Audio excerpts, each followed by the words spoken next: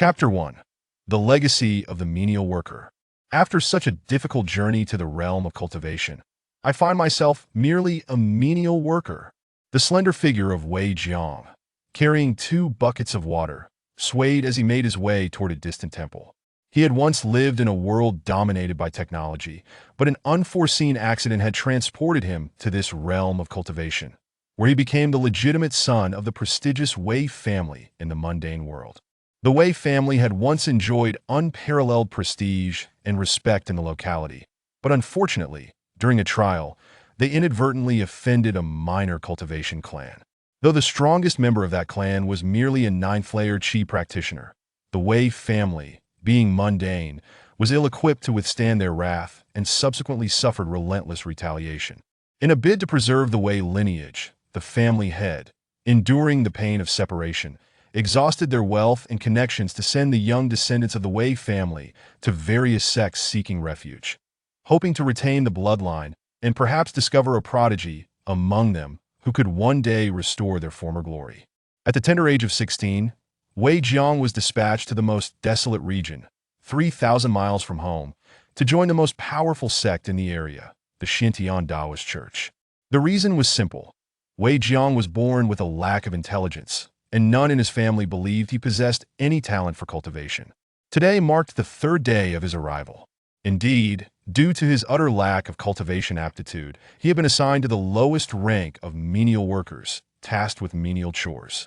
As he stepped into the temple, poised to carry the water to the side hall, an enchanting female voice suddenly echoed, "Congratulations, host, for arriving at the activation point. The sign-in system is activating. Activation successful. The host may sign in once daily. Sign-in rewards various items and opportunities based on the location." Sign-in system? Wei Jiang was instantly elated, nearly dropping the buckets in his hands. However, he quickly voiced his discontent. Wait, why must it be activated here? There was no prior indication at all. For 16 years, had he been able to sign in daily, he had missed nearly 6,000 opportunities, a staggering waste of chances. The system can only absorb enough energy to activate in places rich with the truths of the Great Way. Note: sign-in can only occur in locations imbued with the truths of the Great Way. The more powerful the truth, the richer the rewards. Truths of the Great Way? With sudden clarity, Wei Jiang understood. No wonder he had been unable to activate the system during his 10 years in the Wei family. The Wei family, being a powerful clan, was led by his father. But in the mundane world, his father was merely a local expert, barely qualifying as a beginner disciple in the Sainthood Taoist Church. Comparatively, they could not even hope to grasp the truths of the Great Way. The palace where Wei Jiang stood was the central hall of the Sainthood Taoist Church, the Sainthoud Baosha Hall. Here, statues of past grandmasters were enshrined, and it was rumored that the insights left behind by these masters were preserved. Several ancestors of the Sainthoud Taoist Church were said to have shattered the void, and this was where they once cultivated, naturally rich in the truths of the Great Way. Many disciples often came here to contemplate, hoping to gain insights and breakthroughs. Wei Jiang was exhilarated, but made an effort to suppress his joy, for he was not alone in the grand hall. There were over 100 disciples present, both inner and outer sect members, in quiet reverence. Understanding the adage that a man without guilt can suffer for his treasures, Wei Jiang carefully poured the water into the basin in the rear hall, steadying his emotions before murmuring, "System, I wish to sign in." Ding! Sign-in successful. Congratulations, host, for obtaining the Sainthoud record. The sweet sound of the system echoed once more. The Sainthoud record. Wei Jiang's chest heaved with excitement as he struggled to contain his exhilaration, breathing deeply in disbelief. Eons ago, the sect Wei Jiang sought refuge and was not called the Sainthoud Taoist Church, but the Sainthoud Sacred Land. The Sainthoud record was the self-created technique of the first sacred master, and upon reaching great mastery, it could create an entire world within the body, continuously replenishing spiritual energy without reliance on the external world. This was akin to a true perpetual motion machine. Regrettably, such an extraordinary technique had been lost for over 10,000 years. The Sainthoud Sacred Land, having lost this foundation, could no longer be called a sacred land. However, Even a withered camel is larger than a horse. The current Xintian Taoist church remained a top-tier power in this region.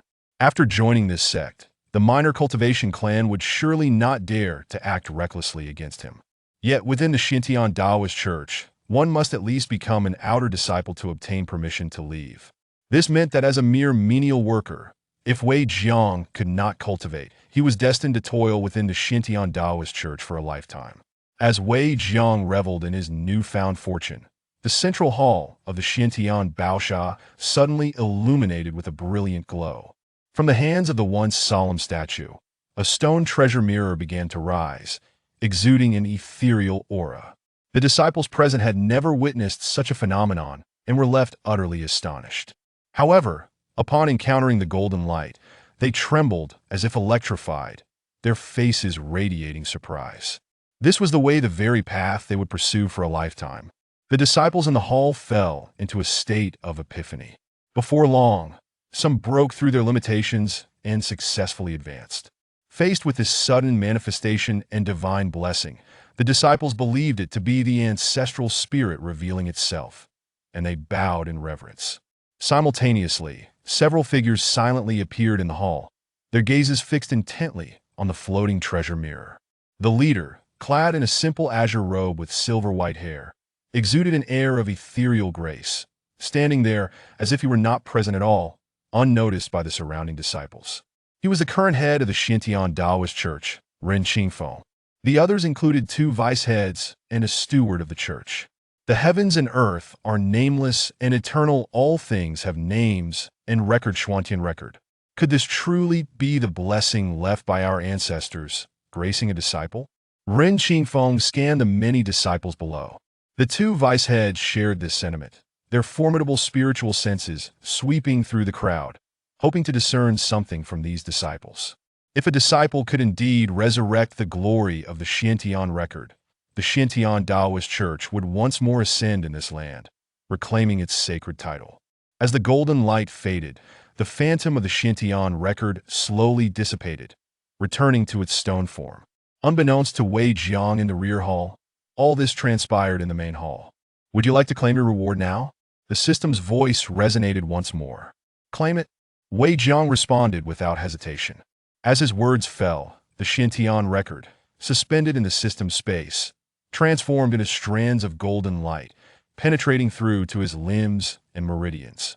Before Wei Jiang could react, his veins were cleared, and the spiritual energy within him began to circulate autonomously.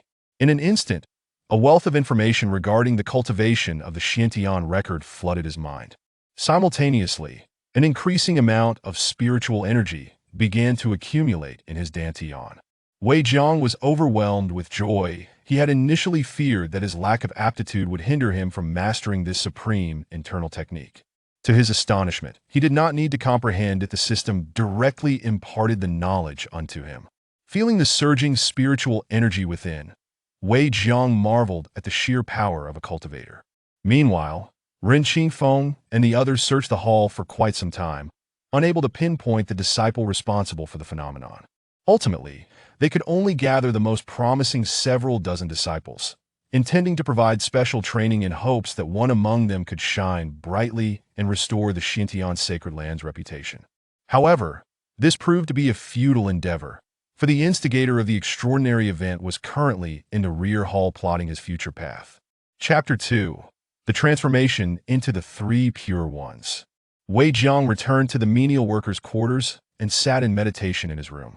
For an entire night, he remained motionless, akin to an old monk in deep concentration. As daylight bathed his handsome visage, he slowly opened his eyes, stretching his neck and yawning widely. Immediately, he sensed a stark contrast in his dantian compared to the previous day. With the continuous operation of the Xintian record, it had transformed into a small pool, destined to grow larger and ultimately evolve into a miniature world. Upon this realization, he eagerly anticipated his next sign-in. After completing his morning routine, a deep voice resonated through the air. All disciples assemble in the courtyard within 15 minutes. This was the voice of Yang Feng, the steward of the menial workers' quarters, through whom Wei Jiang had gained entry into the Xintian Taoist church. The Xintian Taoist church was divided into 3 halls, 4 pavilions, and 6 gates. The 3 halls were the Yuqing Hall, focused on qi, the Xingyan Hall, dedicated to swordsmanship, and the Fengling Hall, adept in object manipulation.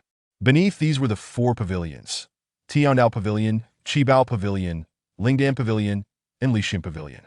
The 6 gates included the Outer Gate, Inner Gate, Dan Gate, Law Enforcement Gate, Protective Gate, and Heavenly Mechanism Gate.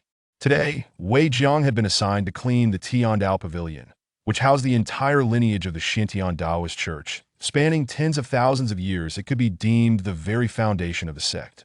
The first floor contained various fundamental cultivation manuals, accessible to any disciple wishing to peruse them. However, starting from the second level, one must provide sect contribution points obtained from the Experience Pavilion to borrow the martial arts manuals within.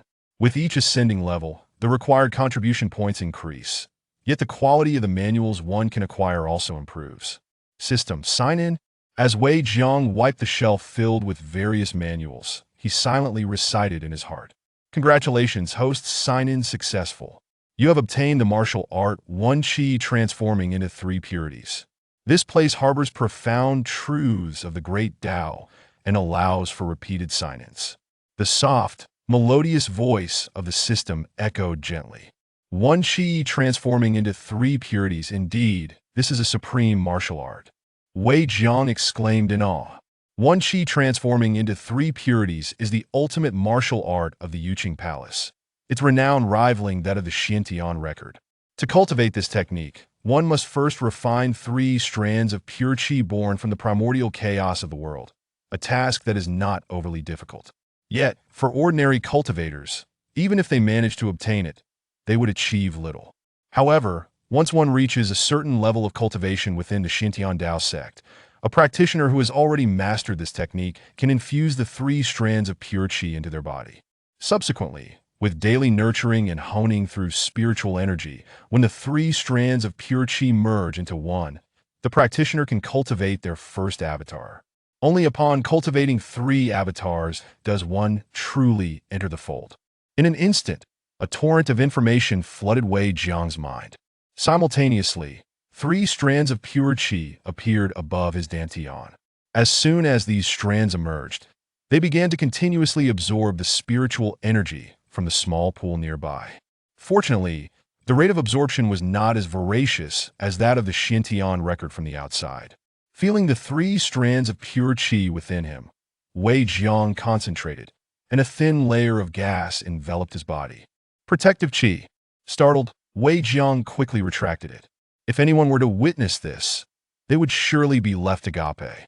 The path of cultivation is divided into 7 major stages: Qi refining, spirit concentration, core formation, nascent soul, God transformation, void refining, and returning to nothingness.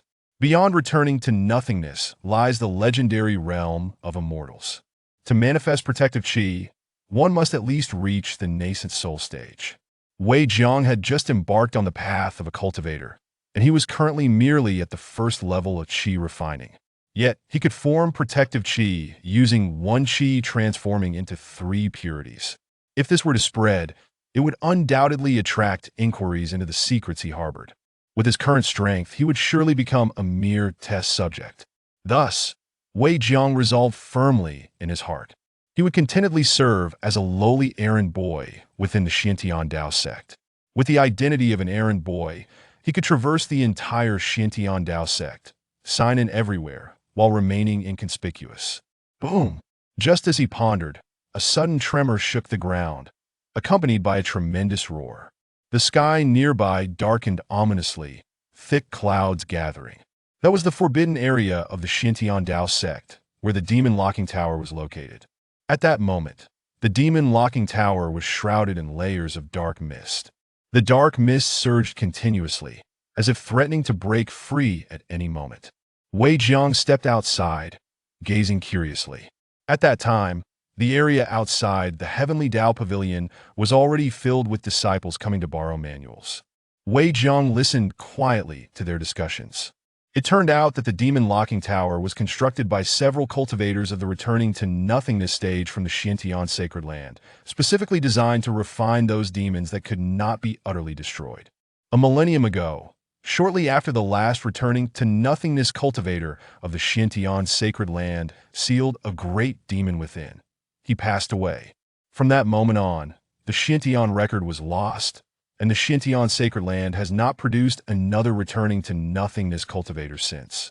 Without a powerful returning to nothingness cultivator to conduct the refinement, the great demon sealed within the demon locking tower has persisted, and every century, the seal weakens due to the demon's struggles. At such times, cultivators above the god transformation stage are required to reinforce the seal. Yet the current Xintian Dao sect has only 3 masters with god transformation prowess. The 3 masters soared into the sky, standing upon the air, invoking various incantations to begin reinforcing the seal. Below the demon locking tower, some nearby disciples had already fallen into a daze, as dark mist enveloped their crowns, their eyes vacant and entranced, swaying towards the tower. As the seal was gradually reinforced, the disciples' eyes began to regain clarity, and the dark mist dissipated with the wind. Wei Jiang did not anticipate that the Xintian Dao sect harbored such a terrifying place. Fortunately, such occurrences transpired only once every century. By the time the next seal weakened, he might no longer be present here.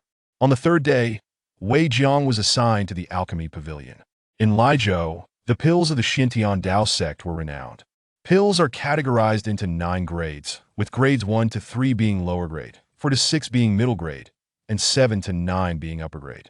The Xintian Dao sect produces hundreds of lower grade pills each year, dozens of middle grade pills, and on a lucky day, it may yield a few upper grade pills, while grades 8 and 9 are currently found only in a few sacred lands. However, Wei Jiang was indifferent. He did not necessarily require such high-level pills at this moment.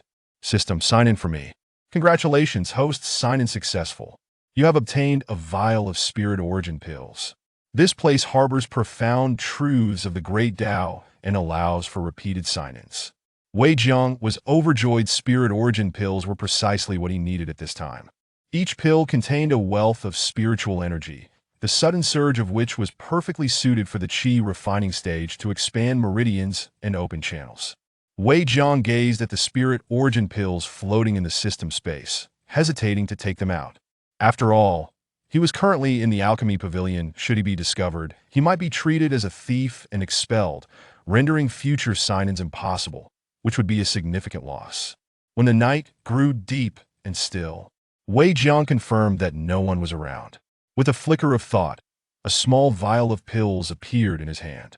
With a gulp, Wei Jiang swallowed one. Instantly, a warm flow spread throughout his body.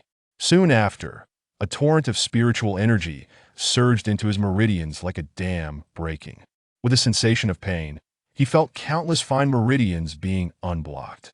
Eventually, the remaining spiritual energy gathered in his dantian. Time seemed to stretch on, as the bottleneck in his dantian appeared to shatter, expanding significantly.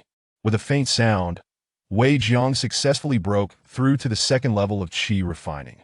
Wei Jiang opened his eyes, his heart brimming with excitement. While others might take an eternity to break through a level, he had accomplished it in just one day. Chapter 3. The 3 golden pills. Time passed swiftly, and in the blink of an eye, a year had gone by. During this year, Wei Jiang remained obedient and dutiful, content to serve as a menial worker without complaint, never involving himself in any affairs. However, this did not mean that nothing had transpired over the year. One menial worker was expelled after attempting to sneak onto the 2nd floor of the Tiandao Pavilion to steal a technique, resulting in the forfeiture of his cultivation. This incident served as a stern warning to Wei Jiang, reinforcing his resolve to keep his own cultivation hidden. After all, he perceived the entire Xintian Dao sect as an immense treasure trove awaiting his exploration. Each day, he merely had to maintain cleanliness and sign in, and his strength would steadily ascend, affording him various opportunities. Such fortune was rare to find. Even when the Wei family sent word that formidable enemies had retreated and were attempting to devise a means for his return, Wei Jiang was so alarmed that he hastily declined and threatened to take drastic measures, emphasizing his determination to remain there. Seeing his resolute intent, the Wei family had no choice but to acquiesce. During this time, Wei Jiang also discovered that there were numerous locations within the Xintian Dao sect where he could only sign in once or a few times, such as the 3 Great Halls, the Training Pavilion, the Guardian Gate, and the Heavenly Mechanism Gate. After signing in once or twice at these places, he could no longer do so. In contrast, locations like the Xintian Baosha Hall, the Tiandao Pavilion, and the Lingdan Pavilion allowed for repeated sign-ins indefinitely. In the Xintian Baosha Hall, each sign-in granted him access to the divine abilities or unique skills of past Xintian patriarchs, such as the Finger of the Inch Sword, the Eye of Divine Awareness, and the Thunderstep technique. However, due to their overwhelming power, with Wei Zhang's current strength, he could only manage to cultivate them to a rudimentary level. At the Tiandao Pavilion, he acquired an array of martial arts techniques, most of which were of relatively low rank, yet he had already mastered them to perfection, allowing him to unleash them at will. As for the Lingdan Pavilion, he had lost count of how many miraculous elixirs he had obtained through sign-in. Now, within his system space, numerous treasures he acquired from the Qi Treasure Pavilion remained stored away, as he dare not reveal them to conceal his identity. Additionally, there was the Demon Lock Tower. Over the past year, he had also cleaned nearby and managed to sign in a few times, but the rewards were exclusively supreme techniques suited for demon cultivation, which he could not practice even if he wished to. Beyond this, the Xintian Dao sect encompassed 5 great forbidden areas, with the Demon Lock Tower being just one of them. Within the sect, there lay a sword tomb, entombing countless swords that had vanquished innumerable evil spirits before their destruction. Countless remnants of swords accumulated there, saturating the sword tomb with an enduring aura of slaughter. Only disciples specializing in sword techniques from the Nebula Hall, with permission, could come to comprehend the essence of the sword. Ordinary disciples venturing inside risked being harmed by the sword energy or even losing their lives. Even outside the entrance, fierce winds occasionally howled, intermingled with sword energy, and there had been instances when disciples passing by were caught off guard and lost their lives. For this reason, the area remained largely unguarded, as few would be foolish enough to seek their demise. Although Wei Jiang had cultivated for a year, he still lacked confidence in his strength and naturally did not dare approach for a sign-in. The other 3 forbidden areas were not within the Xintian Dao sect. The former Xintian sacred land spanned millions of miles, far exceeding its current size. These 3 forbidden areas were nestled within the mountains that once housed the Xintian sacred land, namely the Purple Bamboo Forest, the Deadly Well, and the Abyss of 10,000 Caves. Using his formidable abilities, Wei Jiang could faintly sense the presence of exceptionally powerful beings in those locations, which deterred him from approaching recklessly. At this moment, the Xintian Dao sect's martial arts arena was abuzz with activity. Today marked the annual examination of outer disciples. Only those who achieved the spirit concentration stage before the age of 16 were eligible to participate in the assessment. Those who passed would smoothly ascend to the inner sect, becoming inner disciples. Wei Jiang, being merely a menial worker and already 17, found himself entirely unqualified, but of course, he did not mind. He preferred the stability of being a menial worker over the attention drawn to inner disciples, who faced assessments every year. After observing for a while, he returned to his duties. As night fell, he retrieved a vial of elixir, Juluo pill, a 4th-grade pill capable of enhancing the success rate of peak spirit concentration practitioners in forming their golden pills. Such a pill was produced only around 10 times a year in the Lingdan Pavilion, reserved for the most outstanding inner disciples or those with significant contributions. Yet, Wei Jiang possessed dozens of these pills, equivalent to several years' worth of the entire Lingdan Pavilion's yield. Without hesitation, he sat cross-legged and poured the entire vial of elixirs into his mouth. As the first Juluo pill descended into his stomach, a wave of warmth surged forth, spreading throughout his meridians. Wei Jiang, unwilling to be negligent, promptly activated his spiritual power. Under the guidance of the warmth, countless strands of spiritual energy coursed through his body's numerous channels. Simultaneously, his body became drenched, his garments clinging to him and emanating a foul odor, the impurities expelled from within.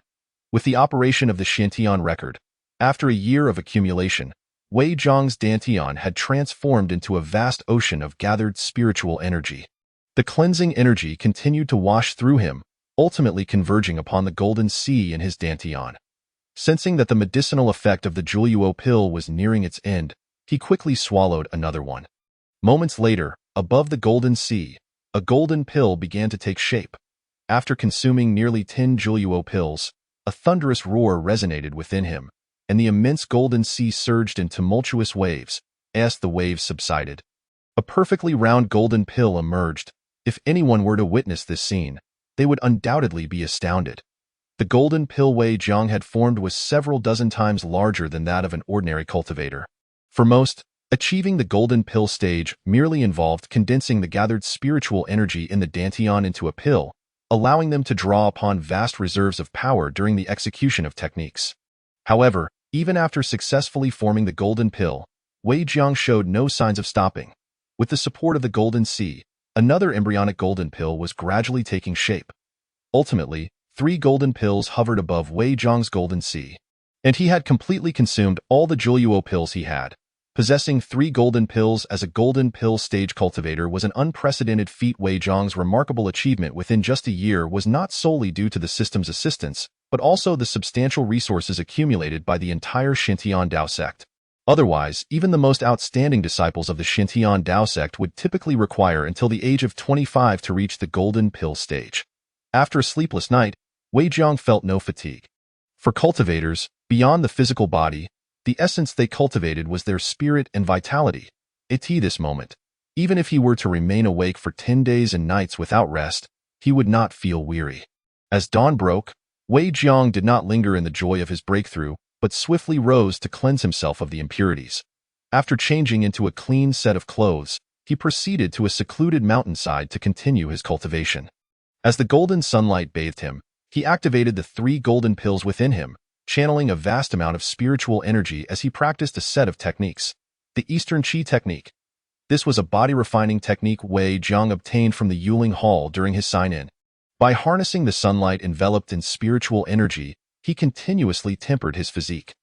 Once perfected, his body would become indestructible, impervious to ordinary treasures and spiritual artifacts, even capable of rebounding attacks back to their sources. Thus, Wei Jiang continued his humble work as a menial laborer by day and devoted himself to cultivation by night. After several days of consolidation, his realm finally stabilized at the golden pill stage. That evening, he resolved to assess his true strength. Chapter 4. Testing strength within the Xintian Dao sect. The only place capable of testing his strength without revealing his identity was the martial arts arena. In the vast martial arts arena, only a single figure stood. Let us begin. Without a second thought, Wei Jiang stepped into the assessment array. As it sensed his presence, the array activated, and an overwhelming sense of pressure enveloped him instantly. A tenfold gravity field. For an ordinary outer disciple, this would likely be enough to pin them to the ground, rendering them immobile. However, Wei Jiang merely shrugged. Is that all? Immediately, the array began to summon countless copper-gray puppets. Upon their arrival, they surged towards Wei Jiang in a frenzy, numbering no less than 50. Wei Jiang was somewhat perplexed. Hadn't there only been 8 puppets 2 days prior? Is this their ability? How weak? Wei Jiang made no effort to evade. Instead, he allowed the puppets to strike him. Under the purification of the Eastern Qi technique, his physique had long since become impervious to such mundane attacks. Each time a puppet hit him, a ripple would manifest upon impact, only to be rebounded back. 8 Desolation Palm. In an instant, a massive phantom of a palm appeared from thin air, obliterating dozens of puppets into dust. Wei Jiang shook his head, realizing it hardly served as an effective test. Hey, is there anything stronger? As if responding to the call of Wei Jiang, the formation suddenly shimmered with a burst of light, intensifying the force field pressing down upon him.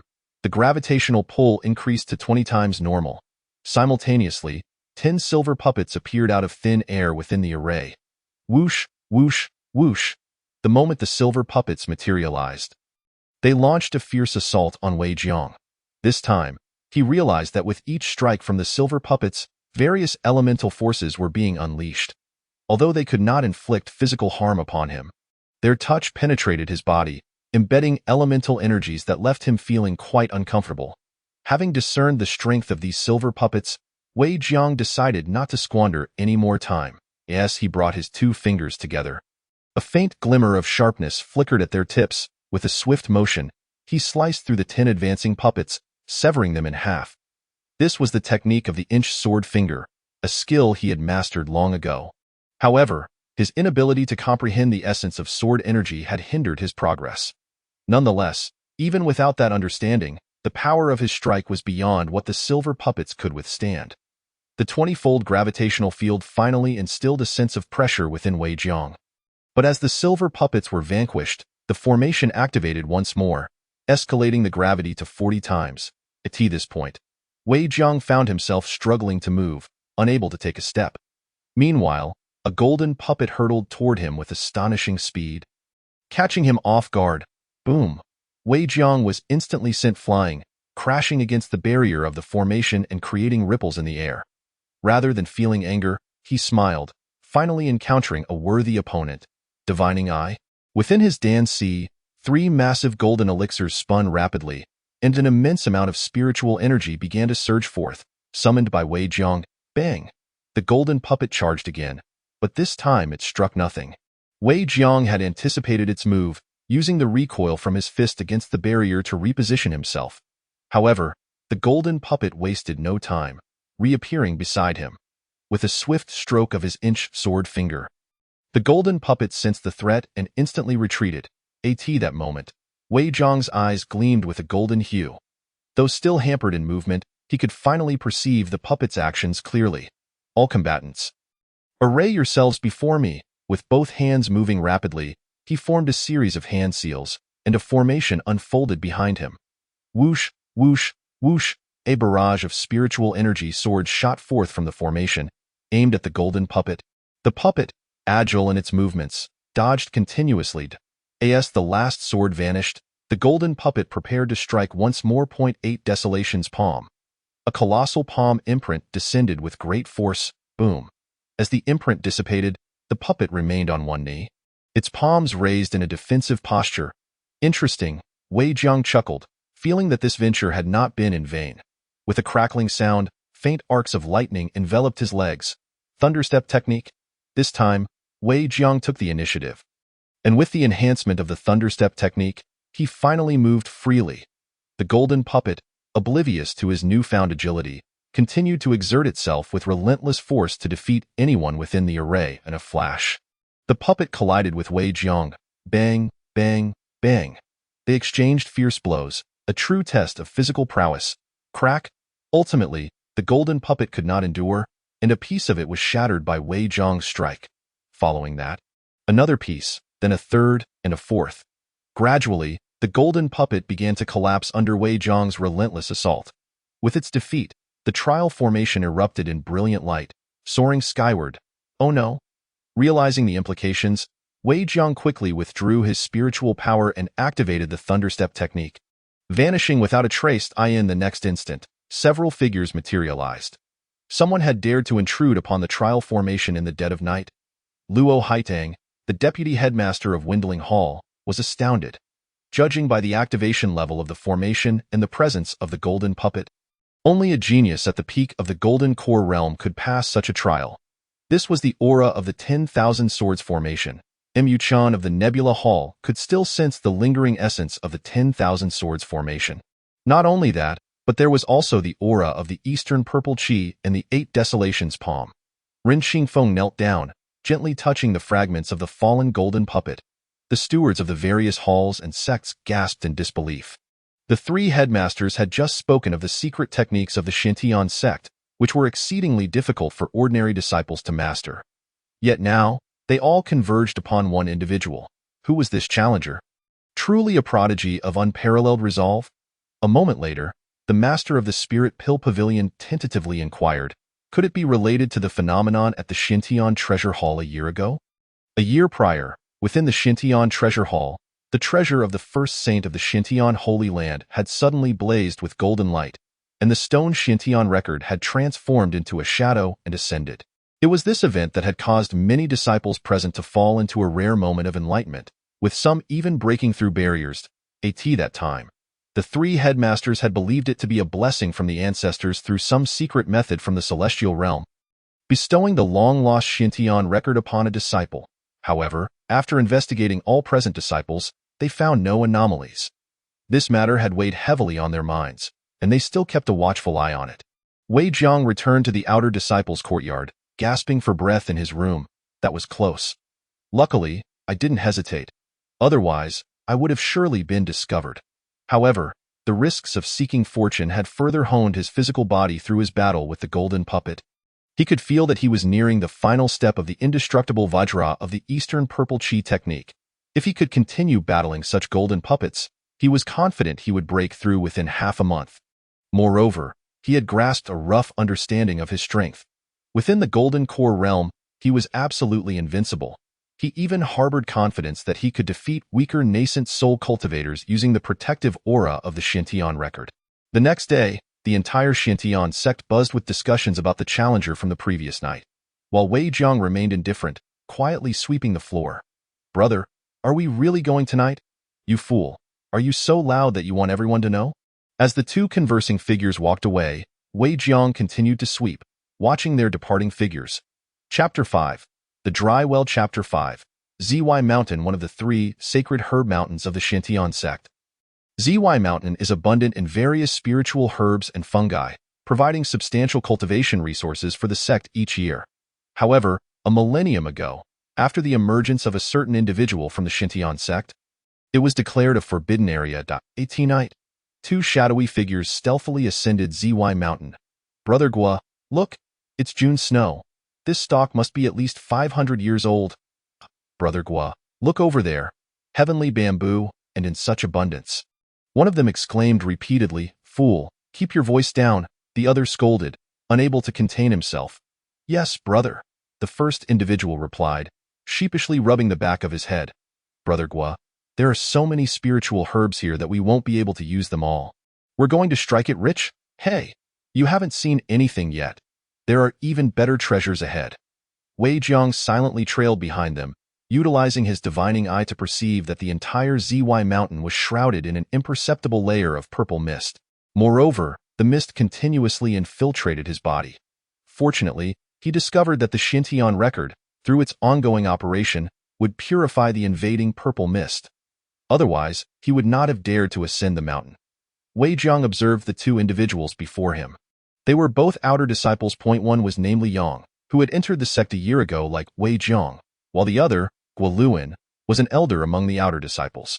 Due to limited aptitude, he had been unable to make progress. If he could not break through by next year, he would lose even the qualification to hold a position within the outer sect, being relegated to mundane tasks for the Shintian sect in the secular world. Sealing his fate away from cultivation for life, it was precisely for this reason that Guoluin dared to take risks, persuading Li Yang to accompany him to the forbidden area. Wei Jiang had no intention of warning them. This was indeed a forbidden area of the Shintian sect. Anyone who trespassed would be expelled from the sect upon discovery, and he did not wish to be dragged down by the 2. "Brother Gua, what treasure lies ahead?" Li Yang asked, puzzled. "A millennium ago, our Shintian sect produced a demon who, within just a year, advanced from the nascent soul realm to the refining void realm, breaking through 2 major stages consecutively. Ultimately, just as he was about to reach the returning void realm, the 3 former headmasters united, trading their lives to slay him here on ZY Mountain. His corpse fell into a dry well, which is now known as the Well of Certain Death," Guoluin explained, his eyes filled with fervor. In contrast, Li Yang felt a chill run down his spine. What is a demon? That is one of the most formidable factions in the West. If it weren't for the imperial powers and several holy lands suppressing them, they would have already invaded. "Brother Gua, what if we turn back?" Li Yang said, his voice trembling with trepidation. "What are you afraid of? That person has been dead for over 1,000 years, even if he became a demon." Guoluin remained unfazed and continued to offer his consolation. "I have heard that the individual possesses a treasure capable of rapidly enhancing one's cultivation. Do not blame your senior brother for his warnings. Once this village is forsaken, there will be no shop left." Upon hearing this, Li Yang's eyes sparkled with excitement. The prospect of swiftly advancing in cultivation could be described as the aspiration of countless cultivators.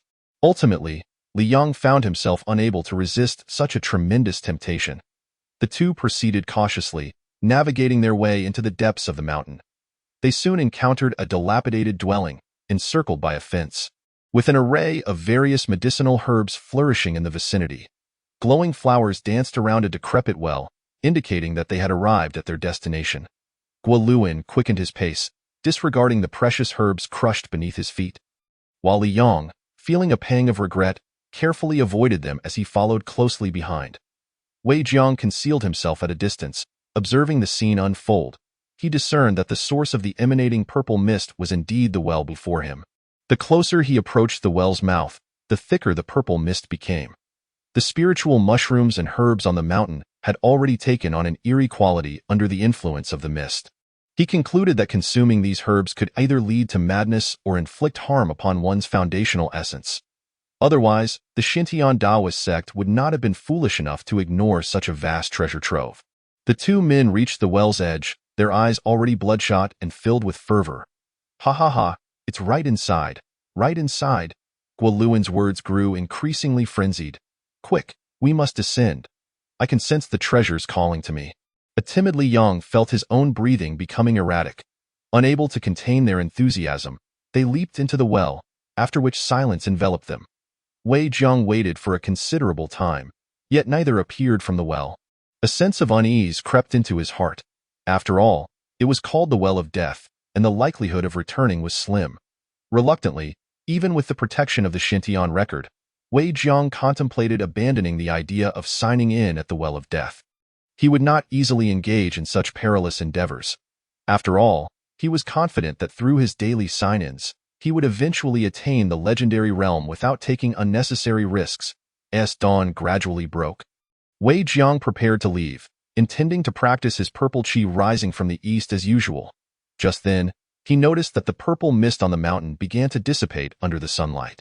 As the sun rose high, even the mist at the well's opening was nearly eradicated. Curiosity piqued, Wei Jiang cautiously approached the well, his body drenched in perspiration without him realizing. When he tensed up and peered into the well, there were no signs of Guoluan or Li Yang, only a solitary skeleton lying quietly at the bottom. Utilizing his spiritual sense, he observed that the skeleton was continuously oozing a stream of crimson liquid. The flowing red liquid resembled the pathways of meridians within the human body. Ultimately, the liquid flowed gently into a bone flute clutched in the skeleton's hand, the flute's end resembling a much smaller skull. As Wei Jiang gazed at the skull, a sudden red glow ignited within its hollow eye sockets, momentarily stunning him.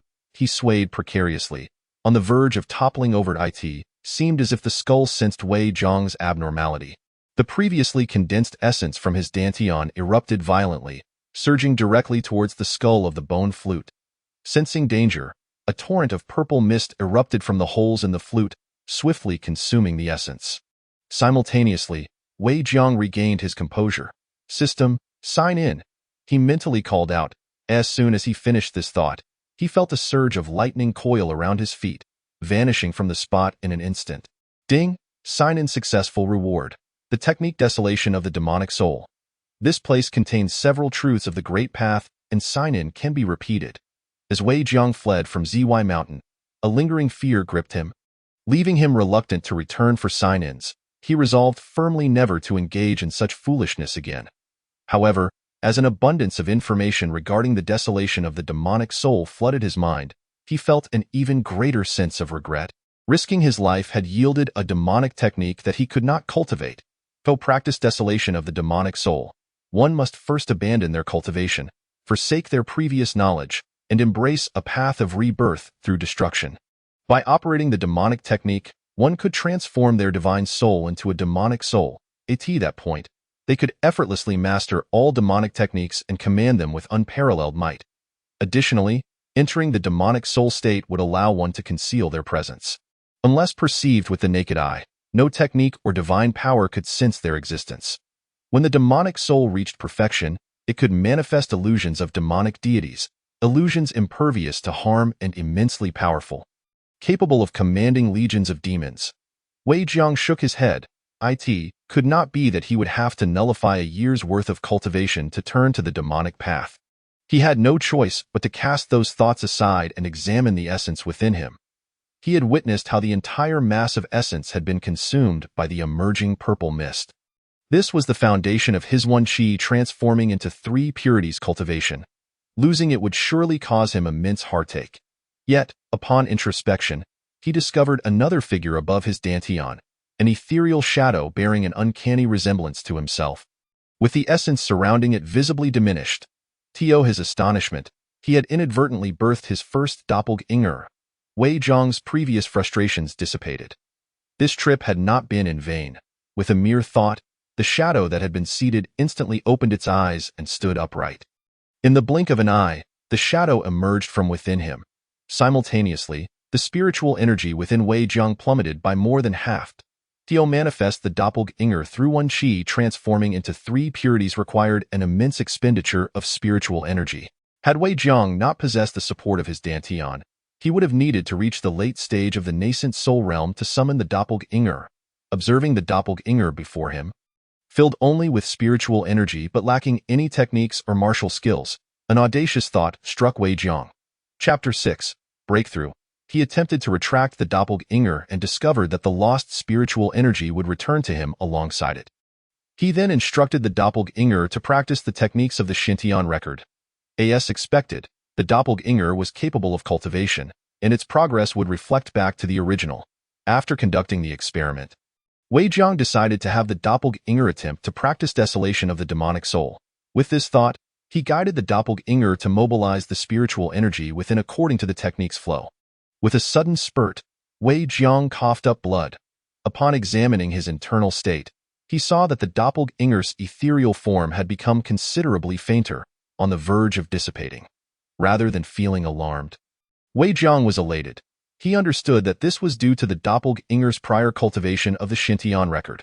Now, switching to desolation of the demonic soul would naturally dismantle the previous cultivation. As the desolation of the demonic soul continued to circulate, the doppelganger gradually solidified. The spiritual energy above the dantian surged like a tempest, requiring an immense amount of energy to transform the doppelganger into a demonic soul.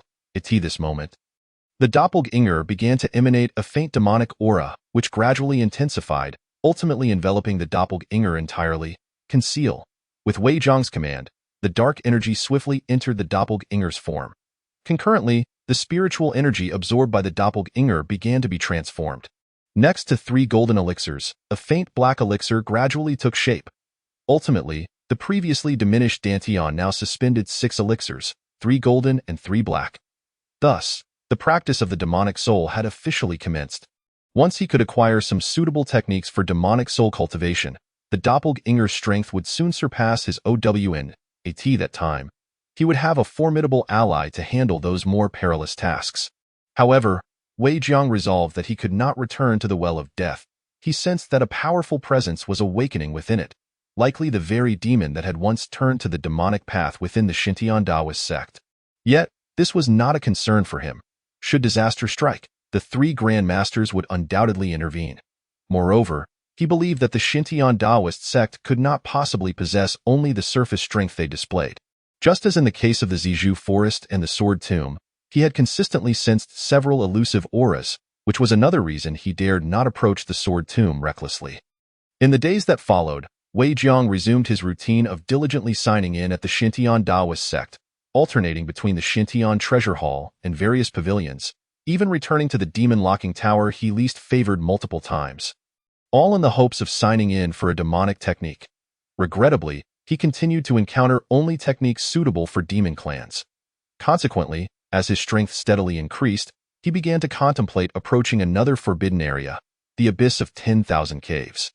The demon clan had long been obstructed by several sacred places in the western part of the empire, and with the Xintian Taoist sect located inland, it was improbable that any demons could infiltrate. So, where did the demon in the Well of Death originate? Wei Zhang pondered this, concluding that the only possibility lay at the bottom of the Abyss of 10,000 Caves. Therefore, he resolved to seize any opportunity to explore whether he could sign in there. Thus, 2 fleeting years passed. During this time, although Wei Zhang could not draw closer to the Abyss of 10,000 Caves, he had not neglected his own cultivation. Through countless heavenly materials and earthly treasures, as well as spiritual pills, his strength surged dramatically. His purple chi rising from the east had already reached the pinnacle of perfection, and he stood on the brink of breaking through to the transformation realm. Transformation realm. In the present realm of cultivation, the transformation realm has become the pinnacle for practitioners, capable of commanding a vast sect like the Xintian Taoist Church, whose 3 chief leaders are indeed masters of this realm. With the presence of a practitioner at the void refinement stage, a sect can ascend to the status of a first-rate power, A millennium ago, the Shintian Taoist Church boasted 3 void refinement experts. But regrettably, they vanished after a mission to eliminate a demonic disciple of the same stage, leading to the decline of the church. The existence of Gu-Wu realm experts is now confined to the imperial courts and several sacred lands. Thus, should Wei Jiang successfully break through to the transformation realm, he would nearly secure his own safety in the Yuqing Palace. 3 figures, each wearing a troubled expression, sat in a circle. "Brother, what do you propose we do next?" Mu Qinyi from the Xingyun Palace was the first to shatter the silence. Over the years, countless disciples have perished at the death abyss, and the demonic aura on the mountain grows denser by the day. If this continues, will we truly have no choice but to relocate the sect? Ren Qingfeng shook his head, glancing at Lu Haitian, as the master of the Wind Spirit Palace, known for his expertise in manipulating objects. Lu Haitian had profound knowledge of various magical treasures, and he alone could devise a way to counter the demonic flute. Sensing Ren Qingfeng's gaze, Lu Haitian's expression grew grave as he replied, "Brother, this bone flute is indeed enigmatic and unpredictable. Each day, it is only during the early morning, when the purple mist dissipates, that we have a fleeting moment of opportunity to approach it. Over the past few centuries, I have conducted countless experiments. With my strength, even when paired with the Church's superior magical treasures, I have been unable to destroy it. It is undoubtedly a rare and exceptional artifact, perhaps even approaching the legendary celestial grade." The other 2 inhaled deeply at his words. In this realm, magical artifacts are categorized into 4 grades: inferior, middle, superior, and exceptional. The Shintian Taoist Church once possessed exceptional artifacts, but they have either been destroyed and buried in the sword tomb or vanished along with their wielders. Currently, only the chief leader, Ren Qingfeng, possesses the last remaining exceptional artifact meant to safeguard the church. However, if the 3 of us could break through to the void refinement stage and combine our artifacts, perhaps we could destroy the demonic flute, Lu Haitian suggested hesitantly, lacking great confidence. Ren Qingfeng nodded, saying, "At this point, this is our only viable option." Mu Qinyi sighed. "It's a pity that our masters have remained silent for so long. Otherwise, the Shintian Taoist Church would not be in such a state of despair. We truly feel ashamed before the esteemed leaders of the past. Junior brother, this is beyond our control. The tribulation a millennium ago severely weakened the foundation of our church, and it is only now that we are beginning to recover. We must first address the demonic aura on Jiwei Mountain before we can secure more resources for cultivation," Ren Qingfeng said. His eyes filled with a heavy sense of time's passage, having toiled tirelessly for the Shintian Taoist Church over the years. Meanwhile, Wei Jiang remained unaware of the mundane concerns of the 3 leaders. Since his breakthrough to the nascent soul stage, having officially condensed his own nascent soul spirit on the Danxi, the avatars produced by the technique of transforming into the 3 pure ones had morphed into a distinct demonic spirit. Not only could he manifest the demonic spirit as a tangible form, but he could also freely wield its power while the spirit resided within him. Now, cloaked in the state of the demonic spirit, he concealed his presence and made his way toward the most remote mountains of the Shintian Taoist Church. Utilizing the demonic spirit state, he deftly avoided the numerous formidable beasts within the mountains, reducing potential troubles. Once he confirmed that the surroundings posed no danger, Wei Jiang began his breakthrough. He chose this location to prevent the commotion of his breakthrough from attracting the attention of the old-timers within the church. With several shattering god pills consumed, the barriers within his body were instantly breached, unleashing a colossal aura that erupted outward. The sky responded to this surge, dark clouds swirling ominously above. "Come on," Wei Jiang shouted toward the heavens. Boom! A bolt of lightning struck down with precision, landing squarely upon him. Under the electrifying jolt, the Shintian record accelerated its operation, greedily absorbing the power contained within the lightning. Wei Jiang refrained from employing any protective techniques. Instead, he relied solely on the resilience of his physical body to withstand the onslaught. Wiping the blood from the corner of his mouth, he laughed up at the sky. "Keep it coming." Were anyone to witness this, they would undoubtedly deem him insane. Typically, when a nascent soul cultivator undergoes a breakthrough, they would employ various means, techniques, martial skills, and even magical artifacts to resist the tribulation. Yet, here he was, directly enduring it with his flesh and blood. Surely madness. Chapter 7.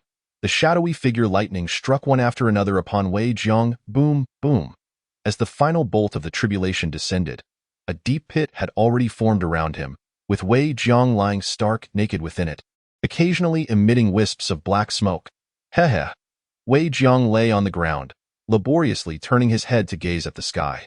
Seeing no further tribulations descending, he couldn't help but chuckle.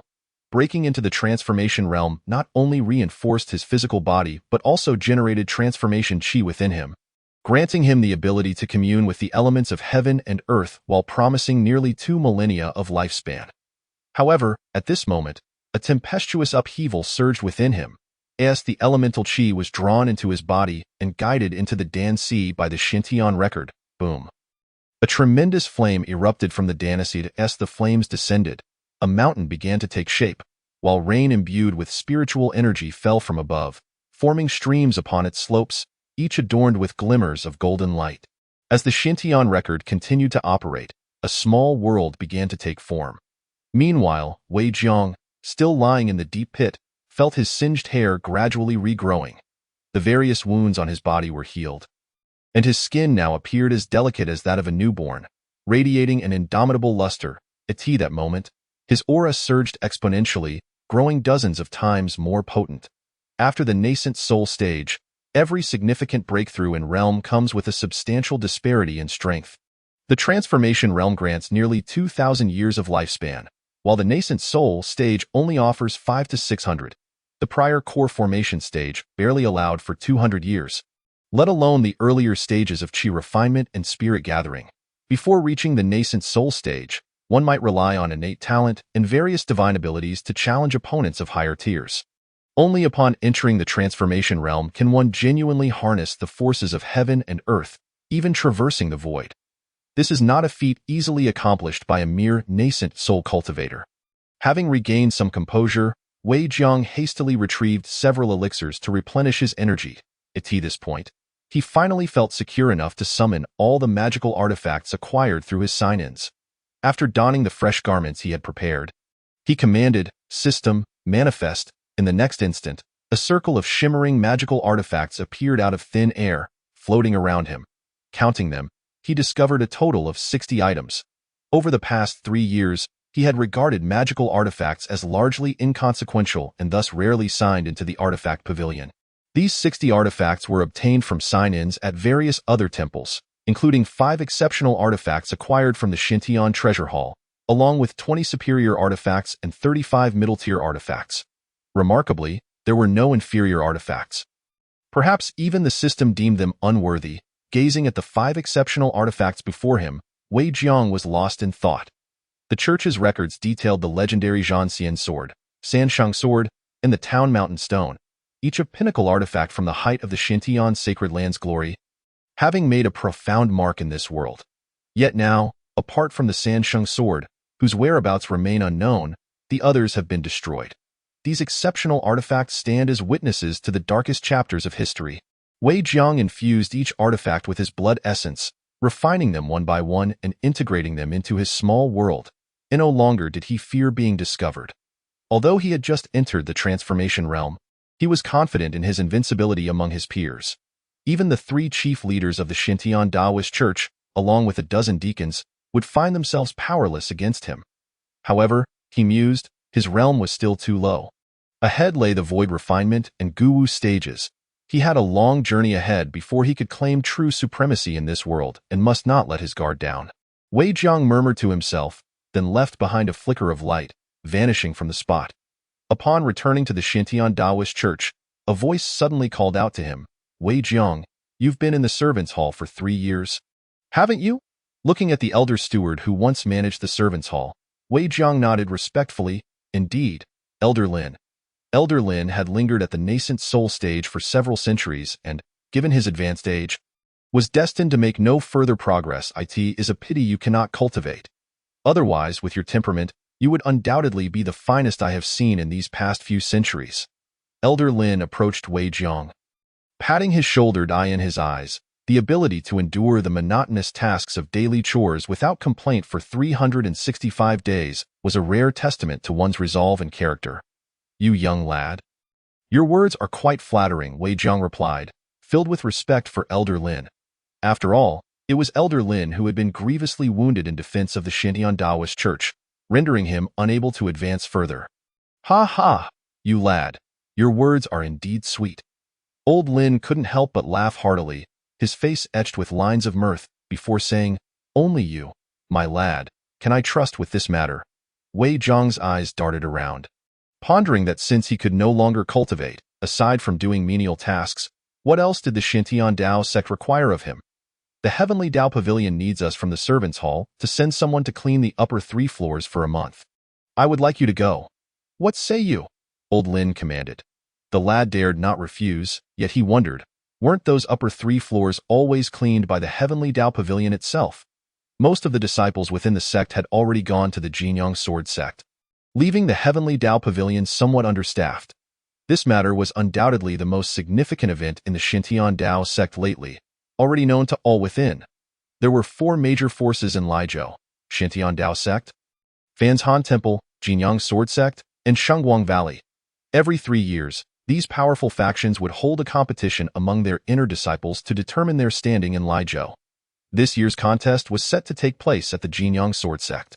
Over the years, the Shintian Dao sect had fallen behind Fanshan Temple and Shengguang Valley, its strength considerably diminished, with even the Jinyang Sword sect gaining the upper hand.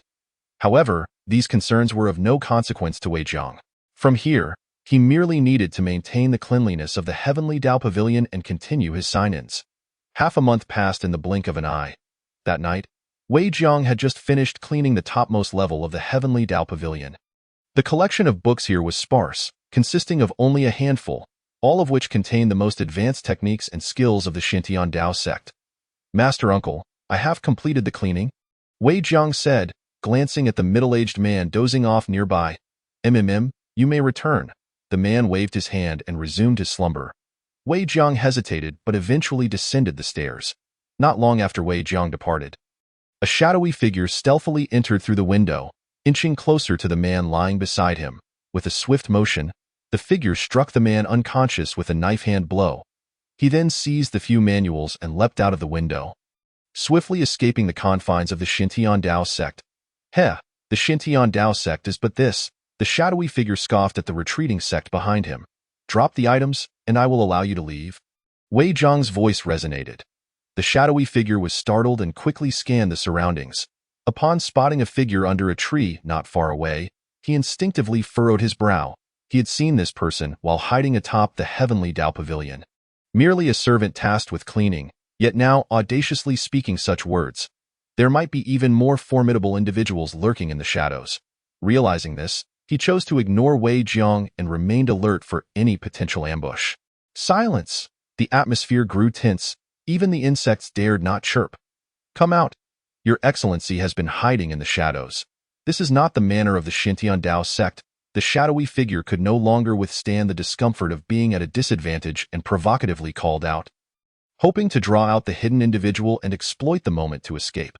Wei Zhang rolled his eyes in response, realizing that the figure's vigilance stemmed not from fear of him, but rather from concern about potential ambushes. Save your efforts. There are only you and I here, no third party. Had it not been for the fact that the man had merely been knocked out, Wei Zhang would not have revealed himself at this moment. Since the figure had not resorted to lethal force, Wei Zhang had no intention of making things difficult for him.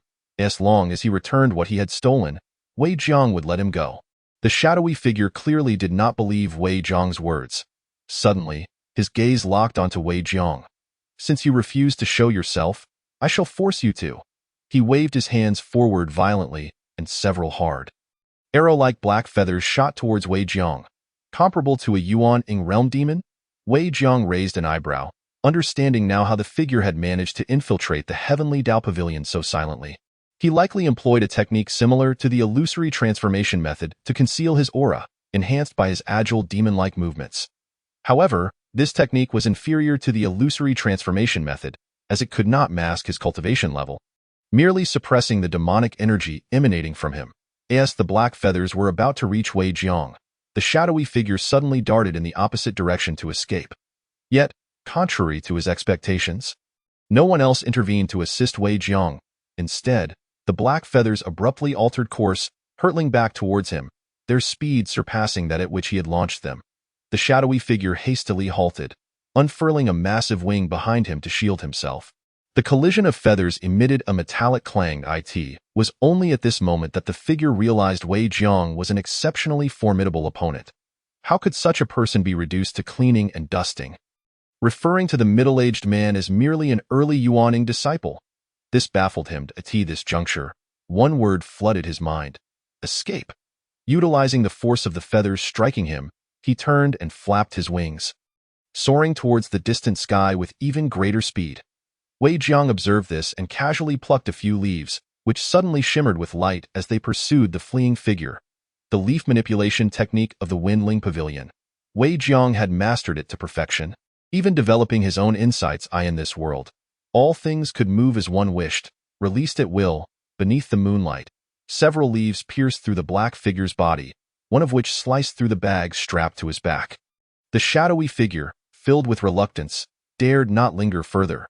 Suppressing the pain, he ignited the demonic blood within him and fled into the distant skies. Within the Xintian Dao sect, this aura, it belongs to the demon race. Swish, swish, swish, dozens of figures leaped onto the rooftops, gazing in the direction the black figure had fled. Why is there a demon appearing within the boundaries of the Xintian Dao sect? The various sects rapidly conducted checks for any abnormalities. Luo Haitian's voice reverberated throughout the Xintian Dao sect. Ever since the sect leader Ren Qingfeng had entered seclusion to break through his realm half a month ago, the vice leader Mu Chuan had led a team to the Jinyang Sword sect for the competition, leaving Luo Haitian as the sole overseer. Ultimately, they discovered the steward responsible for guarding the top level of the Heavenly Dao Pavilion had been knocked out, and all the manuals within the pavilion had been stolen. The middle-aged man awoke, terrified, kneeling upon the ground, clutching his head in despair. These were the very foundations of the Xintian Dao sect. He felt utterly ashamed before his ancestors. The crowd was equally at a loss. Recognizing the gravity of the situation, Luo Haitian gazed at the empty table, his expression heavy with sorrow. Never did he expect that the once sacred Xintian Dao sect could descend to a state where it could be so easily plundered by demons. "Leader, we found it! We found it!" A disciple appeared at the stairway, excitement radiating from him as he cradled a package in his arms, the exposed books and manuals evident. With a wave of Luo Haitian's hand, dozens of books soared from the package and landed steadily back in their original positions, none missing. Doubts flooded Luo Haitian's mind. What exactly was going on? Could it be that the demon had not stolen anything but merely played a prank? Or perhaps there was a powerful figure assisting them? At that moment, Wei Jiang ambled leisurely along the path leading to the servants' hall. Meanwhile, in a lavish mansion on the outskirts of the city, dozens of individuals sat within the grand hall. Iti, the head of the table, a man with a shadowy gaze, reclined in his chair. "Will that iron eagle make it back alive?" a captivating woman inquired.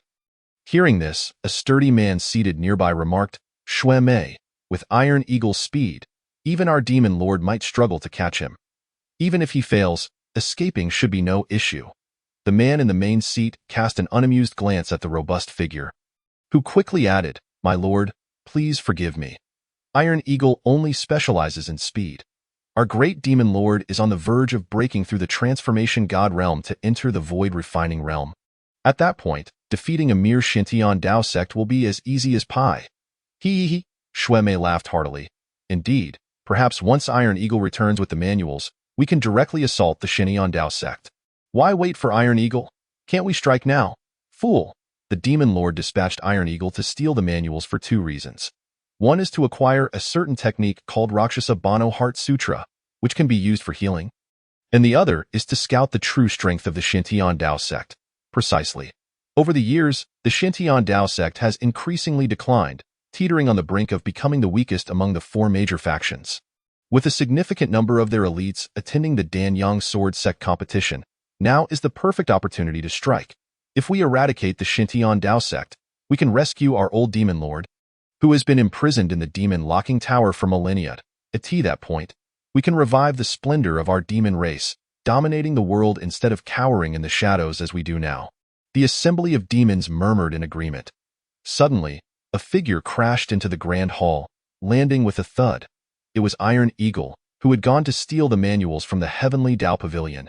As he hit the ground, he spat out a mouthful of demonic blood. "Iron Eagle, The multitude of demons was suddenly taken aback. The demon lord, seated atop, finally straightened in shock. Just as he opened his mouth to inquire, several leaves erupted from the Iron Eagle's body. In the blink of an eye, two nearby demons met their demise on the spot, while one of the leaves hurtled directly toward the demon lord. His pupils constricted, and a formidable aura of demonic energy surged forth, halting the leaf at his brow. Under the influence of his demonic power, it disintegrated into powder. Following this unexpected incident, the assembled demons were about to hold the Iron Eagle accountable, only to discover he had already perished at the moment the leaves exploded from his body. The demon lord, having broken through, expelled a mouthful of thick, demonic blood. What a remarkable technique of controlling objects from a distance. Were it not for my failure in breaking through to the refining void realm and sustaining internal injuries, I would not have fallen prey to this trickery. The demon lord's expression darkened as he licked the blood lingering at the corner of his mouth. Controlling objects from a distance. Every demon present was filled with astonishment. With just a few leaves, they could launch a surprise attack from 1,000 miles away. It is worth noting that the three demons who had just been ambushed to death were all of the nascent soul stage. Indeed, even the declining Shintian sect possesses a foundation that cannot be easily shaken by their current strength. Humph! A mere technique of controlling objects from a distance has frightened you all so greatly. This must be the doing of that fellow Liu Haitian. Fengling Hall truly lives up to its reputation. Once I have healed my wounds and advanced to the refining void realm, I shall personally pay a visit to express my gratitude. Demon Lord, we have now been exposed. It is unwise to linger here any longer, said a robust man, clasping his fists. Jia, Demon Lord, since we cannot rely on that Rakshasa-like heart sutra for healing, why not draw upon the vitality of blood instead? Hee. The alluring laughter of Shuemai echoed throughout the estate. Moments later, a raging fire ignited in the vicinity. Wei Zhang's actions were merely a warning to the demon clan behind the Iron Eagle to refrain from further insolence towards the Shintian sect. Little did he anticipate that, at this very moment, in several small villages far removed from the Shintian sect, not a single soul would remain by dawn. And so, Wei Zhang, lost in the routine of daily sign-ins, found that 2 years had swiftly passed. It was now the 5th year since his arrival here. Within the miscellaneous duties courtyard, Wei Zhang sat beneath a tree, while Elder Lin occupied a stone bench beneath it. Wei Zhang, have you ever considered returning? I heard that fellow young Feng mention that the crisis at your home seems to have been resolved. Wei Zhang shook his head. In the span of 2 years, he had only reached the late stage of the transformation realm, and his cultivation speed had slowed considerably. A year ago, Ren Qingfeng had failed in his attempt to break through to the refining void realm and was still recuperating. It was evident that the path of cultivation ahead would be increasingly fraught with challenges. If he were to leave the Shintian sect, it would be difficult to find such a favorable place for sign-ins again.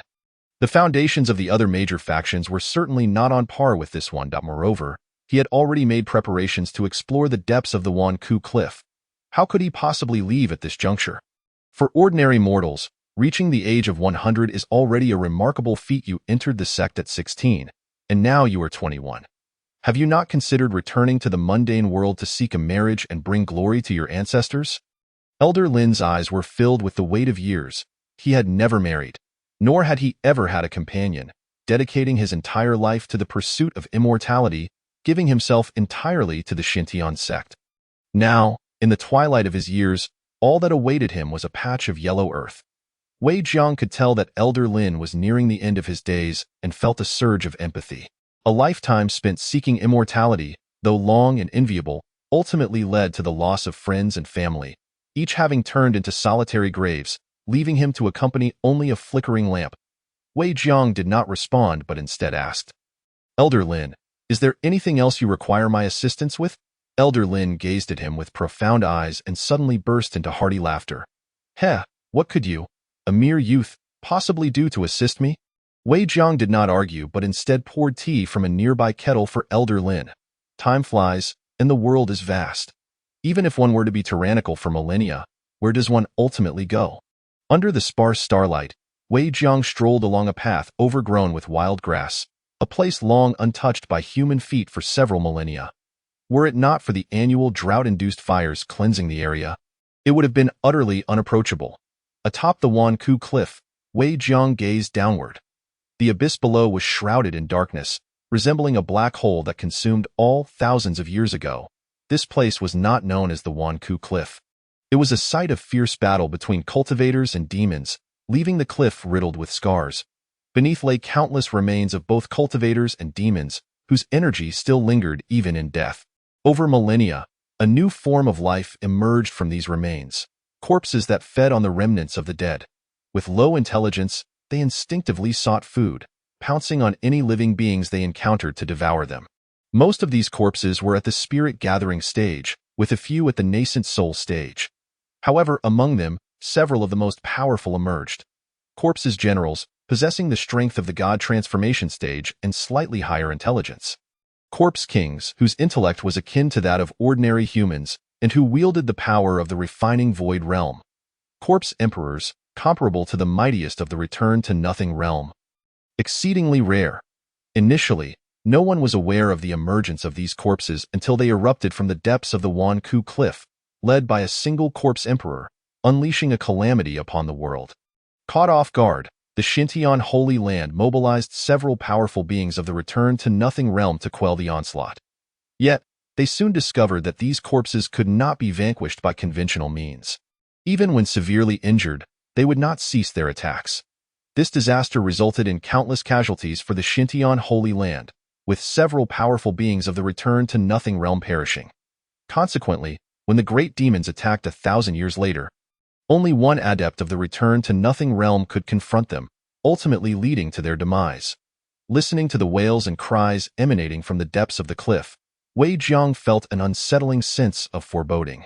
From ancient texts, he learned that the Corpse Emperor and the Corpse Kings had all been eliminated, leaving only the Corpse Generals and Corpses, who, out of fear, retreated to the depths of the Wanku Cliff.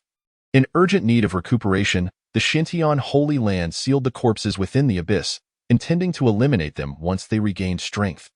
However, this period of rest led to their gradual decline. Now, aside from the seal, they were powerless to deal with these corpses. Sign in. The distance from the path of truth was too great, resulting in a sign-in failure. Indeed, the cliff was over 10,000 meters high, making sign-in impossible. Wei Jiang sighed and leaped from the cliff's edge. Sensing an intruder, a barrier suddenly illuminated the air.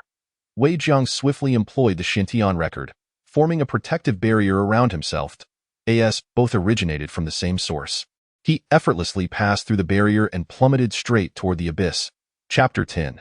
Discovery of the Corpse King. In the midst of his descent, the act of signing in was successfully completed. Congratulations to the host for successfully signing in and obtaining the exquisite spiritual artifact, the Demon Skyhammer. This place is imbued with profound truths of the Great Tao, allowing for repeated sign-ins. As he neared the bottom of the cliff, in order to avoid being influenced by the countless corpses below, Wei Jiang immediately relied on the techniques of the demon clan to conceal his presence. Although most of these corpses were relatively weak and could be easily defeated by Wei Jiang given his cultivation level, there existed a few formidable corpse generals. Wei Jiang had merely come to the depths of the 10,000 Caves cliff to sign in and had no desire to provoke unnecessary trouble. After completing the sign-in, he intended to ascend from the 10,000 Caves cliff and depart. However, at that moment, he sensed a powerful aura.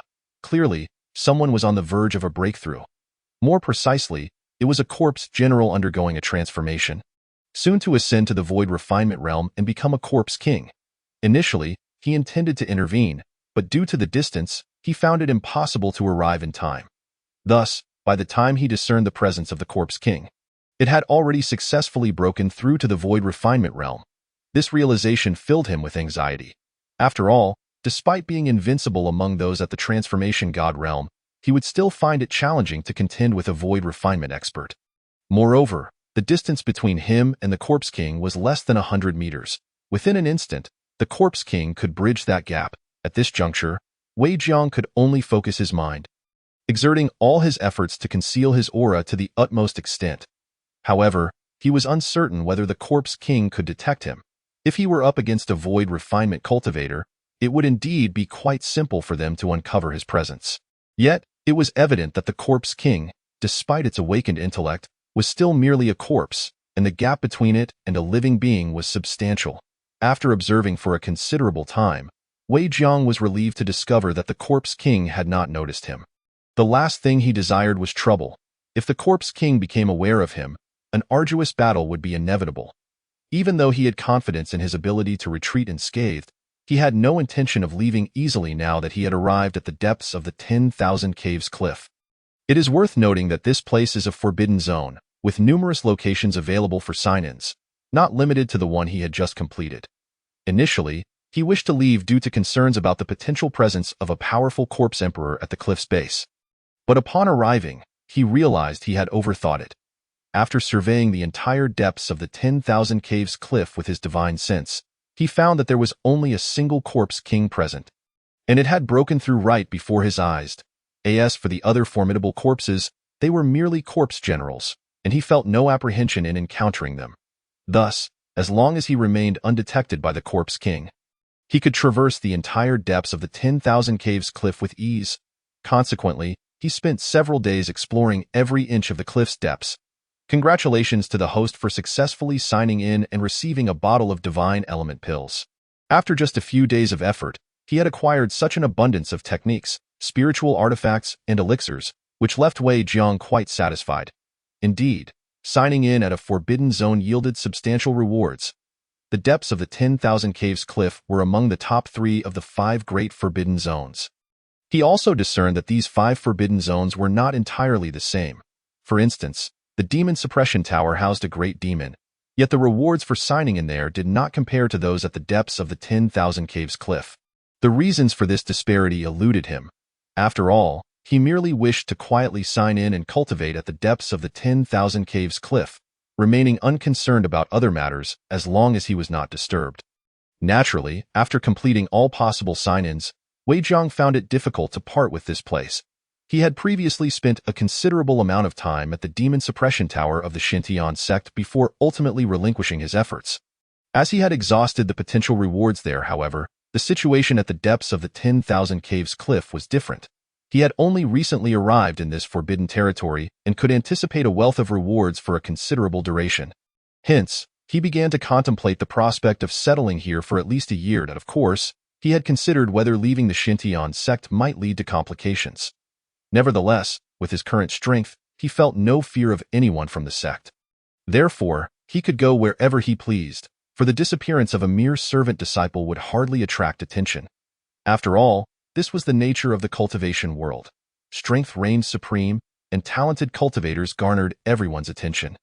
In contrast, a cultivator like him, who appeared to possess only average aptitude, would scarcely be mourned even if he perished. It is worth mentioning that with Wei Jiang's current level of cultivation, he could return to the Xintian sect and instantly become a figure of greater power than the sect's master. However, he had never harbored such ambitions. Had he desired to attract attention, he would have long ceased to be a servant disciple and instead risen to become a core disciple or even an elder within the Xintian sect. Yet, Wei Jiang believed that remaining inconspicuous was the best course of action. After all, his current strength did not render him invincible within the entire cultivation world. Should he be easily discovered by others, it could potentially lead to grave dangers. As long as he had the sign-in system at his disposal, he could continuously elevate his cultivation level at an extraordinary pace. Why, then, should he seek out trouble? As the saying goes, a tree that stands out in the forest is bound to be felled by the wind. Wei Jiang understood that his late-stage transformation God realm strength allowed him to roam freely within the entire Lijiao. But beyond its borders, he would struggle against powerful void refinement cultivators. If he were to encounter a cultivator at the early stage of void refinement, he could still retreat with ease. However, if he faced a more formidable opponent at the late stage of void refinement, his chances of escaping unscathed would diminish significantly, even with his current strength. Given this, he saw no need to be overly ostentatious. After all, with a lifespan nearing 2,000 years, he had no reason to take unnecessary risks. By diligently cultivating, he would naturally enhance his abilities in the cultivation realm. Other cultivators ventured into forbidden zones and engaged in various duels, all in pursuit of boundless cultivation resources. Only through these resources could a cultivator refine and elevate their skills. Yet, Wei Jiang was entirely unconcerned about such matters. Each day he signed in, he received exceptional rewards, be they techniques, spiritual artifacts, or elixirs. Thus, he resolved to spend a year honing his skills at the depths of the 10,000 Caves cliff. Primarily, he felt that with so many corpses around, it would be a waste not to take full advantage of them, at present. Apart from the solitary Corpse King, there were no corpses capable of posing a lethal threat to him. Therefore, he purposefully avoided the Corpse King each day, choosing to train against the other corpses at the depths of the 10,000 Caves cliff. Naturally, the weaker corpses were no match for him. He primarily targeted the corpse generals. When facing these more ordinary corpses, he often engaged multiple adversaries at once. Initially, he fought against a dozen corpses alone, but eventually, he could take on hundreds single-handedly. Of course. After dispatching these ordinary corpses with ease, he turned his attention to challenging the corpse generals. At first, he believed defeating the corpse generals would be effortless, but he soon realized that while their strength might only be at the transformation god realm, their physical forms were exceptionally robust. Even with Wei Zhang's power, completely annihilating a corpse general proved to be quite a laborious task. After successfully eliminating a corpse general, he abandoned the idea of continuing to hunt them down. After all, these corpse generals posed no significant threat to the cultivation world. Once they left the depths of the 10,000 Caves cliff, powerful cultivators would naturally handle them.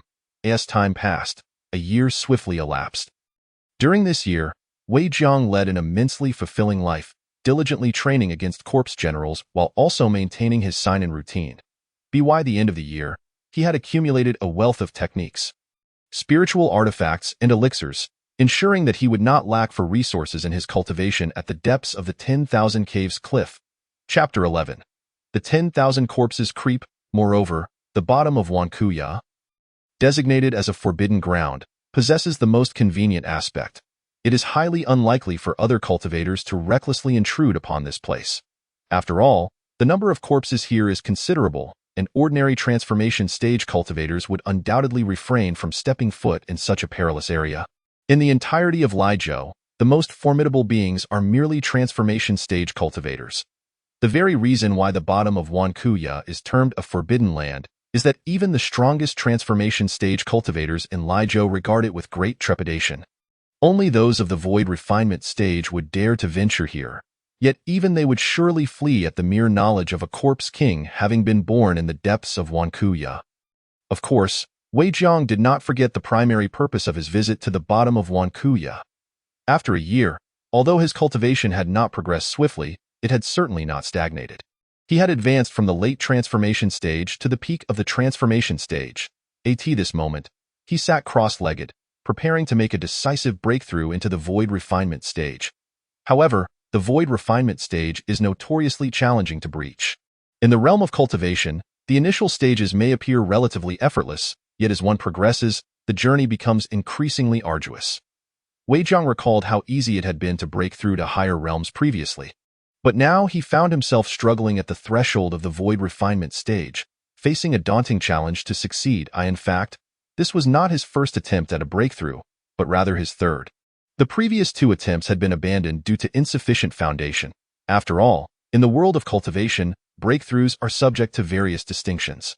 Forcing a breakthrough without adequate accumulation would result in unstable energy and a natural inferiority in strength compared to other cultivators of the same realm. Given Wei Zhang's foundation, it was certainly plausible for him to break through to the void refinement stage, yet for him, that was far from sufficient. He aspired to transcend the capabilities of ordinary cultivators and achieve a more formidable void refinement stage. Only then could he ensure that, once he broke through, he would be invincible among all void refinement cultivators. From his small world, he extracted a bottle of divine essence pills without hesitation, consuming the entire bottle in one go. After all, at his current level of cultivation, taking the pills one by one would yield painfully slow progress. By consuming an entire bottle at once, he believed it would bolster his confidence in breaking through to the void refinement stage. Following the ingestion of the pills, he promptly shut his eyes, fully concentrating on his breakthrough. This concentration caused the spiritual energy of the entire bottom of Wankuya to converge towards him. Such an anomaly, of course, attracted the attention of countless corpses lurking beneath Wankuya. However, these corpses possessed exceedingly low intelligence. Upon noticing the unusual occurrence, they merely stood by in a daze, failing to take any action. For they sensed the presence of a powerful cultivator at the source of the anomaly. Instinctively, they dared not approach too closely. The only exception among them was the Corpse King that had broken through a year prior. It gazed vacantly in the direction of Wei Zhang's breakthrough, slowly moving closer.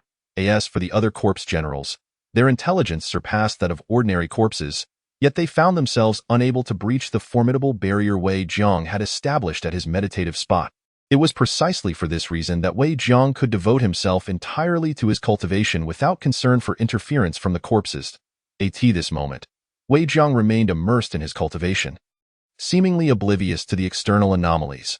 Meanwhile, the Corpse King continued to approach Wei Zhang's direction, driven by an instinctual urge to eliminate him and absorb the spiritual energy emanating from his body.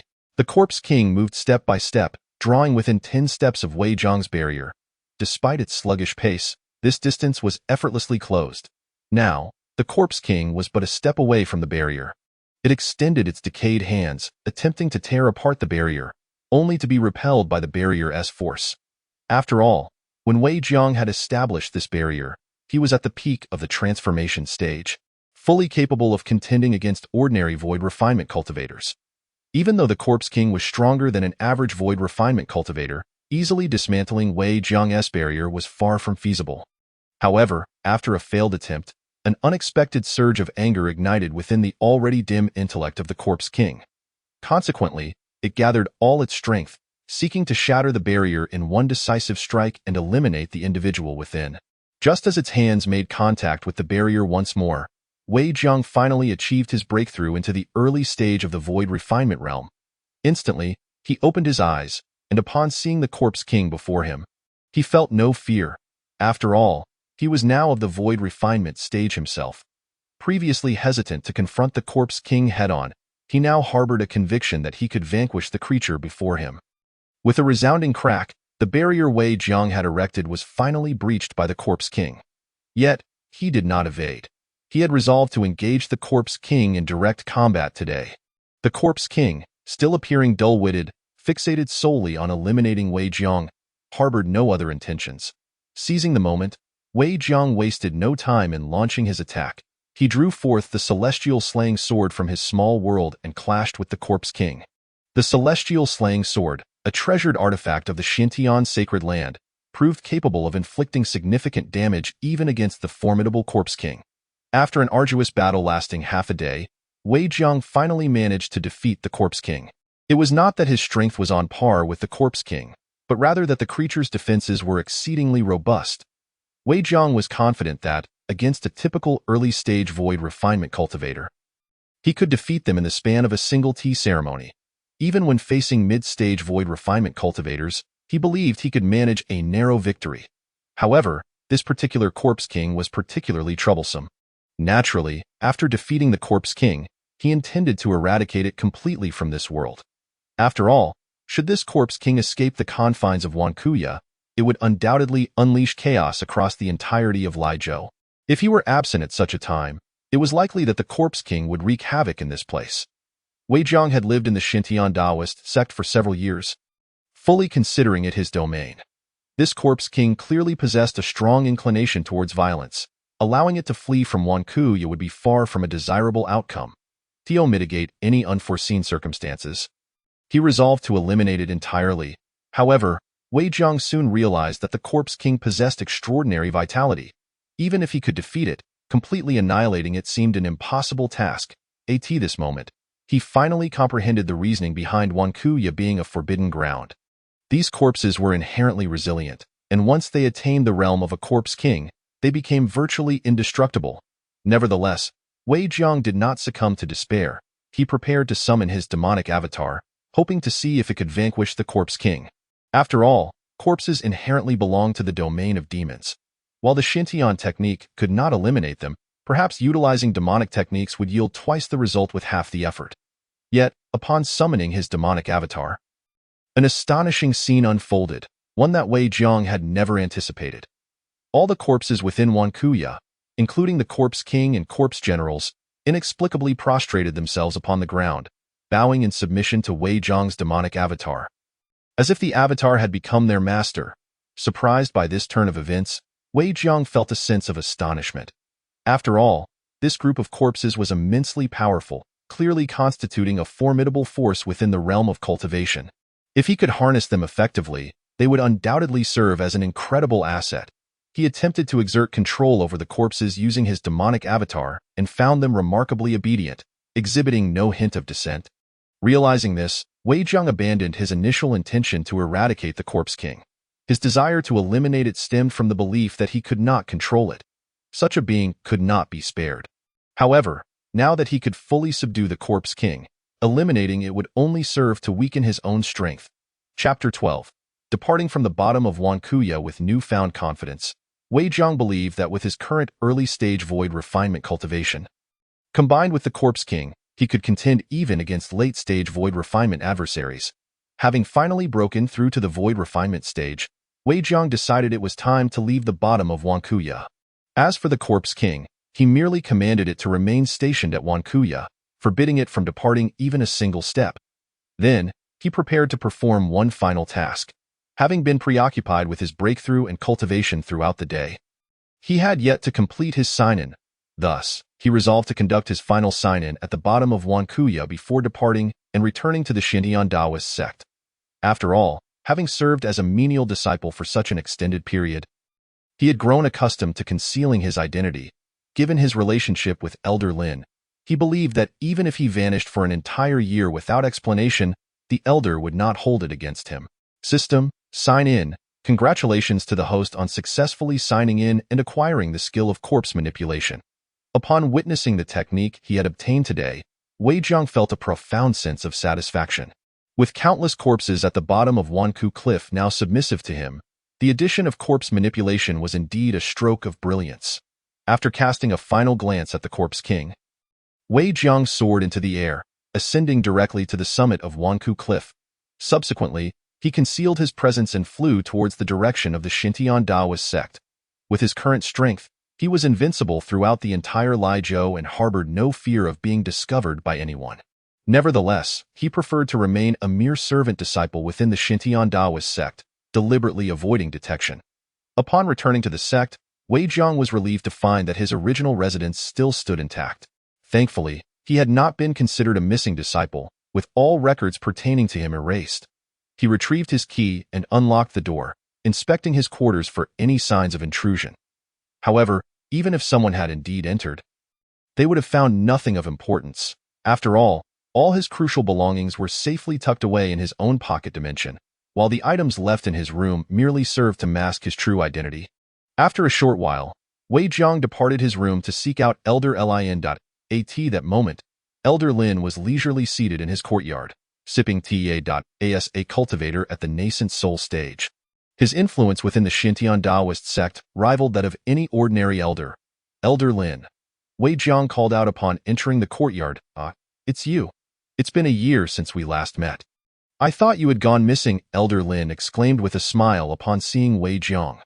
The memory of cultivators is notably sharp, so despite the passage of a year and Wei Jiang's status as a mere servant disciple, Elder Lin recognized him immediately. My apologies, Elder Lin. I took a brief trip outside. Concerned for my family, Wei Jiang casually fabricated an excuse. It is well known that as a servant disciple in the Xintian Taoist sect, one had no right to venture outside. Should the enforcement sect learn of it, an inquiry would surely follow, along with potential punishment. However, Elder Lin had always held a favorable impression of Wei Jiang and did not concern himself with the breach of sect regulations. It's good to have you back. It's only natural to worry after not seeing your family for several years, Elder Lin remarked.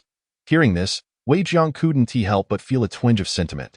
He realized that within the Xintian Taoist sect, he was merely the lowest-ranking servant disciple, with no one but Elder Lin showing any concern for him. Yet, despite his status as a mere qi refinement practitioner, Elder Lin, a nascent soul cultivator, treated him with kindness rather than condescension.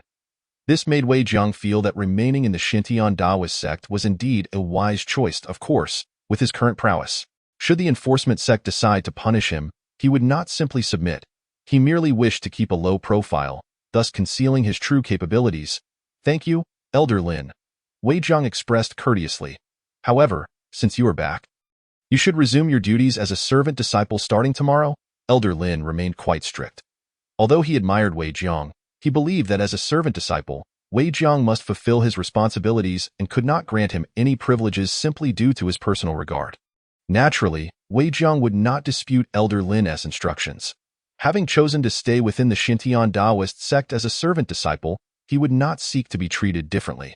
After all, his primary goal was to hide his identity. Engaging in actions unbecoming of a servant disciple would only expose him. Elder Lin was indeed a cultured and amiable elder, treating even servant disciples with great kindness. After chatting for a while, Wei Jiang left Elder Lin's courtyard. With no tasks at hand for the day, he returned to his quarters to continue his cultivation. For cultivators, the pursuit of improvement is a relentless endeavor. One cannot afford to grow complacent simply because they have made progress. Cultivation is akin to rowing against the current. One must either forge ahead or risk falling behind. Wei Jiang was acutely aware that his current cultivation level had not yet reached the pinnacle of invincibility. While he was considered powerful within the realm of cultivation, many others surpassed him. Lizhou was but a minor locale in the vast world of cultivation, where even greater lands awaited exploration. While the transformation stage might represent the zenith of strength within Lizhou, in regions teeming with formidable cultivators, it could merely be regarded as an ordinary level of achievement. It was only at the void refinement stage that one could truly be considered strong. And it was the final stage of returning to nothingness that could sway the tides of the entire world. As for the vendetta against his family, Wei Jiang had contemplated addressing it upon his ascension to the nascent soul stage. However, he had not anticipated that someone within his family would have already reached the condensation stage and sought revenge early on. Their family's enemy was merely a cultivator at the qi refinement level. No match for someone at the condensation stage. Wei Jiang, in truth, harbored little emotional attachment to his family. After all, his being sent to Lizhou to become a servant disciple in the Xintian Taoist sect spoke volumes about his family's lack of regard for him. With the vendetta now resolved, he felt no compulsion to return to his original family. Moreover, his sign-in system required him to obtain better rewards by signing in at places rich in profound truths. Returning to his past family would offer him no assistance in his cultivation. Furthermore, his family had never expressed a desire to summon Wei Jiang back. After all, servant disciples were, in theory, bound to serve the sect for life. The Wei family was merely a small clan. They would not dare to demand the return of someone from the Xintian Taoist sect. Wei Jiang held no grievances regarding this matter. Given the circumstances at that time, merely preserving his life was a considerable achievement. While he bore no affection for his family, he also felt no resentment. Should his family encounter difficulties in the future, he would certainly not stand idly by. A single day of cultivation yielded little noticeable progress in his abilities. The following day, Wei Jiang resumed his duties as a servant disciple. Upon seeing Wei Jiang, the sect steward who assigned tasks paused in surprise. Initially, he had presumed that Wei Jiang had either sneaked out of the sect, fallen victim to an attack, or been devoured by a beast. To his amazement, he found Wei Jiang standing before him after a year's absence. However, since Elder Lin had expressed no objections, the steward had no intention of making things difficult for a mere servant disciple. In the Xintian Taoist sect, servant disciples had little value and could not be exploited for gain. They were simply the lowest tier of laborers. Deliberately harassing a servant disciple would only be worthwhile for those with a darker disposition. Most others deemed it unworthy of their time.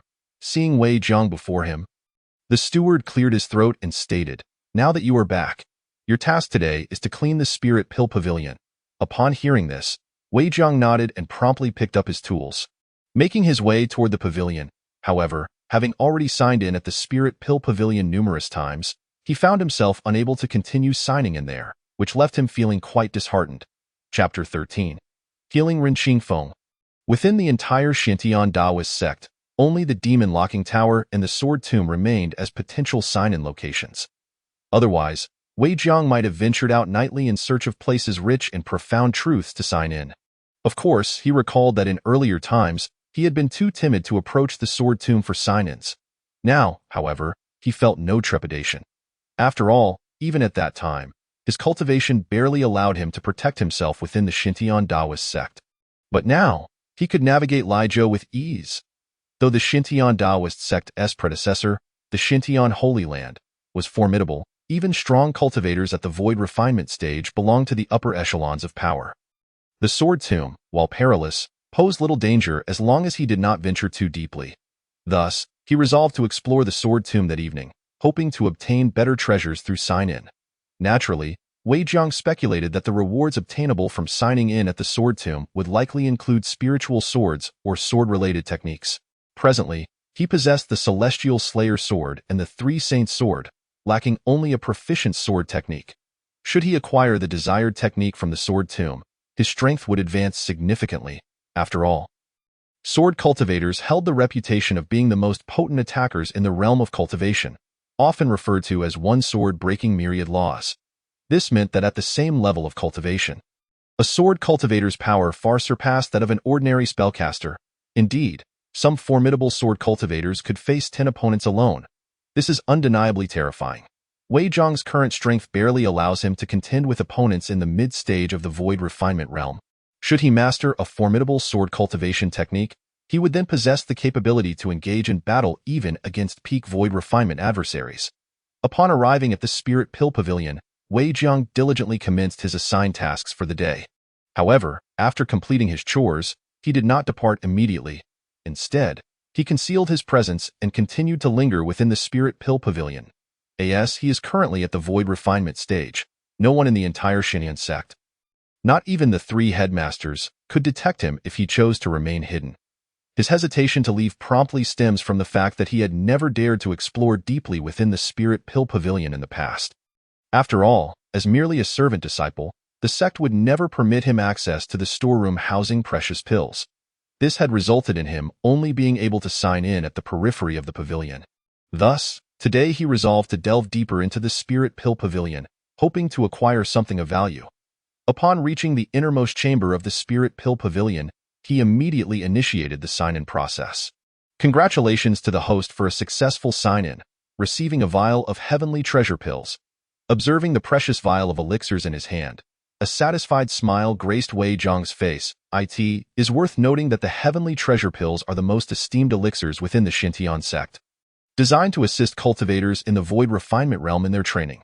However, due to the fact that the most powerful headmaster in the Xintian sect is merely at the divine transformation stage, the heavenly treasure pills have remained stored away and used by anyone. Of course, the heavenly treasure pills Wei Jiang received were bestowed by the system. He did not meddle with those of the Xintian sect. After placing the elixir into his small world, he quietly exited the Spirit Pill Pavilion. That moment, he suddenly sensed a powerful breakthrough aura emanating from the tallest peak of the Xintian sect. He was certain that the one undergoing this breakthrough was none other than the headmaster, Ren Qingfeng.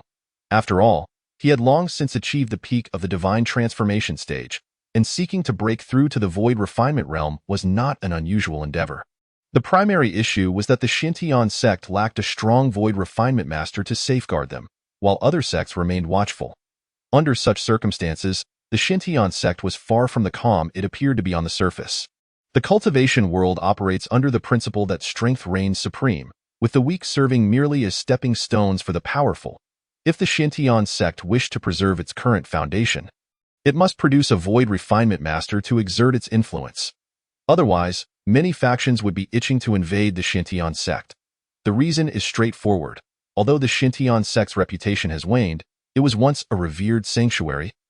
Rich in opportunities, numerous factions awaited the Xintian sect's gradual decline, eager to seize a share of the spoils. Not to mention, the demon Wei Jiang encountered previously clearly had ulterior motives.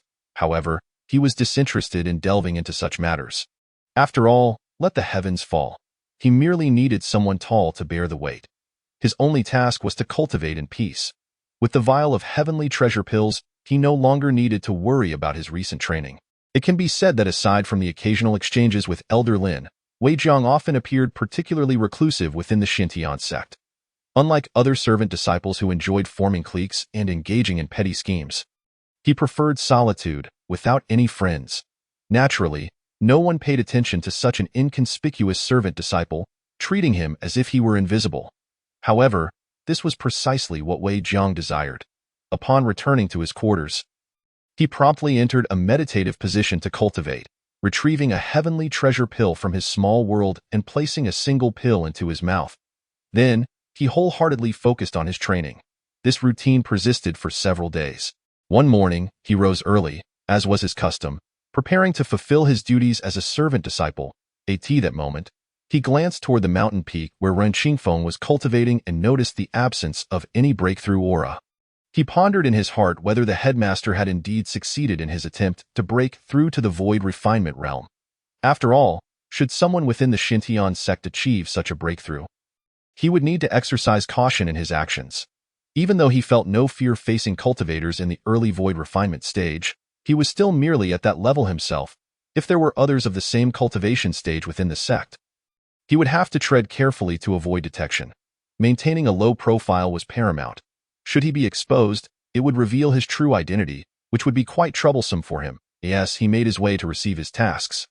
He noticed Elder Lin pacing anxiously, seemingly troubled by some pressing matter.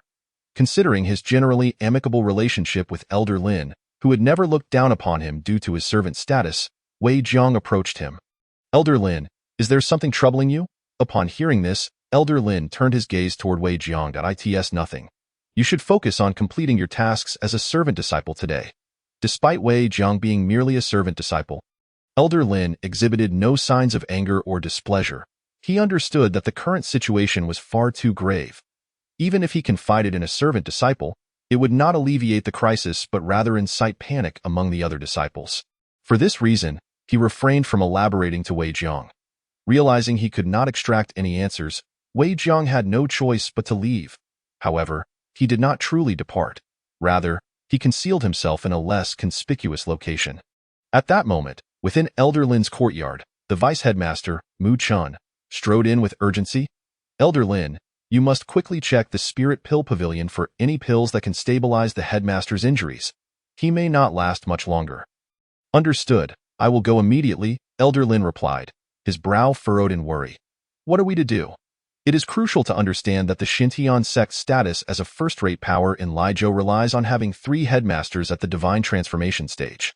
If anything were to happen to the strongest headmaster, Ren Qingfeng, the Sainthoud sect could face a crisis of disintegration. Upon grasping the situation, Wei Jiang subtly nodded.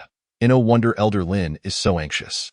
It appears the headmaster's attempt to break through to the void refinement realm has failed. After all, the process of breaking through is no trivial matter. Just as Wei Jiang required 3 attempts to successfully break through to the void refinement realm, he had abandoned the first 2 attempts due to the fear of severe repercussions from a failed breakthrough.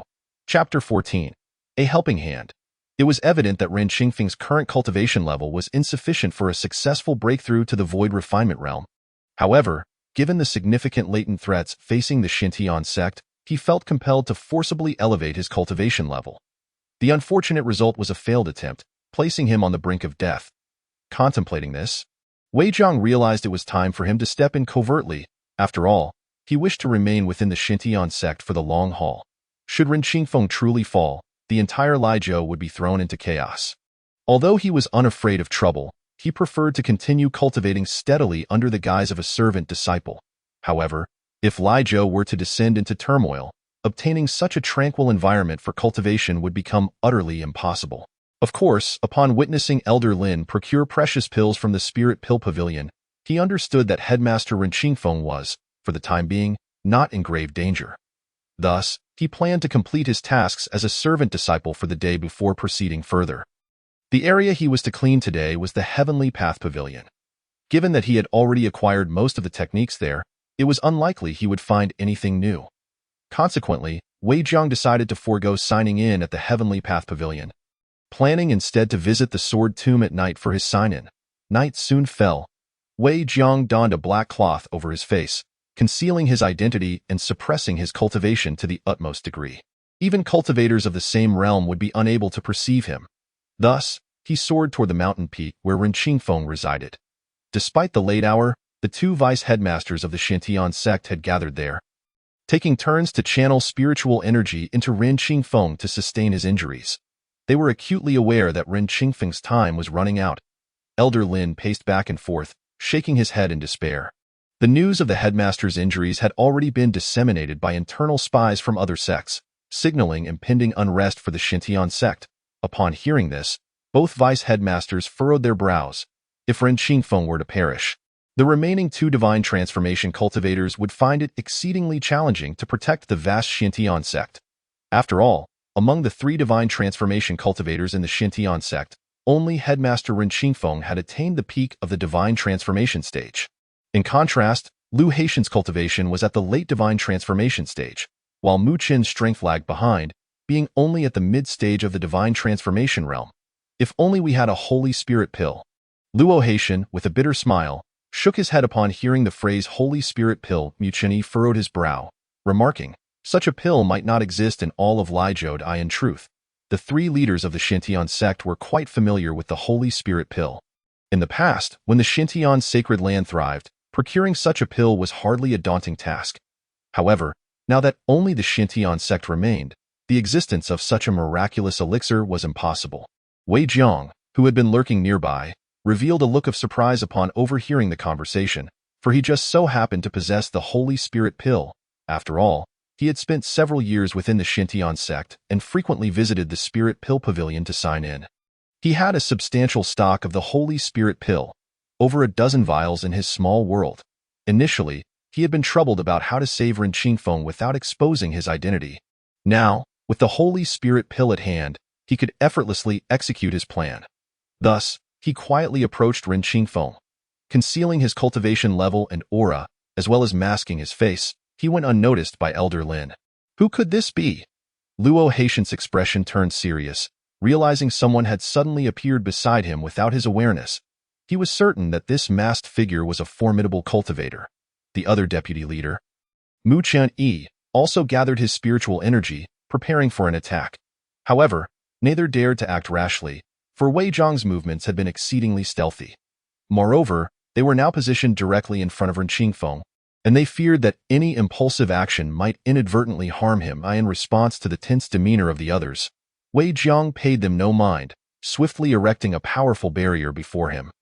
His purpose was solely to save a life, leaving no time for idle conversation, especially with Elder Lin present. If his voice were to be recognized, it would spell trouble.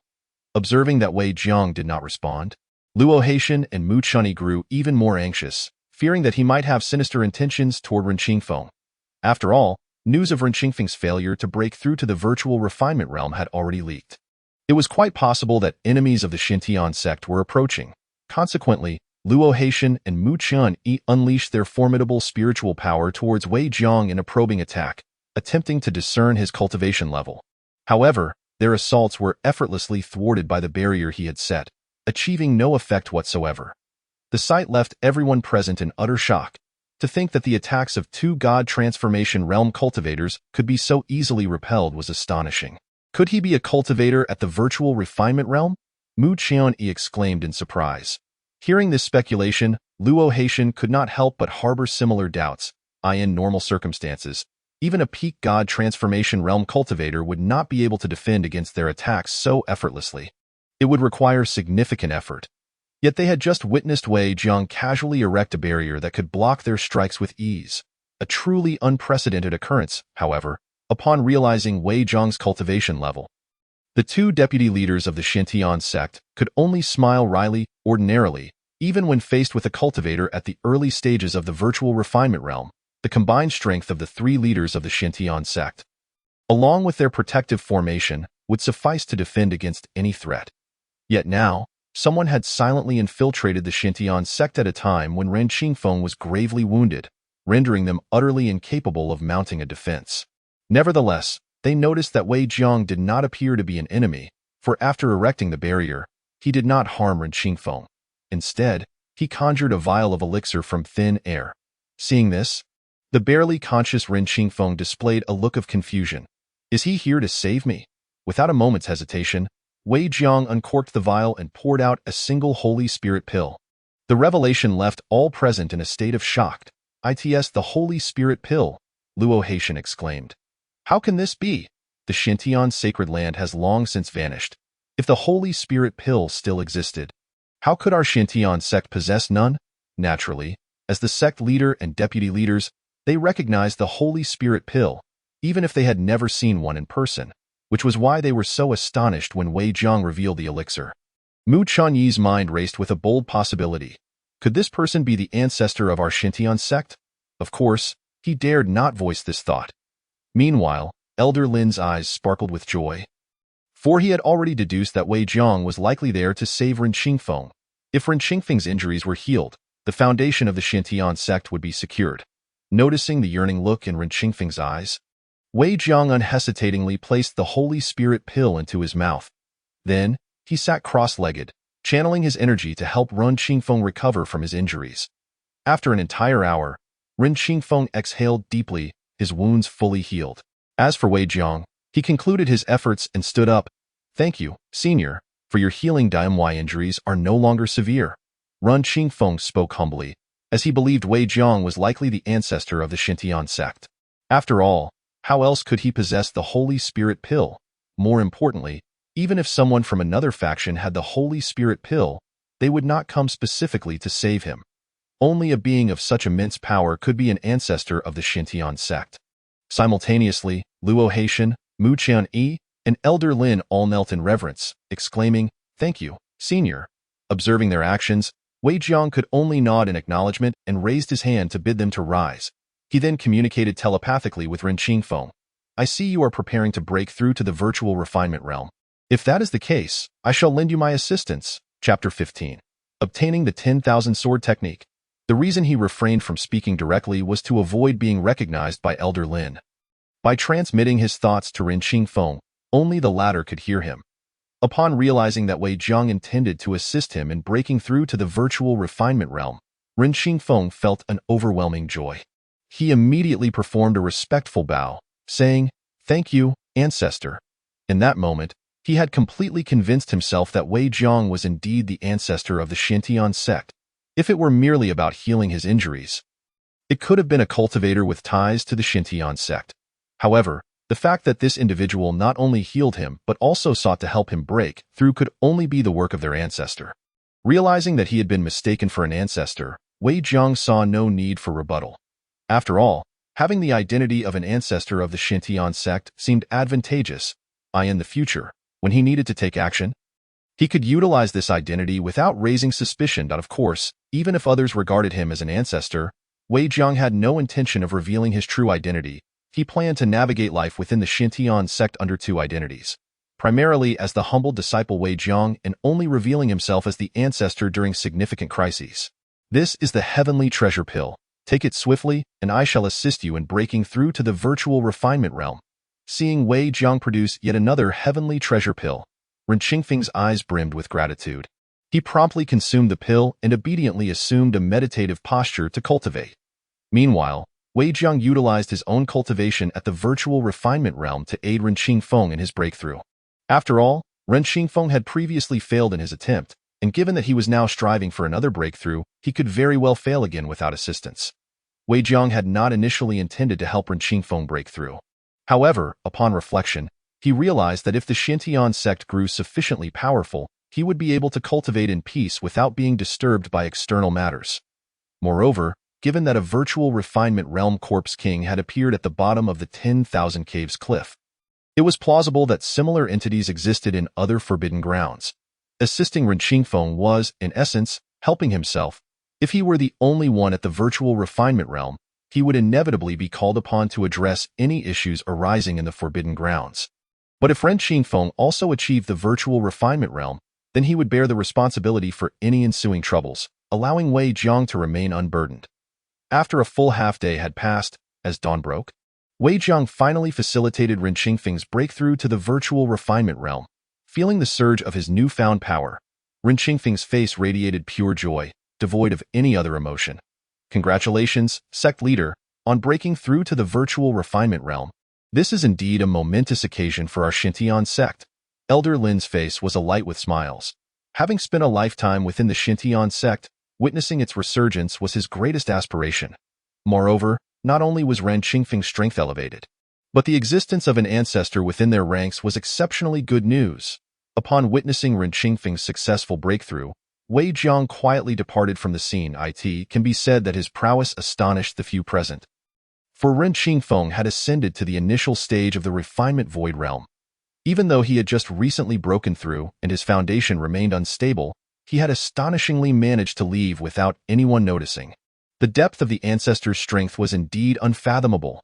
Ren Qingfeng couldn't help but sigh inwardly, "Ha ha ha, truly, heaven favors our Xintian sect." Mu Chen's face was alight with joy. Previously, the Xintian sect had struggled with only 3 divine transformation realm cultivators, making their situation precarious. Now, with Ren Qingfeng's advancement to the refinement void realm and the emergence of a mysterious ancestor, it sufficiently proved the profound heritage of their sect. They could now genuinely claim to be the foremost sect in Lizhou. However, the news of Ren Qingfeng's recovery and breakthrough was known only to Wei Jiang. Ren Qingfeng himself, and a few others, including Lu Haitian and Mu Chan.as for the rest, they all kept silent, revealing not a whisper. Consequently, the external rumor persisted that Ren Qingfeng was gravely injured and on the verge of death, leading various factions in Lizhou to stir restlessly. This, of course, was a deliberate strategy by the Xintian sect, taking advantage of the information gap to discern which sects sought to curry favor and which ones aimed to fish in troubled waters. In due course, they would not hesitate to make an example of the latter. Instilling fear throughout Lizhou, this news also reached the ears of the Demon Lord. For the past year, he had been preoccupied with breaking through to the refinement void realm, which had delayed his assault on the Xintian sect. Upon hearing the report from his subordinates, a smile spread across the Demon Lord's face. With the leader of the Xintian sect, Ren Qingfeng, nearing death, once he achieved the refinement void realm, it would be time to rescue the old Demon Lord. He had originally sent Iron Eagle to the Xintian sect to steal healing techniques, but to his surprise, Iron Eagle not only failed but also caused the loss of several formidable demons. It was precisely due to the need for healing that the Demon Lord had taken considerable time. Now that his injuries were mended, he was ready to enter seclusion and strive for a swift breakthrough to the refinement void realm. Planning to annihilate the Xintian sect thereafter, upon hearing his intent, the surrounding great demons also exhibited expressions of excitement. Heaven truly assists us. This time, we shall certainly rescue the old Demon Lord. Indeed, once we save the old Demon Lord, our demon clan shall dominate all of Lizhou. Naturally, none of the Xintian sect were aware of these machinations by the demons. However, even if they were informed, they would not be intimidated. After all, Ren Qingfeng had already attained the refinement void realm, making it no arduous task to safeguard the Xintian sect. After assisting Ren Qingfeng in breaking through to the refinement void realm, Wei Jiang did not rest but proceeded directly to the sword tomb to check in. Although his strength had significantly increased, the sword tomb remained a forbidden area that required utmost caution. He no longer held the same trepidation as before, yet he sensed that the danger within the sword tomb was far more complex than he had previously thought. With his current cultivation level, he still could not act recklessly in this place, understanding the true nature of a forbidden realm. Nevertheless, his power was not to be underestimated. He was confident that as long as he remained vigilant, he could navigate the sword tomb with ease. System, initiate check-in. Congratulations, host. Check-in successful. You have acquired the technique 10,000 sword art. This place harbors a wealth of profound truths and allows for repeated check-ins. Upon seeing this technique in his hands, Wei Jiang couldn't help but laugh heartily. Fortunately, this was a forbidden area, and no one was around. Otherwise, his laughter might have startled others into panic. After all, the sound of laughter echoing in a forbidden area could be perceived as quite eerie. After obtaining the 10,000 sword art, Wei Jiang promptly left the sword tomb and returned to his quarters to begin his cultivation. Once I cultivate this technique to its consummation, my strength shall undoubtedly render me invincible within the refinement void realm. Sword cultivation techniques are indeed rare. Wei Jiang had prepared himself for an extended period of continuous check-ins at the sword tomb. Unexpectedly, on the very first day, he had already acquired what he sought. How could he not be exhilarated? Of course, he was well aware that mastering this sword cultivation technique to perfection would require considerable effort and time. However, he was not concerned. He no longer needed to worry about his lifespan. Even if it took a decade or several decades of cultivation, he would be amenable to it. The following morning, Wei Jiang concluded his training and prepared to undertake the tasks assigned to the miscellaneous disciples. After a night of cultivating the technique, he had only just begun to comprehend it. He couldn't help but exclaim, "No wonder this is a sword cultivation technique. It is truly profound and extensive." The difficulty is significantly higher than that of ordinary techniques. This was quite reasonable. If sword cultivation were so easily mastered, most cultivators would surely pursue it. The reason for the scarcity of sword cultivators lies in the high demands placed on practitioners. Fortunately, Wei Jiang possessed a modicum of talent for sword cultivation, allowing him to make progress in just one night. Had he been one devoid of any talent, even years of arduous training might not have granted him entry. This realization filled Wei Jiang with joy. He had long been troubled by his mediocre aptitude, feeling devoid of any gifts. Even his recent breakthroughs in cultivation were solely achieved through the accumulation of medicinal pills.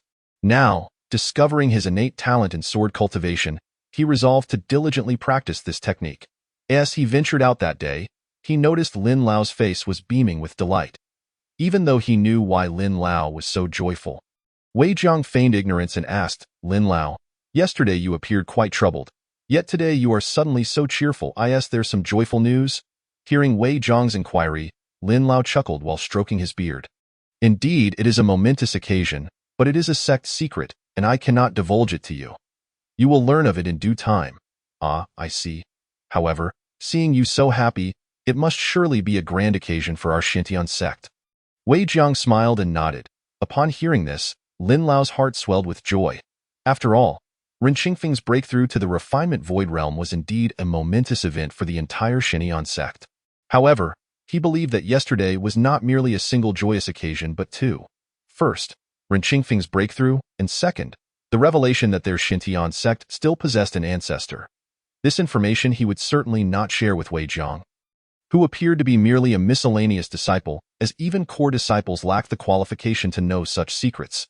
Thus, even if he felt immense joy, he could only suppress these secrets within. Subsequently, Wei Jiang continued his work at the Tiandao Pavilion.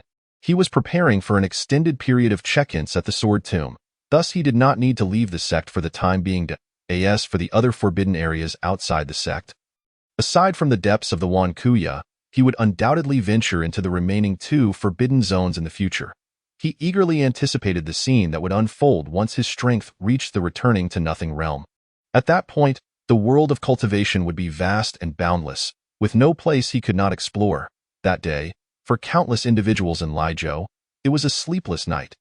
Yet, unbeknownst to all, a tremendous upheaval was silently occurring in the forbidden area surrounding the Xintian sect, the Ziwei Mountain. Countless skeletal remains lay buried within Ziwei Mountain, and any cultivator who entered would inevitably meet their demise. However, at this moment, within the death trap well of Ziwei Mountain, a long-dead skeleton, having remained lifeless for countless ages, now appeared vividly lifelike, radiating a lustrous sheen akin to white jade. More alarmingly, flesh and blood of the living had begun to sprout from this skeleton. The flesh enveloped the entire skeleton. What transpired next was utterly unforeseen. The skeleton had revived. Clutching an ancient flute, it intoned, "After 1,000 years, I have finally returned to life." Upon uttering these words, all around fell into silence. Even the flying demon beasts in the sky were stunned, plummeting to the ground. The flowers, grasses, and trees on the mountain wilted under the weight of this profound silence, ultimately turning to ash 1,000 years prior. This demonic disciple had been suppressed and annihilated by the three leaders of the Xintian sect. Little did anyone expect that, after the passage of time, he would return to the world. His emergence signified that a great calamity was about to descend upon the realm, for upon his revival, the strength of this demonic disciple had far surpassed his former self, having ascended from the pinnacle of the refinement void realm to the legendary returning to nothing realm. However, this skeletal figure has yet to fully recover. It has merely awakened a fragment of its memories from a past life. Even in the realm of void return, it remains horrifically weakened. Nevertheless, it swiftly departed from the deathly abyss, seeking concealment in a place unbeknownst to any observer. In an instant, its presence vanished from the world. Wei Jiang had already sensed the unrest at Ziwei Mountain. Furrowing his brow, he gazed into the distance, murmuring to himself, "It seems that this realm is destined for turmoil." After all, he had attained the cultivation of the void refinement stage. For cultivators, the higher one's realm, the more one can perceive. However, he was not overly concerned. He merely yearned for tranquility within the Xintian sect. As long as no crisis arose here, he was disinclined to meddle in external affairs. Primarily, he was still only at the early stage of void refinement. While he might be formidable in Laizhou, in the wider world, he could only be regarded as an average expert. Until he reached the pinnacle of void return, Wei Jiang had no intention of leaving the borders of Laizhou, despite rumors of the demise of sect leader Ren Qingfeng. Nevertheless, Those great powers remained hesitant to act recklessly, as a former Holy Land. Xintian sect's foundation was unparalleled, instilling fear of the potential devastating formations hidden within. Many awaited the first force to test the waters with Xintian sect. Until it could be confirmed that the sect had truly fallen, most maintained a high level of vigilance. This atmosphere, however, led to a palpable sense of anxiety among some disciples, who wore frowns daily. Fearing the day an assailant might come knocking out of course, the emergence of two vice sect leaders had allowed the Xintian sect to maintain a remarkably calm demeanor, which brought some comfort to the disciples. Yet, an inner disciple inquired, "Vice sect leader, may I ask why the esteemed sect leader has not appeared for several days?" In response to the disciple's naive question, Lu Haitian stroked his beard. Replying nonchalantly, the sect leader is preparing to breach the void refinement stage and has temporarily departed from the Xintian sect to seek a secluded paradise. Once he has achieved his breakthrough, he will return. Upon hearing this, a stir ran through all present.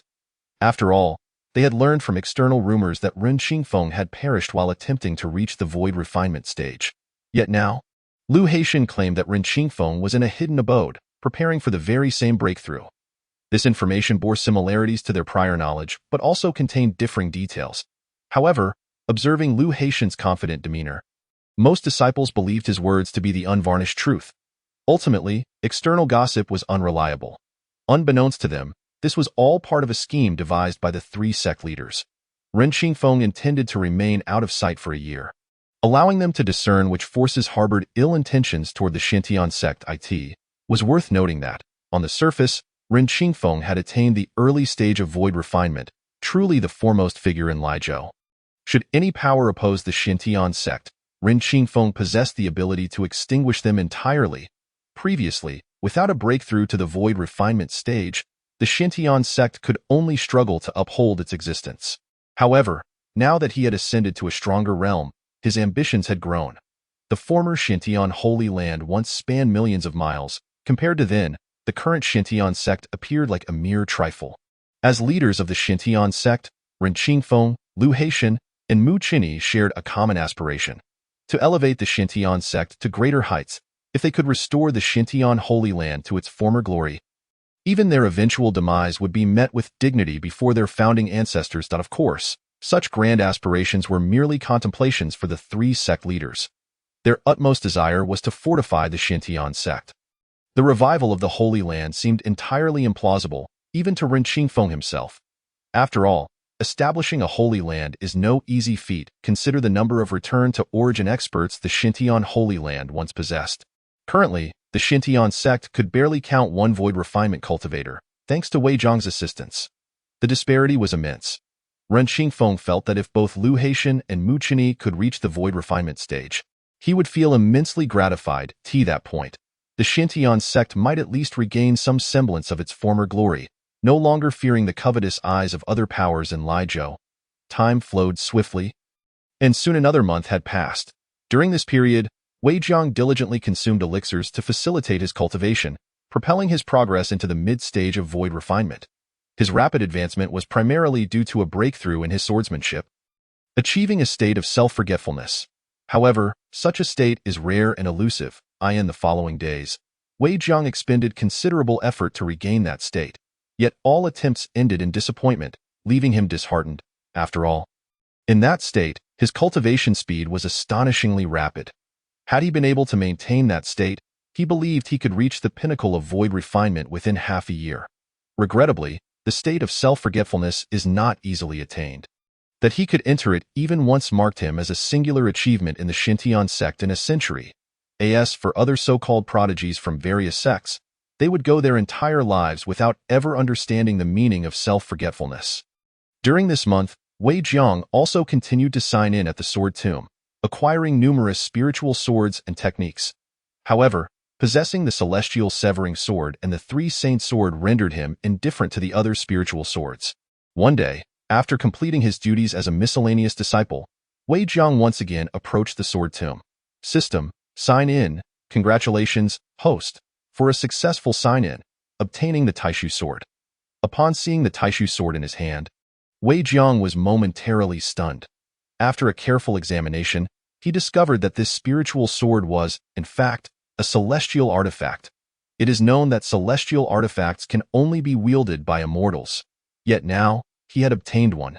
At the instant the Taishu sword manifested, the entire sword tomb underwent a cataclysmic transformation. Countless buried spiritual swords emitted a resonant hum, as if in fervent worship.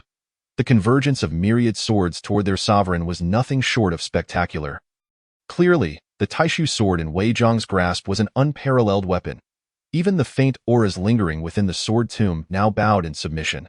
Touching the Taishu sword, Wei Jiang was filled with boundless emotions. He had once believed that reaching the pinnacle of void return made him the strongest in the world. Yet now, the emergence of celestial artifacts raised the question, did true immortals still exist in this land? He once heard a legend that upon becoming an immortal, one is not necessarily required to ascend. If one chooses to ascend to the celestial realm, they become a heavenly immortal. However, should they opt not to ascend and remain in the realm of cultivation, they are referred to as an earthly immortal. Naturally, this is merely a legend, and no one can ascertain its truth. Yet, the immortal weapon has now appeared in Wei Zhang's possession, compelling him to question the authenticity of earthly immortals. During this period, he has also perused numerous materials related to the sword tomb within the Xintian sect. Among these, there was a mention of a legend pertaining to the sword saint, who is regarded as the founding ancestor of the Xintian Holy Land. Possessing unparalleled cultivation that transcends the heavens and the earth, the texts record the sword saint's cultivation to be at the pinnacle of the return to nothingness realm. However, the Taishu sword is an immortal weapon, leading Wei Jiang to surmise that the sword saint may indeed be a true earthly immortal. Nevertheless, regardless of the sword saint's actual cultivation level, given the passage of time, it is highly likely that he has either perished or ascended to the celestial realm. Otherwise, how could the Xintian Holy Land have fallen into such disarray, reduced to being a mere sect of the Xintian Dao? Moreover, there is currently only one practitioner in the refining void realm within the sect. If he were truly the founding ancestor of the Xintian Holy Land, he would surely have emerged from seclusion to chastise his inept descendants and restore the Holy Land to its former glory. However, the past cannot be revisited. After sheathing the Taishu sword, Wei Jiang prepared to continue his cultivation within the sword tomb. Through his recent attendance, he discovered that practicing sword techniques in the sword tomb was far more fruitful than in the outside world. He has now mastered the sword techniques to a significant degree, merely a step away from the transformation realm. Should he leverage the sword tomb, achieving a breakthrough to the transformation realm sooner rather than later would undoubtedly be advantageous. Furthermore, if the opportunity arises to enter the state of selflessness, he is confident that he could elevate his cultivation to the late stage of the refining void realm in a short span. His current strength allows him to defeat ordinary practitioners at the late stage of the refining void realm, and even in encounters with those at the pinnacle of that stage, he can ensure his own safety. It can be said that unless he faces an opponent of the return to nothingness realm, he harbors no concerns. Although it is an immortal weapon, Wei Jiang is presently unable to wield it. As only immortals can do so, at this moment, he is merely at the mid-stage of the refining void realm, and recklessly using the immortal weapon might result in backlash. Thus, he has placed the Taishu sword within his small world for nurturing. For the time being, he primarily employs the Zhanxian sword, which, being a treasured weapon, can be utilized up to the pinnacle of the return to nothingness realm. This is undoubtedly a formidable weapon for him. Over the course of the past month, various factions have become increasingly restless. The absence of Ren Qingfeng for a month has led many to speculate that he might indeed have perished. Even if he has not fallen, it is likely that he has sustained grave injuries that prevent him from emerging. Nevertheless, they remain hesitant to take rash actions for a simple reason. It is better to be safe than sorry. What if Ren Qingfeng is merely feigning his demise? Thus, countless factions are waiting for the first to take action, resulting in a pervasive atmosphere of caution that has rendered the Xintian Dao quieter than ever. Within the sect, many disciples are rife with speculation, pondering whether something has truly befallen Ren Qingfeng. After all, how could there be no news for an entire month? Yet, many disciples remain unconvinced, knowing that breaking through to the refining void realm is no easy feat. Typically, as a cultivator's realm increases, the time required for cultivation is measured in years, and it is not uncommon for a solitary retreat to last several years. Thus, they speculate that perhaps Ren Qingfeng is indeed striving to break through to the refining void realm, which explains his prolonged seclusion. However, Should he aim to ascend from the refining void realm to the return to nothingness realm, the duration of his retreat would be even more considerable. After all, the return to nothingness realm is the strongest existence below the immortals in the entire cultivation world. Those who reach such strength can become titans in their own right. The distinction between a powerful holy land and an ordinary sect hinges entirely on the number of return to nothingness realm practitioners it possesses. A formidable holy land typically houses at least 5 such practitioners, while larger ones boast over 10, often with a pinnacle practitioner overseeing them. However, the tranquility of the Xintian Dao did not persist for long. 6 months later, various factions observed that Ren Qingfeng seemed to have vanished without a trace, leading many to conclude that he might indeed have perished. Throughout this half-year, Wei Jiang has been diligently signing in at the sword tomb and practicing sword techniques.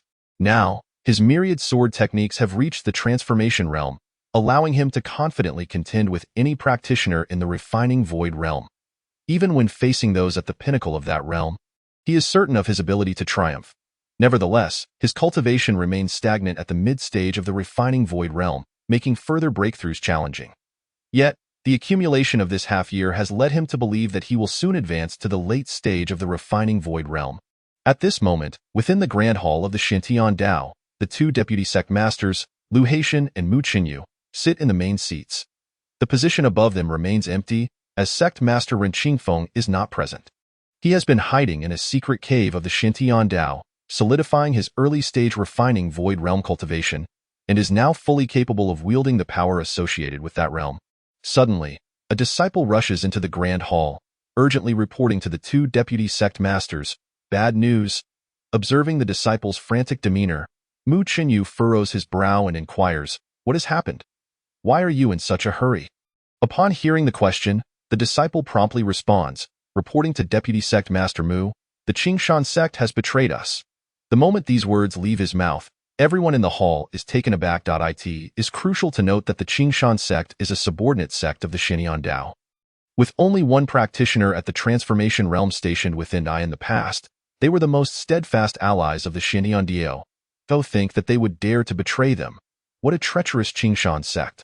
They must have heard the false rumors of our sect master's demise, which emboldened them to entertain thoughts of betrayal. Mu Qinyu pounds the table, his complexion darkening. Even though he is well aware that Ren Qingfeng merely concealed his breakthrough to the refining void realm, allowing the outside world to believe he had fallen, in reality, he has been lying low, seeking to expose those treacherous wolves and malicious factions. However, he never anticipated that the Qingshan sect, which had been most trusted by the Xintian Dao, would commit such an act. Mu Qinyu's face is grim, and Lu Haitian's expression is equally grim. He exclaims in anger, "It appears that many no longer regard the Xintian Dao with respect. It is time they realize our might." Upon hearing Lu Haitian's words, the disciple expresses his concern, but the Qingshan sect has allied with the Jinyang sword sect. His apprehension stems from the belief that Ren Qingfeng has either been gravely injured or has perished.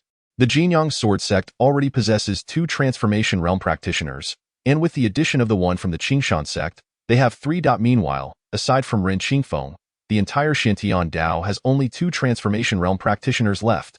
If confronted by the alliance of the Jinyang sword sect and the Qingshan sect, the Xintian Dao would indeed face considerable losses. The dialogue between the disciple and the 2 deputy sect masters does not escape Wei Jiang's ears, as he happens to be nearby, tidying up and fulfilling his daily duties. Given his mid-stage refining void realm cultivation, he cannot help but overhear their conversation. However, he does not feel any anxiety, for he is well aware that Ren Qingfeng has reached the early stage of the refining void realm. Regardless of what transpires within the Xintian Dao, Ren Qingfeng's intervention will suffice. With only 3 transformation realm practitioners in total, and not even one at the pinnacle of that realm, as long as Ren Qingfeng takes action, he alone can subdue them. Thus, Wei Jiang calmly continues with his menial tasks before departing the vicinity of the Grand Hall. With plenty of time left in the day, he intends to further cultivate the myriad sword techniques and the Xintian record in preparation for his impending breakthrough to the late stage of the refining void realm. Meanwhile, the discussion within the Grand Hall continues. Noticing the worried expressions of the elders, Ren Qingfeng strides into the hall. He has been eavesdropping just outside. However, he understands that it is time for him to reveal himself to the world. Otherwise, as time passes, The external practitioners might genuinely perceive the Xintian Dao as a soft target to exploit. There is no need for concern. Esteemed elders, a mere Jinyang sword sect and Qingshan sect can be easily eradicated. As he stepped into the grand hall, an aura befitting a master of the void refinement realm radiated from his being. In that instant, the elders present within the hall were seized by expressions of astonishment. To think he has reached the void refinement realm. Congratulations to the supreme leader. Ha ha ha, heaven bless our Xintian sect. How splendid it is to discover that our esteemed leader is unharmed. It is worth noting that Ren Qingfeng's breakthrough into the void refinement realm was a secret even to all the Yuaning elders of the Xintian sect. Now that they have received the answer, they are all enlightened. It turns out this was Ren Qingfeng's scheme all along. Of course, among the few who were privy to this secret, Elder Lin stroked his white beard with satisfaction. For he is the most senior among the entire Yuaning hierarchy of the sect. They would not conceal anything from him. On that very afternoon, the three leaders of the Xintian sect made a collective move. Their destination was the Qingshan sect. In mere moments, the once glorious Qingshan sect was utterly annihilated. However, the Xintian sect did not go to extremes. They only eliminated the Huashan realm cultivators. The Yuaning elders, if willing to submit to the Xintian sect, were spared from lethal force. Yet, should there be any obstinate cultivators, they would show no mercy whatsoever. Naturally, the ordinary disciples of the sect were not subjected to hardship.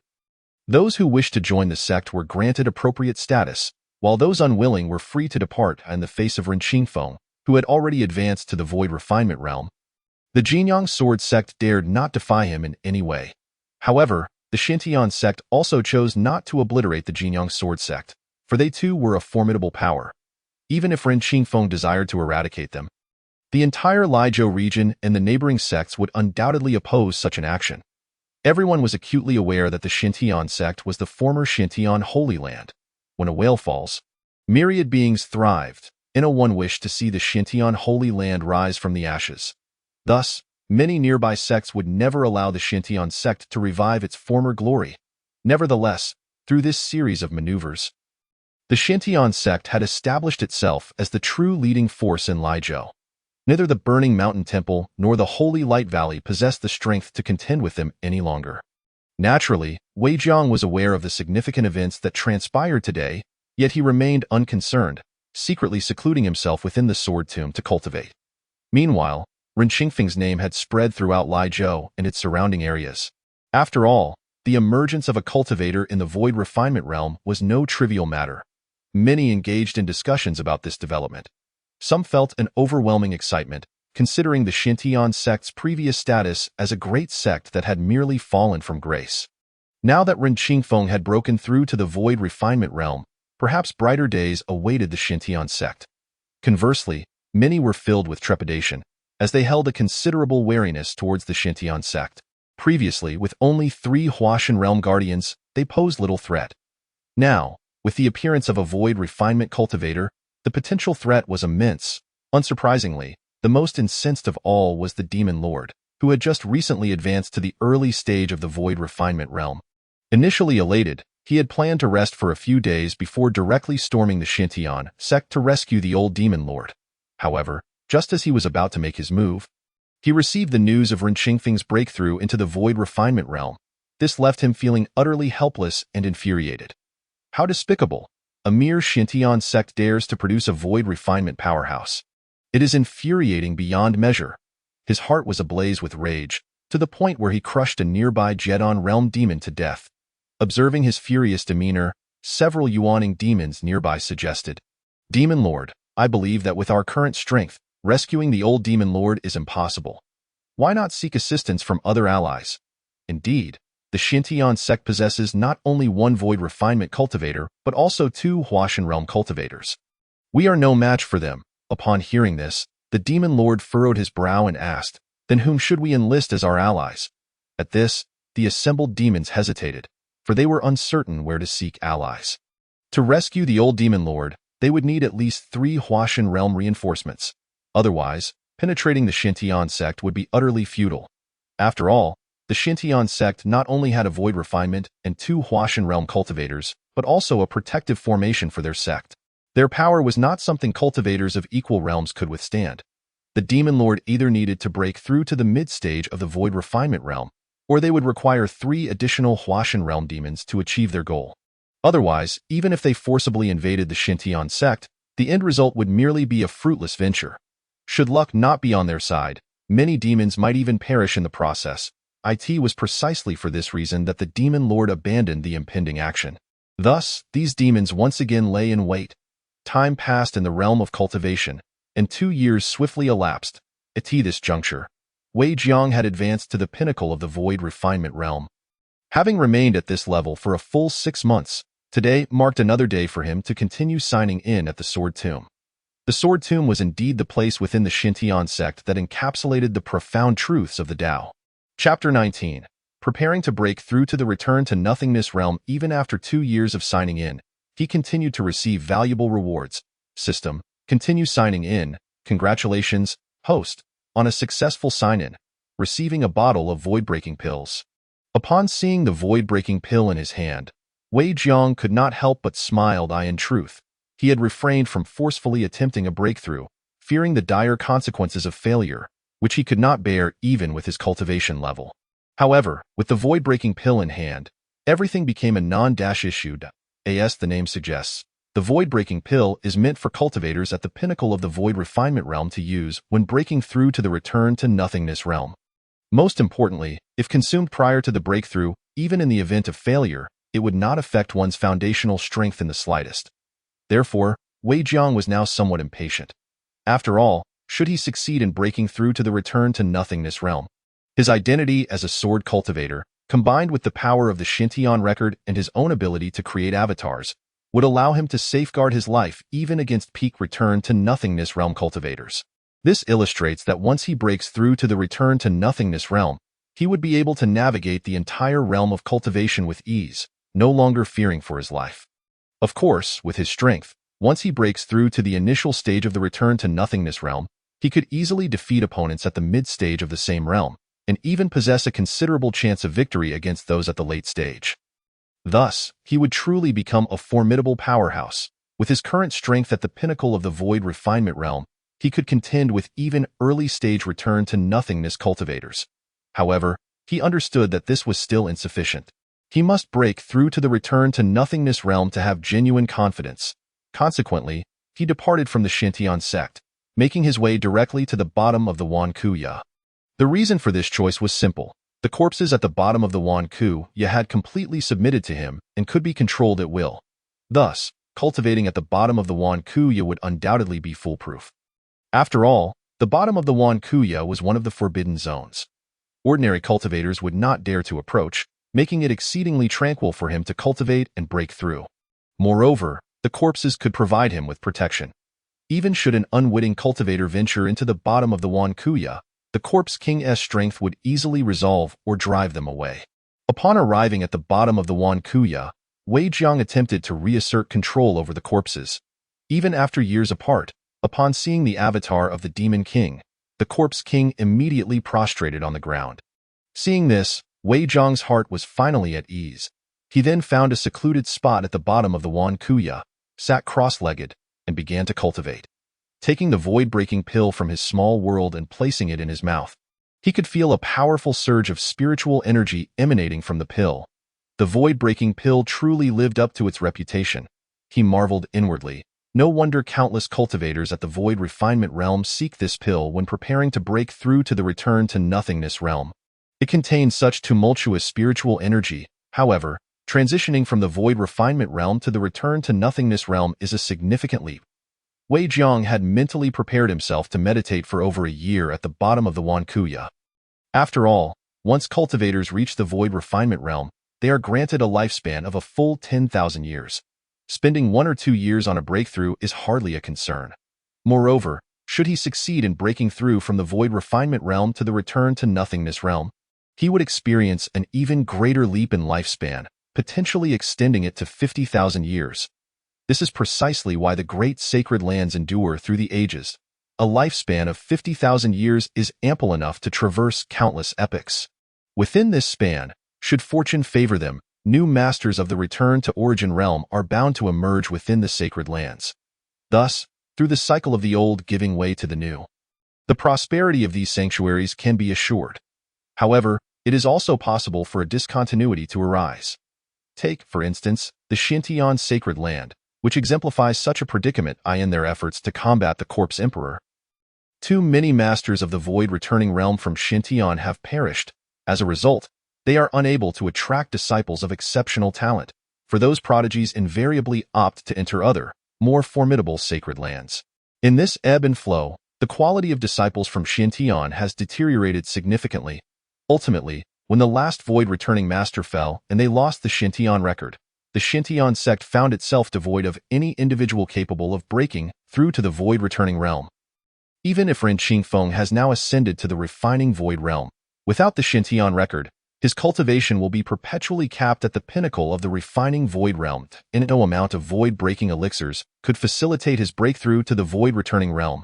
This is the fetter of cultivation methods, a shackle that binds. Of course, the Xintian record is the technique cultivated by Wei Jiang. However, he has yet to make a decision regarding whether to entrust this technique to the Xintian sect. After all, his relationship with Elder Lin is the only one he cultivates within the sect. The other members are, to him, mere strangers. Should he ever attain the Tao and ascend to the celestial realm, he could, on the basis of the incense and reverence, consider bestowing the Xintian record upon the Xintian sect. Nevertheless, such matters are for another time. After all, transcending the void-returning realm to become an immortal is an endeavor fraught with unimaginable challenges. Despite the arduous journey from the Qi-refining realm to the void-returning realm, the trials one must overcome to transform from the void-returning realm into an immortal are exponentially greater. Perhaps tenfold or even 100-fold. Even with the Sainthood system, Wei Jiang cannot guarantee that he will achieve immortality, unless he were to obtain an immortal elixir, which might allow for a direct ascent. Yet, he considers this possibility to be exceedingly slim, if not completely ethereal. Still, a sliver of hope remains within him. After all, he has managed to acquire the ethereal sword through the Sainthood system, and both elixirs and celestial artifacts belong to the same echelon of treasures. Should an opportunity arise to venture to the lands where traces of immortals persist, there may indeed be a chance to acquire an immortal elixir. Yet, all of this is mere speculation. Wei Jiang is not one to indulge in grand ambitions. He is currently focused solely on breaking through to the void-returning realm, without the need to overthink matters. Once he achieves that breakthrough, he will possess a lifespan of 50,000 years, allowing him to leisurely seek out all places within the cultivation world that embody the truths of the Tao, without the urgency of haste. However, unbeknownst to Wei Jiang, the Xintian sect is on the brink of a calamity. Elder Lin has grown accustomed to Wei Jiang's sudden disappearances. Having experienced it once, he remains unfazed, fully aware that the other may return after a time. Thus, he has instructed the members of the sect not to clear out Wei Jiang's quarters. Typically, if an ordinary servant disciple remains absent for an extended period, they are marked as missing, and their quarters are reclaimed.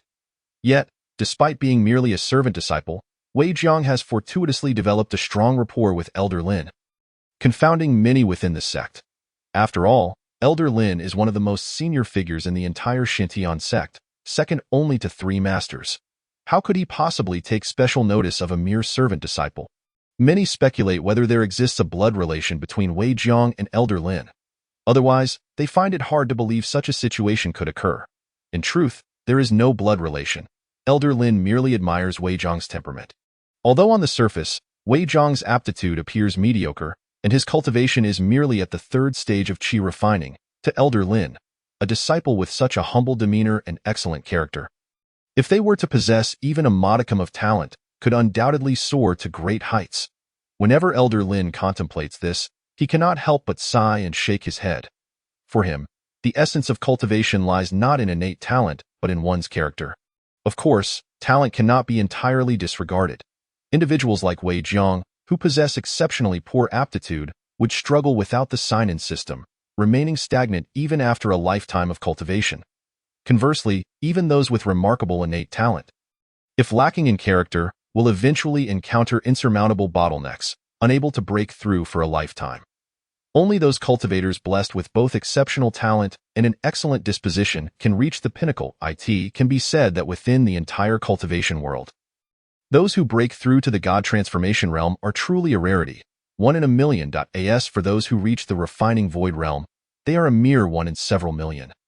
And regarding those who attain the return to origin realm, they truly represent the essence of all beings within the cultivation world, emerging perhaps once every 10,000 years. A year has swiftly passed.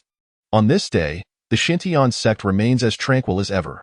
Following the dissemination of the news regarding Ren Qingfeng's ascension to the refining void realm, no sect dares to covet the Xintian sect any longer. However, unbeknownst to all, the Demon Lord has brought forth a host of demons, lurking at the periphery of the Xintian sect. Among these demons are not only the Demon Lord's formidable subordinates, but also some unfamiliar figures. Brother Dapeng, Brother Feihu, I am truly honored by your assistance today. The Demon Lord spoke with utmost courtesy to the two. His deference stems from a simple truth. Both the Dapeng demon and the Feihu demon possess the same cultivation level as the Demon Lord. All at the refining void realm. Had the Demon Lord not yet ascended to this realm, he would have had to pay his respects to these two great demons, of course, now that he stands at the same level. He naturally shares an equal status with them. The Demon Lord is too kind. Rescuing the old Demon Lord is our duty as members of the demon race, and we shall not waver. Indeed, once we rescue the old Demon Lord, our kind will no longer fear any human cultivator outside of the sacred lands. Upon hearing the words of the two demons, the Demon Lord feigned politeness. Yet internally he remained unconvinced. Were it not for his breakthrough to the refining void realm, these two demons would never have extended their aid. Their willingness to assist now is largely due to the relentless expansion of the human sacred lands over recent years, which has encroached upon the territories of the demon race. They are all eager for the old Demon Lord to be liberated from the demon suppression tower. After all, the old Demon Lord's prowess lies within the void returning realm, making him a true sovereign among demons. With the old Demon Lord's presence, the human sacred lands would think twice before indiscriminately slaughtering their kind. At this moment, the Demon Lord's heart swells with excitement. For many years, he has plotted to free the old Demon Lord, and now he is finally set to execute his plan. How could he not be exhilarated? His cadre of powerful demon subordinates, all at the nascent soul level, shares in this anticipation, eagerly awaiting the moment the old Demon Lord reappears and stirs the currents of the cultivation world. However, their animosity toward the Xintian sect runs deep. Were it not for the three masters of the Xintian sect sealing the old Demon Lord within the demon suppression tower all those years ago, how could their race have fallen so swiftly? Hence, they are resolved not only to rescue the old Demon Lord today, but also to reduce the entire Xintian sect to ashes to quell their rage. They currently possess 3 refining void realm experts. If 2 of them can restrain the experts of the Xintian sect, the remaining 1 can easily unlock the demon suppression tower. Though navigate the interior of the tower is an arduous task. Even 3 god transformation realm cultivators would find it challenging to maintain its operation, thus preventing the void returning old Demon Lord from escaping. However, opening the tower from the outside is remarkably simple. The Demon Lord's strength alone, even if he were just an ordinary nascent soul realm cultivator, would suffice to accomplish this. Meanwhile, Wei Jiang continues his cultivation at the depths of the 10,000 Caves cliff. Surrounded by a plethora of spiritual energy, he is engulfed in a misty haze. The Corpse King, with seemingly innocent eyes, watches over him, remaining utterly still. Yet, should anyone dare to encroach upon Wei Jiang's vicinity, the Corpse King would undoubtedly detect their presence and swiftly eradicate them. Over the past 2 years, many cultivators have ventured into the depths of the 10,000 Caves cliff, but they have all been dispatched by the Corpse King. At present, Wei Jiang finds himself at a critical juncture in his breakthrough. His spiritual energy is fully replenished, and he merely awaits the right opportunity to ascend to the void-returning realm. He has immersed himself completely in his cultivation, utterly oblivious to the events unfolding beyond. However, a calamity is on the verge of erupting within the Xintian sect. At this moment, in the disciple square of the sect, a group of Qi refining practitioners attentively listen to a lecture delivered by an elder of the nascent soul stage. After all, it is only by achieving the spirit condensing realm that one can attain the status of an outer sect disciple. Those merely at the Qi refining level are considered mere servant disciples, destined to toil for the sect throughout their lives. Thus, faced with the teachings of the esteemed nascent soul cultivator, these servant disciples listened intently.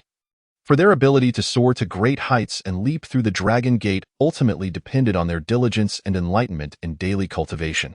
Indeed, for practitioners, mere hard work is insufficient for growth.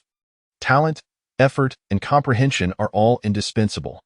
Perhaps some practitioners, despite their mediocre aptitude, are destined never to break through to the spirit-condensing realm, even if they practice diligently. However, should fortune smile upon them and a moment of enlightenment occur, they might suddenly shatter the pinnacle of chi refining and ascend to the spirit-condensing realm. In the world of cultivation, anything is possible. For us cultivators, mastering sword flight is paramount. Even chi refining practitioners must learn to soar through the skies to transcend the mundane. The elder of the nascent soul stage leisurely shared his insights on cultivation, and the disciples below listened with rapt attention. Yet, there were always one or two disciples who were somewhat distracted. At that moment, one disciple pointed to the distant sky and exclaimed, "Look over there! What is that?" Upon hearing this, everyone turned their gaze towards the direction he indicated. The sight left them all astonished, for in the far-off sky, there were numerous dark figures approaching. It was evident that someone was flying towards their Shintian sect. It is worth noting that within the sect, casual flying is strictly prohibited for disciples unless one has attained the nascent soul stage, thereby earning the right to lift the ban. However, the elders of the Shintian sect were mostly present within the sect, with only a few venturing outside. Even if someone were to return, it would be inconceivable for them to fly in such a grand manner, side by side with a dozen others. Consequently, many began to consider another possibility. Perhaps practitioners from the outside world were forcefully intruding upon their Shintian sect. Silence. The nascent soul elder cast an irritated glance at the crowd. Yet, he soon found himself captivated by the commotion in the sky. As one's cultivation level rises, not only does one experience a breakthrough in strength, but also significant enhancements in hearing and sight. While the servant disciples could not discern what the dark figures in the sky truly were, the elder of the nascent soul stage saw them with utmost clarity. Rapidly approaching in the sky were a host of formidable demons. How could he perceive that they were demons? The reason was simple. Only demons who have broken through to the nascent soul stage could assume human form. Otherwise, no matter how human-like they appeared, significant differences would be immediately apparent. "This is bad. Demons have invaded," the sect elder shouted urgently. However, he had no time to notify the other elders of the Shintian sect or the three sect leaders, for the horde of demons was flying at an astonishing speed, swiftly reaching the disciple square. Observing the group of servant disciples below, one of the nascent soul demons asked the demon lord, "My lord, how shall we deal with these humans?" Hearing this, the demon lord's expression turned fierce as he commanded, "They are but a swarm of ants. Swiftly eliminate them all." "Yes." The pack of nascent soul demons responded with excitement. As demons, they harbored not the slightest empathy for humans.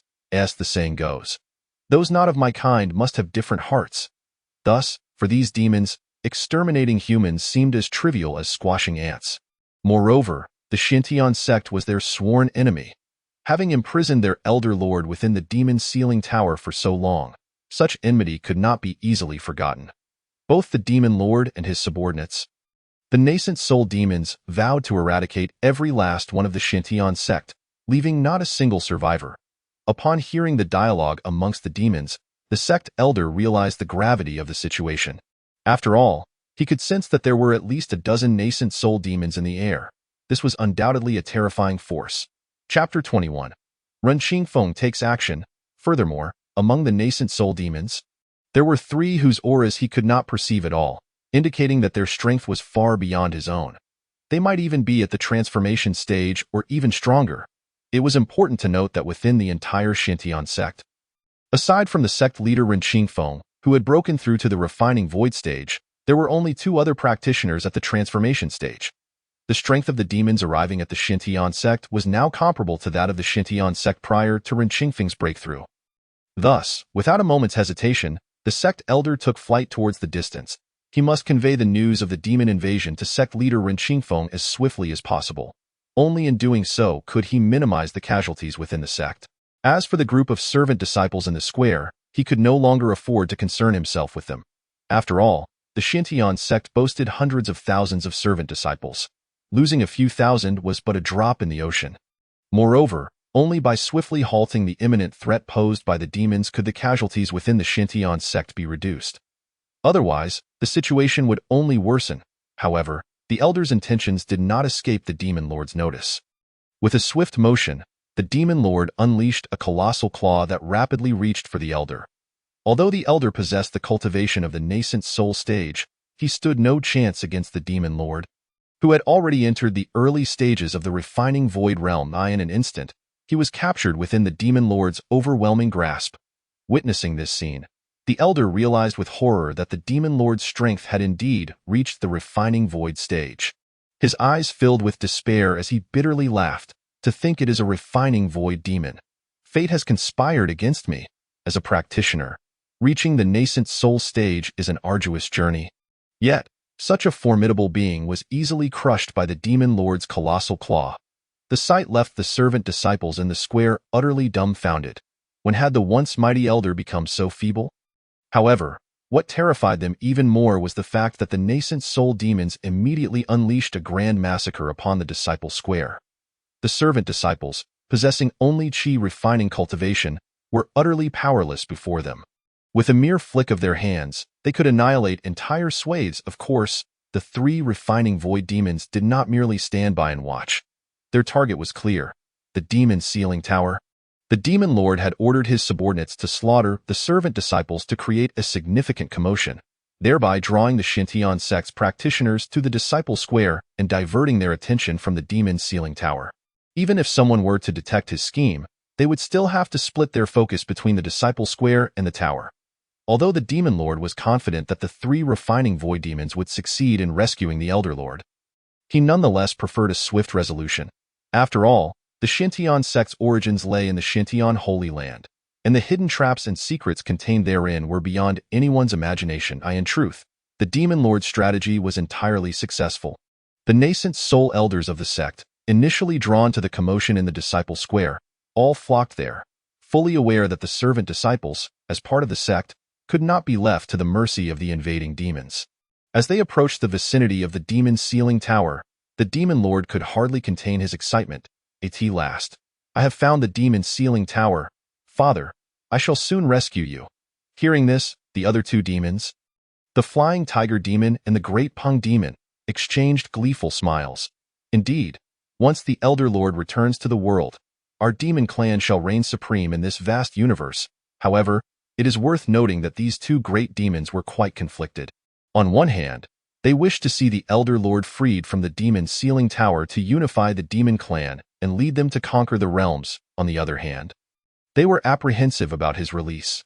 After all, once the Elder Lord broke free from his seal, he would become the true sovereign of the demon clan. As formidable beings of the void refinement realm, they found themselves devoid of any substantial authority. Even though the demon race faced relentless pressure from the human race's sacred grounds, they still enjoyed a degree of freedom as regional overlords.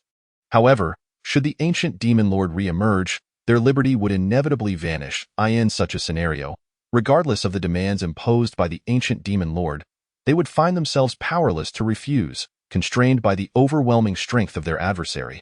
After much contemplation, the Flying Tiger Demon and the Great Pung Demon concluded that their immediate priority should be to rescue the ancient Demon Lord. After all, if the sacred grounds of the human race continued to expand, the demon race might face total annihilation. Despite their status as regional rulers, it would ultimately amount to nothing, leaving them mere specters beneath another's blade. It is worth noting that the relentless pursuit of the demon race by the human sacred grounds does not stem from the ruthlessness of its disciples, but rather from the inherent antagonism that exists between the two factions within this realm of cultivation. Should the demon race grow too powerful, the human race would be compelled to confront unspeakable atrocities. The coexistence of humans and demons is a notion forever out of reach. Consequently, human cultivators exhibit no mercy when faced with demons, unless the latter are willing to become their contracted spirit beasts, in which case a glimmer of hope may be afforded. Just as the Demon Lord prepared to unseal the lock on the demon tower, three figures swiftly approached. These three were the esteemed leaders of the Shintian Taoist sect. Bold demon race, how dare you trespass upon my Shintian Taoist sect? Truly a display of utter hubris, bellowed Lu Haitian. Upon hearing this, the Demon Lord furrowed his brow. I had thought the commotion caused by my subordinates sufficient to remain unnoticed. Yet here you are, Ren Qingfeng, you truly are a lingering shadow. The Demon Lord and Ren Qingfeng were no strangers to one another. In fact, over a century ago, the Demon Lord had initiated plans to rescue the ancient Demon Lord, launching numerous assaults against the Xintian Taoist sect. However, each time, Ren Qingfeng had thwarted him, forcing the Demon Lord to retreat in haste. Humph, audacious demon, I advise you to surrender and await your demise. I might yet grant you a complete corpse. Ren Qingfeng showed no mercy towards the Demon Lord, as many disciples of the Xintian Taoist sect had fallen victim to the demon race's wrath. The enmity between the two sides extended far beyond the ancient Demon Lord. Upon hearing Ren Qingfeng's words, the Demon Lord merely chuckled derisively. Do you suppose I am still the same as before? Allow me to show you despair. With that, the Demon Lord unleashed the full force of his void refinement essence. In an instant, a tempest swirled around the demon tower. Witnessing this, Lu Haitian and Mu Chen gasped in unison. Could it be that he is a void refinement demon? They had initially believed that Ren Qingfeng would easily dispatch the three intruding demons.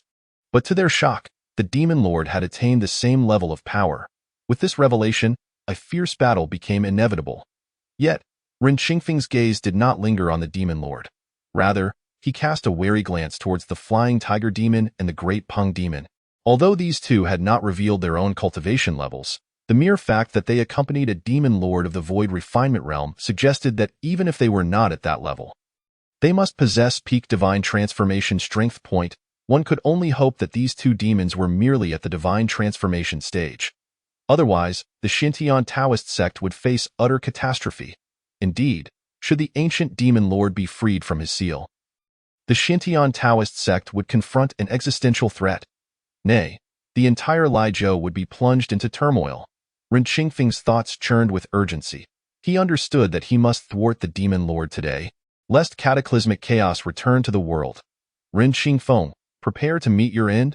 The Demon Lord, tired of idle chatter, unleashed his most formidable power and charged at Ren Qingfeng. In response, Ren Qingfeng immediately counterattacked, and the two clashed violently in midair. Meanwhile, the Great Peng Demon and the Flying Tiger Demon stood aloof, seemingly uninterested in aiding their compatriot, instead crossing their arms and spectating. The Demon Lord, witnessing this, cursed the two demons inwardly. However, he dared not express his ire, for the Flying Tiger and Great Peng Demons were not his subordinates, nor were they closely tied to the ancient Demon Lord. He feared that should he lash out at them now, they might very well reconsider their allegiance. After all, only Ren Qingfeng stood as the Void Refinement powerhouse. Both the Great Peng and Flying Tiger Demons could easily extricate themselves from the conflict, while he could not. Meanwhile, Lu Haitian and Mu Chen were filled with anxiety as they watched the fierce battle unfold above. They prepared to intervene, but were promptly stopped by the Great Peng Demon.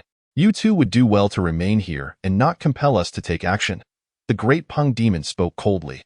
Their reluctance to assist the Demon Lord stemmed from their awareness of the tenuous relationship between him and the ancient Demon Lord. Should the latter be rescued, their own status within the demon race would become precarious. However, they could not prevent the Demon Lord from acting, so they resorted to remaining as passive spectators. Should Lu Haitian and Mu Chen attempt to interfere, the two demons would surely oppose them, for any intervention could drastically alter the outcome of the battle. The dynamics between humans and demons were entirely different. While demons might possess intelligence, their collective wisdom remained comparatively low. If human cultivators were faced with such a scenario, they would undoubtedly unleash their full strength to provide support. The principle of mutual survival was well understood among them. Yet, demons were not as unified. Although there was no treachery among them, their competition was marked by violence and bloodshed. Realizing they were thwarted, Lu Haitian and Mu Chen had no choice but to relent. Even though they could not gauge the true strength of the Flying Tiger and Great Peng Demons, they understood that their power far exceeded their OWN. In this predicament, their interference would not only be futile but could prove counterproductive. They could only retreat with grim expressions, silently cheering for Ren Qingfeng. The outcome of the battle between him and the Demon Lord would ultimately determine the fate of the Xintian Taoist sect. Meanwhile, the other Yuaning elders of the Xintian Taoist sect had all rushed to the Disciple Square for reinforcements. As the Demon Lord's minions were numerous, with over a dozen Yuaning demons present, The elders of the Shintian Taoist sect could not spare personnel to guard the demon tower, of course. The Shintian Taoist sect boasted over 30 yuan in cultivators. Given time, they would undoubtedly eradicate the demon forces. The demon lord was well aware of this, yet his singular focus was the rescue of the ancient demon lord. In pursuit of this goal, he was indifferent to the loss of a few subordinates, viewing them merely as tools to achieve his ends. Tools could be sacrificed for the sake of one's ambitions. Such was the nature of their existence in his eyes. This was also why the Flying Tiger and Great Pung demons chose to watch rather than assist the demon lord, fearful of being betrayed. After all, achieving the status of a void refinement demon made them acutely aware of the value of their own lives. Despite their yearning to rescue the ancient demon lord, their lack of blood relation rendered the endeavor less directly beneficial to them. Conversely, the demon lord, being the son of the ancient demon lord, would see his status soar should the latter be freed. Meanwhile, Wei Jiang remained oblivious to the turmoil within the Shintian Taoist sect. He found himself on the cusp of a breakthrough, tantalizingly close to transcending into the return-to-nothing realm. Yet, for reasons unknown, he felt as though he were miles away from overcoming the final barrier. Regardless, Wei Jiang remained undeterred, for the return-to-nothing realm represented the pinnacle of the cultivation world. Beyond that lay the realm of immortals, a daunting threshold for anyone. Thus, he possessed ample patience, willing to continue his pursuit for another 10 or 20 years without concern. After all, with the Corpse King safeguarding him, he felt no fear of interruptions during his cultivation. However, circumstances soon took a favorable turn, as he swiftly broke through to the void refinement realm, successfully ascending to the return-to-nothing realm. At this moment, the heavens roiled with tempestuous winds, and thunderous tribulations raged. Countless bolts of lightning, each as thick as a bowl, descended upon the depths of the Wan Ku cliff. All cultivators passing by were left in astonishment. What on earth is happening at the bottom of the Wan Ku cliff? Could it be that a corpse king has attained the status of a corpse emperor? The seasoned and experienced cultivators suspect that the emergence of a new corpse emperor may be the cause. Especially since, when the previous corpse emperor manifested in the world, there were similar anomalies at the bottom of the Wan Kuya, which were subsequently chronicled by humans. Those with ample experience and extensive readings speculate that a corpse emperor with strength comparable to that of the return-to-nothing realm may have appeared at the bottom of Wan Kuya. After all, they believe that ordinary individuals would never dare to break through in such a forbidden ground unless they were utterly foolish.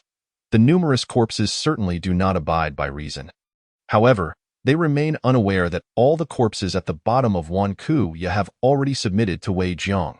As long as his magical avatar persists, those corpses are his most loyal servants.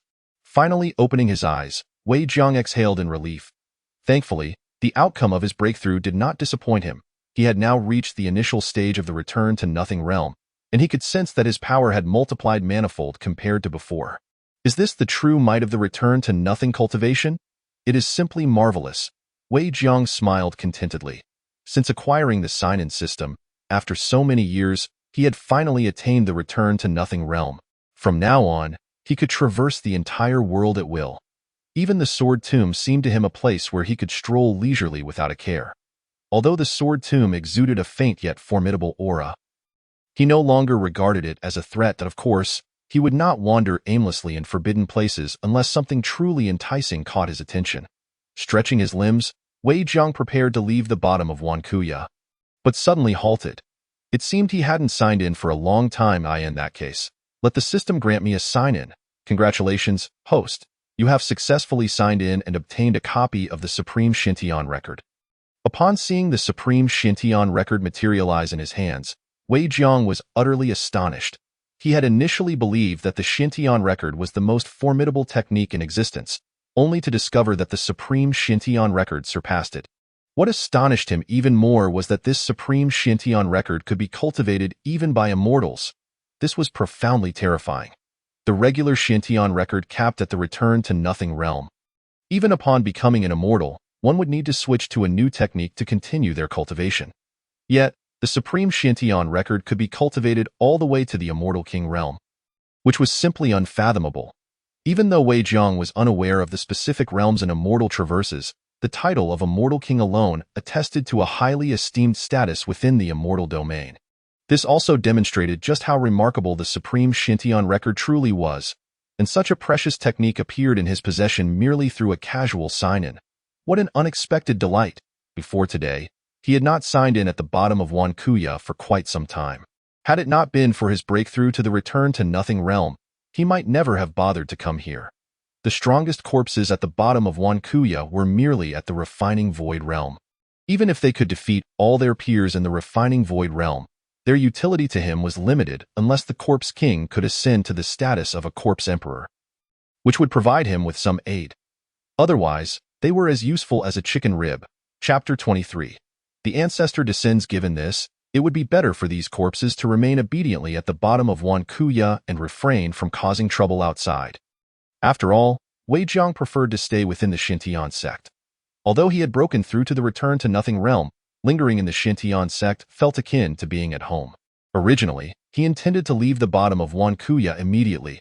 However, with the supreme Xintian record in hand, he could not afford to delay and promptly began to cultivate this technique. Fortunately, the Xintian record and the supreme Xintian record complemented each other. And in just 1 hour, Wei Jiang had successfully transitioned his cultivation. Moreover, he discovered something truly terrifying. The spiritual energy within him had become extraordinary. It was neither immortal energy nor mere spiritual energy, but something in between. This indicated that he could surpass ordinary cultivators of the same realm even without employing any other means. This was particularly alarming. Furthermore, he possessed numerous avatars and the immortal artifact, the Tai Su sword. It was noteworthy that he could now wield the Tai Su sword, an artifact previously reserved for immortals. This made him even more formidable. Additionally, with the enhancement from his sword cultivation, he could hardly comprehend the extent of his power. Nevertheless, he was certain that just with his unique spiritual energy, he could easily overpower ordinary cultivators at the late stage of the return to nothing realm. Even if he encountered those at the peak of the return to nothing realm, he could still hold his own. Once he activated the strength of his avatars and sword cultivation, he could crush peak return to nothing cultivators as easily as squashing an ant. If he summoned the Tai Su sword, he felt that even a genuine immortal would be a worthy opponent. However, these were merely conjectures in Wei Jiang's mind. After all, in the cultivation world, no one had ever witnessed a true immortal descend. Everything was merely speculation regarding his own power. Nevertheless, Wei Jiang had never been one to boast. The very fact that he felt this way confirmed that his strength had indeed surpassed all known cultivators in this world. Of course, whether there were hidden cultivators in the cultivation realm remained a mystery to him. However, possessing the ability to dominate peak return to nothing cultivators was sufficient for him to roam freely in the entire cultivation realm. Yet, Wei Jiang harbored no ambitions of that sort. He merely wished to cultivate in peace and ascend to immortality. Now that he had attained the return to nothing realm, the distance to becoming an immortal seemed less daunting. He understood well that becoming an immortal was exceedingly challenging, even with the sign-in system. Despite the few minor realms separating the initial stage of return to nothing from immortality, those realms were far more arduous than previous stages. The time required would undoubtedly be significantly greater. Moreover, even upon reaching the peak of the return to nothing realm, breaking through to become an immortal would demand time, energy, and sacrifices akin to crossing a chasm. Numerous talented cultivators had perished at the peak of the return to nothing realm, unable to ascend to immortality. Indeed, becoming an immortal is a universally acknowledged difficulty among all return to nothing cultivators. Yet, with the sign-in system, Wei Jiang felt he still had a glimmer of hope. After all, he had now stepped into the return to nothing realm with a lifespan of 50,000 years. In that time, he could sign in every day. He could traverse freely wherever the great truths of the cultivation world resided. With such an extended time frame, he felt even a pig could attain immortality. Not to mention, with his innate talent for sword cultivation, he could be considered a genius. Surely he ought to reach immortality. Casting one last glance at the corpse king, Wei Jiang realized there was no need to linger at the bottom of Wan Kuya. After all, this forbidden ground held little of interest. Aside from the multitude of corpses, there were no rare treasures. Thus, he deemed it better to return to the Xintian sect and engage in menial tasks.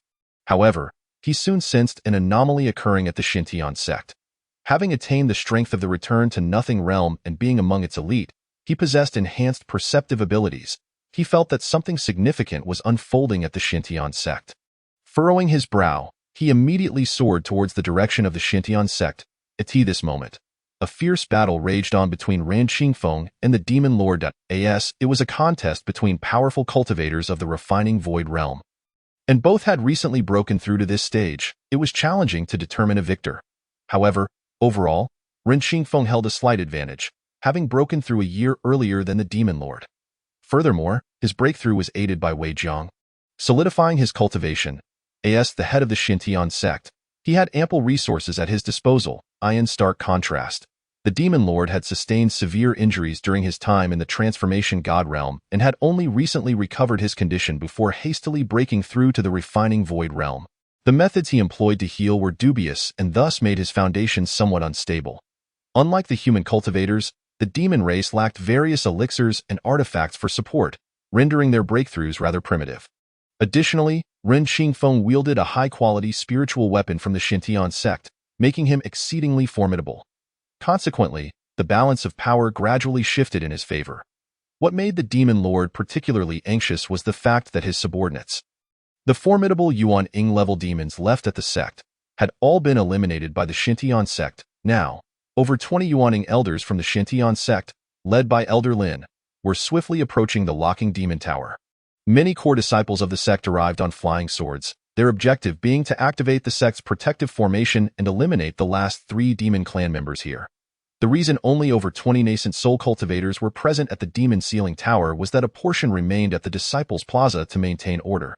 Furthermore, despite the Xintian Daoist sect fighting 2 or even 3 against 1, they still suffered some casualties, losing several elders at the nascent soul stage.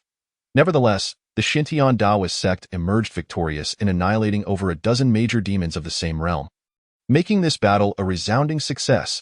Seeing the dire situation, the demon lord immediately addressed the flying tiger demon and the great fox demon behind him. I implore you, brothers, lend me your strength. Upon hearing this, both the flying tiger demon and the great pung demon understood that they had to act. Otherwise, if the demon lord were suppressed, their own fates would be perilous. They had not forgotten that they had come today to rescue the old demon lord. Although they lost a few major demons at the nascent soul stage, the old demon lord would not hold it against them. However, should anything happen to his precious son, even if they successfully rescued the old demon lord, they would undoubtedly face his wrath. With this thought, the flying tiger demon bellowed, "Very well, I shall assist you, my brother." The great pung demon laughed heartily. Let these ants witness our strength. With that, both unleashed their formidable powers as cultivators of the void refinement stage. Witnessing this, Lu Haitian and Mu Qian were utterly astonished. These 2 demons were indeed of the void refinement realm. The realization filled them with despair. After all, the disparity in strength between a divinatory transformation cultivator and a void refinement demon was astronomical. Even if Lu Haitian and Mu Qian disregarded their own lives, they could not prevent their opponents from opening the demon sealing tower. Countless elders and disciples who rushed to the demon sealing tower shared the same sense of hopelessness. Initially, they believed they could provide support and eradicate the demon clan entirely. They never anticipated that the demons would possess 3 void refinement stage beings. This was an exceedingly terrifying revelation. At this moment, Ren Xingfeng felt an overwhelming despair, yet a flicker of hope remained, for he knew that the Xintian Daoist sect still had an ancestor.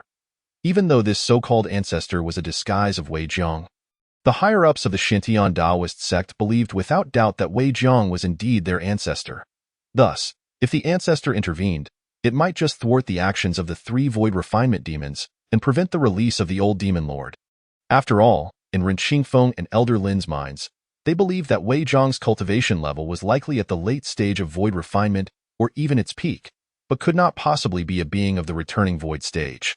If he were indeed of such strength, then during the old demon lord's previous rampage within the Xintian Daoist sect, there would have been no need for the last returning void cultivator to pay with his life to suppress him.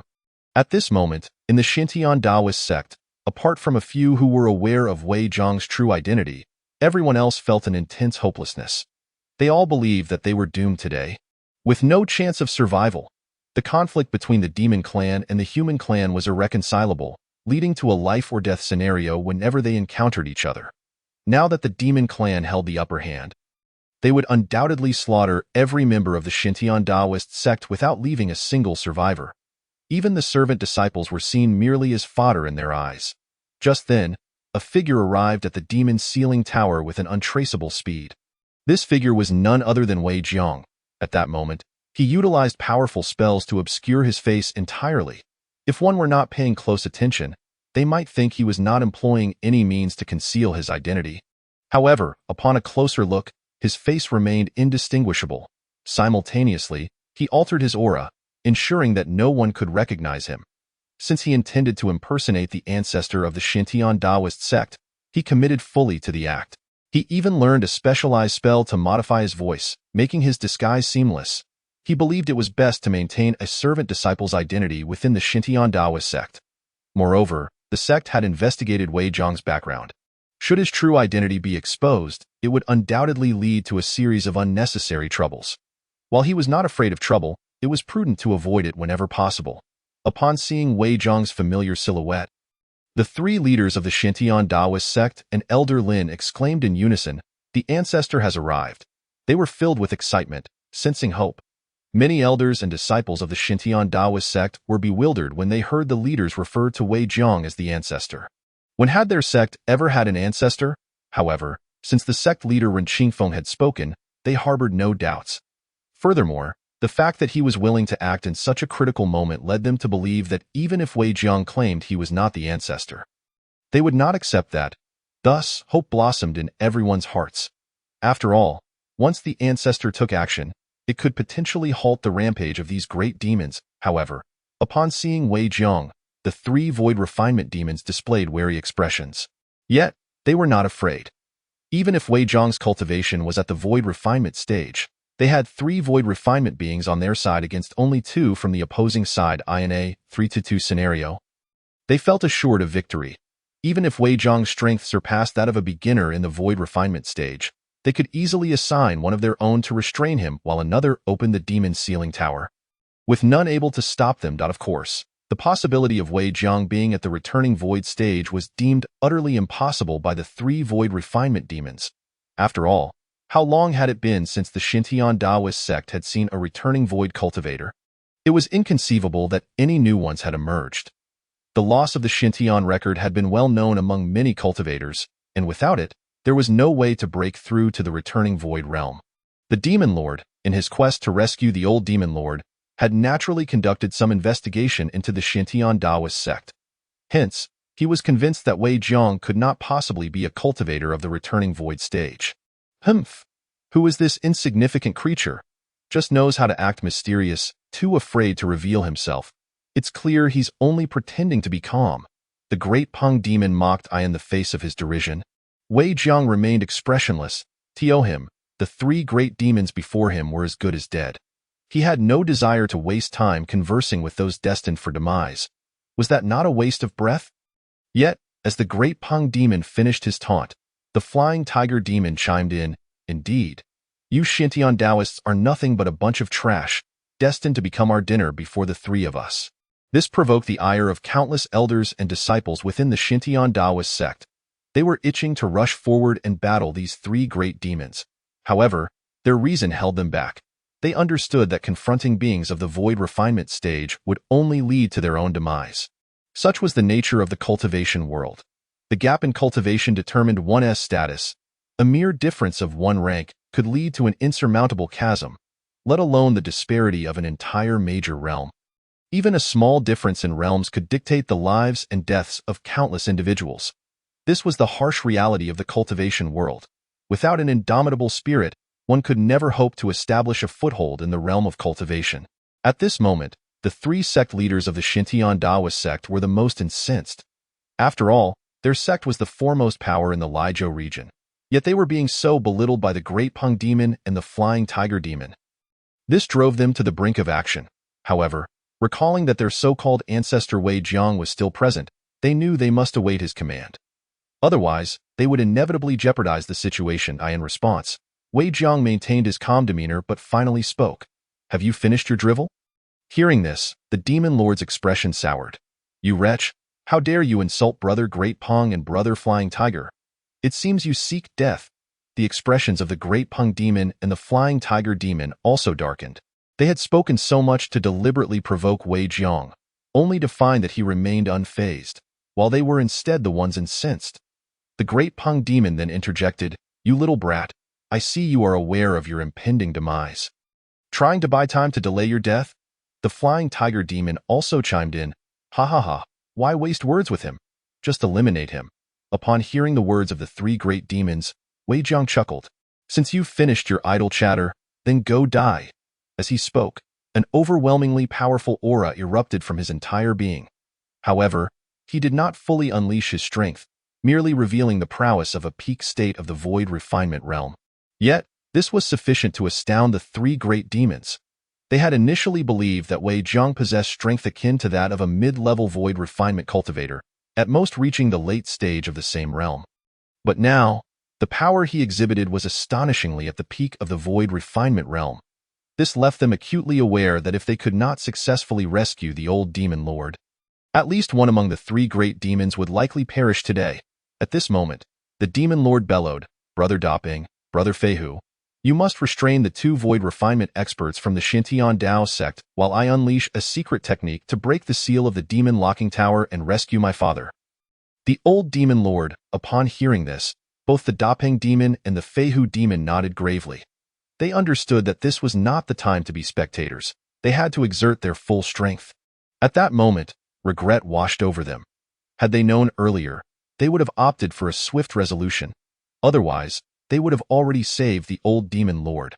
However, when faced with the human race, the innate cruelty of their kind had unconsciously manifested, leading them to deliberately toy with the practitioners of the Xintian Dao sect, which ultimately resulted in their own misfortune. Of course, upon seeing the demon lord unleash his secret technique towards the demon locking tower, Wei Jiang did not intervene. He was curious to test his current strength against the demon race of the returning unbound realm, wondering how many strikes it would take to annihilate the opponent.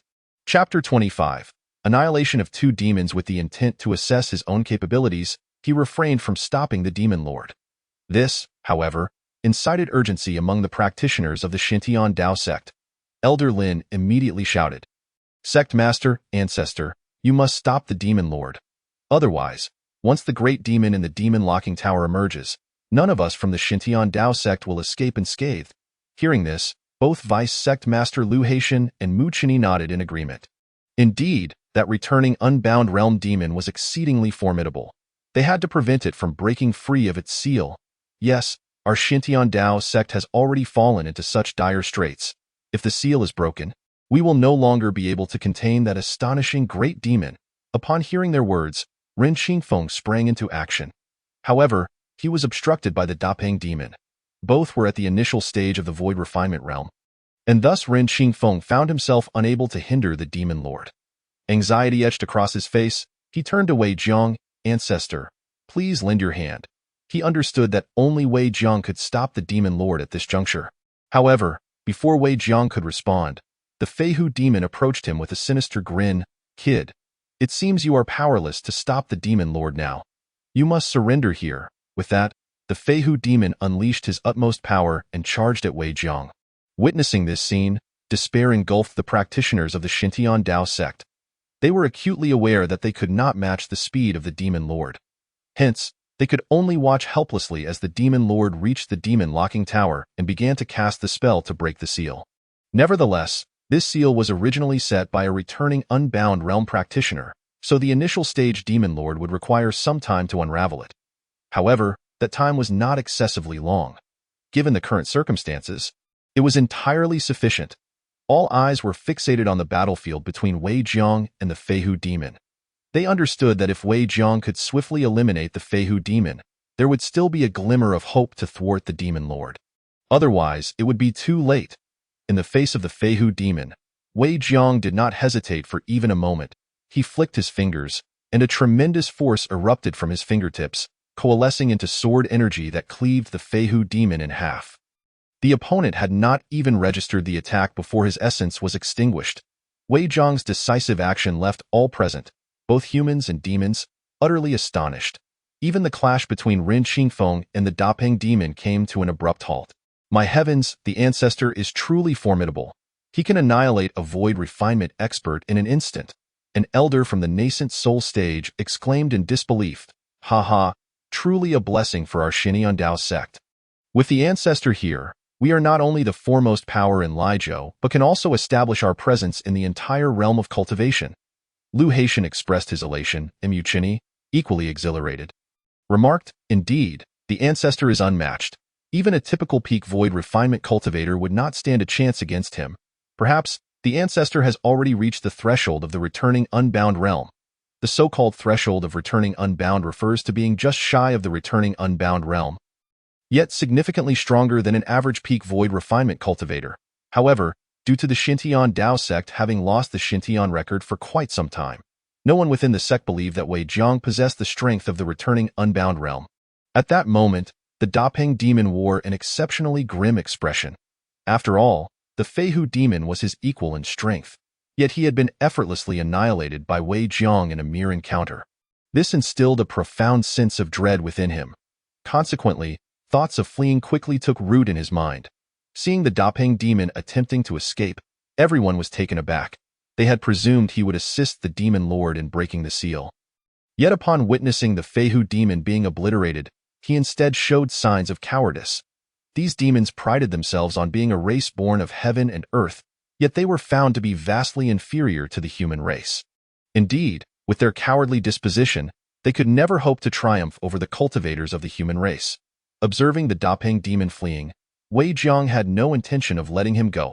He had just witnessed the Dapeng demon slay numerous disciples of the Xinjiang Dao sect. He had come to regard the Xinjiang Dao sect as his own home, and he would not show mercy to the unrestrained demons. Thus, he formed another surge of sword energy in his hand, solidifying it as if it were a genuine flying sword. Witnessing this scene, all the practitioners present were left in shock. Am I seeing this correctly? The ancestor is also a sword cultivator. No wonder he surpassed the average peak void refinement cultivators. He was truly terrifying. Truly, our Xinjiang Dao sect's ancestor is remarkable. It could be said that the practitioners of the Xinjiang Dao sect were especially elated today. Since their decline, it had been a long time since they felt such confidence.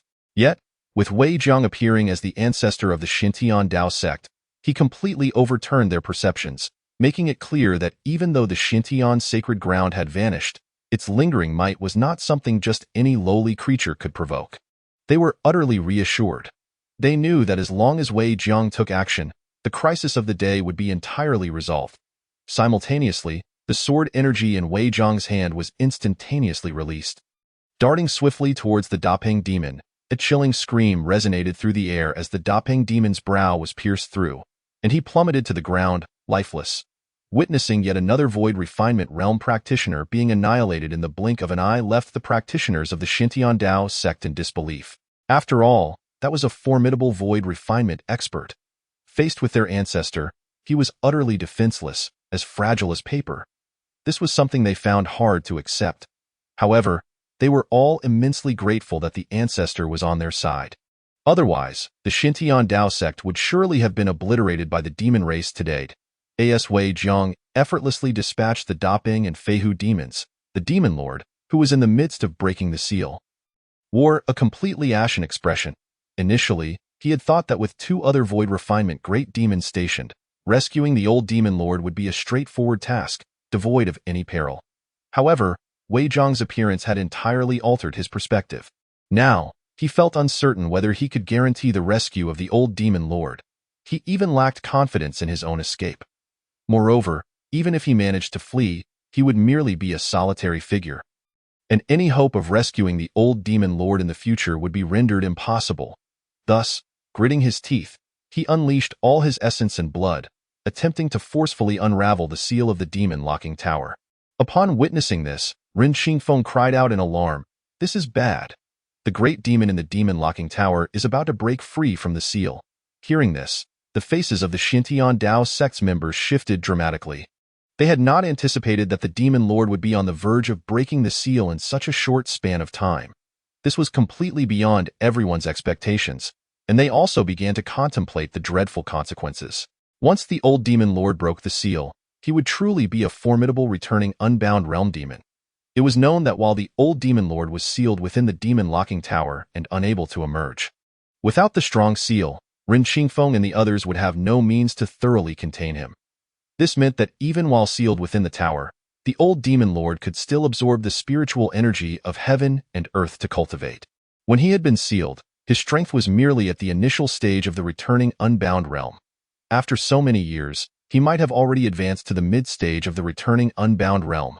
Even if he has not yet reached the pinnacle of the initial stage of the returning to nothingness realm, his power is undoubtedly at the peak of that stage, which is indeed formidable. It is noteworthy that within a radius of 10,000 miles around Lijo, there exists not a single cultivator of the returning to nothingness realm, should the old demon lord break free from his seal. This vast expanse of land would be completely under his control, and the human inhabitants therein would inevitably face the gravest calamity. In the face of such a dire situation, Wei Jiang remained unfazed. Once again conjuring a blade of sword energy in his hand, upon witnessing this blade imbued with terrifying power, the demon lord was filled with dread, his heart quaking in fear. Nevertheless, he overcame his trepidation. In Chapter 26, The Peerless Great Demon, he fully understood that only by rescuing the old demon lord could he hope to survive. Otherwise, he would inevitably meet a disastrous end at that moment. Without hesitation, Wei Jiang unleashed the sword energy, sending it hurtling directly towards the demon lord, instantly obliterating him. As the three formidable demons that had invaded the Xintian Dao sect lay vanquished, the cultivators of the sect breathed a collective sigh of relief. The crisis had finally been averted. My heavens, that was utterly terrifying. I thought today would be my last, remarked one disciple of the Xintian Dao sect, half-jokingly. After all, with the enemies entirely eradicated, their spirits were considerably lifted. In stark contrast to the initial dread for their lives when they feared they might not survive, the sudden appearance of Wei Jiang had instilled a glimmer of hope for survival among all members of the Xintian Dao sect. Thus, the gazes directed at Wei Jiang were laden with excitement. Ren Qingfeng and his companions swiftly flew to Wei Jiang's side, expressing their gratitude. "Thank you, ancestor, for your intervention." Elder Lin also laughed heartily, profoundly grateful to Wei Jiang. Of course, he was unaware that the so-called ancestor before him was merely a humble disciple of the sect. Had he known, he would have surely been left aghast, however, in the face of the bowing and reverent gestures from Ren Qingfeng and the others. Wei Jiang did not allow himself to relax. Instead, he gazed toward the direction of the demon locking tower and remarked coolly, "The seal of the demon locking tower has been broken." Subsequently, everyone beheld the once mighty seal gradually collapsing, ultimately dissolving into nothingness. The entire demon locking tower began to tremble, and with the passage of time, the tremors intensified. At this moment, all understood that the old demon lord had emerged. No one could impede him now. As the demon locking tower continued to crumble, the figure of the old demon lord materialized before the crowd. He was a remarkably powerful demon, towering 300 zhong, with massive wings unfurling behind him, exuding an aura unmistakably belonging to the returning to nothingness realm. Although he had yet to attain the mid-stage of that realm, he was not far from Wai's son has met a most tragic end. The old demon lord's heart was ablaze with fury. No, it would be more accurate to describe it as rage. After all, he had been liberated by his son, and even while imprisoned, he could sense the presence of the latter. Yet, to his dismay, just as he had freed himself from the seal, he discovered that his son had been annihilated by a mere blade of sword energy from Wei Jiang. In that moment, the old demon lord turned his gaze toward Wei Jiang, seething, "You detestable wretch, you must die." He then addressed all the cultivators of the Xintian Dao sect. "And you, mere insects, you must all perish, none shall survive." The old demon lord had resolved to slaughter the entire Xintian Dao sect today. Not even an ant would be spared. He would leave no survivors. Witnessing the old demon lord's furious demeanor, the cultivators of the Xintian Dao sect were thrown into a state of panic, despair taking root in their hearts. Elder Lin trembled, his lips quivering. I had just glimpsed the hope of the Xintian Dao sect's resurgence. Are we truly destined for complete annihilation today? He felt an overwhelming sense of desolation. Originally, the existence of a hidden ancestor within the sect had filled him with joy, especially one as formidable as this, capable of swiftly dispatching those at the initial stage of the void refinement realm. This was undoubtedly the greatest event for the Xintian Dao sect in centuries. Yet, everything had shifted the moment the old demon lord shattered the seals of the tower. If they could not seal the old demon lord once more today, the inevitable outcome would be the obliteration of the Xintian Dao sect.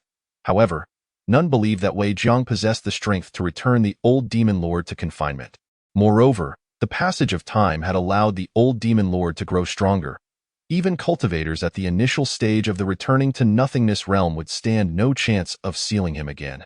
To accomplish such a feat would require at least the strength of the mid-stage of that realm. Furthermore, the demon locking tower had already collapsed. Unless a new tower could be erected, there would be no hope whatsoever. With this thought, despair enveloped every member of the Xintian Dao sect.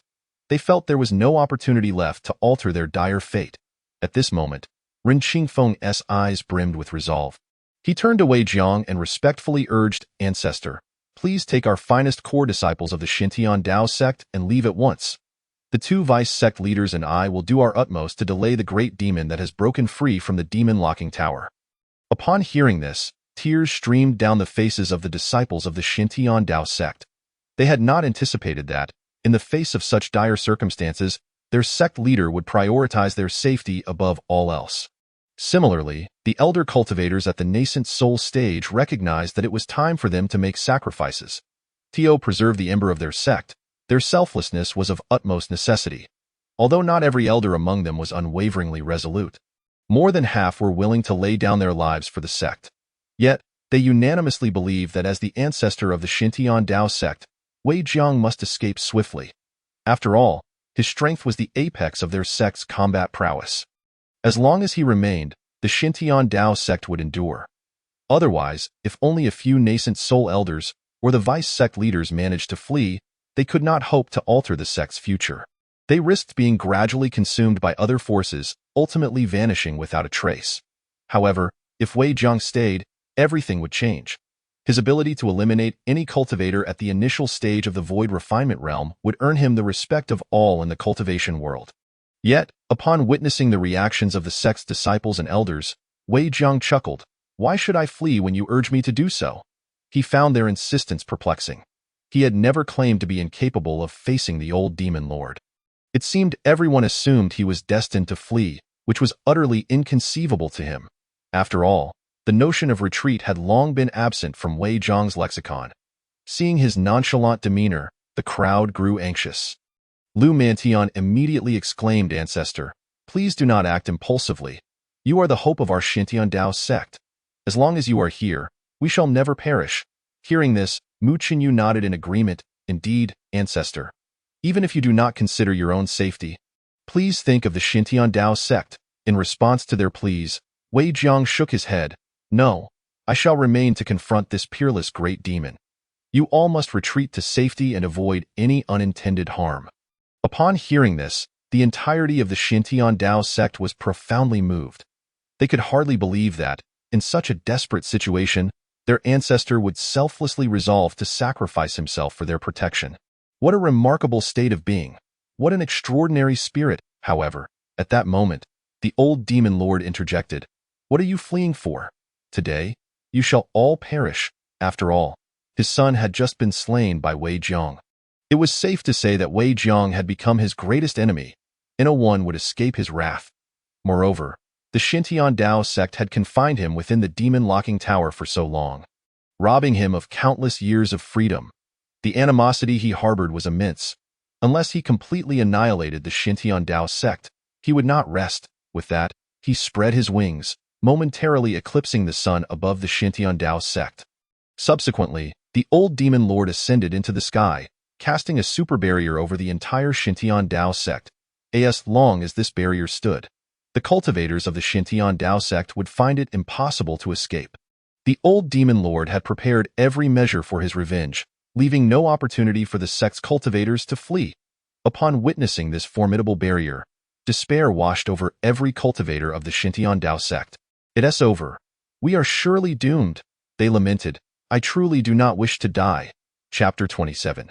The ancestor also belongs to the realm of non-return. One could say that just moments ago, the flicker of hope for survival had ignited, only to be extinguished once again, plunging the disciples of the Xintian Dao sect into a chasm of despair.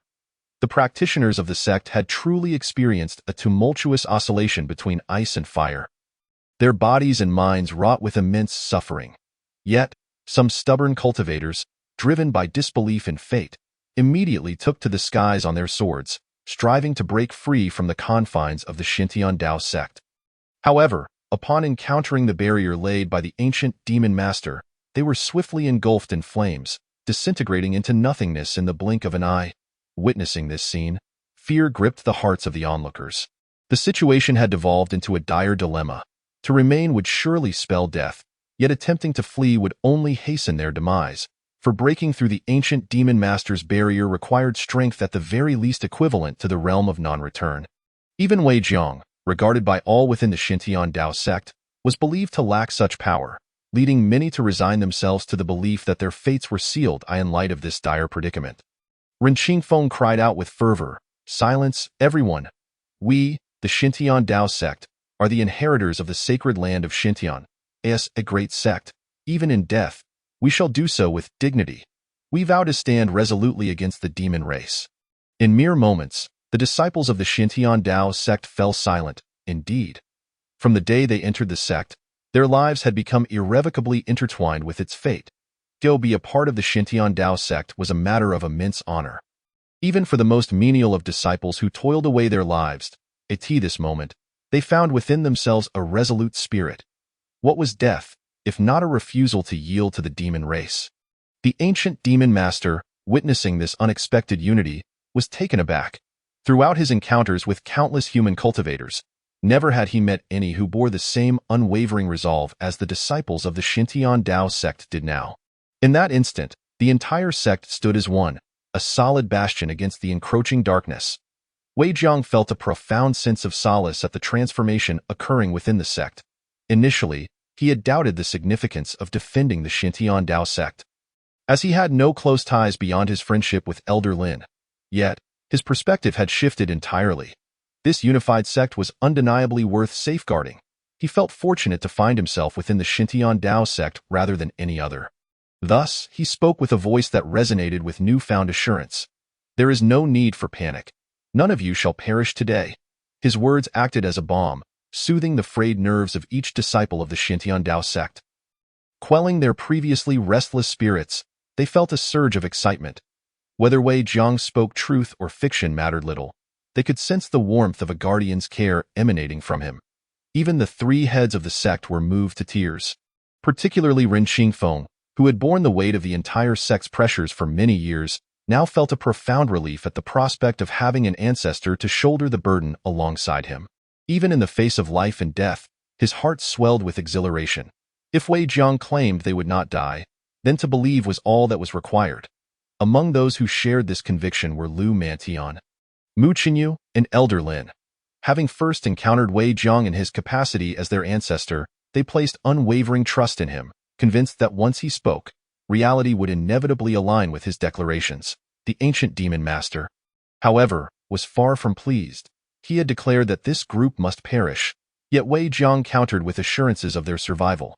With a sneer, he declared, "Insolent insects, you assert they shall not die, yet I shall see each one fall before your very eyes. I shall first slay the others from your sect, and then relish in your suffering as I take your life last." At this juncture, the ancient demon master had descended into madness. His son had been slain by Wei Jiang, and his only desire was to exact a frenzied revenge upon him, devoid of any other considerations. "What I say shall come to pass." Wei Jiang maintained his composure, sensing that the ancient demon master's strength was, in fact, not formidable, at least not in comparison to his own.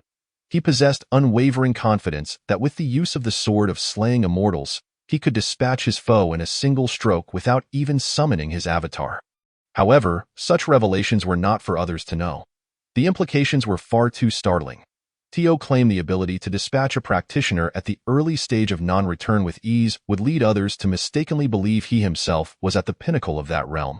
This was undesirable, as he was merely in the initial stages of non-return, not yet having reached the zenith of cultivation. He could not afford to be overly arrogant, lest he encounter a child of destiny and find himself in dire straits. Nonetheless, Wei Jiang considered himself a modest individual. Even if he were to cross paths with such a fabled figure, he would seek camaraderie rather than conflict. His sole aspiration was to cultivate in peace and ultimately ascend to the celestial realm. with no other ambitions weighing upon him. For him, the entire realm of cultivation was but a temporary abode. His true target lay in the realm of immortals. It could be said that throughout history, no practitioner had ever exuded the same level of confidence as Wei Jiang. Yet his self-assurance was not unfounded. His prowess was formidable, bolstered by his extraordinary abilities and the presence of a sign-in system. With the supreme Xintian record capable of guiding him to the realm of the immortal king, and the ethereal weapon, the Taishu sword, reserved for immortals, he was indeed armed to the teeth. Such a powerful entity would instill trepidation in all who encountered him. As the ancient demon master seethed with rage upon hearing Wei Jiang's words, he bellowed, "You dare prevent me from killing? I shall do so regardless." With that declaration, a torrent of potent spiritual energy coalesced in his hands, transforming into a serpentine dragon that surged toward a certain elder in the nascent soul stage.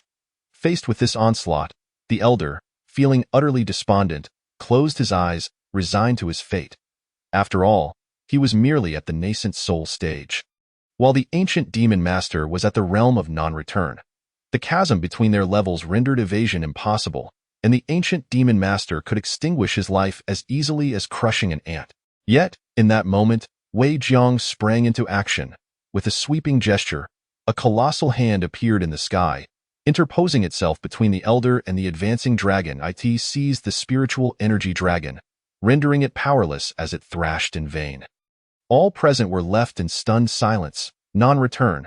That singular term echoed in the minds of everyone gathered. It dawned upon them that the seemingly unassuming ancestor was, in fact, a practitioner of the non-return realm. This revelation sent shockwaves throughout the Xintian Dao sect, leaving all in a state of disbelief. Ren Qingfeng trembled as he stammered. Was it not said that the Xintian record was lost, making it impossible to cultivate to the realm of non-return?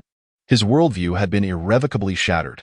The existence of an ancestor at the non-return realm within the Xintian Dao sect was nothing short of divine favor. For a sect to possess a practitioner of that caliber meant it stood as a formidable force within the realm of cultivation. Though it may not rival the sacred lands, even they would show deference to a sect under the protection of a non-return practitioner.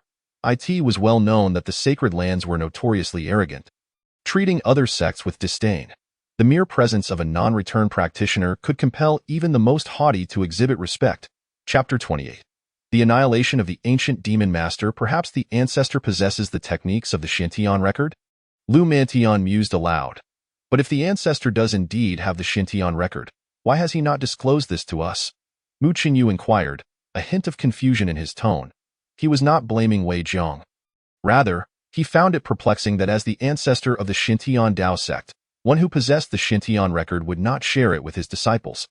The absence of any cultivation from the Xintian record for over a millennium had been the root cause of their gradual decline.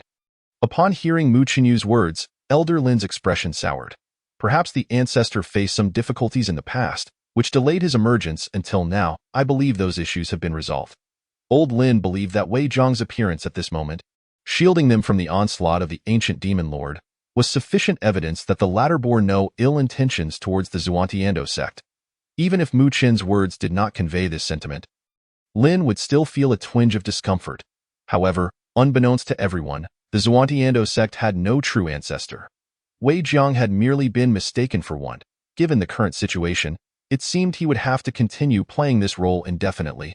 For him, possessing the identity of a sect's ancestor would facilitate his endeavors within the realm of cultivation. The disciples of Xuantiando would undoubtedly follow him with unwavering loyalty, sparing him the need to establish a new sect. Although he now possessed the strength of an early-stage Guwu realm cultivator, unafraid even of peak Guwu realm practitioners, he had already carved a path for himself in the cultivation world. Forming a sect would be a trivial matter. Yet, creating a sect as pure as Xuantiando, where every member, be it the sect leader, elders, or disciples, shared such untainted loyalty, would prove to be quite challenging. Hence, he tacitly accepted the identity of the ancestor. Upon witnessing his attack so effortlessly thwarted by Wei Jiang, the ancient demon lord's expression darkened. Damn it! I refuse to believe you can't be dealt with.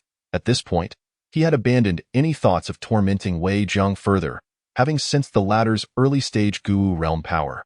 Previously, Wei Jiang had concealed his aura and cultivation level, and the ancient demon lord had underestimated him. Now, he realized his grave miscalculation. He had underestimated the human race. Otherwise, he would not have squandered so much time. His singular goal now was to utterly annihilate Wei Jiang. Once that was accomplished, the remaining Xuantiando practitioners would be easy prey. He knew full well that in the entire realm of cultivation, Guwu realm experts were exceedingly rare, and no one would interfere with their battle. After killing Wei Jiang, he could retreat into the 10,000 Great Mountains, where no one could touch him. The 10,000 Great Mountains were a sacred place for the demon race. Even the strongest human cultivators had to tread carefully within. Otherwise, they risked losing their lives. In contrast, the mountains were exceptionally accommodating to demons, providing an environment conducive to their cultivation. There, their powers would be enhanced. While human cultivators would find their abilities suppressed in this dynamic, only a peak early-stage Guwu realm ancient demon lord could retreat calmly from confrontations with late-stage Guwu realm practitioners. Though he might not necessarily defeat them, as long as he preserved his life, he could gradually cultivate to mid-stage Guwu realm. At that point, he would be able to navigate the 10,000 Great Mountains with ease. His thoughts were indeed convoluted. However, Wei Jiang, uninterested in engaging in further dialogue, declared, "If you do not take action, then I shall. Frankly, I believe it is time for you to meet your end."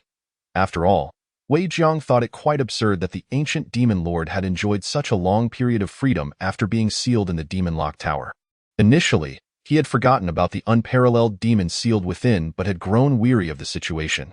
Yet, now that the ancient demon lord had escaped, Wei Jiang was determined to prevent him from wreaking havoc upon the world any longer. He might have felt some sympathy towards human cultivators, but when it came to the demon race, he harbored only boundless animosity. The enmity between humans and demons was irreconcilable, a hatred that had existed since the dawn of both races, with no room for reconciliation. Seeing this, the ancient demon lord unleashed his full power with a sinister grin and charged at Wei Jiang in the face of his all-out assault. Wei Jiang remained unfazed, calmly summoning the sword of celestial slaughter from his small world. With its emergence, the very heavens and earth seemed to shift. The sword of celestial slaughter, Ren Qingfeng, Lu Haitian, and Mu Chun were all astounded. They had not anticipated that the lost treasure of Xuantiando would be in the hands of their own ancestor. This revelation brought them immense joy, for the presence of the sword of celestial slaughter in their ancestor's possession was undoubtedly fortuitous news. Upon witnessing the sword, the ancient demon lord's expression changed drastically. He could sense the immense power contained within the sword of celestial slaughter, amplified by Wei Jiang's grasp. At that moment, he realized he might not stand a chance against Wei Jiang. However, Wei Jiang offered him no opportunity for hesitation. With a swift stroke of the sword of celestial slaughter, the heavens and earth changed hue, cleaving even the winds and clouds in twain. The ancient demon lord's attack was effortlessly bisected by the sword. He attempted to flee, but it was too late. In midair, he was severed in two. A pained scream erupted from the ancient demon lord as he felt his strength dissipating at an alarming rate. His life force dwindling rapidly. Cursed, this is infuriating. I just escaped the demon lock tower, only to lose my life. The ancient demon lord perished with deep resentment, having anticipated a life of freedom, only to find himself on a countdown to death. Who could endure such a fate? As the ancient demon lord fell, all the Xuantiando practitioners present were left in utter shock. They felt as if they were dreaming. After all, the ancient demon lord was a Guwu realm cultivator. To be so effortlessly slain by Wei Jiang was beyond their comprehension. Everyone was in disbelief. The first to speak was Ren Qingfeng. I understand now. The ancestor's cultivation level must have reached the peak of the Guwu realm, allowing him to annihilate the unparalleled demon. Upon hearing this, both Lu Haitian and Mu Chun nodded in agreement, convinced of Ren Qingfeng's assertion. After all, if he were not at the peak of the Guwu realm, how could he have so easily dispatched a peak early-stage Guwu realm demon? It was simply inconceivable. Of course, they were unaware that Wei Jiang was currently only at the early stage of the Guwu realm. His ability to slay a demon of the same realm stemmed from his strength far exceeding his apparent cultivation level. He believed that even against celestial beings, he might stand a chance. Yet, as of now, no news had emerged of celestial beings descending into the mortal realm, rendering this merely a conjecture of Wei Jiang's, without the prospect of becoming reality. Nevertheless, He eagerly anticipated the day when he could advance to the peak of the Guwu realm. He wondered just how formidable he would become. Even in his current early-stage form, he could annihilate early-stage Guwu realm practitioners. If he were to attain the peak, would slaying peak Guwu realm cultivators be as effortless as crushing an ant? Wei Jiang thought this entirely plausible. After all, he found it entirely feasible to eliminate mid-stage Guwu realm practitioners. With a slight enhancement to his power, all of this could become reality. Observing Wei Jiang's figure, old Lin, unaware that this was the same servant disciple with whom he had shared daily conversations, was filled with tears of joy as he exclaimed, "I can now see the hope of our Xuantiando's resurgence." In that moment, all the practitioners of Xuantiando echoed the four characters Xuantiando's sacred land in their hearts. They believed their ancestors' strength must indeed be at the peak of the Guwu realm. If Xuantiando could nurture a few more Guwu realm experts, they might truly stand shoulder to shoulder with the sacred lands. Of course, this was only if they considered the pinnacle of strength. Their mid-tier capabilities still lagged significantly. After all, typical sacred lands boasted dozens, even hundreds, of void refinement realm cultivators, forming an incredibly powerful force. In contrast, Xuantiando currently had only Ren Qingfeng as an early-stage void refinement realm cultivator, rendering their strength quite feeble. The road to becoming a sacred land remained long and arduous for Xuantiando. However, as long as their ancestor remained at the helm, they would endure. Even sacred land powerhouses would tremble before a peak Guwu realm cultivator. After all, such figures represented the utmost pinnacle of strength in the cultivation world. Moreover, typical peak Guwu realm cultivators could not easily slay early-stage Guwu realm practitioners. Wei Jiang's ability to achieve such feats led everyone to believe he was no ordinary Guwu realm cultivator. He was also a sword cultivator. Coupled with certain secret arts, he could dispatch early-stage Guwu realm practitioners with ease. In truth, Wei Jiang's strength surpassed their wildest imaginations. He is inherently a person of great humility. In the absence of necessity, he would never deliberately showcase his skills and prowess, as he considers it a complete waste of time. His disposition is naturally quiet, preferring to gradually cultivate his strength and eventually attain immortality. He is entirely disinterested in the myriad entanglements and conflicts of the cultivation world. Just as Wei Jiang was preparing to depart, he suddenly noticed that all the disciples of the Xin Tian Dao had knelt in unison, exclaiming, "Thank you, ancestor, for saving our sect." Upon hearing this, Wei Jiang smiled, feeling that his earlier intervention was indeed worthwhile. At the very least, the elders and disciples of the Xin Tian Dao possessed commendable character. However, it was unfortunate about the sect disciple who had been slain by the formidable formation of the old demon lord. He need not have perished had he not been so obstinate, ultimately leading to his demise. As for the life or death of a disciple, none present would concern themselves overly. At most, it would bring special sorrow to the disciple's master. After all, in the realm of cultivation, nurturing an exceptional disciple requires an immense investment of time, energy, and resources. Furthermore, he was a prodigious talent, making the loss quite significant for the Xin Tian Dao. However, with the emergence of an ancestor in their ranks, what once seemed a grievous loss now appeared somewhat trivial. Everyone believed that as long as Wei Jiang remained with the Xin Tian Dao, they would undoubtedly have the opportunity to grow exceptionally powerful. Even if they could not restore the glory of the past, they would at least become the strongest sect beneath the Holy Land, a status that would undoubtedly evoke envy among other sections. After all, the cost of establishing a Holy Land is exorbitant. Many believe that henceforth, new Holy Lands would cease to exist within the cultivation world. Under such circumstances, the title of the foremost sect beneath the Holy Land would undoubtedly resonate powerfully. Of course, with great strength comes great responsibility. The Xin Tian Dao has now ascended to become the preeminent force in the entire Lijiao. Previously, they only needed to manage matters surrounding the Xin Tian Dao. But now they must oversee the entirety of Lijiao, and perhaps even the neighboring states. This would undoubtedly require a considerable expenditure of effort. Naturally, these responsibilities would fall to Ren Qingfeng and his associates. As for Wei Jiang, as the ancestor, no one in the Xin Tian Dao would dare to impose upon him. Even when faced with external threats, the choice of whether to intervene remains solely in Wei Jiang's hands. Others lack the qualification to question him, such as the privilege afforded to the ancestor of the Xin Tian Dao. Everyone, rise. We cultivators should not kneel so easily. Wei Jiang intoned with a voice that was both deep and authoritative. This was not his natural voice.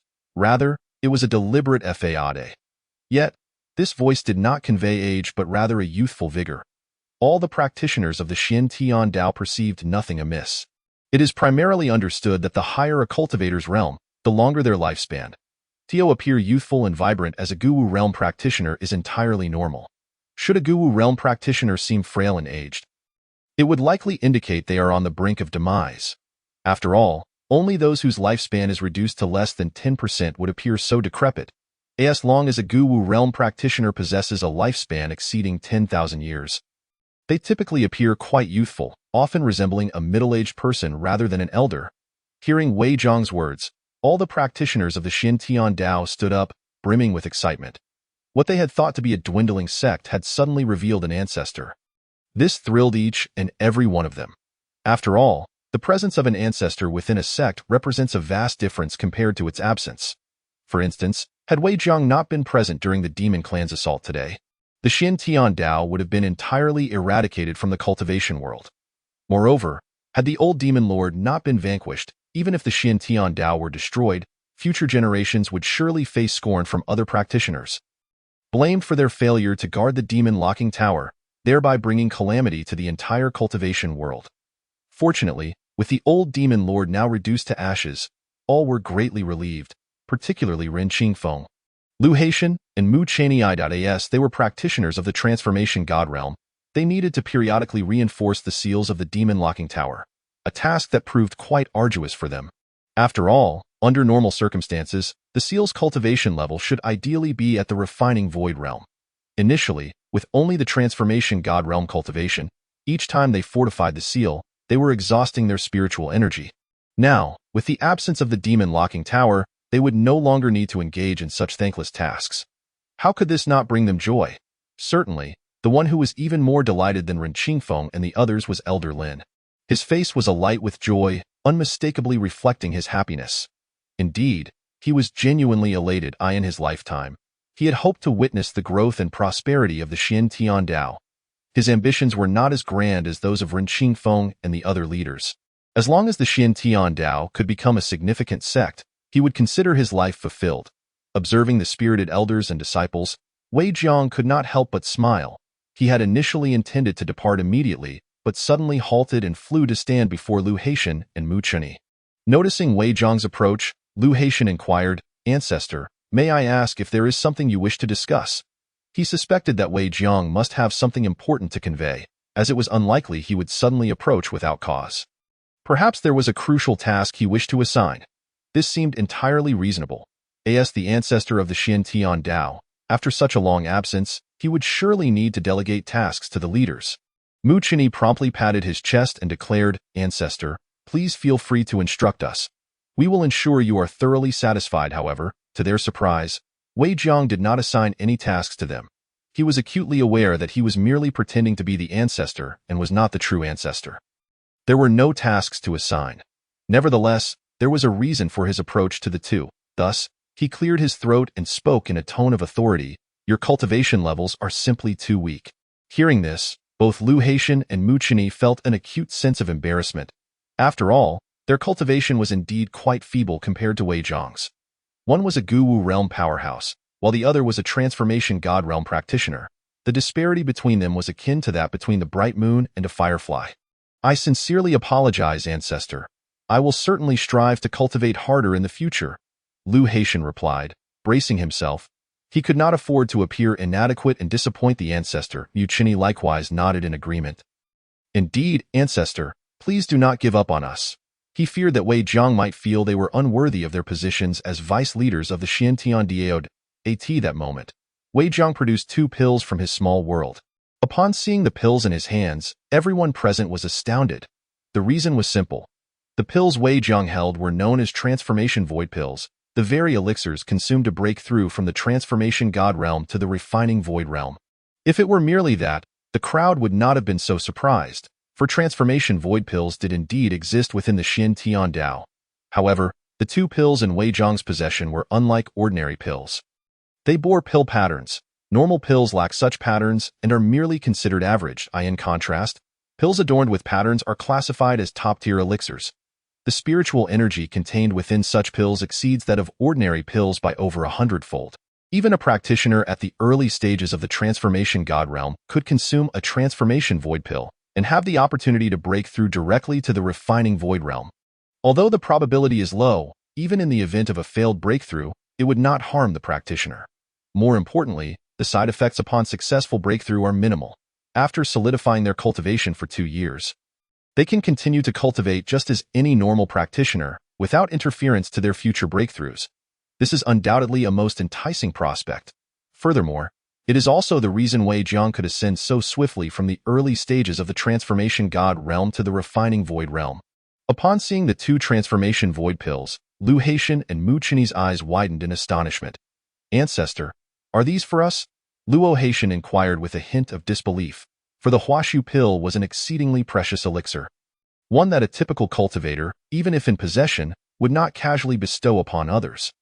Though the members of the Xuantiando sect referred to Wei Jiang as old ancestor, the relationship between them was rather superficial, akin to that of strangers, merely fellow sect members who were unfamiliar with one another. Yet, despite this, Wei Jiang exhibited no hesitation in presenting the Huashu pill, an act that was undeniably moving. In truth, they had misjudged Wei Jiang. If he possessed only these 2 Huashu pills, he would undoubtedly be quite stingy, reserving them for those close to him, never permitting them to be handed out so freely. However, after years of signing in, Wei Jiang had amassed an impressive collection of Huashu pills, totaling over a dozen vials, each containing 10 pills, amounting to more than 100 in total. Distributing just 2 of these pills was but a trifling matter to him, presenting no significant loss. Furthermore, his desire for both Luo Haitian and Mu Chenyi to break through to the Refining Void realm was part of a larger plan. After all, now that Wei Jiang had publicly appeared in the Xuantiando sect, should he ever be absent in times of trouble, the sect would find itself in dire straits. Moreover, it was quite astonishing that a sect with a Guwu realm cultivator had only Ren Qingfeng as its solitary Refining Void realm member. "Take it. This is my gift to you. If you aspire to become the vice leader of the sect, only by breaking through to the Refining Void realm can you attain that goal. The Transformation God realm is simply too weak," Wei Jiang declared promptly. His words echoed a profound truth, igniting a flush of embarrassment among the assembled elders of the Yuanying realm. Even the Transformation God realm was deemed weak by Wei Jiang. If they were to be compared unfavorably to that, did it not imply they were unworthy of their status as elders? Naturally, Wei Jiang was acutely aware of their thoughts, prompting him to swiftly produce 3 vials of Transformation God pills from his small world. Witnessing this spectacle, the entire Xuantiando sect stood in stunned silence. Their ancestor was undeniably affluent. Even a typical Guwu realm cultivator could not so casually produce such a wealth of elixirs. It felt surreal. After presenting the pills, Wei Jiang continued, "Indeed, having Yuanying realm cultivators as elders is somewhat lacking. Each of you shall receive a Transformation God pill. Strive to break through to the Transformation God realm swiftly, and then you will truly merit the title." Upon hearing this, a wave of excitement surged through the crowd. Consequently, every elder of the Xuantiando sect, including Luo Haitian and Mu Chenyi, received a Transformation God pill. Even Lin Lao, who held the position of sect steward, was granted one, and after all, his cultivation was at the Yuanying realm, and despite not being an elder, his status was superior to that of ordinary elders. Wei Jiang, recognizing his favorable relationship with Lin Lao, then tossed him a Huashu pill. Overwhelmed with emotion upon receiving an additional Huashu pill beyond what the average Yuanying realm elder received, Lin Lao was moved to tears. "Thank you, old ancestor, for bestowing the pill." Upon witnessing Lin Lao's fortune, the other Yuanying realm elders felt a twinge of envy, though this sentiment quickly dissipated when Wei Jiang spoke again. "As for the other elders, if you can break through to the pinnacle of the Transformation God realm, I shall also grant you Huashu pills. Of course, these would merely be ordinary Huashu pills. Nevertheless, even ordinary Huashu pills were immensely tempting for all Yuanying realm elders. Although there were indeed Huashu pills within the sect, their quantity was dismally low. Only 3 remained, and 1 had been consumed by Ren Qingfeng during his breakthrough. Thus, only 2 remained. Yet, with Wei Jiang's promise of opportunity for each, the elders were invigorated, realizing they had a chance to become Refining Void realm cultivators. Provided their talents were not overly lacking. It is well known that the lifespan of a refining void realm cultivator extends to a staggering 10,000 years, far surpassing that of their Yuanying realm counterparts. The allure of this prospect was nearly irresistible. Moreover, Wei Zhang's words served as a powerful motivation, compelling all elders of the Xuanyando sect to diligently pursue their cultivation. After all, with effort, the probability of becoming refining void realm cultivators was significantly high. A tantalizing prospect indeed. However, they were well aware that the journey to break through to the refining void realm would be arduous and lengthy. Not everyone possessed the abundant resources that Wei Jiang did, and they could only advance their cultivation gradually. Furthermore, the elders present were not particularly gifted. Nonetheless, as long as they committed themselves to diligent practice without succumbing to complacency, they could surely hope to break through to the refining void realm within their lifetimes. In contrast, cultivators from other sects were far less fortunate than those of the Xuanyando sect, primarily due to the absence of a figure like Wei Jiang among them. For any Yuanying realm cultivator, unless they were exceptionally talented, it was exceedingly difficult to break through to the refining void realm without the aid of Huashu pills. In a moment, the entire Xuanyando sect was enveloped in jubilant anticipation of breakthroughs. First, Luo Haitian and Mu Chini successfully advanced to the refining void realm. Following this, Lin Lao also achieved a breakthrough to the transformation god realm. However, only 2 other elders managed to ascend to the transformation god realm. The reason for this discrepancy was straightforward.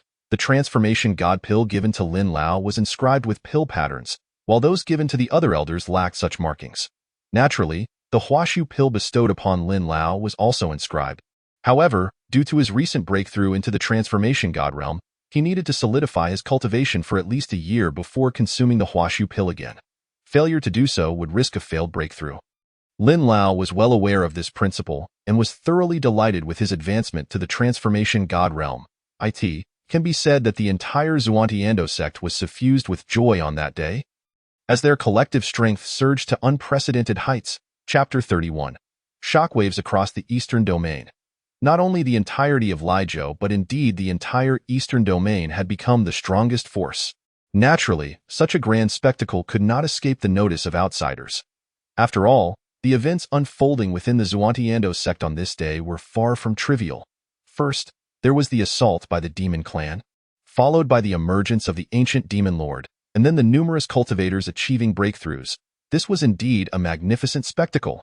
In a flash, the entirety of Lijiao, even the Eastern Domain, was abuzz with discussions surrounding the Xuanyando sect. Additionally, the appearance of Wei Jiang, the venerable ancestor, could no longer remain under the radar. After all, he had made a public appearance today, in broad daylight. Although no one could discern his visage or ascertain the true extent of his cultivation, all could agree on one point. Wei Jiang was a sword cultivator. Furthermore, he was a sword cultivator of the Guwu realm. Most importantly, he was capable of slaying early-stage Guwu realm demons with a mere stroke of his sword. Such a revelation was nothing short of terrifying. Not only did this astonish the cultivators of Lijiao, but it also sent shockwaves through the entire Eastern Domain, even leaving the 4 great holy lands and empires in awe.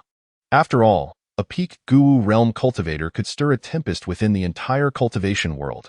No one had any inkling that such a hidden powerhouse existed within the Xuanyando sect. This revelation was jarring for many to accept. However, opinions on this news were divided. Some believed it, while others were deeply skeptical. After all, it was generally understood that only holy lands and empires could harbor Guwu realm cultivators. A once revered Xuanyando holy land had now fallen to the point of merely dominating a region as small as Lijiao. How could such a diminutive sect possibly host the strongest cultivator in the world? Many speculated that this was merely a ploy by the Xuanyando sect to inflate its own reputation. A grand fabrication woven from thin air. They reasoned that even if a peak Guwu realm cultivator truly existed, it would be illogical for them to hide within a small sect. Why not seek refuge in an empire or a holy land? A peak Guwu realm cultivator would receive the utmost respect and recognition wherever they went. Even within the great holy lands, only the sect leader would possess such cultivation. Other Guwu realm cultivators would be comparatively weaker. In other words, had Wei Jiang ventured into any holy land or empire, he would have been met with unprecedented reverence. However, in reality, Wei Jiang held little interest in such matters. After all, he was not enamored with the trappings of the cultivation world. His sole aspiration was to attain immortality. Those outside, like sparrows, remained oblivious to the ambitions of the swan. Indeed, this is quite normal. The extent to which a cultivator can advance is intrinsically linked to their comprehension. A cultivator can never transcend the boundaries of their own understanding. This realization dawned upon Wei Jiang as his cultivation progressed. It was at this moment that he finally grasped why enlightenment is of paramount importance for cultivators. Without a profound sense of understanding, the aspiration to break through to a realm beyond the transformation of spirit becomes a Herculean task. Especially at the level of returning to void, one must possess exceptional insight to attain it. Of course, time swiftly passed, and a day later, Wei Jiang continued to assume the role of the ancestor, residing in the Grand Hall at the very heart of the Xintian Dao sect. At this juncture, Ren Qingfeng, seated beside him, remarked, "Ancestor, since you have publicly manifested, should we not hold a grand ceremony?" Upon hearing this, both Lu Haitian and Mu Chan nodded in agreement, asserting, "Indeed, it is imperative that we invite those from other sects to pay their respects. Given that our Xintian Dao sect has produced a master of the returning to void realm." "Quite right," Wei Jiang acknowledged. This was indeed a fortuitous development for the Xintian Dao sect. Responding to their sentiments, he turned to Lin Lao, who lingered nearby. "Lin Lao, what are your thoughts?" Upon hearing himself addressed as Lin Lao by the sect's ancestor, Lin Lao was instantly taken aback and exclaimed, "Ancestor, please do not embarrass me. You may simply call me Xiao Lin." In response, Wei Jiang amended his address, saying, "Xiao Lin, please share your perspective." Realizing he had nearly let slip an inappropriate title, Wei Jiang felt a tinge of embarrassment. Yet he remained unperturbed, merely a bit flushed. After all, he currently held the esteemed position of the ancestor of the Xintian Dao sect, the highest-ranking individual within the sect. Addressing a mere sect steward in such a manner was indeed a breach of decorum. However, given his earlier display of formidable strength when confronting the old demon lord, his status was undeniably established. Thus, even if he had erred in his address, there was no suspicion cast upon him. After all, to everyone in the Xintian Dao sect, Wei Jiang was the veritable ancestor. Regardless of what he said, none would believe that he was an impostor. Consequently, Wei Jiang's momentary lapse in addressing Lin Lao went unchallenged, with everyone assuming that their ancestor was simply unaccustomed to engaging with others after a prolonged absence from the world. Such a situation is, of course, quite natural. Humans are inherently social beings. A lack of interaction inevitably diminishes one's communicative abilities. However, they dared not voice such thoughts, for they stood before the most powerful ancestor of the Xintian Dao sect. Even the founding ancestor, the first holy master, was considered to be on par with Wei Jiang in terms of strength, making it difficult for anyone to ascertain a victor. Such a formidable presence commanded utmost respect. Nonetheless, since Wei Jiang had solicited Lin Lao's opinion, he candidly expressed, "It is indeed essential to hold a grand ceremony. Ancestor, you are among the most formidable beings in the eastern region. If we fail to do so, other sects might suspect that we are deceiving them." Hearing this, Wei Jiang nodded in agreement, recognizing the truth in his words. After all, he had showcased his cultivation at the returning to void level and demonstrated prowess that surpassed even the pinnacle of that realm. Only the cultivators of the Xintian Dao sect had witnessed this firsthand. Others had only heard rumors, leaving them without conclusive evidence. Thus, many would undoubtedly harbor doubts about his existence. To avert any potential troubles for the Xintian Dao sect and to instill respect in other sects, Wei Jiang deemed it prudent to organize a grand ceremony. Consequently, he nodded and turned to Ren Qingfeng, saying, "Very well, I entrust all arrangements to you." Wei Jiang, being a cultivator, was ill-equipped to handle such matters. If tasked with orchestrating the ceremony, he would surely decline. He would much prefer to confront the other sects directly and assert his authority. However, considering the brutishness of such an approach, he opted to allow Ren Qingfeng to manage the ceremony instead. Upon receiving the ancestor's approval for his request, Ren Qingfeng could hardly contain his joy and exclaimed, "Understood, ancestor. I shall ensure that everything is splendidly organized, leaving you without any disappointment." In addition to Ren Qingfeng's elation, Lu Haitian, Mu Chan, and Lin Lao shared in the excitement. As the core figures of the sect, they had long anticipated a day when they could proclaim their strength to the world, and now that wish was finally within reach. On that very afternoon, countless cultivators from the Xintian Dao sect took to the skies on their swords, departing the sect to send invitations to various sects across the eastern region. This was truly an unprecedented spectacle. Many who had previously doubted the existence of a master at the pinnacle of returning to void within the Xintian Dao sect began to reconsider. After all, if the claims were false, why would they go to such lengths? It was well understood that once invitations were sent, should the Xintian Dao sect be found to be deceiving, the attending cultivators would not hesitate to dismantle the sect. Such a futile endeavor would surely not be attempted. This circumstance only served to affirm that the Xintian Dao sect might indeed possess a cultivator of extraordinary capabilities. Thus, a sense of unease began to permeate through the ranks of other sections. Chapter 32. The ancestor of the eastern region. Would this shift the balance of power for the Xintian Dao sect throughout the eastern region? After all, the former Xintian sacred land had once commanded a dominion spanning millions of miles. Now, in comparison to the Xintian Dao sect, it was as if they belonged to entirely different realms. With the presence of a master at the pinnacle of returning to void, could the Xintian Dao sect reclaim its lost territories? Such possibilities seemed highly plausible. Indeed, Ren Xingfeng and the others shared this sentiment. While their strength may not yet rival that of other sacred lands, reclaiming territories spanning hundreds of thousands of miles was still within reach. This would inevitably include many sections. Consequently, those sects would undoubtedly wish to prevent such a scenario from unfolding. Of course, in the face of overwhelming power, any resistance would prove futile, and all struggles would be rendered meaningless. However, a small faction remained skeptical, convinced that the Xintian Dao sect was merely engaging in theatricality. They believed that the emergence of a master at the pinnacle of returning to void would trigger significant repercussions. Previously, they had never heard of such a powerful being within the Xintian Dao sect. If there were any, they would have belonged to the Xintian sacred land. The sudden appearance of this so-called ancestor left them in disbelief. Or rather, they dared not believe it, as it fundamentally challenged their understanding of reality.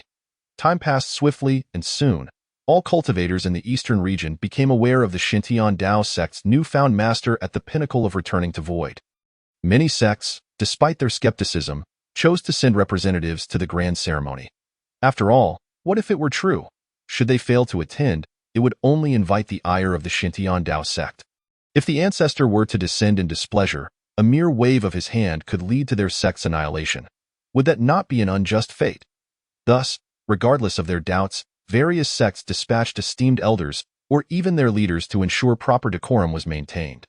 Naturally, should the Xintian Dao sect dare to deceive them, the consequences of their leaders' involvement would be dire. In truth, the Xintian Dao sect harbored no deceit.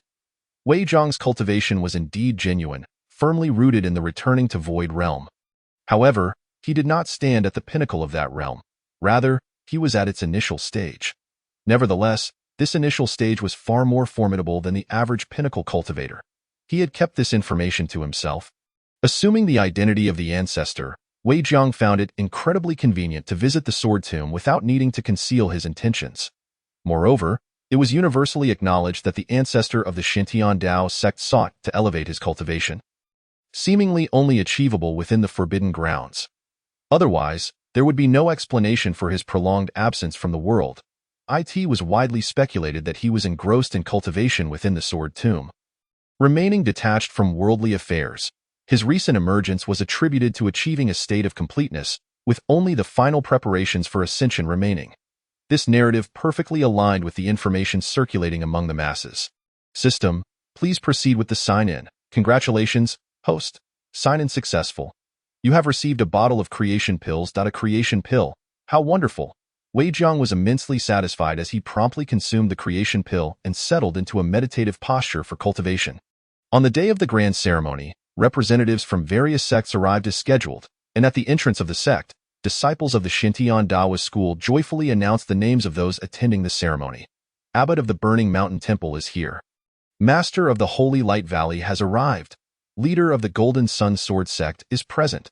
It could be said that on this day, the disciples of the Xintian Daoist school were exceedingly elated. They finally had a chance to hold their heads high. In the past, disciples of the Xintian Daoist school had encountered disciples from even more formidable sects, only to be ridiculed, being told that their sect was utterly worthless and that what was once a sacred ground had fallen to such a dismal state. Faced with those powerful sects, disciples of the Xintian Taoist school had refrained from retorting, fearful of provoking trouble. For years, they had endured profound humiliation. When all the sects and powers had gathered, they were astonished to discover that Wei Zhang's cultivation had indeed reached the realm of return to nothingness. Although they could not discern whether he was at the initial stage or at the peak of this realm, the mere fact that he had attained such a level meant they no longer needed to fear any forces other than the major sacred grounds and empires. At that moment, all the high-ranking members of the sects and powers present completely submitted.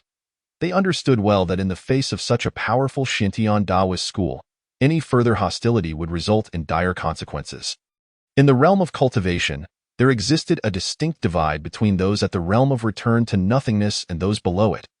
While cultivators at the void refinement stage might flaunt their might, they could only feel like mere ants when confronted with those at the realm of return to nothingness, let alone those who had yet to reach even the void refinement stage.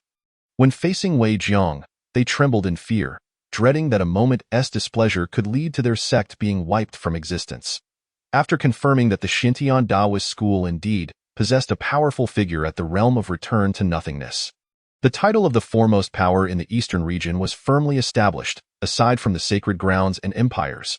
Both Ren Qingfeng and Lu Haitian, along with Mu Qinyi and Elder Lin, wore expressions of jubilance.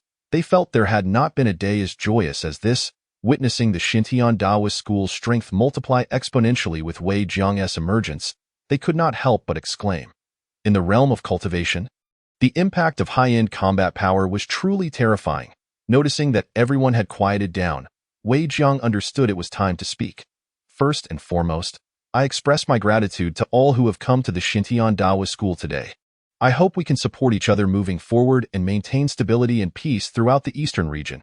Upon hearing this, everyone echoed, "We humbly obey the teachings of our ancestor."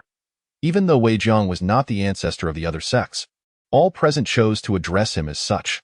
After all, possessing such cultivation, he had already transcended all others. He was now the ancestor of the entire eastern region. Hearing these words, Wei Jiang felt a twinge of unease. After all, he was merely in his 20s, undeniably a young man. He never anticipated becoming the ancestor to so many individuals. It was amusing to think that many of the void refinement stage elders were several thousand years old. Yet they referred to him as their ancestor. Of course, if they were to learn that the ancestor of the Xintian Taoist school was a youth, they might feel a profound sense of shame. Considering their many years of cultivation had left them so weak, while Wei Jiang had surpassed them in just a few years, the disparity was indeed immense. Just as everyone assumed the ceremony had concluded, a disciple at the mountain gate bellowed with great vigor, "The imperial chancellor has arrived." This announcement stunned everyone present. They had not anticipated the chancellor of the empire would attend.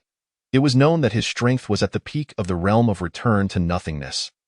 Second only to the emperor, the arrival of such a powerful cultivator at the Xintian Taoist school was beyond anyone's expectations. Could it be that the ancestor of the Xintian Taoist school truly possessed peak capabilities in the realm of return to nothingness? After all, if he were merely an ordinary cultivator at that realm, how could the empire possibly send the chancellor in person? This revelation deepened everyone's reverence for Wei Jiang. After all, a peak cultivator in the realm of return to nothingness was among the rarest of existences in the entire realm of cultivation. As the voice of the Mountain Gate disciple gradually faded, everyone observed the imperial chancellor striding into the grand hall with a retinue. "I come on behalf of the emperor to extend congratulations to the ancestor of the Xintian Taoist school," the chancellor proclaimed, clapping his hands. Behind him, a cultivator carried a large chest to the front of the hall. Seeing this chest, Ren Qingfeng inquired, "May I ask what treasures lie within, Chancellor?" Typically, congratulatory gifts were presented in the form of spatial rings or storage bags. It was unusual for the Chancellor to bring a chest. With a smile, the Chancellor replied, "What is contained within this chest cannot fit into a spatial ring, for it is not an inanimate object. Hence it must be carried." Upon hearing this, everyone speculated that it might contain a magical beast, as magical beasts, being living creatures, could not be stored in spatial rings. It was inconceivable that the Chancellor would have a human concealed within. Such an act would be deemed utterly immoral. Hearing this, Ren Qingfeng smiled and bowed, saying, "We thank the Chancellor for the magical beast. In that case, let us open it and take a look with that." Liu Haitian and Mu Qinyi approached and opened the chest. To their utter astonishment, they discovered a young Kuanpeng within. The Kuanpeng was one of the ancient divine beasts. It was astounding that the empire would casually present such a magnificent creature as a gift to the Xintian Daoist school. Even Wei Jiang was taken aback, for he was indeed in need of a steed. He had planned to venture into the 10,000 Great Mountains to capture a large peng bird or a flood dragon. But the empire had directly gifted him a Kuanpeng, which was an extraordinary boon. This gesture signified the empire's deep regard for Wei Jiang and their keen interest in the emergence of a powerful figure at the peak of the realm of return to nothingness within the Xintian Daoist school. Thus, Wei Jiang, in his feigned voice, expressed, "I am truly grateful to the Chancellor and the Emperor. However, I cannot accept such a precious gift. After all, he was merely impersonating the ancestor of the Xintian Daoist school." Accepting the Kuanpeng would solidify his identity, making it impossible for him to sever ties with the sect later. More importantly, since he was not the actual ancestor, accepting such a valuable gift in that capacity felt rather inappropriate. He possessed a signing-in system, and though he had yet to sign in for a magical beast steed, he believed that one day he would surely obtain one. Given this, why should he trouble others? Accepting the empire's generous gift would mean incurring a debt of gratitude. If the empire were to seek his assistance in the future, he would find it challenging to refuse. Upon hearing his words, the imperial chancellor chuckled. "There is no need for the ancestor to be so courteous. Our emperor believes that the emergence of a peak cultivator in the realm of return to nothingness in the eastern region is a matter worthy of universal celebration. This enhances our safety in facing external forces. After all, a peak cultivator in the realm of return to nothingness could easily safeguard a region, being universally recognized as a supreme powerhouse in the realm of cultivation. In the entire eastern region, there were merely 5 peak cultivators, the emperor of the empire and the leaders of the 4 major sacred grounds. Now, with the Xintian Daoist school adding another peak cultivator, the overall strength of the eastern region was significantly bolstered. More importantly, Wei Jiang was not an ordinary cultivator at the peak of the realm of return to nothingness, but rather a sword cultivator at that level. Such prowess was considered by some to be comparable to an individual on the brink of transcending into the realm of immortals, making him virtually invincible. In such circumstances, it would be remiss of the empire not to extend grand courtesy. Realizing that further refusal would be ill-advised, Wei Jiang understood that this was the empire extending goodwill toward him. If he were to decline, it might lead to a rift between them. While he was not afraid, possessing great power made it easy to annihilate the entire empire. Such actions would entangle the Xintian Daoist school in turmoil, potentially resulting in the loss of numerous disciples, or worse, their complete destruction. Wei Jiang felt that he had usurped the identity of an ancestral figure. He could not simply neglect doing good deeds and instead commit wrongful acts, as that would be exceedingly ungracious. Moreover, he himself was a disciple of the Xintian Taoist sect. Although merely a miscellaneous disciple, during his early days, he was spared from being hunted by the enemies of the Wei family, which could be seen as an unintentional protection offered by the Xintian sect. Given this, now that he had become the sect's honorary ancestor, it was only natural for him to uphold the integrity of this religious order. Furthermore, there was another aspect that Wei Jiang had previously overlooked: the significance of his peak swordsmanship at the return to nothing realm. After all, he had not possessed such formidable cultivation before, nor had he encountered other powerful practitioners, and thus he was unaware of what it truly meant to reach the pinnacle of sword cultivation within the entire realm of immortality. It could be said that the Eastern domain had already emerged as the foremost domain in the realm of cultivation. Indeed, even if a peak practitioner of the return to nothing realm were to emerge in other regions, it would be exceptionally rare for such a figure to surpass the typical strength of others in the same realm. Yet, astonishingly, 2 such individuals had now appeared in the Eastern domain.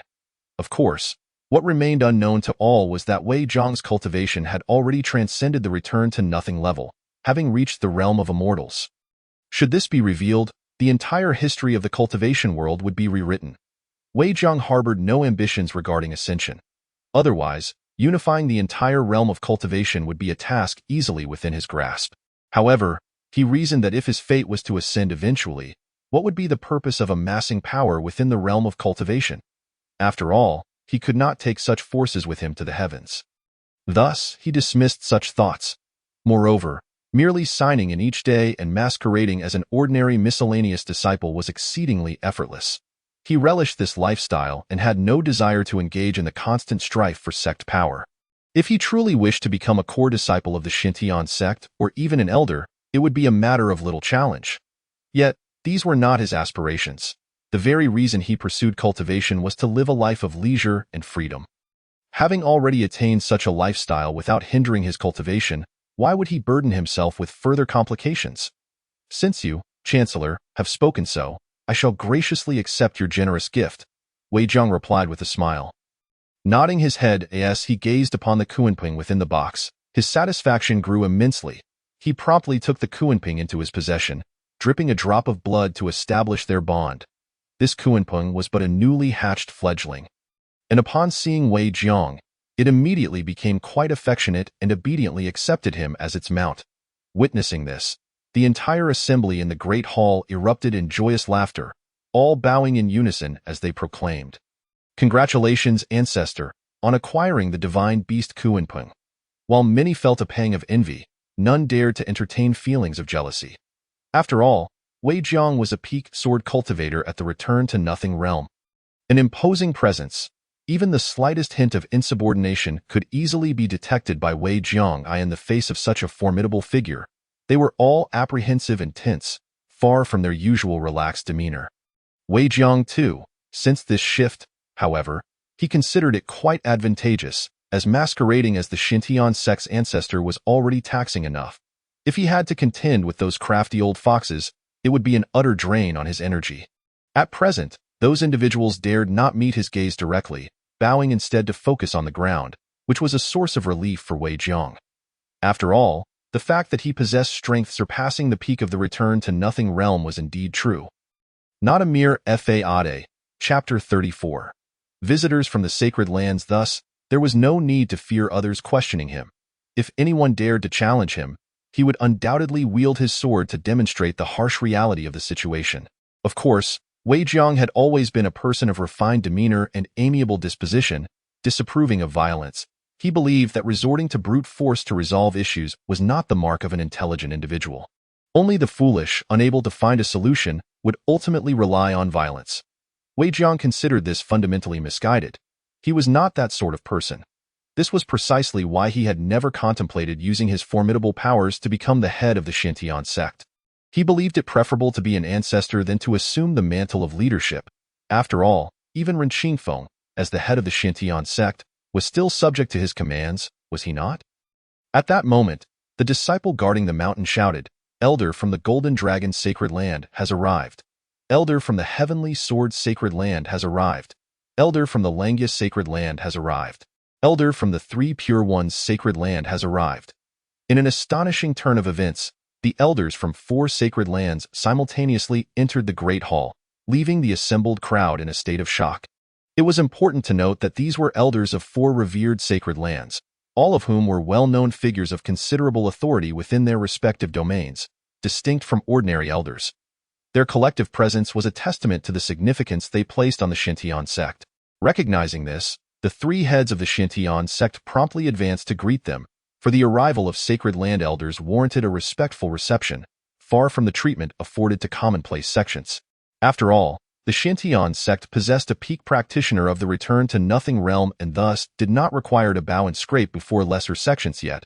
The strength of the sacred lands was not something a small sect like Shintian could compare with. It was also true that they were unaware of the full extent of Wei Jiang's prowess. Had they known, the Shintian sect would undoubtedly stride confidently across the entire realm of cultivation. Subsequently, the 4 elders from the sacred lands each produced a spatial ring, presenting their gifts. Witnessing this, Elder Lin was elated beyond measure. The Shintian sect was receiving visits akin to those of the former Shintian sacred land from other sacred land elders. A notion previously unimaginable. The representatives from other sects and factions could hardly believe their eyes, as it dawned on them that the Shintian sect held such a high status in the Eastern domain. While they had yet to achieve parity with the major sacred lands and empires, they were undoubtedly the foremost sect outside of those realms. As he beheld the 4 sacred land elders, Wei Jiang remarked with a calm smile, "I am grateful to all the elders for gracing us with your presence. However, Our Xintian sect is but a humble sect, and we cannot offer you particularly high accommodations." Upon hearing this, the elder from the Golden Dragon Sacred Land shook his head and replied, "We are well aware of the predicament the Xintian sect currently faces. Otherwise, the once mighty Xintian Sacred Land would not have fallen to its present state." While his words may have seemed harsh, his tone was genuinely kind. After all, he was a forthright individual, merely expressing a blunt truth. Those unfamiliar with his character might find him rather domineering, but Wei Jiang possessed the insight to see through to the elder's true nature. At this juncture, the elder from the Langius Sacred Land interjected, "Indeed, all of our sacred lands hope for the Xintian sect to restore the glory of the former Xintian Sacred Land. In doing so, the Eastern Domain would boast 5 sacred lands. After all, the stronger the Xintian sect became, the more exhilarated the other sacred lands felt. The acquisition of resources by the various sacred lands did not primarily occur within the Eastern Domain. Rather, it involved competition with forces from other regions. Consequently, if the Xintian sect could reclaim its status as the Xintian Sacred Land, the competitive edge of the Eastern Domain would be greatly enhanced. This was undoubtedly a joyous prospect. The elder from the 3 Pure Ones Sacred Land nodded in agreement, stating, "I believe that the existence of an ancestor at the peak of the Return to Nothing realm within the Xintian sect makes it exceedingly feasible to restore the former sacred land status. It is likely only a matter of years. In truth, they were all perplexed as to how a once downtrodden sect like the Xintian could still possess an ancestor. It was indeed unfathomable among the gathered. It was the elder from the Heavenly Sword Sacred Land who appeared most curious. After all, he was also a sword cultivator, and a peak practitioner at that. He was arguably the strongest among the elders present and could rival even ordinary peak Return to Nothing realm practitioners. In the Eastern Domain, the most powerful figure on the surface was none other than the master of the Heavenly Sword Sacred Land, for he was a peak sword cultivator at the Return to Nothing realm. Coupled with various means, many believed he could indeed look down upon the entire cultivation world. However, there existed formidable figures in other regions as well. Since the master of the Heavenly Sword Sacred Land had not openly competed with anyone, the true identity of the one capable of dominating the entire cultivation world remained a mystery. Now, with the emergence of another peak practitioner of the Return to Nothing realm within the Xintian sect, many began to speculate whether Wei Jiang's strength surpassed that of the Heavenly Sword Sacred Land's master. After all, both of them are figures of ancestral stature, and ordinary individuals would not dare to venture a guess. Fearing that their innermost thoughts might be discerned, leading to impending calamity, they are merely insignificant little fish and shrimp, with no need to meddle in such affairs. The realm of cultivation is indeed distinct from the mundane world. In the secular realm, no matter what one thinks in their heart when faced with a powerful adversary, others remain oblivious. However, in the realm of cultivation, there are numerous methods, and simply concealing one's thoughts does not ensure safety. At this moment, an elder from the Heavenly Sword Sacred Land gazed at Wei Jiang, his eyes gleaming with eager anticipation. "You are the ancestral master of the Xintian Dao sect. Logically, I should not offend you. However, I have heard that you are also a sword cultivator. Would you be so kind as to offer me some guidance?" His words were couched in politeness, yet the formidable aura he emanated was evident to all. Clearly, the elder of the Heavenly Sword Sacred Land did not believe that Wei Jiang genuinely possessed the prowess of a peak Guiwu realm sword cultivator, suspecting instead that he might merely be bluffing. After all, cultivators at the peak of the Guiwu realm are exceedingly rare. Aside from Wei Jiang, there are only 5 others throughout the entire Eastern Domain. Yet, suddenly, a peak Guiwu realm sword cultivator has emerged, stronger than the average peak cultivator, which naturally invites skepticism. Upon hearing this, Ren Xingfeng and the others immediately changed their expressions to Yu Chen's face darkened as he spoke. "While you are an elder of the Heavenly Sword Sacred Land, it is utterly disrespectful to our ancestral master, and such arrogance is intolerable." However, the elder of the Heavenly Sword Sacred Land paid no heed to his protest, responding, "I merely wish to seek your guidance. I hope the ancestral master will oblige." At this juncture, the elders from the other 3 sacred lands also chimed in, "Indeed, I believe that both of you are sword cultivators, and a contest between you would be most enlightening." "Precisely.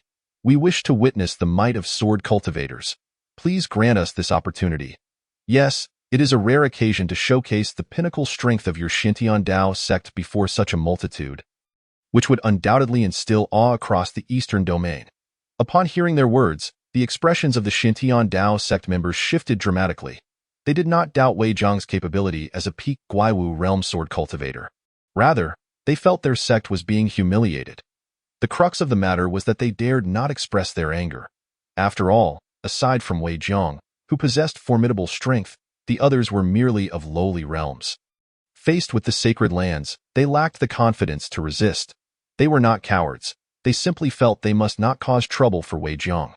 They believed that as the ancestral master of the Xintian Dao sect, he would surely seek to elevate the sect in the future. If they offended the sacred lands now, developing the sect later would undoubtedly prove arduous, and they might even become targets of the major sacred lands. Chapter 35. The Challenge.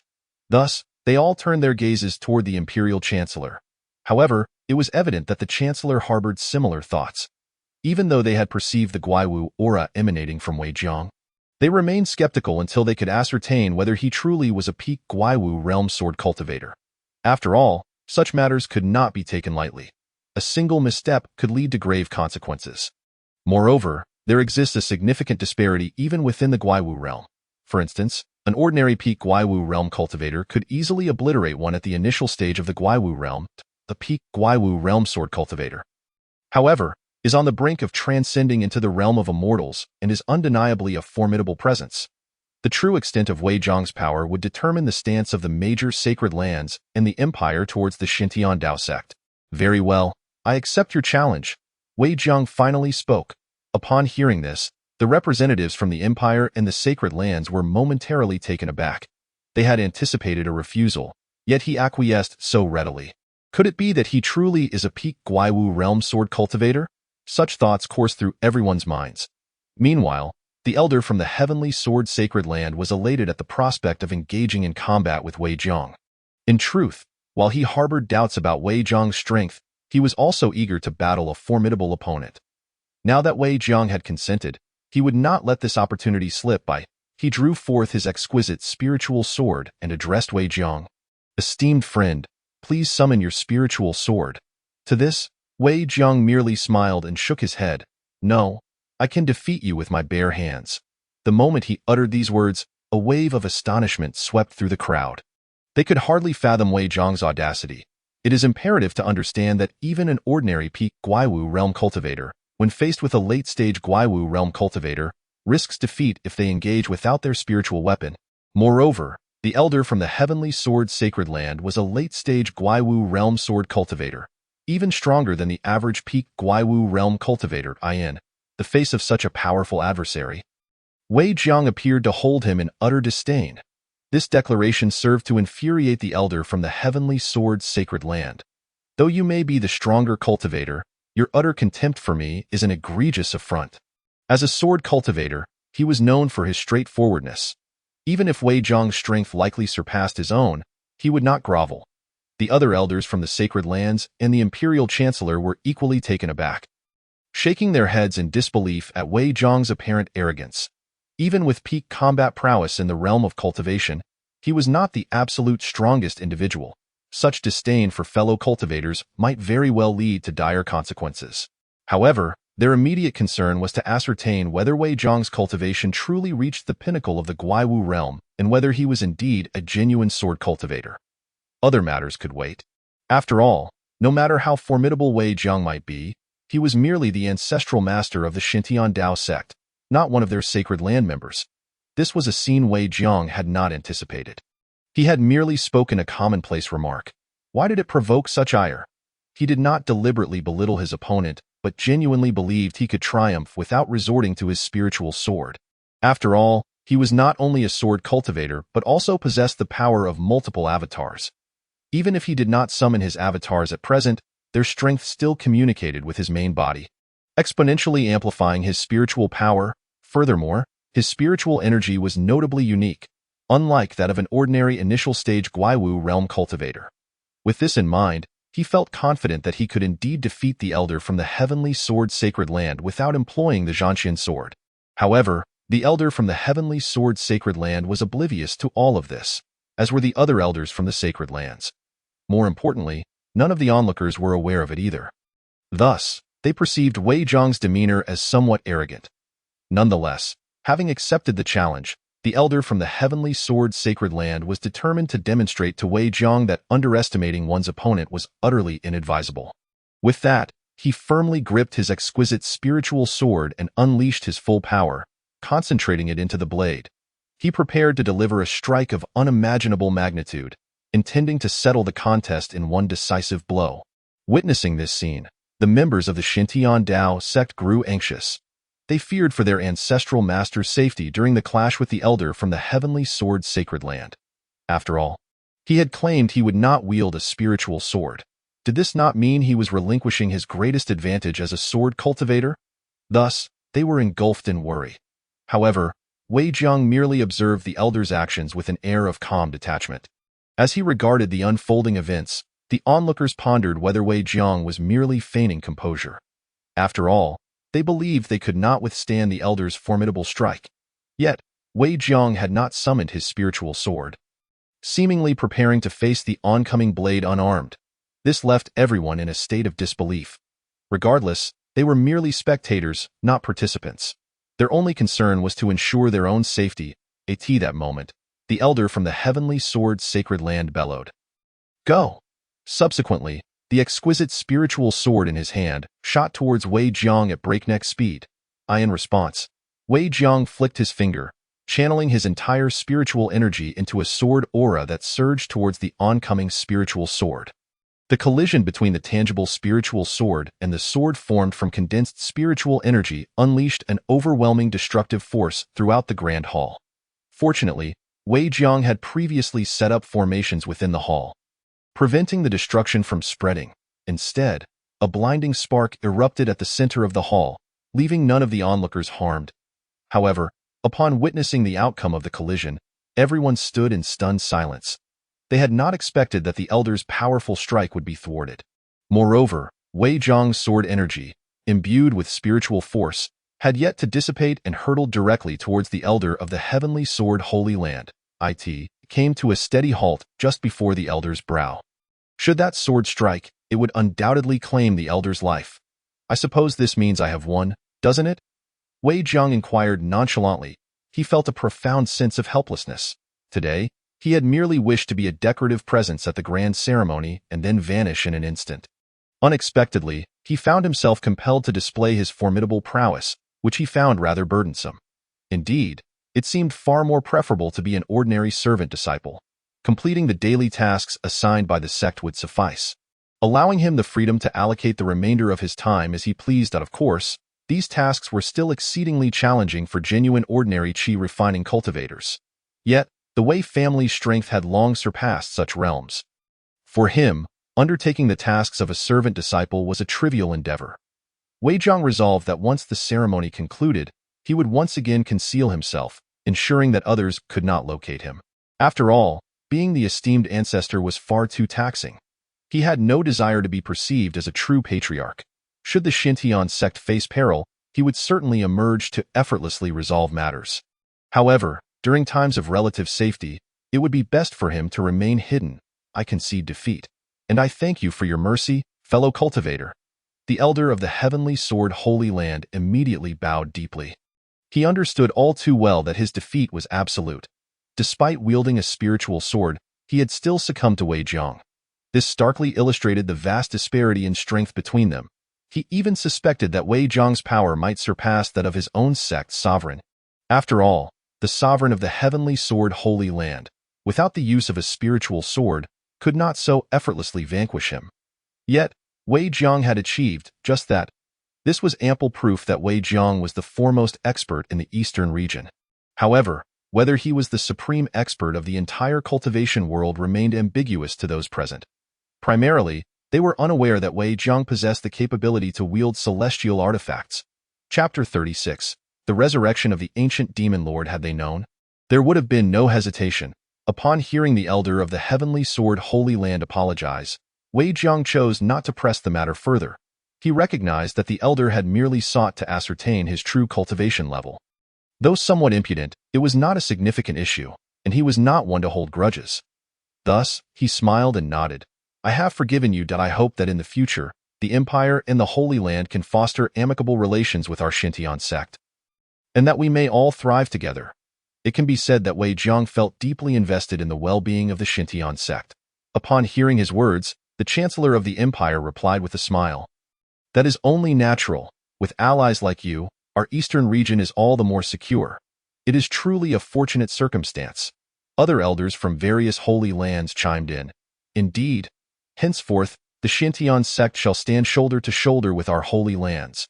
Indeed, I believe the Xintian sect qualifies as a quasi-holy land. I concur with this sentiment. Initially, they had doubted the Xintian sect's eligibility for such status. However, after witnessing the contest between Wei Jiang and the Elder of the Heavenly Sword Holy Land, they realized they had underestimated the true strength of this hidden patriarch.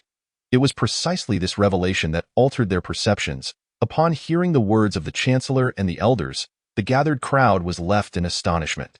They had not anticipated that Wei Jiang, single-handedly, had garnered the recognition of the various holy lands. A quasi-holy land. This was indeed a resounding title, signifying that, in terms of top-tier strength, the Xintian sect had fully qualified for holy land status. What remained was merely mid-tier strength. Yet, with Wei Jiang's methods, the Xintian sect had acquired several more cultivators at the transformation stage and 2 at the void refinement stage within a mere few years. This was truly staggering. Perhaps, in less than a few decades, the Xintian sect would become a veritable bastion of transformation stage cultivators, with void refinement practitioners abounding. The 3 heads of the Xintian sect, Elder Lin, along with all the elders and disciples, were particularly exhilarated. They had never anticipated that their sect would attain the title of quasi-holy land today. It was an utterly thrilling development. They all turned their gazes toward Wei Jiang, acutely aware that this was all thanks to his efforts. Without Wei Jiang, how could the Xintian sect have captured the attention of the various holy lands? Thus, their gratitude toward this emerging patriarch grew exponentially. They all thought that as long as the patriarch remained, the Xintian sect would inevitably ascend to become a true Xintian holy land. The entire Xintian sect was enveloped in an atmosphere of jubilance. Yet, unbeknownst to them, at the location of the damaged demon locking tower, a wisp of black shadow quietly coalesced and subsequently burrowed underground, departing from the confines of the Xintian sect, 100 miles away from the Xintian sect. The shadow took the form of the ancient demon lord. However, at this moment, the ancient demon lord appeared diminished, even smaller than an average person. Cursed Xintian sect, I shall not rest until we are adversaries. The ancient demon lord seethed with fury. Just days prior, he had escaped from the demon locking tower and tasted freedom, only to have it obliterated by Wei Jiang and the Xintian sect. This incensed him and filled him with regret.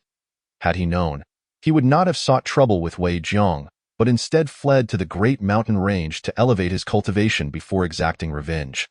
Yet, it was too late. Regret was futile. Nevertheless, the ancient demon lord did not succumb to despair. It seems I have no choice but to employ that method for vengeance. I shall avenge myself and my son. A glint of determination flashed in the ancient demon lord's eyes before he vanished from sight, soaring towards the great mountain range. In light of the situation, the members of the Xintian sect remained oblivious. Even Wei Jiang was unaware, as he had no inclination to idle and scan the entirety of Lizhou with his divine sense. The grand ceremony spanned 3 full days and nights, during which Wei Jiang found himself exceedingly bored. He scarcely had the time to leave his seat to sign in. After all, he was the centerpiece of this event, and all eyes were upon him. If he were to abruptly depart, it would seem rather out of place. However, the ceremony eventually concluded. After bidding farewell to all the attendees from various sects, Wei Jiang finally exhaled in relief. He prepared to revert to his guise as a servant disciple, for there were no pressing matters demanding his attention. And maintaining the faade of an esteemed ancestor had become especially taxing. Thus, the 3 heads of the Xintian sect, despite their best efforts, could not locate their patriarch, leaving them in a state of exasperation.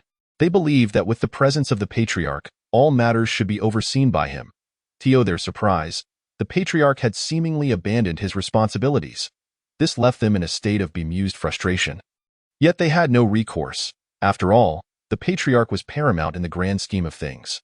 Furthermore, They assumed Wei Jiang had reached the pinnacle of the returning to nothing stage and was a sword cultivator, nearly invincible within the entire cultivation realm. Hence, they did not suspect him to be in any danger, merely thinking that perhaps he had grown weary of them. Consequently, they were at a loss as to his whereabouts. After a day of searching without success, the Xintian sect returned to its usual tranquility. However, the excitement among the disciples was palpable. After all, their sect had attained the title of quasi-holy land, a development so exhilarating that it rendered them sleepless. From this point forward, no one would dare to bully them again. Observing the disciples' fervent reactions, Wei Jiang, disguised as a servant disciple, could not help but smile faintly. He felt an undeniable attachment to the Xintian sect. It was not that he could not leave. Rather, he found life and cultivation here to be exceedingly pleasant, at least until he ascended. He felt no need to seek another sect at that moment. A group of servant disciples were engaged in discussions regarding their patriarch. One stout young man exclaimed, "The patriarch is truly formidable. I admire him so much." In response, another slender disciple scoffed, "Of course. The patriarch is so powerful and a sword cultivator. He might even surpass the sovereign of the heavenly sword holy land. We all hold the patriarch in the highest esteem." It could be said that the members of the Xintian sect were now spreading tales that Wei Jiang, their patriarch, was undoubtedly the strongest in the eastern region. There were even whispers that he might be the strongest in the entire cultivation world. After all, it is human nature to lean towards one's own kind. As the venerable ancestor of the Xintian sect, Wei Jiang's disciples are certainly not inclined to elevate the ambitions of others at the expense of their own prestige. Should the disciples of the heavenly sword sacred land be involved, they would undoubtedly regard their own leader as the foremost in the eastern domain, rather than praising Wei Jiang. However, such debates are endless and futile. Unless a comparison is made between Wei Jiang and the leader of the heavenly sword sacred land, the outcome remains shrouded in uncertainty. Nevertheless, this matter is of little consequence. What truly matters is that as he observes this group of disciples discussing him, Wei Jiang experiences an odd sensation. It seems he has unwittingly become the ancestor of the Xintian sect. Even if he were to later prove that he is not the sect's true ancestor, the leaders and elders might choose not to believe him. Of course, these lowly disciples remain unaware that the idol they revere is, in fact, right beside them. If they were to discover this, they would surely be left speechless. Contemplating this, a smile crept onto Wei Jiang's lips. He relished this feeling and found it quite delightful. He had not forgotten that he must sign in every day. Thus, he concealed his form and flew into the sword tomb. Of course, his grand entrance would not have drawn any objections. However, such a display would expose his presence within the tomb. It would not be long before Ren Qingfeng and others might come seeking him. Perhaps, if Ren Qingfeng, Lu Haitian, and Mu Chan were to find him, Wei Jiang could refuse them with righteous indignation. However, if Elder Lin were to come looking for him, it would be a different matter altogether. Chapter 37. Secrets. After all, Elder Lin is one of the few individuals in the Xintian sect that Wei Jiang holds in high esteem. The elder has truly devoted himself body and soul to the sect's endeavors. Moreover, he treats every disciple with kindness, never placing himself on a pedestal as a high-ranking cultivator. This quality is exceedingly rare in the entire realm of cultivation. In this world, one's cultivation level often dictates their social standing. A higher realm equates to possessing the power to determine the life and death of others. Under such immense power, many struggle to maintain their true selves, and some may have started out that way. Thus, upon acquiring formidable strength, their true natures are revealed. Elder Lin, however, stands in stark contrast. If there exists a truly benevolent soul in this world, Wei Jiang believes it to be Elder Lin. The elder can maintain a gentle demeanor even when faced with a chi-refining cultivator or a mundane person lacking any cultivation or spiritual roots. Even when provoked, he refrains from indiscriminate violence, opting instead to address the situation with wisdom. This distinguishes him from other cultivators. In the realm of cultivation, even ordinary practitioners would strike back violently if insulted by lower-level cultivators or mortals, often resulting in bloodshed. They regard those weaker than themselves as unworthy of the title human, believing themselves to be the true exalted beings. It is this very reality that has led Wei Jiang, who has traversed into this world, to harbor little desire for camaraderie with many individuals. He finds satisfaction in solitary cultivation. Yet, upon encountering Elder Lin, Wei Jiang realized that his perspective had been rather narrow. After all, in this vast universe, there exists both malice and virtue. It is precisely for Elder Lin's sake that Wei Jiang is willing to masquerade as the ancestor of the Xintian sect. Otherwise, he would have long since abandoned this charade. Just considering the 3 days of ceremonies has drained a considerable amount of his energy, not to mention the 3 sign-ins he could not complete. Had it not been for Elder Lin's hopeful gaze, Wei Jiang would have undoubtedly vanished by now. Naturally, he could never voice such sentiments to the members of the Xintian sect. After all, his inherent personality leans towards solitude. And now, with the identity of the sect's ancestor, he is even less inclined to share his thoughts with ordinary disciples. Upon arriving at the Sword Tomb, he silently called out, "System, let me sign in." "Congratulations, host. You have successfully signed in and received 1 bottle of Creation Pill." Discovering that he had once again obtained a bottle of Creation Pill, Wei Jiang smiled. After all, the Creation Pill is used by those in the Return to Nothing realm for cultivation. The previous bottle had propelled his cultivation to the peak of the early Return to Nothing stage. With another bottle of Creation Pill now in hand, he was confident that he could break through to the mid-Return to Nothing stage in the time to come. The speed of this breakthrough is truly astonishing. Under normal circumstances, such rapid progress in cultivation is virtually impossible. Even in the early stages of cultivation, progress is generally slow. However, after breaking through to the Return to Nothing realm, it is expected that each minor breakthrough would take years, even for the most gifted individuals. Yet, in just a matter of days, Wei Jiang was poised for another breakthrough. This phenomenon would leave anyone utterly baffled and astonished. Nevertheless, Wei Jiang maintained a positive mindset. As long as he could continue signing in to obtain creation pills, he believed that reaching the peak of the Return to Nothing realm within 6 months was entirely feasible. However, he was also acutely aware that such fortuitous luck was unlikely to be his. His fortune has always been rather ordinary. Having received 2 bottles of creation pills in succession was already quite remarkable. He could not afford to be greedy. After all, the greater the expectation, the greater the disappointment. Most of the time, he refrains from indulging in extravagant fantasies. This way, regardless of what treasures he receives from signing in, he remains unperturbed by disappointment. Without hesitation, he poured the creation pill from the bottle and swallowed it, settling down to cultivate. Even though there were still some faint presences lingering in the Sword Tomb, Wei Jiang was no longer afraid. After all, he was not in the midst of a critical breakthrough, such as transitioning between major realms. For minor breakthroughs, disturbances have minimal impact. Moreover, his current strength is sufficient to overwhelm all beings within the Sword Tomb. As a result, it is those faint presences that now fear Wei Jiang. Rather than the other way around, it can be said that the moment Wei Jiang entered the Sword Tomb, those presences had already hidden themselves away. They understood all too well that they could not provoke Wei Jiang. Should they dare to brazenly reveal their presence again, one stroke of misfortune could lead to their demise at Wei Jiang's hands. Such a scenario is entirely plausible. Although Wei Jiang possesses a kind disposition and does not engage in needless slaughter, the entities within the Sword Tomb remain oblivious to this. Thus, after a full half-month of uninterrupted cultivation, Wei Jiang finally advanced from the peak of the early Return to Nothing stage to the mid-Return to Nothing stage. This brought him immense joy, as his strength had once again increased. Just how strong he has become is now beyond estimation.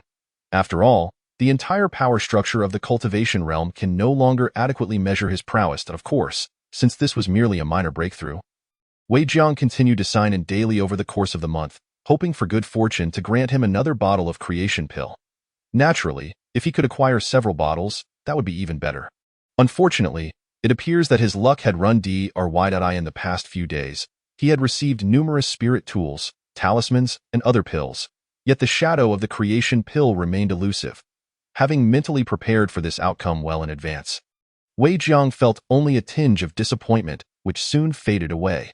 Following his breakthrough to the mid-Return to Nothing stage, Wei Jiang felt a renewed sense of vitality coursing through him. Furthermore, the presences within the Sword Tomb have hidden themselves more deeply, for they too sensed Wei Jiang's formidable strength, realizing that they were utterly incapable of provoking him. This also completely extinguished Wei Jiang's curiosity about the Sword Tomb.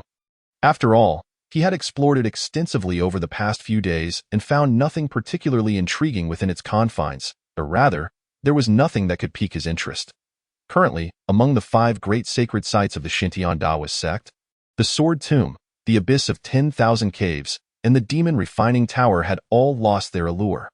The remaining 2 forbidden areas seemed equally uninviting to Wei Jiang. After all, the Deathwell once sealed a demonic cultivator who might have surpassed the boundary of Ginu.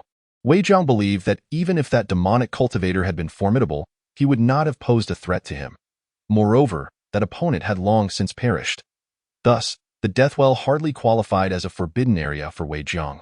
Even if he were to sign in there, the rewards would likely be inferior, certainly not matching those of the Sword Tomb. Wei Jiang considered the Sword Tomb to be the most rewarding place within the Shinyan Taoist sect. After all, the sect's founder possessed tremendous strength, and there were likely few others of comparable caliber remaining.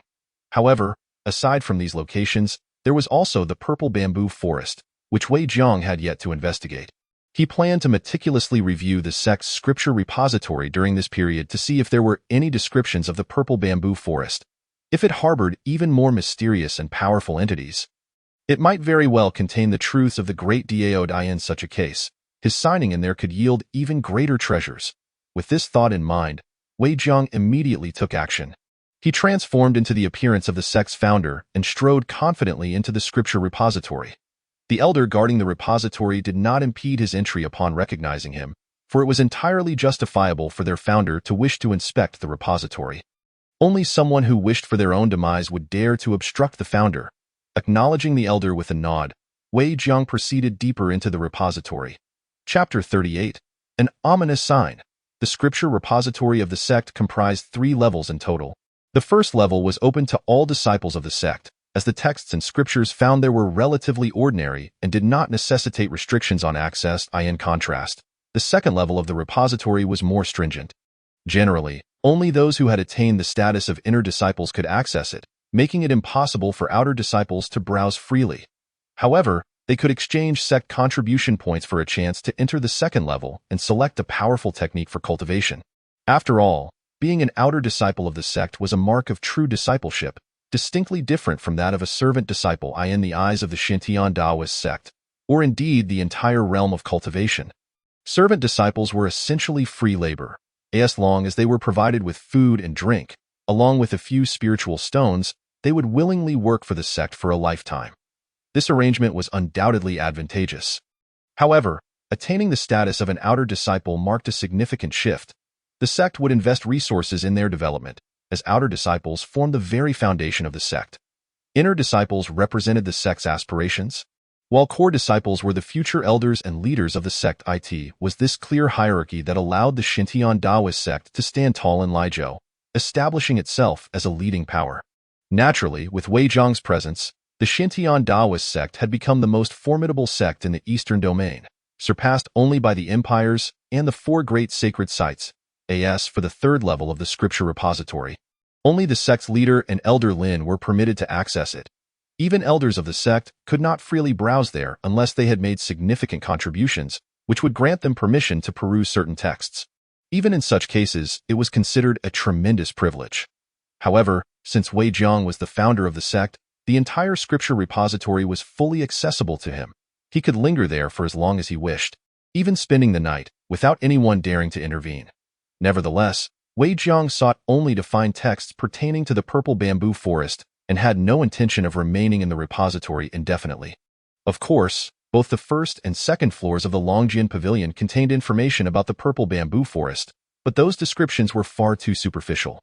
Wei Jiang believed that the true secrets must be hidden on the 3rd floor. After all, this was where the genuine treasures of the Shintian Taoist sect resided. While others might consider spiritual artifacts and elixirs to be the most valuable, for Wei Jiang, the true treasures lay within these texts. After all, acquiring treasures through signing in was exceedingly simple. He could obtain celestial artifacts and elixirs with ease. However, these texts could not be obtained through signing in. Moreover, they contained insights into both the past and present of the cultivation world. Understanding this would bolster Wei Jiang's confidence in unveiling the mysteries of this world. After meticulously searching through several hundred texts, Wei Jiang finally located a book containing accounts about the Purple Bamboo Forest. Fortunately, after examining the texts on the 3rd floor, he understood why the Purple Bamboo Forest could be deemed a true forbidden area. The most perilous aspect of the purple bamboo forest lay in the ethereal beings it sheltered. For instance, the seemingly ordinary 10-year bamboo spirit possessed strength comparable to that of a nascent soul cultivator. This was truly terrifying. Under normal circumstances, bamboo, even after 100 years, could not attain sentience. Even if it did, it would be the weakest of the ethereal beings. However, the purple bamboo forest was entirely different. It was no wonder that it was referred to as a forbidden area by many. In the purple bamboo forest, any bamboo that reached 10 years of age would undoubtedly gain sentience, and it would invariably possess the cultivation level of the nascent soul. Once it reached the century mark, it would naturally attain the realm of transformation. This was exceedingly alarming. If a bamboo were to exist for a millennium, it would reach the legendary realm of void refinement. As for a 10,000-year bamboo spirit, it would possess the strength of a Ginu realm cultivator. It could be said that if Wei Jiang had not consulted the most core sect records, he would have remained oblivious to this information for a lifetime. Fortunately, he had refrained from recklessly venturing into the purple bamboo forest for a signing in session. Had he entered without achieving the Ginu realm, it would have undoubtedly resulted in dire consequences. However, the ethereal beings within the purple bamboo forest could not leave its confines. After all, their strength stemmed from their existence within a forbidden area. Should they venture beyond its borders, the unseen forces that empowered them would vanish. This explained why, over the years, the eastern domain had not witnessed any upheaval caused by the ethereal beings of the purple bamboo forest. Furthermore, during the time of the Xintian sacred land, experts from the sect would periodically be dispatched to cleanse the ethereal beings from the forest. If any century-old bamboo spirit showed potential to evolve into a 10,000-year spirit, a Ginu realm cultivator would be sent to eliminate it. Thus, the purple bamboo forest transformed from a highly dangerous forbidden area into one that was not excessively perilous. However, since the decline of the Xintian sacred land, no one had dared to enter the purple bamboo forest. Moreover, it was exceedingly dangerous for cultivators of the Xintian Taoist sect to venture there, as they might not even be a match for those ethereal beings. In such circumstances, the possibility of a 10,000-year bamboo spirit emerging in the purple bamboo forest became a reality. It seemed that the forest harbored even more profound truths of the great Tao. Wei Jiang pondered this notion. The reason for his belief was simple: to transform ordinary bamboo into ethereal beings, achieving the highest cultivation level of Ginu, merely required a systematic growth of 10,000 years. This was astonishingly effortless. If the purple bamboo forest did not contain the truths of the great Tao, Wei Jiang could never accept such a notion. He felt an immense sense of relief, realizing that had he chosen to enter the purple bamboo forest first, he might have already met his demise. Even with the presence of the system, the outcome would not have changed. After all, the purple bamboo forest derived its name from the countless bamboo stalks within. What was even more terrifying was that even a 10,000-year spirit, if it concealed its true form, would appear indistinguishable from ordinary bamboo. A normal person would be utterly oblivious to any differences. Moreover, those ethereal beings were randomly distributed throughout the purple bamboo forest. It could be said that anyone entering would inevitably encounter exceedingly powerful century-old spirits, or even millennium spirits. Indeed, during the time of the Xintian sacred land, aside from their wariness of the 10,000-year bamboo spirits, they paid little heed to the ordinary 10-year and century spirits, and even the millennium spirits. With the passage of so much time, it was entirely possible that the forest was now populated predominantly by millennium spirits. Under such circumstances, even a peak void refinement cultivator would find it impossible to escape. Unless they were a Ginu realm cultivator, who might have a slim chance of survival. Upon leaving the scripture repository, Wei Jiang reverted to his original appearance, leaving the three sect leaders who had rushed to the repository empty-handed.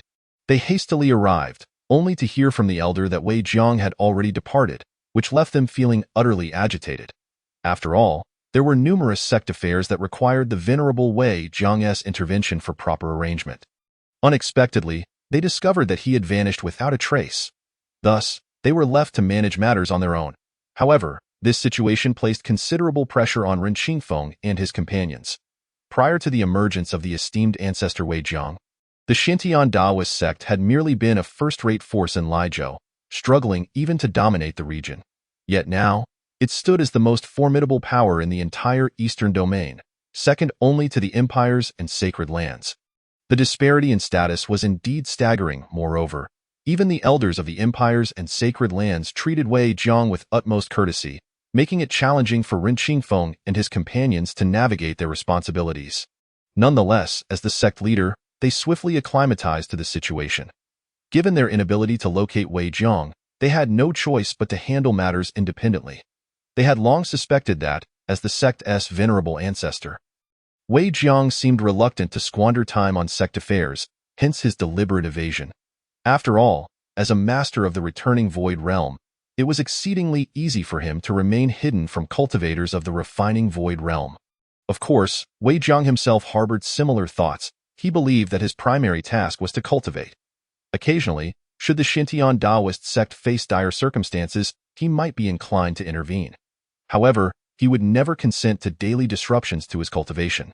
Had it not been for Elder Lin's influence, he might have already given Ren Qingfeng and his companions a severe beating to impress upon them the dire consequences of disturbing him. Yet, upon reflection, they were his own people. If he were to act recklessly, it would reflect poorly on him. After all, it was only with the title of the Xintian Daoist sect's venerable ancestor that Wei Jiang finally felt a sense of convenience. For instance, within the entire sect, he could traverse any location, even those places where the sect leader, Ren Qingfeng, dared not tread. Furthermore, with the status of sect leader, he could essentially move freely throughout the eastern domain. With this in mind, Wei Jiang conceived a rather audacious idea. He planned to eventually visit various sacred lands under the guise of the venerable ancestor of the Xintian Daoist sect, seeking out locations rich in the truths of the great Tao to sign in. After all, the establishment of sacred lands was undoubtedly intertwined with the presence of these profound truths. Additionally, the emergence of returning void realm cultivators within the empires surely indicated the existence of such truths. This line of thought filled Wei Jiang with immense joy, as he recognized that there were numerous places in the eastern domain awaiting his exploration. Moreover, even if his explorations in the eastern domain concluded, he could then venture into the western, southern, or even northern domains. Once he had traversed these regions, he could delve into the forbidden areas of the entire cultivation realm. The so-called forbidden places were far more perilous than typical restricted zones, representing a higher echelon of danger. Even a peak returning void realm cultivator might meet with death should they venture within. It was precisely this peril that warranted their classification as forbidden areas. However, Wei Jiang was undeterred, for his strength had already transcended the returning void realm, reaching the level of an immortal. Even if his cultivation had yet to attain that height, his prowess had long since qualified him. In such circumstances, he felt that there were no places within the cultivation realm that he could not explore, and nothing that could instill fear in him. What Wei Jiang failed to notice, however, was the tremendous commotion occurring within the purple bamboo forest at that very moment. A purple bamboo had transformed into a spirit creature, yet not just any spirit creature, but a millennium spirit. With a lifespan of 999 years and 364 days, it was merely one day shy of becoming a 10,000-year spirit. Crucially, today marked its final day to achieve that transformation. The Millennium Spirit was struggling, striving to break free from its constraints. The bamboo within the purple bamboo forest was extraordinary. Upon taking human form, they bore a striking resemblance to ordinary humans, save for the leaves adorning their heads. However, their visages were particularly terrifying, akin to that of malevolent ghosts. Should an unassuming cultivator inadvertently wander into the purple bamboo forest, they would inevitably meet with death at the hands of these spirit creatures. The spirits within the forest were not known for their amiable temperaments. Upon encountering a living being, they would strike to kill, devouring their prey to continuously augment their own strength. It was evident that this millennium spirit had successfully broken through. At that moment, all the bamboo in the purple bamboo forest trembled. Every 10-year, 100-year, and even millennium spirit transformed into human form, bowing and kneeling in reverence, for their king had appeared. In fact, within the entirety of the purple bamboo forest, only one 10,000-year spirit could exist at any given time. After all, even in a restricted area, the energy within was not limitless. It was impossible for the entire forest to transform into 10,000-year spirits without proper management. Were that the case, it would cease to be a restricted area and instead become a legendary forbidden zone. The purple bamboo forest, being older than the Xintian sacred land, required the enforcement of laws. Otherwise, the Xintian sacred land would not have the authority to cleanse the 10,000-year spirits within the forest. Naturally, Wei Jiang noticed the unusual phenomenon within the purple bamboo forest. He had initially intended to visit the forest that evening for a sign-in, as there were no time restrictions on the day's sign-ins, provided they were completed before midnight. However, the unfolding situation captured his attention. What precisely had transpired in the purple bamboo forest? Could it be that a 10,000-year spirit was coming into being? Given his comprehensive understanding of the purple bamboo forest, his speculation was remarkably accurate. He resolved to venture into the purple bamboo forest to uncover the identity of this 10,000-year spirit. A 10,000-year bamboo spirit of the returning void realm was particularly formidable. Should it be allowed to grow unchecked, a mere 100,000 years hence, it could indeed become the most powerful entity within the purple bamboo forest. At that point, any cultivator entering could only face death. This was a scenario Wei Jiang was keen to avoid. Had he been unaware of what lay within the purple bamboo forest, he might have been indifferent. However, now that he was aware, he felt compelled to shoulder this responsibility. After all, he now possessed the identity of the venerable ancestor of the Xintian Taoist sect and needed to show concern for the disciples under his care, as this would lend credence to his role as a senior figure. Yet, as he contemplated this, even Wei Jiang found himself chuckling. How was it that, at barely 30 years of age, he had become the eldest member of the entire Xintian Taoist sect? Without hesitation, he immediately soared towards the direction of the purple bamboo forest. Upon arrival, he found the area eerily silent, devoid of any spirit creatures taking human form. Wei Jiang had anticipated this outcome. Given his overwhelming power, he had not concealed his cultivation but rather released it openly. As a result, the spirit creatures within the purple bamboo forest felt threatened and promptly concealed themselves. Even the newly transformed 10,000-year bamboo spirit, with its cultivation level equivalent to the weakest early returning void cultivator, could not withstand Wei Jiang's might, which was already at the mid-returning void realm, even without considering his ability to transcend levels. In such a situation, the purple bamboo forest had seemingly transformed into an exceedingly safe haven, indistinguishable from an ordinary bamboo grove in the back mountains. This amused Wei Jiang greatly. He had not anticipated that even these spirit creatures possessed a fear of the strong. Nevertheless, he did not actively seek out the 10,000-year bamboo spirit. He deemed it more crucial to complete the sign-in for the day. Thus, he promptly focused his thoughts and silently intoned, "System, sign in. Congratulations to the host for successfully signing in and obtaining the body of the unmoving king. This place harbors a vast amount of the truths of the great Tao and allows for repeated sign-ins." Upon seeing the cultivation technique for refining his physical body, the body of the unmoving king, Wei Jiang's face lit up with exhilaration. After all, what he most desperately needed was a technique to cultivate his physical body. The acquisition of this method, capable of enhancing his physique to an indestructible state, was indeed a stroke of fortune. He could hardly believe his luck. It was truly remarkable. Wei Jiang was particularly elated. He had never considered himself a favored child of fortune, yet the outcomes of his sign-ins during this period had exceeded his expectations. He believed that if he could successfully cultivate the body of the unmoving king, he would be capable of defeating ordinary peak returning void cultivators without the aid of spiritual artifacts. Moreover, if he were to utilize the spirit energy of his avatars, even peak returning void sword cultivators would not stand a chance against him. This was indeed splendid news. Thus, he immediately commenced his cultivation of the body of the unmoving king. As it was a technique for refining the physical body, it would require considerable time investment.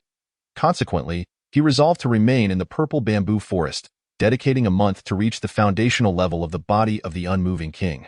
Currently, his innate talents, comprehension, and even his qualifications are nothing short of exceptional. Coupled with his diligent efforts, he has remarkably reached the foundational level of the immovable king's true form within merely 3 days. Naturally, he has not rushed to depart. Instead, he continues his cultivation. If he can attain a minor success in his techniques, it would be nothing short of splendid. In Chapter 40, The Sound of the World-Destroying Flute, he acknowledges that having just begun, he cannot fully cultivate the indestructible Vajra. Should he achieve minor success, his physical form would undoubtedly withstand high-grade spiritual artifacts, all without the use of any spiritual energy. During this period, He has also reaped several bottles of creation pills through his daily sign-ins, which has filled him with immense joy. Each day, he dedicates half of his time to refining the immovable King's true form, while the other half is devoted to studying the supreme Shinti on record, resulting in a rapid advancement of his cultivation. However, the journey from the mid to the late stages of the return to nothingness realm demands considerably more time and resources than the transition from the early to the mid stages. Initially, 2 bottles of creation pills were sufficient to break through to the mid stage, yet within a month, Wei Jiang has consumed 5 bottles without progressing to the late stage, barely reaching the pinnacle of the mid stage. Nonetheless, he remains quite satisfied with this achievement. Throughout this month, the rewards from his daily sign-ins have been plentiful, especially since the purple bamboo forest is a new sign-in location, unlike familiar places where rewards tend to be repetitive. However, his fortune has not been exceptionally favorable. Aside from the immovable King's true form, the other rewards have been rather mediocre, with only the creation pills being worthwhile. Furthermore, during this month, he has persistently searched for the Millennium Bamboo Essence. Yet to no avail, leaving him somewhat disheartened. He has resolved to remain in the purple bamboo forest for another year or 2 to continue his cultivation, content with reaching the late stage of the return to nothingness realm. If fortune smiles upon him and he can break through to the pinnacle of this realm, it would be a splendid outcome. At that point, he would be but a step away from ascension. Even though this step may be vast, he maintains his confidence. With a lifespan of 50,000 years, he has ample time to wait. Moreover, Wei Jiang possesses a unique perspective. He believes that his strength has surpassed the return to nothingness realm, perhaps granting him a lifespan greater than that of ordinary practitioners in this realm. After all, it is a natural consequence of cultivation to elevate one's life tier. As one's power increases, their life tier may also ascend in tandem. It merely requires an opportunity that is currently lacking. Unbeknownst to Wei Jiang, in a hidden place not far from the Shintian sect, a demonic disciple, once sealed and slain by the sect's former 3 heads a millennium ago, has finally revealed himself after vanishing without a trace. Now, he appears as a shadow clad in a black cloak, with flesh and blood having fully restored his skeletal form. In his hand, he wields a bone flute, exuding an aura of strength. Were it not for the malevolent energy surrounding him, one might easily mistake him for a living person. His injuries have completely healed, and his aura has reached the return to nothingness realm, not merely the ordinary early stage, but the pinnacle of the mid stage. Should others learn of this, they would undoubtedly be astonished. For the resurrection of a skeleton that has shattered its shackles to attain the pinnacle of the return to nothingness realm is an incomprehensible phenomenon. I detest you all. I shall kill you. The demonic disciple murmurs to himself. Yet, he does not leave his concealed sanctuary, seemingly wary of an ominous presence within the Shintian sect. It is this trepidation that keeps him at bay, lingering nearby. Moreover, he notices that the auras of the former heads have seemingly vanished, leaving him in a state of confusion. As the passage of time holds no meaning for the dead, he mistakenly believes he remains in the time frame of a millennium ago. Compounded by his disoriented state, which hinders his understanding of why the 3 heads of the Shintian sect are no longer present. In truth, after vanquishing the demonic disciple, the previous trio of heads had already perished. However, he remains oblivious to this reality. With a slight tremor, he raises the bone flute to his lips and begins to play. The resonant notes echo throughout the hidden realm, causing the surrounding flora to wither instantaneously. Even small creatures emit cries of anguish before swiftly turning to bones. Yet, the sound of the demonic disciple's flute is not loud. It only affects the land within a 100-meter radius. Beyond this distance, the melody fades into silence. However, the sound that ordinary people can hear indeed only travels within 100 meters, while the inaudible notes extend throughout the entire cultivation world. In the western domain of the cultivation world, long dominated by demonic cultivators, 10 great demon kings preside, each having attained the return to nothingness realm, truly formidable figures. Upon hearing the haunting melody played by the resurrected disciple, the feared demon king furrows his brow and proclaims, "The world-destroying flute has sounded. It seems we are not far from unifying the entire cultivation world. Ha ha ha."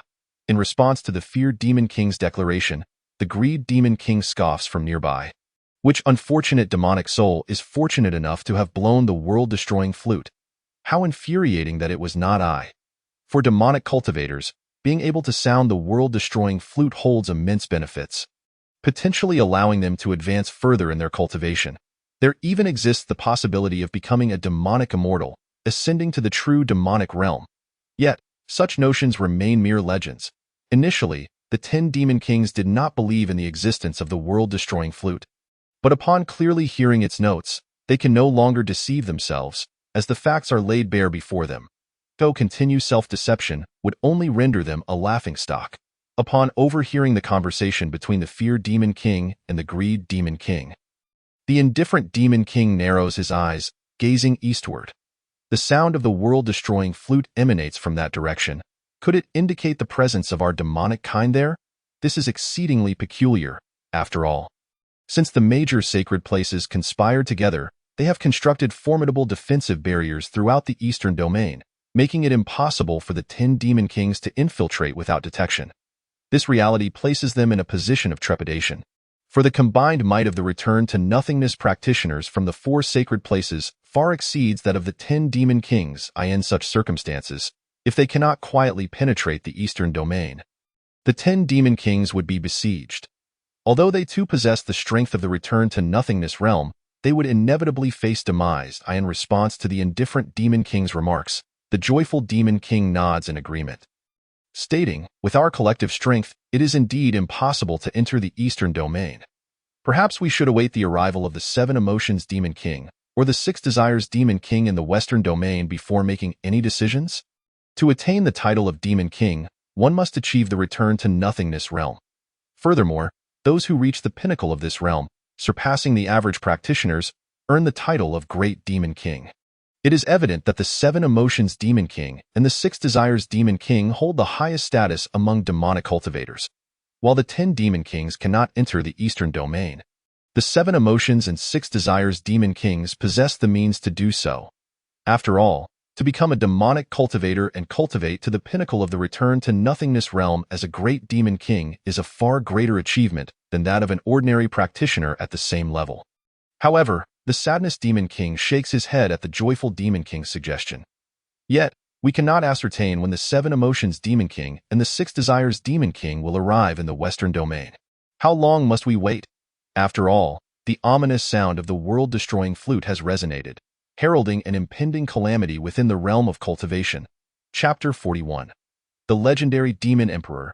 Should the demon cultivators manage to identify the possessed individual responsible for the haunting melody in advance, they would gain an opportunity to exploit the chaos and reap immense benefits. However, at present, they lack the means to infiltrate the eastern domain. Thus, all their plans would be rendered futile. Yet, Wei Jiang remains blissfully unaware of this predicament. Immersed in his cultivation within the purple bamboo forest, in truth, he too has heard the dreadful notes of the world-destroying flute, but his understanding of the secrets of the cultivation world is rather limited. The scriptures within the archives of the Xintian Taoist sect do not contain any references to the world-destroying flute, for Xintian has long ceased to be a sacred land. Following the decline of the Xintian sacred ground, numerous invaluable texts have been lost, including those pertaining to the world-destroying flute. Nonetheless, with his innate strength, Wei Jiang has sensed the distinct resonance of the flute's sound. Yet, he harbors no desire to investigate further. After all, he is focused on striving to break through to the late stage of the return to nothing realm. Regardless of the future turmoil that may engulf the cultivation world, possessing formidable strength and cultivation will allow him to safeguard his own interests, unaffected by external factors. Conversely, without such power, what use is knowledge if it merely leads to a fate dictated by the currents of chaos? It is precisely this understanding that compels Wei Jiang to suppress his curiosity about the world-destroying flute. He believes that since he has the time to cultivate without hindrance, he should prioritize elevating his own power. Should misfortune strike due to his inquisitiveness, leading him to confront an insurmountable force, it would indeed be a grave misfortune. Even though there are currently no reports of celestial beings within the entire cultivation realm, Wei Jiang is convinced that this world is far from simple. Should he cling to a naively optimistic perception, he may find himself receiving a harsh lesson from the cultivation world. Thus, he concludes that regardless of his ambitions, it is wisest to elevate his cultivation to the pinnacle of the return to nothing realm. achieving a status as one of the strongest in the visible world before pursuing his desires. That would be the most judicious course of action, rather than squandering precious time on reckless adventures that would lead to a decline in his cultivation. Such is the nature of Wei Jiang that, of course, while he remains indifferent to the world-destroying flute, the leaders of the 4 sacred lands must pay heed. As the guardians of countless lives, they cannot afford to overlook the significance of the flute's ominous tone. With their cultivation having reached its zenith, they find themselves particularly attentive to the implications of the world-destroying flute's emergence. In the Golden Dragon's sacred land, the Golden Dragon sovereign furrowed his brows, murmuring, "It is indeed the sound of the world-destroying flute. It appears that turmoil is imminent within the cultivation realm." He sighed repeatedly, shaking his head. The Golden Dragon's sacred land has always shunned conflict. Yet with the sound of the flute now echoing, they must inevitably become entangled in the ensuing strife. Meanwhile, in the Heavenly Sword's sacred land, the Heavenly Sword Sovereign's eyes glimmered with determination. "We must prevent the invading demon cultivators from breaching the Eastern Domain. Otherwise, should they discover the possessed individual, it would spell disaster for our Eastern Domain." The Heavenly Sword Sovereign possessed greater knowledge of the secrets surrounding the world-destroying flute.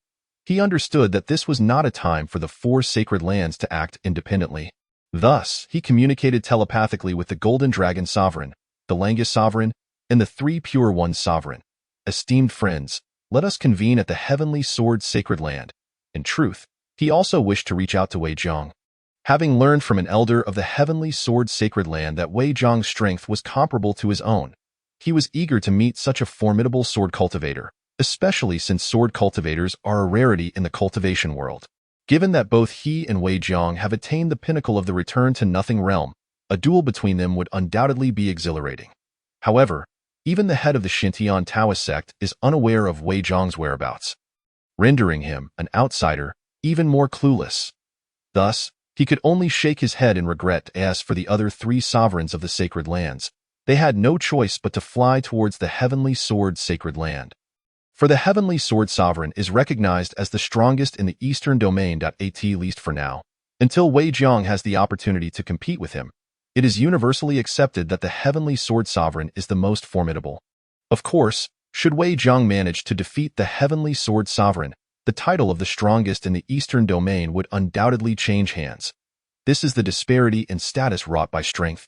Even though they are all sovereigns, the Heavenly Sword Sovereign's prowess significantly eclipses that of the others. Once the 4 sovereigns gathered, the Heavenly Sword Sovereign spoke directly and without preamble. "I trust you are all aware of the reason for this gathering.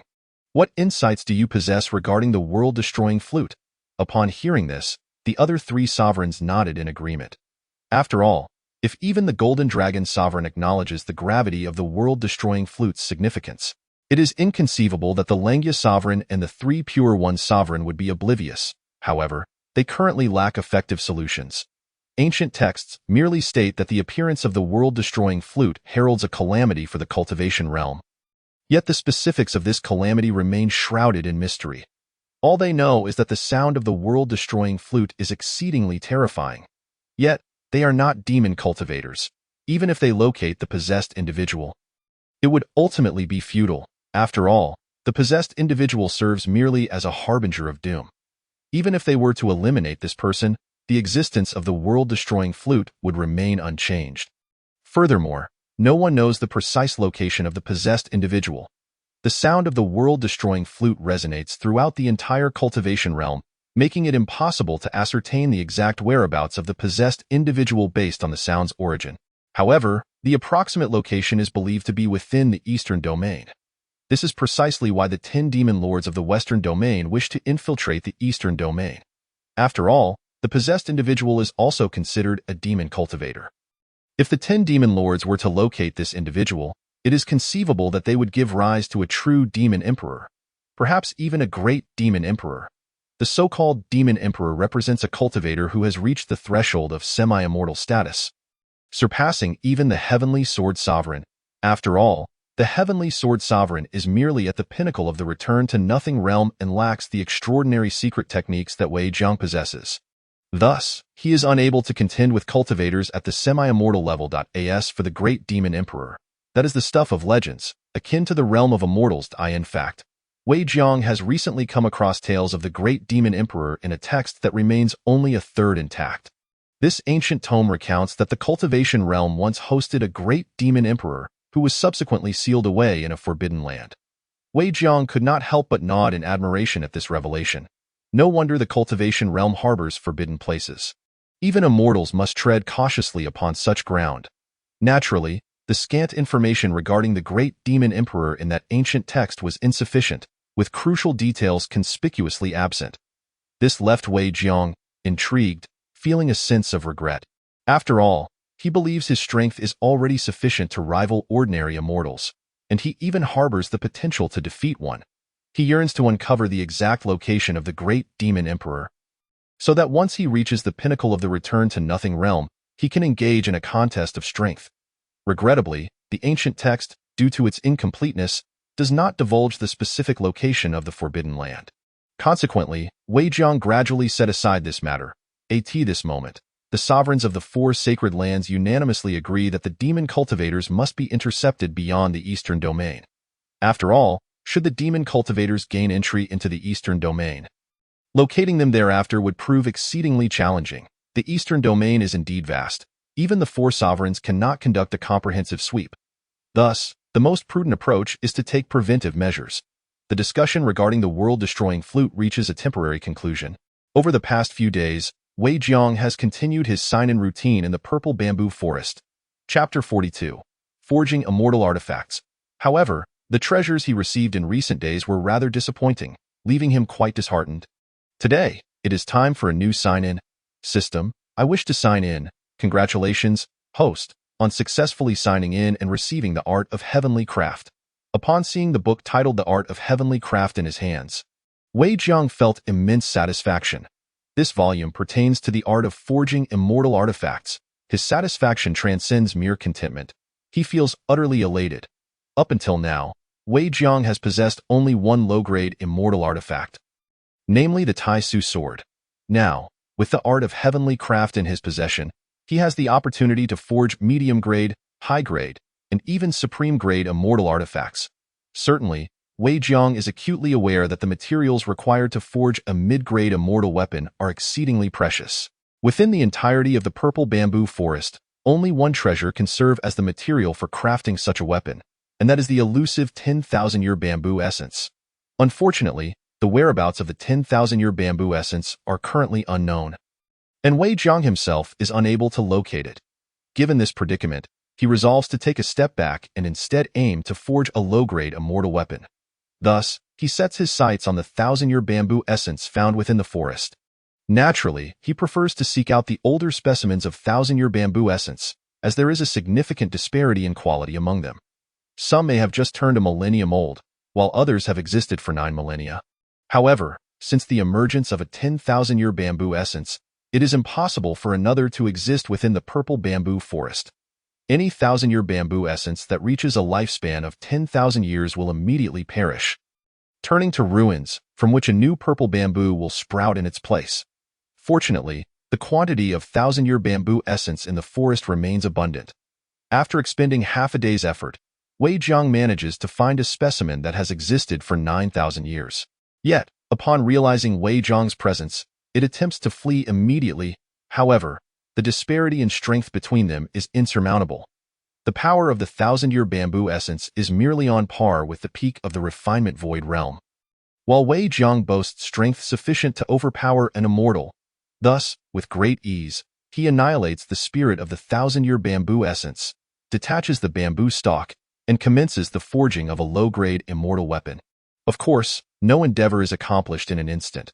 Even with Wei Jiang's remarkable memory, which allows him to recall the entirety of the art of crafting in merely half an hour, he soon discovers that the process of forging is fraught with challenges. His initial attempt at creating a low-grade immortal weapon naturally ends in failure. After all, most individuals learn the craft step by step, beginning with low-grade spiritual weapons, progressing to mid-grade, then high-grade, and finally achieving the pinnacle of spiritual weapons. They never have the opportunity to forge a low-grade immortal weapon. Wei Jiang, however, is different. He has no interest in crafting spiritual weapons. After all, his miniature world has accumulated over 1,000 spiritual weapons through years of signing in. He has long since lost interest in them. If he is to forge, it must be an immortal weapon. Naturally, this endeavor is not without its difficulties, leading to his initial attempt at forging a low-grade immortal weapon ending in failure.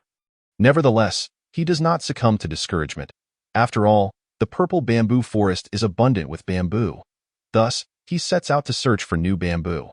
Throughout the purple bamboo forest, various unfortunate events unfold. The thousand-year bamboo essences that have resided there for countless years had always been quite safe, occasionally feasting on those unfortunate cultivators who inadvertently trespassed into their domain. However, with Wei Zhang's arrival, the predator-prey dynamic shifted dramatically. These thousand-year bamboo essences, in his presence, are akin to ants, possessing no ability to resist. After approximately 5 failed attempts, on his 6th try, Wei Zhang finally succeeds in forging a low-grade immortal weapon. Of course, the quality of this weapon is certainly inferior to that of the Taisu sword. Thus, upon his success, Wei Zhang feels only a modicum of satisfaction before he stows it away in his miniature world, having no intention of using it. After all, with the Taisu sword, he can enhance his strength as a swordsman, rendering a weaker immortal weapon undesirable. It could, however, serve as a reward for any future subordinates. Presently, within the Xintian Dao sect, besides himself, the most formidable cultivators are merely 3 sect leaders, each of whom possesses only the refinement void realm and thus cannot utilize an immortal weapon. Consequently, Wei Zhang is left pondering the utility of this seemingly trivial immortal weapon. Nonetheless, he is now resolved to search for the 10,000-year bamboo essence. After all, if he can forge the immortal-grade purple bamboo flute, such a mid-grade weapon would significantly benefit him. The Taisu sword, while formidable, remains a low-grade weapon, and the chasm between low-grade and mid-grade is immense. Once he possesses a mid-grade immortal weapon, Wei Zhang's strength will undoubtedly receive a substantial boost. Given his extraordinary spiritual power, he can utilize an immortal weapon with his cultivation at the returning to nothing realm. If he forges the weapon himself, it will undoubtedly feel even more intuitive to wield. Over the course of the following month, Wei Zhang immerses himself wholeheartedly in the pursuit of the 10,000-year bamboo essence. Naturally, during this period, he does not neglect his daily sign-ins.as for the rewards obtained from these sign-ins. They are, on the whole, not particularly impressive, though he does acquire several bottles of creation pills, which leaves him quite satisfied. With an ample supply of creation pills, he is confident that before leaving the purple bamboo forest, he will break through to the late stage of the returning to nothing realm. Without the creation pills, achieving such a breakthrough would be exceedingly difficult. The creation pill is an exceptionally rare elixir in the realm of cultivation. Even a Holy Lands leader might only use a few bottles a year. Yet, Wei Zhang can utilize them monthly, leading to an accelerated advancement in his realm. Otherwise, relying solely on his talent, comprehension, and diligence, it would take him at least several decades to reach the late stage of returning to nothing. Even this speed of advancement is astonishing compared to most cultivators, who may spend a millennium or even 10,000 years without progressing. Wei Zhang, however, can achieve what they might never accomplish in a mere few decades. This truly is a remarkable feat. However, Wei Zhang is acutely aware that he is not like others. He possesses a sign-in system. Under these circumstances, if he still needs to expend decades to break through, it would be utterly disgraceful. Fortunately, after a month of diligent effort, Wei Zhang finally locates the lone 10,000-year bamboo essence within the purple bamboo forest. Upon encountering Wei Zhang, the 10,000-year bamboo essence is immediately consumed by the instinct to flee, fully aware that it cannot contend with him. After all, having only recently attained the status of a 10,000-year bamboo essence, its cultivation is roughly equivalent to the initial stage of returning to nothing, while Wei Zhang's aura indicates he has reached the peak of the mid-stage. A breakthrough to the late stage is imminent. The 10,000-year bamboo essence possesses considerable intelligence, akin to that of a human, and it certainly desires to escape. Unless it were more powerful than Wei Zhang, it might consider fighting back for a chance at a hearty meal. Observing the 10,000-year bamboo essence attempting to flee, Wei Zhang scoffs. No wonder you are a 10,000-year bamboo essence. Your intelligence is remarkably high, and an immortal weapon forged from you will undoubtedly be exceptionally useful. Upon hearing this, fear spreads across the face of the 10,000-year bamboo essence. Witnessing this, Wei Zhang is taken aback. He had assumed that the creatures dwelling within the purple bamboo forest were oblivious to human language. To his surprise, the essence comprehends his words. How is it possible that you understand human speech? He inquires. In response, the 10,000-year bamboo essence, while fleeing, retorts, of course I can understand. I have consumed quite a few human cultivators in the past, and their memories have become mine. Not only can I comprehend, but I can also articulate. The 10,000-year bamboo essence's revelation leaves Wei Jiang astounded. He never expected it could not only understand human language but also speak it. This revelation fills him with both surprise and it is evident that the creatures of the purple bamboo forest do not consume humans indiscriminately, as they can maintain their existence within the powerful energies of this sacred land. Yet, despite this, the 10,000-year bamboo essence has greedily feasted upon many human cultivators. This compels Wei Jiang to the conclusion that it must be eliminated. Initially, he had considered sparing the creature's life, perhaps for future utility. But now his thoughts have entirely shifted. His singular goal now is to transform the 10,000-year bamboo essence into a suitable immortal weapon. The sight of murderous intent etched upon Wei Jiang's countenance only heightens the 10,000-year bamboo essence's fear. It swiftly attempts to escape, seeking to evade Wei Jiang's grasp. Yet, regrettably, its cultivation is vastly inferior to his.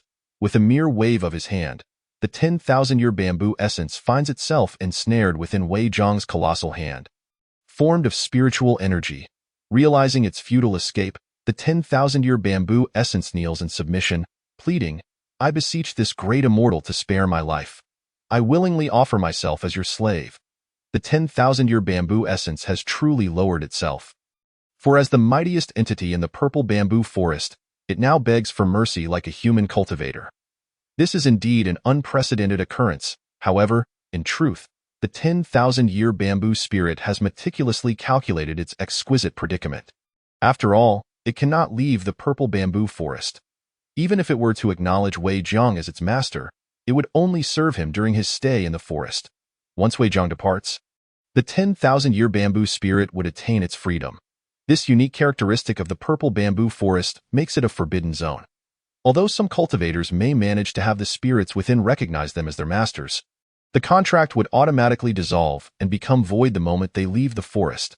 It can be said that the ambitions of the 10,000-year spirit are particularly astute. Unfortunately for it, Wei Jiang has resolutely decided to eliminate it and thus has no intention of accepting a useless 10,000-year bamboo spirit as his servant. He coldly scoffed, You are but a worthless being. Once you leave the purple bamboo forest, you will be of no use whatsoever. However, if I were to slay you, I could fashion your body into a medium-grade immortal artifact, which I could then take out of the forest. Upon hearing Wei Jiang's murderous intent, the 10,000-year bamboo spirit realized that its plan to plead for mercy had utterly failed. This meant that Wei Jiang was not prepared to grant it any chance of survival. This realization disheartened the spirit, yet a fierce determination ignited in its eyes. How dare you? If you wish for my demise, then you shall meet your end. With that, it unleashed its most formidable power and charged towards Wei Jiang. Hoping to catch him off guard and eliminate him, in doing so, it not only sought freedom and life, but also a hearty meal. It is evident that, despite the wisdom of the spirit, it remains fundamentally a spirit, consumed by the simple desire for a feast. Yet, the strength of the 10,000-year spirit was no match for Wei Jiang. Even if it were to launch a surprise attack, it would find itself incapable of inflicting even the slightest harm upon him. During this period, Wei Jiang had not only elevated his cultivation to the peak of the mid-stage of the return-to-nothing realm, but his true body of the unmoving king had also reached a perfected state. This meant that even a powerful cultivator at the return-to-nothing stage could not harm him in the slightest. Moreover, this occurred while Wei Jiang was merely enduring the attacks with his physical body. If he were to employ his spiritual energy for defense, his resilience would be insurmountable, surpassing all but the immortals themselves. This is undeniably terrifying, of course. What Wei Jiang yearned for most was to refine his true body of the unmoving king to a transcendent state, wherein even immortals might be unable to inflict harm upon him. However, all of this remains mere speculation at present, as it has yet to materialize. The assault of the 10,000-year bamboo spirit struck him, yet it bore no effect, akin to a child gently tapping him. There was no discernible change. Have you finished your antics? If so, It would be wise to submit and await your fate, Wei Jiang stated blandly. Seeing that he remained unscathed, the expression of the 10,000-year bamboo spirit shifted dramatically. How is this possible? You are completely unharmed. This must be a deception. Its worldview was thoroughly shattered. Having lived for 10,000 years, it was the first time it encountered such a bizarre anomaly. Leaving its mind reeling, observing the spirit's bewilderment, Wei Jiang could not help but chuckle inwardly.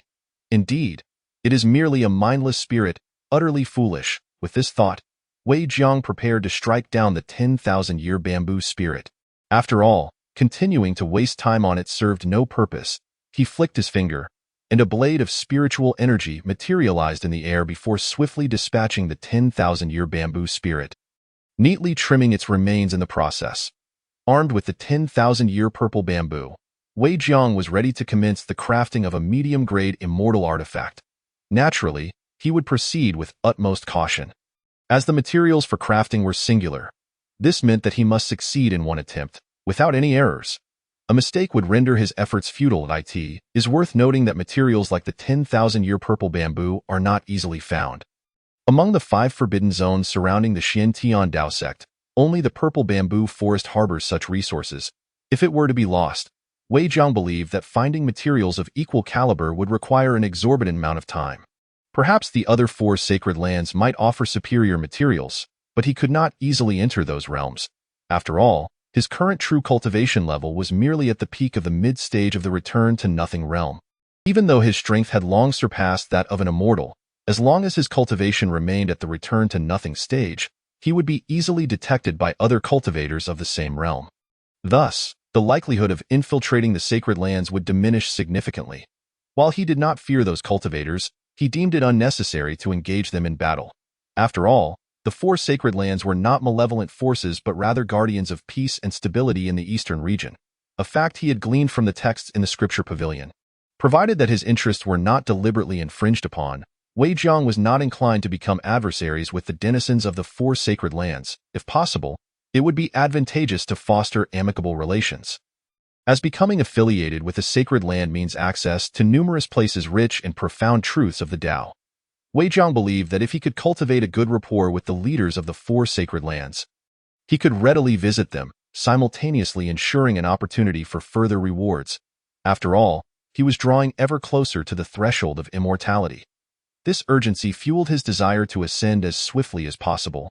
For the realm of cultivation was merely a temporary sojourn for him. The immortal realm was his true battlefield.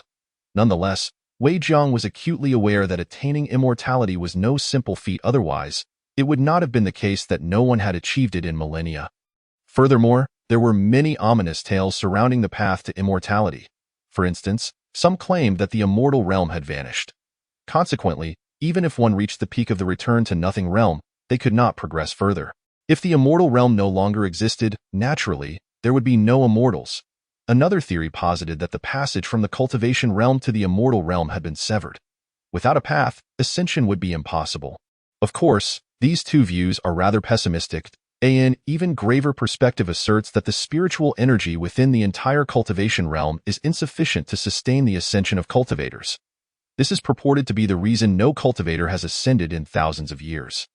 However, Wei Jiang remained undeterred by this viewpoint. After all, he received opportunities daily from sign-ins, which often yielded elixirs rich in spiritual energy. As long as he accumulated enough elixirs, he would never lack for spiritual energy. Chapter 44. The emergence of the medium-grade immortal artifact. Nevertheless, he felt that the absence of ascension in the past thousands of years might conceal a great secret. Yet, he had yet to uncover it. There is a saying that goes, "A boat will find its way when it reaches the bridge." In any case, he still has several tens of thousands of years to leisurely pass, so he is not overly worried about failing to achieve immortality. Moreover, there are 2 scenarios for attaining immortality. Point 1 is direct ascension to the immortal realm, in which case the individual cannot remain in the cultivation realm. The other is known as an earthly immortal, which allows one to become an immortal while still residing in the cultivation realm. It can be said that becoming an earthly immortal is certainly a viable alternative. After all, the distinction between an earthly immortal and an ascended one is not vast. Both can continue their cultivation. However, resources in the cultivation realm are often insufficient to support an earthly immortal's continued breakthroughs. Otherwise, not everyone would aspire to ascend to the immortal realm. Yet, for Wei Jiang, such concerns did not weigh heavily upon him. After all his cultivation resources were acquired through sign-ins in places rich with profound truths of the Di. In this manner, he lacked for nothing. Even if he were to acquire resources within the cultivation realm, none would surpass what he already possessed. It is merely that his current cultivation level remains at the return to nothing stage, which makes it challenging for the rewards from sign-ins to exceed that level. Thus far, he has only received a low-grade immortal artifact, the Tai Su sword, along with the cultivation technique, the Tai Shang Xian Tian record, and the true body of the unmoving king, as well as the heavenly craftsmanship he obtained from today's sign-in. Nevertheless, these are more than sufficient. Wei Jiang felt that the techniques he possessed would be highly coveted even in the immortal realm. To speak of the Tai Shang Xian Tian record, it could enable an immortal to cultivate to the realm of the immortal king, which is undeniably formidable. Wei Jiang sensed that the immortal king realm could very well be occupied by only a handful of formidable figures in the entire immortal realm. Should he manage to become an earthly immortal in the cultivation realm and reach the immortal king level, would it not mean that the entire cultivation realm would become his private garden? At that moment, should he wish to remain here, he would do so. Should he desire to wander the celestial realm, he would embark on that journey. After all, it is mentioned within the tomes of the scripture pavilion that celestial kings possess the ability to traverse the myriad worlds with ease, entirely unbound by the regulations of the realm of cultivation or the celestial realm. Indeed, for those who ascend in the conventional manner, descending to the mortal plane is an arduous endeavor, nearly impossible. However, such constraints hold no sway over beings of the celestial king's caliber. Generally speaking, there is little of allure in the mortal realm to entice celestial kings to visit. Thus, it is rare for them to come here without cause. Clearing his mind of distractions, Wei Jiang began to focus on the crafting of a celestial artifact.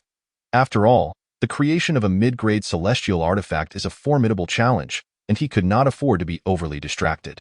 Otherwise, failure would be a likely outcome. Having devoted 3 full days and nights, Wei Jiang found himself at the pivotal moment of crafting the mid-grade celestial artifact. At this juncture, he dared not blink, directing all his concentration to the forging process. Remarkably, luck was on his side. Despite the low success rate of crafting mid-grade celestial artifacts, he encountered no errors.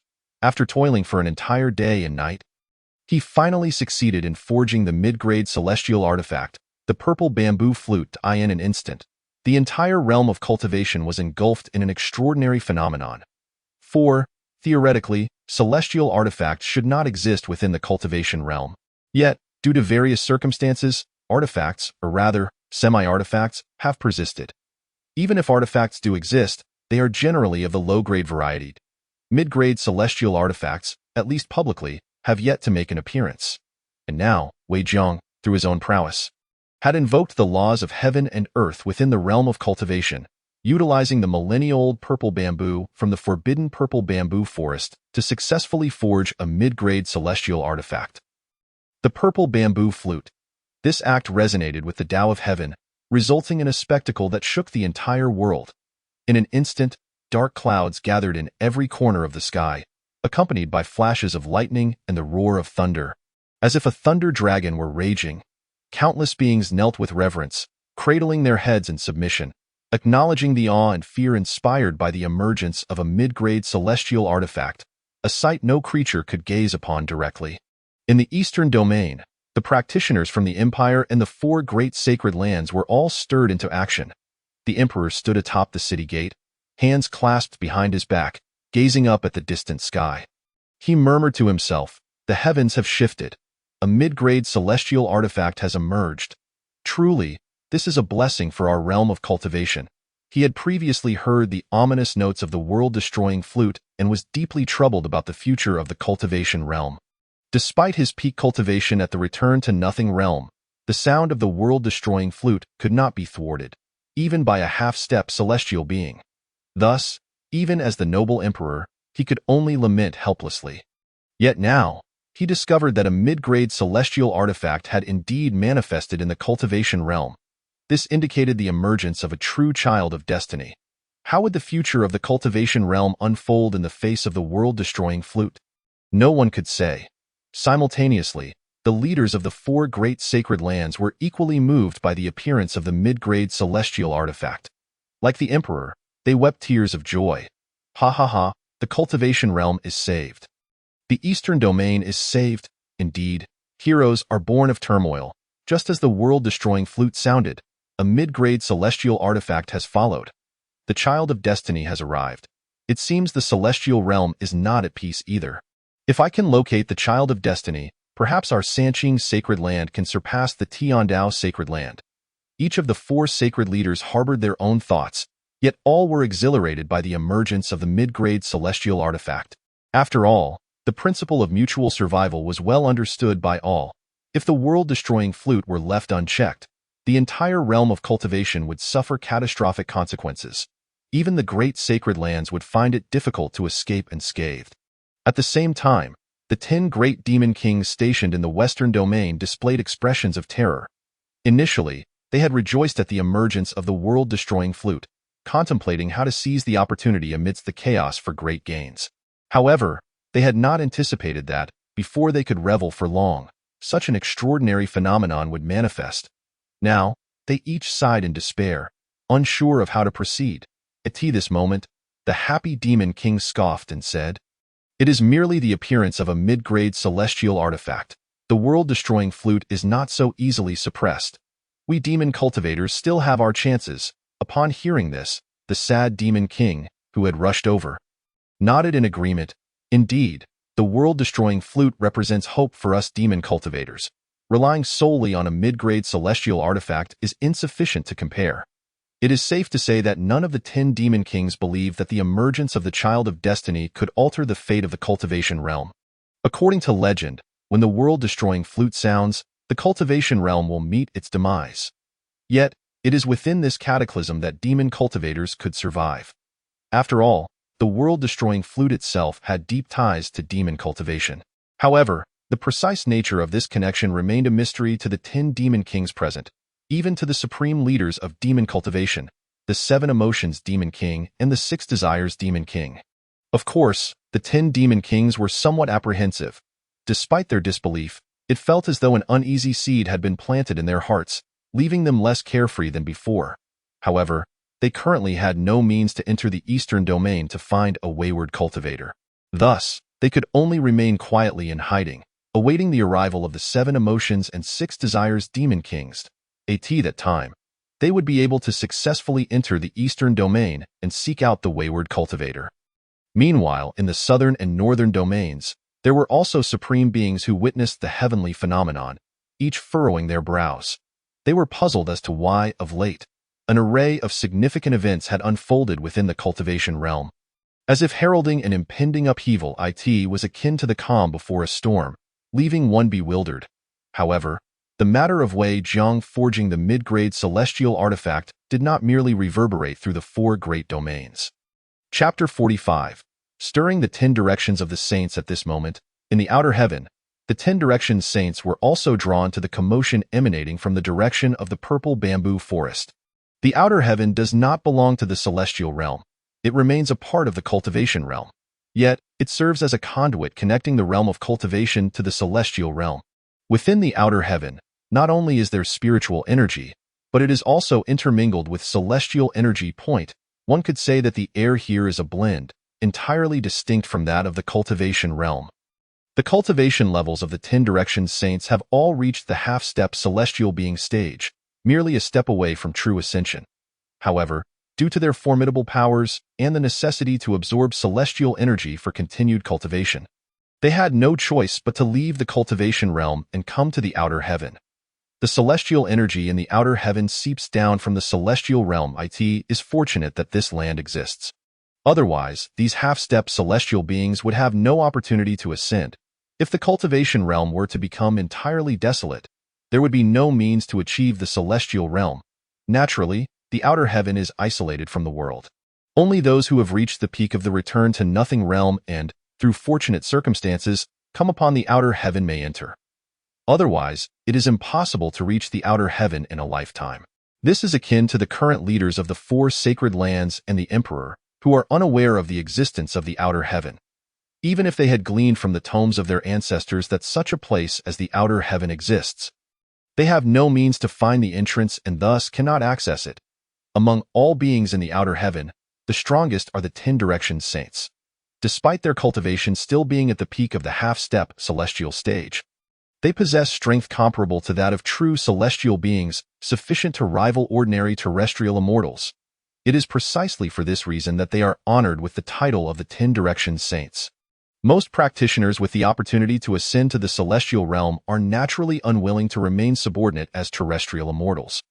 After all, unlike Wei Jiang, they cannot find resources adequate for terrestrial immortals to cultivate within the realm of cultivation. Thus, ascension to the higher realm is their only chance to continue their cultivation. Remaining in the realm of cultivation is exceedingly uncomfortable. After all, immortals are not eternally immortal. Although their lifespans far exceed those of practitioners, a newly ascended immortal's lifespan is merely 1 million years. If they cannot continue their cultivation, their demise will inevitably come. It is for this reason that countless half-step celestial practitioners in the outer heaven engage in fervent cultivation, hoping that one day they may truly ascend. However, the probability of this is still quite low, as the lifespan of a half-step celestial being is only 100,000 years, a mere 50,000 years more than that of the return to nothing peak. This duration, while significant, is but a fleeting moment in the grand scheme of ascension. In the realm beyond the heavens, countless cultivators have historically struggled at the final step towards immortality, ultimately succumbing to the shackles that bind them, their forms disintegrating into mere bones. Subsequently, a gust of wind would carry them away, rendering them nothing more than ashes in the air, vanishing utterly. At this moment, the most formidable of the 10 directions saints were utterly astonished, exclaiming, "Behold, a mid-grade immortal artifact! To think that such extraordinary talent still exists within our realm of cultivation. After all, among all the cultivators in the realm beyond the heavens, only the 10 directions saints possess low-grade immortal artifacts, while not a single one has been seen of the mid-grade variety. If they were to acquire mid-grade immortal artifacts, their own powers would undoubtedly ascend to new heights. In contrast, the remaining half-step immortals possess merely half-immortal artifacts, intensifying their fervor for mid-grade artifacts. It can be said that Wei Jiang's mere creation of a mid-grade immortal bamboo flute has sent ripples throughout the entirety of the realm beyond the heavens. Of course, while the cultivators in this realm cast envious glances at the mid-grade artifact in Wei Jiang's possession, they are acutely aware that they cannot easily depart from this domain. After all, the cultivators here do not engage in conflict, for there is nothing worth contending for. Moreover, the 10 direction saints maintain order within the realm beyond the heavens. This place is inherently small, and with the supervision of the 10 direction saints, disputes are virtually non-existent. The 10 direction saints believe that, in the absence of any contention, even if they were to possess mid-grade immortal artifacts, they would serve little purpose. After all, no matter how powerful an artifact may be, it cannot aid them in ascending to the upper realms. If one cannot achieve immortality, then all else is rendered meaningless. It can be asserted that once a cultivator steps into the realm of half-step immortals, both their vision and mindset undergo profound transformations.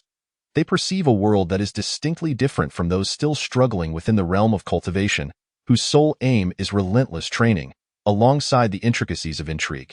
For the cultivators in the realm beyond the heavens, they believe that apart from attaining immortality, nothing else can sway their resolve. They remain unaffected by material joys or personal sorrows. This is the essence of becoming an immortal. After successfully crafting the mid-grade immortal bamboo flute, Wei Jiang was filled with elation. This marked his inaugural success in forging a mid-grade immortal artifact. The sense of accomplishment was inescapable. He spent several hours fascinatedly observing the flute in his hands before contentedly storing it within his own miniature world. With a mid-grade immortal artifact in his possession, his strength could be deemed exceptionally formidable, leading him to feel as though there was no one left in the entire realm of cultivation who could rival him. However, he remained unaware of whether there existed even more powerful beings, as he had spent the majority of his time in the Eastern Domain. He had nearly explored all 5 forbidden zones surrounding the Xintian Dao sect. While other sacred grounds also had their own forbidden zones, they were likely on par with those surrounding the Xintian Dao sect. Even if the Xintian sacred ground had declined, the surrounding forbidden zones still remained at the same level as they were tens of thousands of years ago. Casting one last glance at the bamboo grove, Wei Jiang felt no lingering attachment and prepared to leave directly on his sword. After all, he could no longer procure any further treasures within the bamboo grove. Even with daily sign-ins, he could only acquire a few creation pills at most. Rendering his interest in the place minimal, it would be far better to seek out new locations imbued with the truths of the Tao for further sign-ins, where the treasures obtained would undoubtedly be more abundant. Naturally, before his departure, he conducted one final sign-in.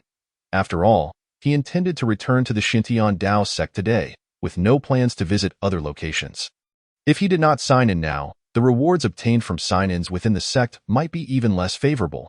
Thus, he silently intoned, "System, sign in. Congratulations, host. Sign in successful. You have received a bottle of creation pills." Upon discovering yet another bottle of creation pills in his possession, Wei Jiang was filled with delight. After all, creation pills were essential for his cultivation. Even though he had opportunities to sign in daily, his cultivation speed had reached a point where the creation pills were becoming insufficient. Moreover, his cultivation was currently at the peak of the mid-stage of returning to the void, with only a slight distance left to break through to the late stage. With a few more bottles of creation pills, he might just manage to successfully achieve that breakthrough with a bit of time. Upon returning to the Xintian Tao sect, he initially appeared as a servant disciple before reporting to the sect. As his relationship with Elder Lin deepened, he found that even without performing servant tasks, Elder Lin would turn a blind eye.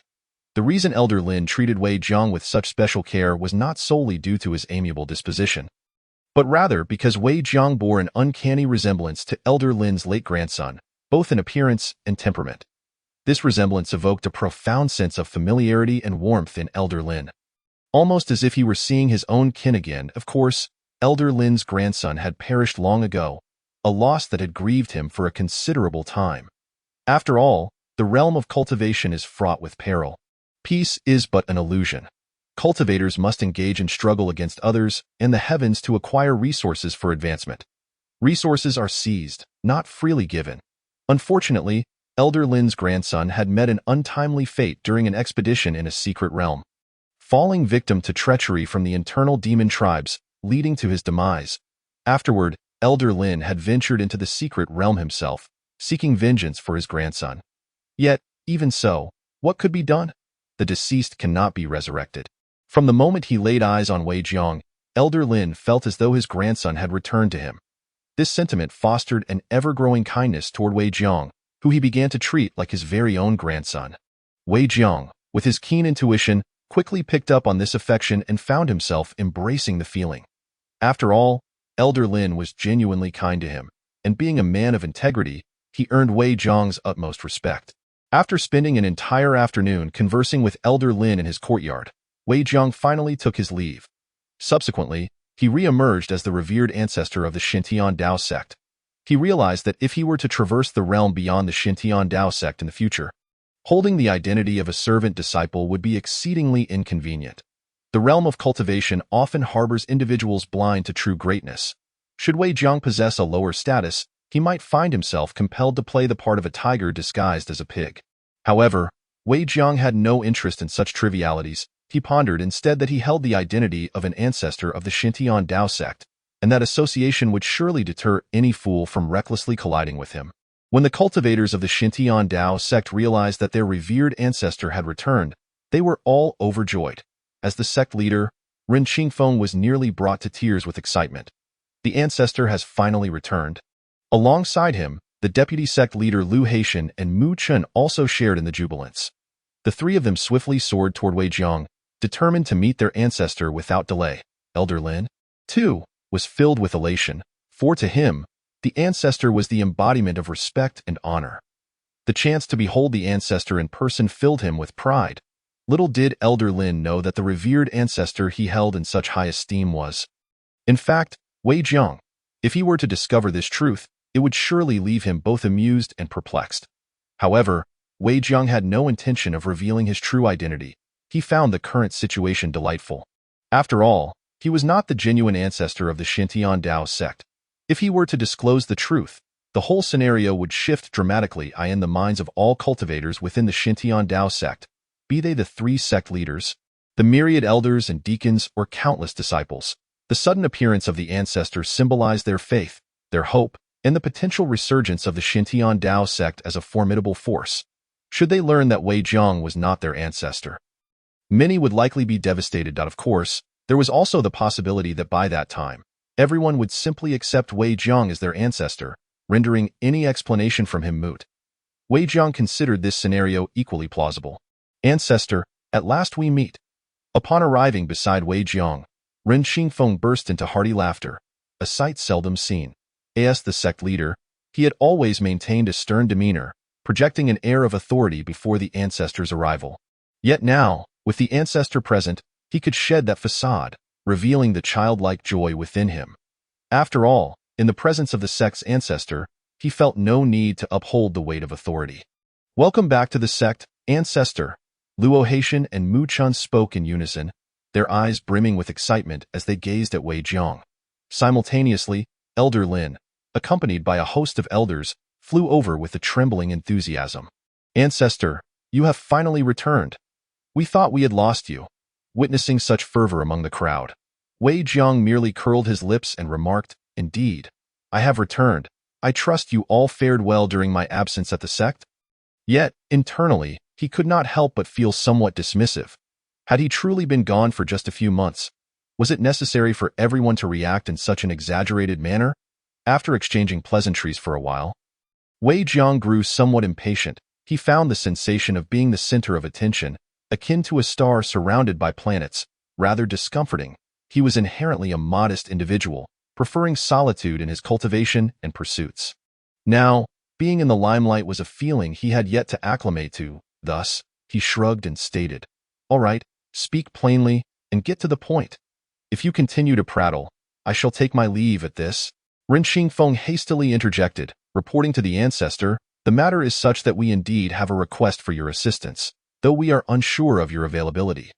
Given his words, Wei Jiang felt it inappropriate to outright refuse. He understood Ren Xingfeng's character well. He would not intrude unless the matter held great significance. What is the issue? If it truly necessitates my personal involvement, do share, he inquired, if it is of utmost importance. I shall certainly assist you. Upon hearing this, laughter erupted among those present. Luo Haitian immediately responded, Ancestor, the situation is thus.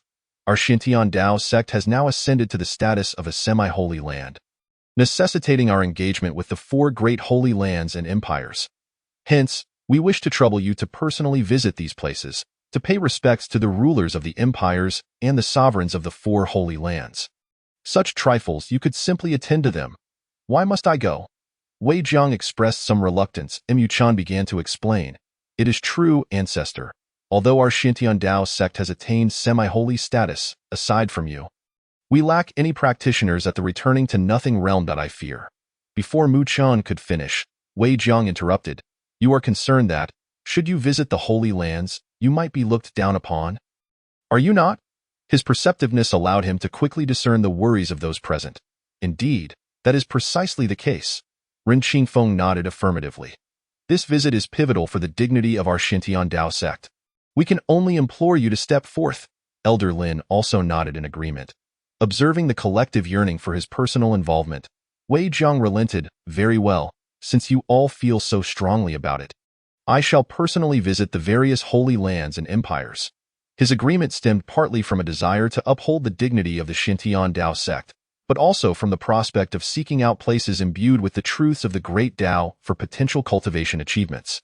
In new locales, he might stumble upon superior treasures, a notion that deeply intrigued him. After all, his current cultivation had yet to reach the pinnacle of the returning to nothing realm, and he was eager to elevate his prowess swiftly. He was acutely aware that his advancement primarily relied on the treasures and techniques acquired through such explorations. Solely engaging in arduous practice would render significant progress exceedingly difficult. Yet, should he secure treasures from places rich in the truths of the great Tao, his cultivation could soar to new heights. With a stroke of fortune, he might even reach the apex of the returning to nothing realm within days. This temptation was one Wei Jiang found utterly irresistible. However, before embarking on his visits to the Holy Lands, Ren Xingfeng posed another request. We kindly ask you to assist us with one more matter, ancestor. Please, convey all your thoughts in one go. Wei Jiang conceded with a hint of exasperation. After all, Ren Qingfeng was, in essence, his junior, as the ancestor of the Xintian Dao sect. It was only fitting for him to extend his understanding. Understood, ancestor. Ren Qingfeng nodded, feeling a twinge of guilt. He was acutely aware of the ancestor's dedication to his cultivation and aspirations for ascension. Yet here he was, unwittingly consuming the ancestor's precious time. Such behavior was utterly inexcusable. Nevertheless, reflecting on his current position as the leader of the Xintian Dao sect, especially after having broken through to the void refinement realm, he felt compelled to continue contributing to their collective endeavors. Chapter 47. Grateful for the ancestors' bestowal of techniques. If he were to take his own life to atone for this, it would be an act of irresponsibility. Ancestor, the disciples of the sect earnestly wish for you to impart your wisdom and guidance upon us, and we hope for your support, Ren Qingfeng stated earnestly. Initially, he had considered rejecting this proposal, believing the ancestor far too occupied for such minor matters. However, after discussing it with Luo Haitian and Mu Chun, he altered his perspective. After all, Wei Jiang, despite his formidable strength, was ultimately just one individual. Should he choose to wander the world or meditate for centuries, or even ascend to immortality, the Xintian Dao sect would be left vulnerable without his guidance, potentially reverting from a semi-holy land to an ordinary sect within the realm of cultivation. Moreover, the Xintian Dao sect had now expanded significantly, covering an area of nearly 300,000 miles. Such growth was beyond the wildest dreams of its members. Yet, all of this was merely the result of Wei Jiang's influence. Should he disappear, they would inevitably face the repercussions. Furthermore, during the sect's expansion, they would likely offend various factions along the way. In such circumstances, the absence of the ancestors' protection could spell disaster for the Xintian Dao sect.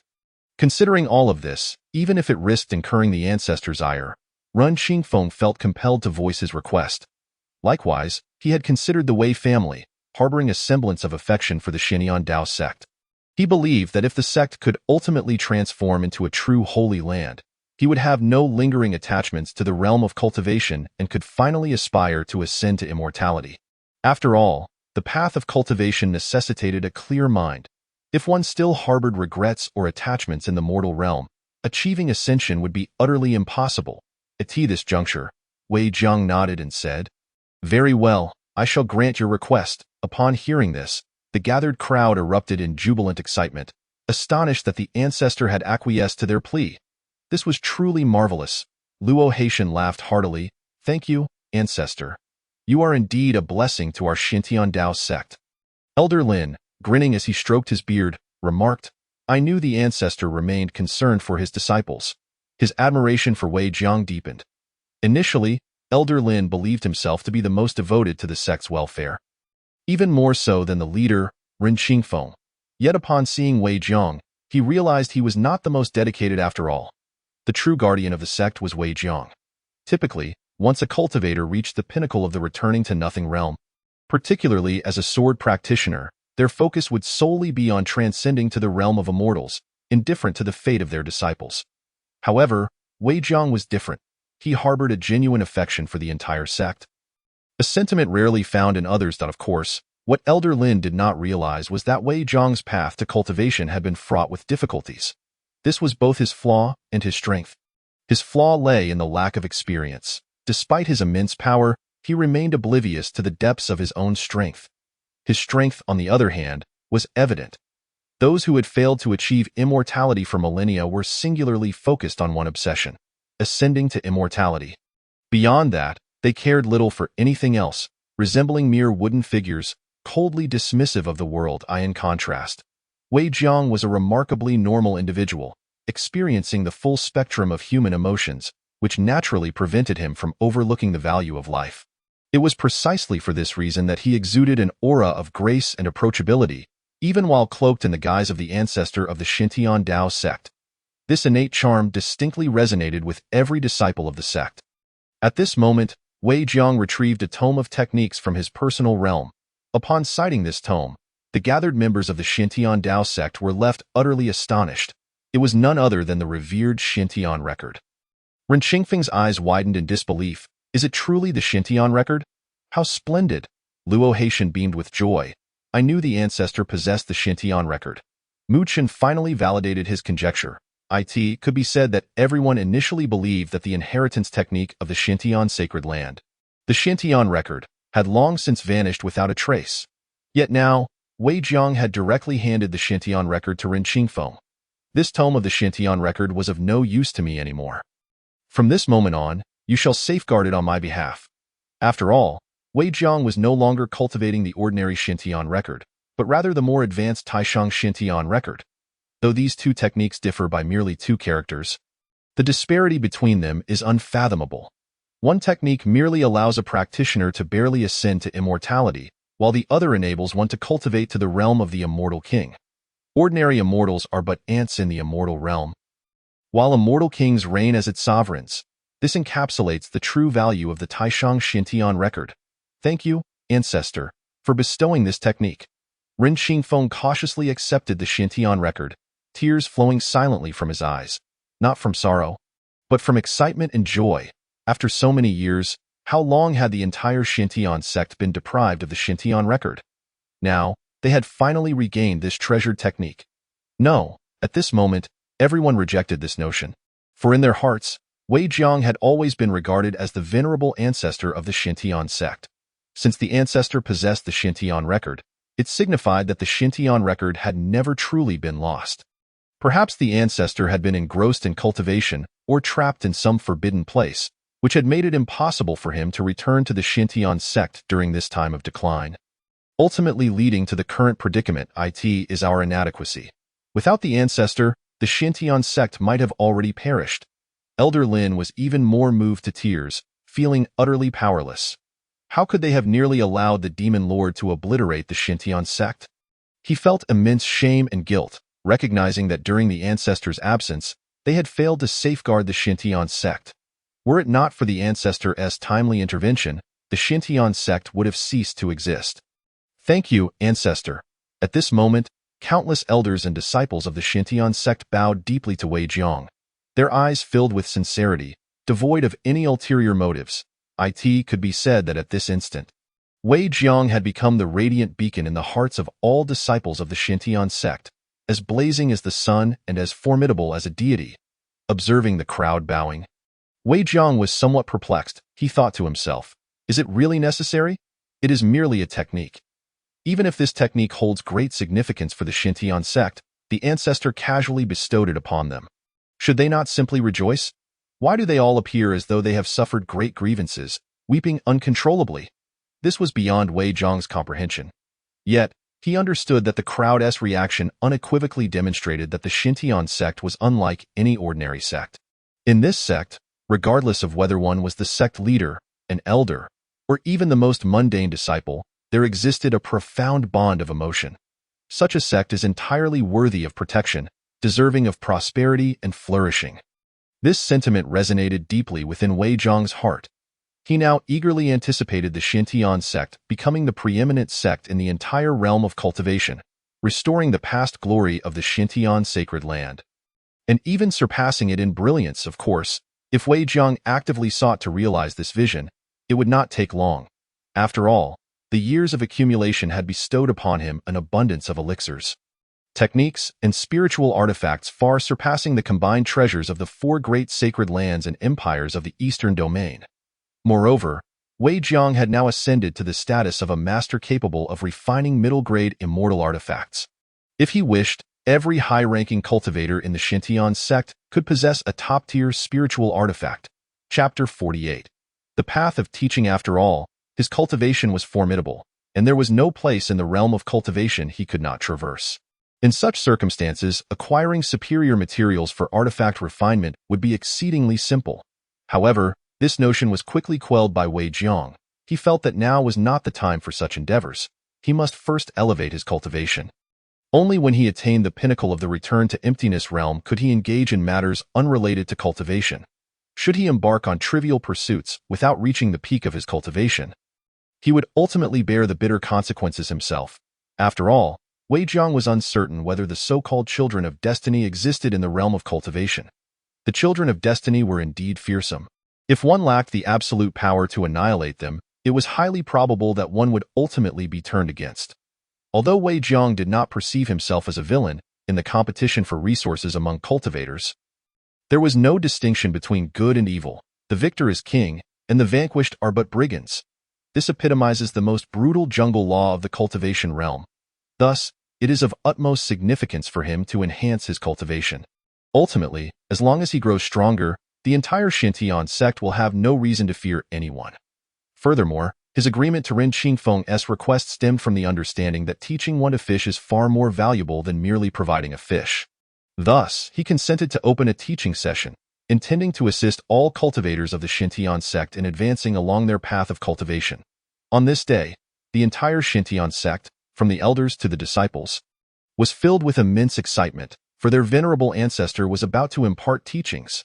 It was an opportunity that many eagerly anticipated. After all, they unanimously believed that Wei Jiang had reached the pinnacle of the return to emptiness realm. Such a powerful figure, if he were to share his insights, would undoubtedly provide them with invaluable benefits. It was quite possible that countless mundane disciples would ascend to the outer sect and become outer disciples simply by attending this lecture.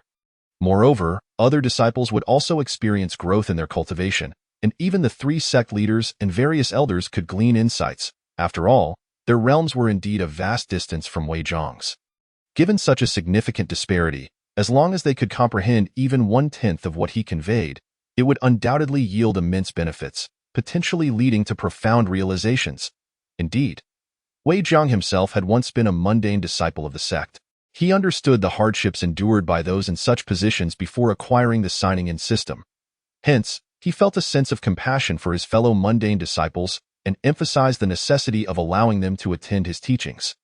Upon hearing this, the three sect leaders and numerous elders were deeply moved, realizing that their ancestor was truly worthy of the title, as it was only natural for one who had broken through to the pinnacle of the return to emptiness realm to possess such qualities.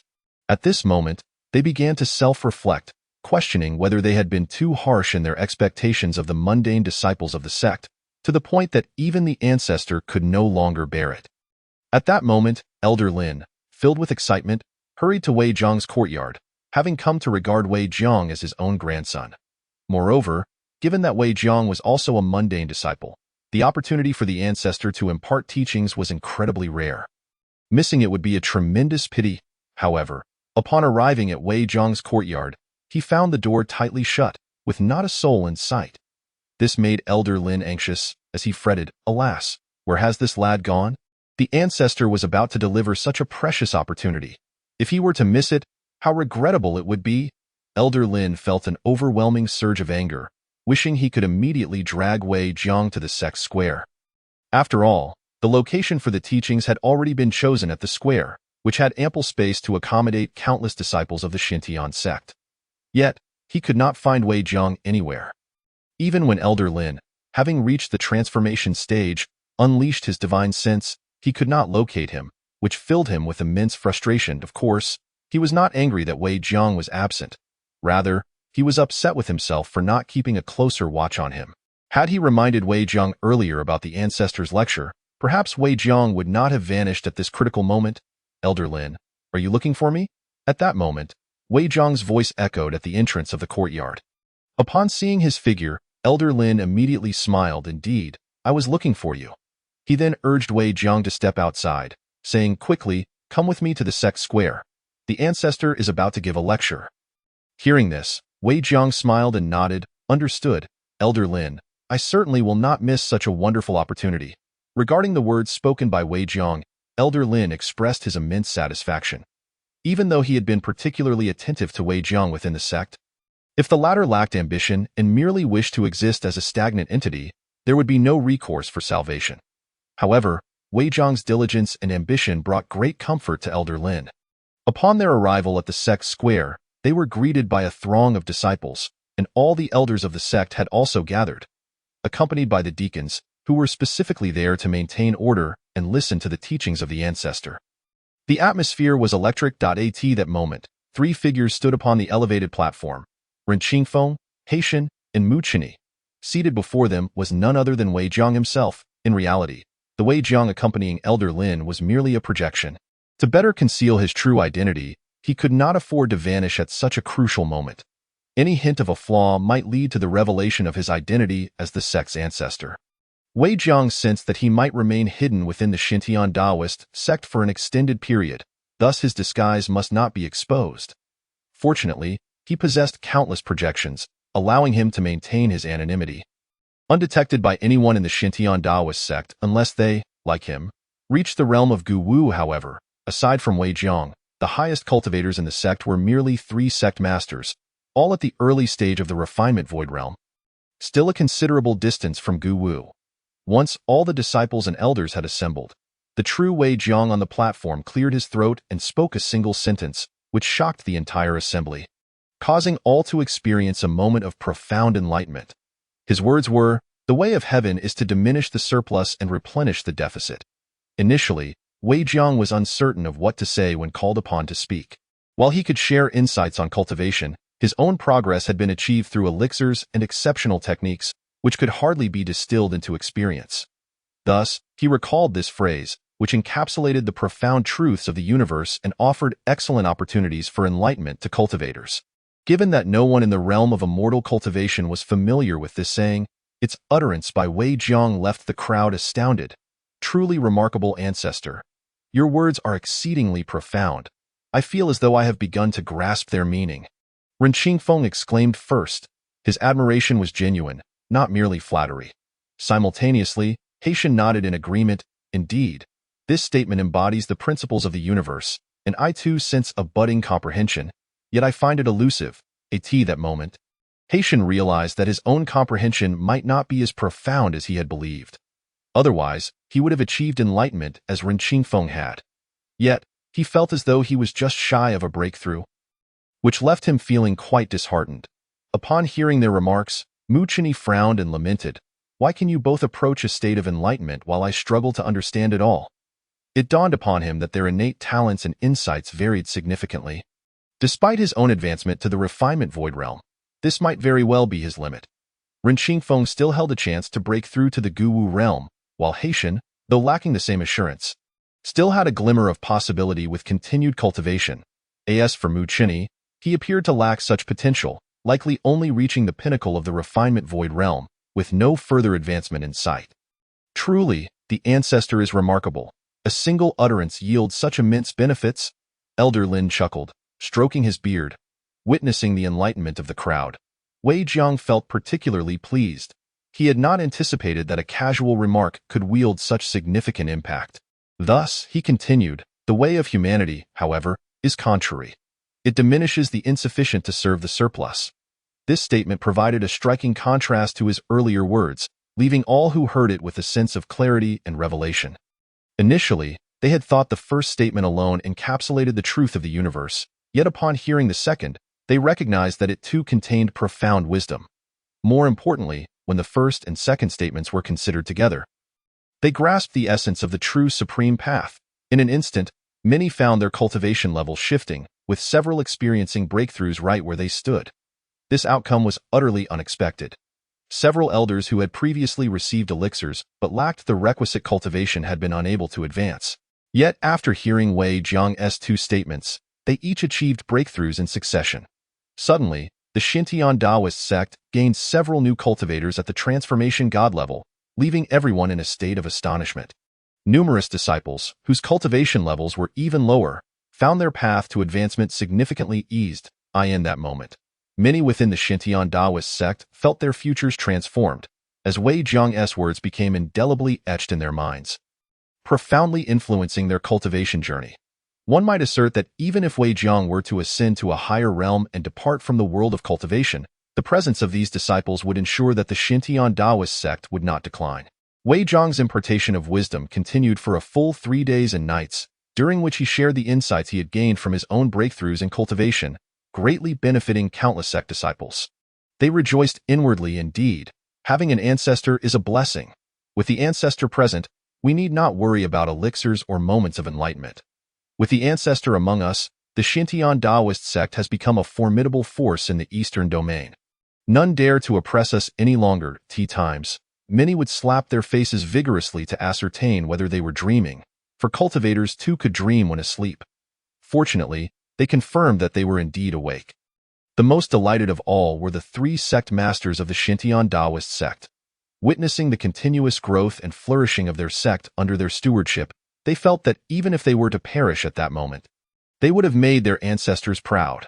Following the conclusion of the teachings, Wei Jiang prepared to set off for the Sword Saint Sanctuary, for the Sword Saint possessed the most formidable cultivation in the Eastern Domain, second only to Wei Jiang himself. Though the number of sword cultivators in the Sword Saint Sanctuary was fewer than in other sanctuaries, the very nature of being a sword cultivator implied strength. In terms of comprehensive strength, the Sword Saint Sanctuary still ranked first. However, their numbers would be challenging to increase, as sword cultivators were relatively rare in the realm of immortal cultivation. Among 10 disciples with spiritual roots, it was uncertain if even one would become a sword cultivator. This scarcity restricted the Sword Saint Sanctuary to a position among the 4 great sanctuaries, yet it never truly dominated the Eastern Domain. Wei Jiang moved swiftly, reaching the entrance of the Sword Saint Sanctuary in less than an hour. Truly, it was a sight of grandeur and majesty. One day, my Shintian Taoist sect shall also become a sanctuary of renown. Upon hearing Wei Jiang's musings at the entrance, the disciples of the Sword Saint Sanctuary scoffed, "Ha, just a frog in a well, and yet you aspire to elevate your sect to the same status as ours? How utterly deluded!" Feeling a surge of annoyance at their derision, Wei Jiang considered that he was here to visit the Sword Saint. To strike out at one of their disciples before even entering would be rather impolite. Moreover, having reached the realm of Gu Wu, Wei Jiang's demeanor and composure had grown exponentially. While he could tolerate their verbal provocations, he opted to respond with calmness. "I wish to pay my respects to your Sword Saint. Could you assist me in facilitating this meeting?" Initially, he had spoken courteously, for he was not one to flaunt his status. Having once been a mere servant disciple, he remained amiable to ordinary cultivators. However, due to the earlier mockery from the Sword Saint Sanctuary disciples, his tone lacked its previous politeness. This elicited a chain reaction. The disciples, already disdainful of Wei Jiang, reacted with impatience upon hearing his request to meet their esteemed leader.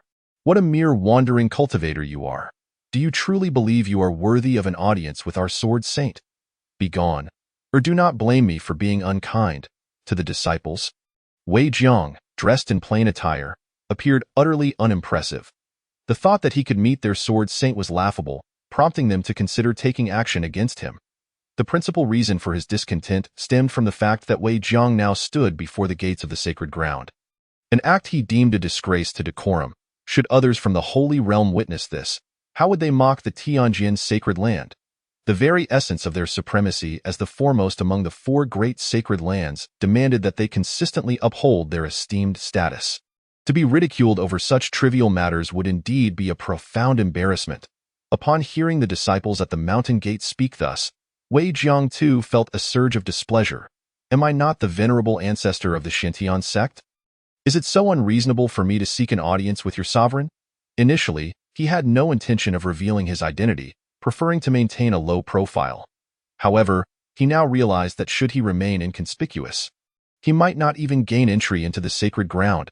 Of course, if he so desired, he could force his way in, and the guardians of the sacred realm would be powerless to stop him. Yet, he was here to pay a visit, not to disrupt the sanctity of the place. Thus, he restrained himself from acting on his impulses. Nevertheless, upon uttering these words, a core disciple from the Tianjin sacred land scoffed derisively from within the gates. "Ha ha ha! You are the ancestor of the Shintian sect? What is the Shintian sect, if not a mere sect?" He then turned to his companions. "Is the ancestor of the Shintian sect someone of great renown?"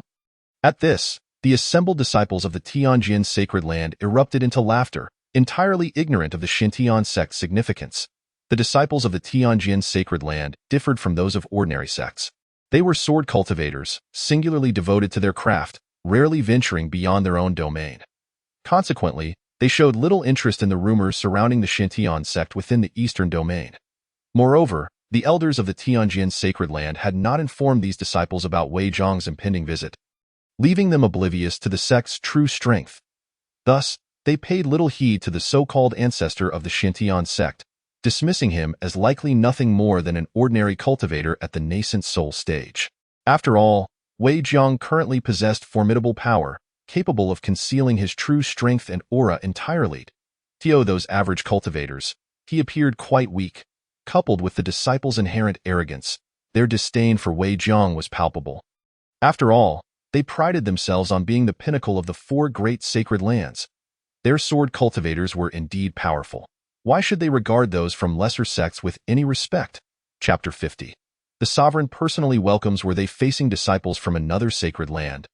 They might have shown some trepidation. However, mere practitioners from ordinary sects were beneath their notice. Infuriated by their mockery, Wei Jiang resolved that even if today's visit ended in failure, he must teach these unrestrained individuals a lesson. After all, he was the venerable ancestor of the Xintian sect. Should he be derided by the disciples of the Tianjin sacred land without retaliating, word would surely spread, bringing ridicule upon the entire eastern domain. Even if Wei Jiang himself was indifferent to such superficial titles, the Xintian sect certainly cared. As its ancestor, his presence in the world represented the sect's image. The dignity of the sect was inviolable. Thus, he coldly declared, "It seems I must teach you arrogant wretches a lesson. Ha ha ha, you are truly amusing." The core disciple who had previously mocked Wei Jiang laughed uncontrollably, convinced that Wei Jiang was merely deceiving himself. After all, how could he possibly have the audacity to utter such words at the entrance of the Tianjin sacred land? At that moment, another disciple from the Tianjin sacred land exclaimed, "This fellow is insufferably arrogant. Let us teach him a lesson." "How shall we do so?" another inquired. "Let us cripple him, ruin his dantian, and render him a mere mortal," they said, justifying their cruelty by claiming to be benevolent. Upon hearing this, Wei Jiang's expression darkened. He could hardly believe that these individuals were already plotting to harm him before he had even made a move. Their intentions were ruthlessly cruel. For a cultivator, having one's dantian destroyed equated to becoming a mere mortal. The thought that they wished to reduce him to such a state was unconscionable. One could only imagine the grim fate that would befall any other cultivator who crossed paths with them. The mere contemplation of this ignited an uncontrollable fury within Wei Jiang. He found these individuals utterly despicable, more so than the demons he had encountered. After all, the enmity between demons and humans was a natural instinct, rooted in biology. Yet, here were fellow humans treating one another in such a barbaric manner. Such conduct was nothing short of inhumane. Therefore, Wei Jiang resolved to return their cruelty in kind. If they sought to incapacitate him, he would make them experience that very feeling. Just as he prepared to strike, the Tianjin sacred land elder, who had previously encountered Wei Jiang, swiftly approached. "Stop! All of you, cease your actions at once." Upon hearing this, the disciples of the Tianjin sacred land, poised to attack, immediately halted. "Elder, this fellow outside the mountain gate has shown disrespect to our sacred land. We were merely preparing to teach him a lesson." One disciple protested, dissatisfaction evident in his tone. Although their elder was a master of the returning void realm, the disciples felt justified in their actions as a defense of their sect's honor. Being interrupted in their moment of righteous indignation left them all feeling irked. However, the elder did not even glance at them but walked directly to Wei Jiang and bowed, saying, "I sincerely apologize. Fellow cultivator, these disciples are utterly unlearned, and I shall ensure they are punished."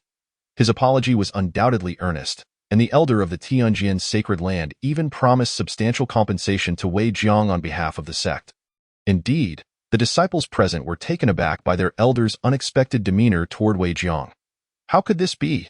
The elder is a peak returning void realm sword cultivator. How can he bow to someone who appears so weak? They could scarcely comprehend the transformation taking place before them. It dawned upon them that when Wei Jiang had earlier revealed his identity as the ancestor of the Xintian sect, they had assumed it to be an obscure sect. However, it was now glaringly evident that the Xintian sect was far from ordinary. If even the elder of their sacred land bowed respectfully, how could he possibly be an average individual? At that moment, they could only entertain one possibility. Wei Jiang's cultivation had reached the peak of the returning void realm. Furthermore, he was likely far superior to the average cultivator at that stage. Otherwise, the elder, even if only at the late stage of the returning void realm, would still possess strength exceeding that of ordinary peak cultivators. Only if Wei Jiang's power surpassed that of the elder would the elder exhibit such subservience. With this realization, all the disciples of the Tianjin sacred land who had previously mocked Wei Jiang and threatened to cripple him felt their legs weaken. They all knelt, pleading for mercy. Yet, in the face of their supplications, Wei Jiang remained unmoved. Had the elder of the Tianjin sacred land not intervened, would they have shown restraint? Certainly not. Moreover, Wei Jiang understood the elder's intentions. He sought to have him overlook the transgressions of these disciples. However, Wei Jiang was unwilling to grant them leniency. They just declared their intent to incapacitate me and render me a cripple. Do you truly believe I would simply forgive them? He continued, had I not been here today, but rather another cultivator. They might have brought about the most humiliating demise. Upon hearing Wei Jiang's words, the elder's countenance darkened. It dawned on him that his disciples had indeed overstepped their bounds. This was not merely about offending Wei Jiang. More critically, they had tarnished the reputation of the Tianjin sacred land. Unfortunately, this incident had unfolded before Wei Jiang, compounding their sins. You wretches have truly brought disgrace upon the Tianjin sacred land, the elder declared. His expression stern. At this, the disciples were utterly terrified. Initially, they had believed the elder would side with them, yet it seemed he might indeed punish them. Their despair deepened as the elder uttered his next words. Since you wish to treat others so cruelly, I shall return the favor. With that, he waved his hand, summoning other disciples from the sacred land to seize those who had mocked Wei Jiang. The consequences they now faced were to have their dantians destroyed and their limbs crippled, cast out from the sacred land. As for the specifics of their fate, Wei Jiang paid little mind. His consciousness could sweep across the entirety of the Tianjin sacred land. Should the elder merely speak without taking action, Wei Jiang would personally intervene to teach the Tianjin sacred land a lesson. After all, his current strength is comparable to that of an immortal, even surpassing that of many weaker immortals. With such confidence, he harbors no fear of opposing the heavenly sword's sacred land. However, at that moment, he faintly heard one of the recently punished disciples shouting, "You cannot harm me. My ancestor is the supreme elder of the sacred land." Yet, as soon as he uttered those words, he let out a blood-curdling scream. After all, there had never been any mention of a supreme elder within the heavenly sword's sacred land. Thus, Wei Jiang did not pay much attention to the matter. Suspecting that the disciple was merely attempting to escape the impending doom of being cast aside by fabricating such claims.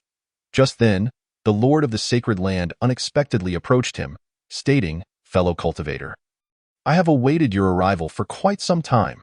Learning that the ancestor of the Xintian Dao sect had come to the sacred land filled him with great excitement. After all, he believed that only Wei Jiang's strength could rival his own in the entire eastern region. It had been many years since he had encountered a worthy opponent. Now that he had met Wei Jiang, how could he possibly let this opportunity slip away without a contest? It would be a tremendous pity otherwise. The disciples of the sacred land were utterly astonished to see their Lord personally come to welcome Wei Jiang. Could it be that the so-called ancestor of the Xintian Dao sect has successfully ascended to the ranks of the sacred land? After all, only the rulers of empires and the leaders of the other three sacred lands would warrant such a personal reception from the Lord of the Heavenly Sword. For anyone else, there was simply no need for such a gesture. They would be the ones to seek him out. This exemplifies the disparities in status and strength. Yet, the fact that the Lord chose to personally greet Wei Jiang suggested that perhaps Wei Jiang's standing was akin to that of the Lord of the sacred land or the ruler of an empire. Naturally, after exchanging pleasantries with the Lord of the Heavenly Sword, Wei Jiang entered the sacred land alongside him. Thus, the Lord, as the host, guided Wei Jiang through the vast expanse of the sacred land. It can be said that the Heavenly Sword's sacred land truly lives up to its reputation as a sacred land, with its grand and imposing atmosphere far exceeding that of the Xintian Dao sect. If one were to compare it to the Xintian sacred land, its predecessor, it was indeed equally magnificent. But that was merely a reminiscence of history. After observing the splendor of the Heavenly Sword's sacred land, Wei Jiang contemplated that the Xintian sacred land must also be constructed in a similar manner in the future, perhaps even more magnificent and resplendent than the current Heavenly Sword sacred land. Upon arriving at a location imbued with the essence of the great Tao, the Lord of the Heavenly Sword proudly introduced, "This is our most renowned forbidden area, known as the Cliff of Heart Inquiry." Hearing this, Wei Jiang nodded, exhibiting a demeanor of calm indifference, which earned him a more favorable glance from the Lord. Initially, he had assumed that even a peak cultivator of the Void Realm, having been born in a place as humble as the Xintian Dao sect, would possess limited perspective. However, he now realized that Wei Jiang was far more experienced than he had anticipated. If Wei Jiang were merely an ordinary cultivator, the Lord of the Heavenly Sword would not have regarded him with much importance, merely desiring to engage in a friendly spar. Beyond that, he would not have paid him much heed. Yet, witnessing Wei Jiang's composed demeanor, the Lord found himself re-evaluating his previous assumptions. In reality, at that moment, Wei Jiang was internally lamenting. Why isn't this Lord of the Heavenly Sword departing? If he remains, how can I sign in? After all, the treasures he would obtain through signing in would manifest directly upon him. If the Lord of the Heavenly Sword were to witness this, it would be inexplicable. The matter of the sign-in system was something Wei Jiang was deeply reluctant to disclose to anyone, for it was his greatest trump card. Should this secret be revealed, he could find himself in a perilous situation. If the existence of the system were to become known throughout the cultivation realm, it would undoubtedly lead to chaos and bloodshed. Even though his current strength surpassed that of most immortals, he still wished to avoid unnecessary carnage. His sole desire was to cultivate in peace and ascend to immortality. As such, as long as he could ensure that the system remained undiscovered, there would be no upheaval in the cultivation world. At this moment, he spoke up, "Lord of the Heavenly Sword, I am perfectly capable of wandering through your sacred land alone. There is no need for you to accompany me. It would be an undue waste of your precious time." Wei Jiang intended to send the Lord on his way, allowing him to remain at the Cliff of Heart Inquiry for his sign-in. In truth, the Cliff of Heart Inquiry bore its name and status as a forbidden area for a reason. If it were merely an ordinary test of heart, it would only qualify as a trial ground, not reaching the level of a forbidden area. However, this Cliff of Heart Inquiry was exceptionally peculiar. Upon entry, if one failed to pass the test of heart, they would become eternally lost within, of course. If one's consciousness were particularly formidable, they might still rely on their sheer strength to escape. But if one's strength was insufficient, they would inevitably fade away into dust. Upon hearing Wei Jiang's words, the Lord of the Heavenly Sword waved his hand dismissively, saying, "No worries. I happen to be free today. As a guest who has traveled from afar, how could I leave you to fend for yourself?" His insistence stemmed from his own ulterior motives. He had longed to compete with Wei Jiang, to ascertain who truly was the strongest in the eastern region. Moreover, as fellow sword cultivators, their sparring could lead to moments of enlightenment. The Lord of the Heavenly Sword, having reached the pinnacle of the Void Realm, harbored the greatest aspiration of breaking through to become an immortal and ascending to the higher realms. After all, his lifespan had already been significantly depleted. If he did not ascend, he would not last a mere 1,000 or 2,000 years before perishing. For any cultivator in the realm, achieving immortality was the ultimate goal. Beyond that, matters such as sect influence were merely external aids to enhance one's cultivation. If one could attain immortality, any cultivator would willingly relinquish these. As for the Lord's attitude, Wei Jiang found himself momentarily at a loss. Logically, he was clearly wasting the Lord's time. Wouldn't it be better for him to devote that time to cultivating? He had initially expected the Lord to graciously accept his proposal and depart promptly. To his surprise, the Lord refused to leave, insisting on remaining by his side. This left Wei Jiang somewhat unsure of how to proceed. However, after contemplating, he still remarked, "The truth is, I wish to explore this Cliff of Heart Inquiry. I might end up taking a considerable amount of time. Your personal welcome has already brought me immense joy. It would be improper to continue imposing on you." Through Wei Jiang's heartfelt reasoning, the Lord of the Heavenly Sword's attitude shifted. Nevertheless, he directly inquired, "Then, may I ask how long you intend to remain in our Heavenly Sword sacred land?" The Lord's question was driven by his own intentions, not out of concern for Wei Jiang's safety. If Wei Jiang was only visiting for a day, he would certainly keep a watchful eye on him. Otherwise, losing the opportunity for a contest would be a regret beyond measure. After all, within the Xintian Dao sect, it was rumored that Wei Jiang was as elusive as a dragon's tail. Once he vanished, he would be impossible to locate again. If the Lord were to let him go now, it would be challenging to find him again in the future. If the Lord does not mind, I would like to stay here for a while longer, perhaps half a month or even a month. Wei Jiang was essentially being rather bold. However, considering that his sign-in system allowed him to gain rewards daily, spending only a day or two at the Heavenly Sword sacred land would yield insufficient rewards. Only by staying for an extended period could he continuously acquire treasures. Upon hearing Wei Zhang's response, the Lord of the Heavenly Sword finally expressed satisfaction, saying, "Fellow cultivator, you are welcome to stay in our Heavenly Sword sacred land for as long as you desire." His response was particularly magnanimous. If Wei Zhang remained for an extended time, he would have ample opportunity to challenge him. With the Lord's consent, Wei Zhang felt immense joy, replying, "Thank you very much, Lord of the Heavenly Sword." However, just then, the Lord inquired, "By the way, I have enjoyed our conversation, but I still do not know how to address you." "I am Wei Zhang," he replied casually. "Ah, so you are Wei Daoyu." The Lord of the Heavenly Sword nodded, saying, "Very well, in that case, I shall not disturb you further today." As he spoke, the Lord of the Heavenly Sword vanished instantaneously from his location. Upon witnessing the departure of his counterpart, Wei Zhang finally breathed a sigh of relief. With this turn of events, he could proceed to sign in and reap his rewards. Thus, without hesitation, he stepped into the Cliff of Heart Inquiry. Intrigued by the challenges presented by the Cliff of Heart Inquiry, Wei Zhang willingly accepted the trials within. However, it was evident that his inner strength was formidable. The trials of the Cliff of Heart Inquiry could not sway his resolve.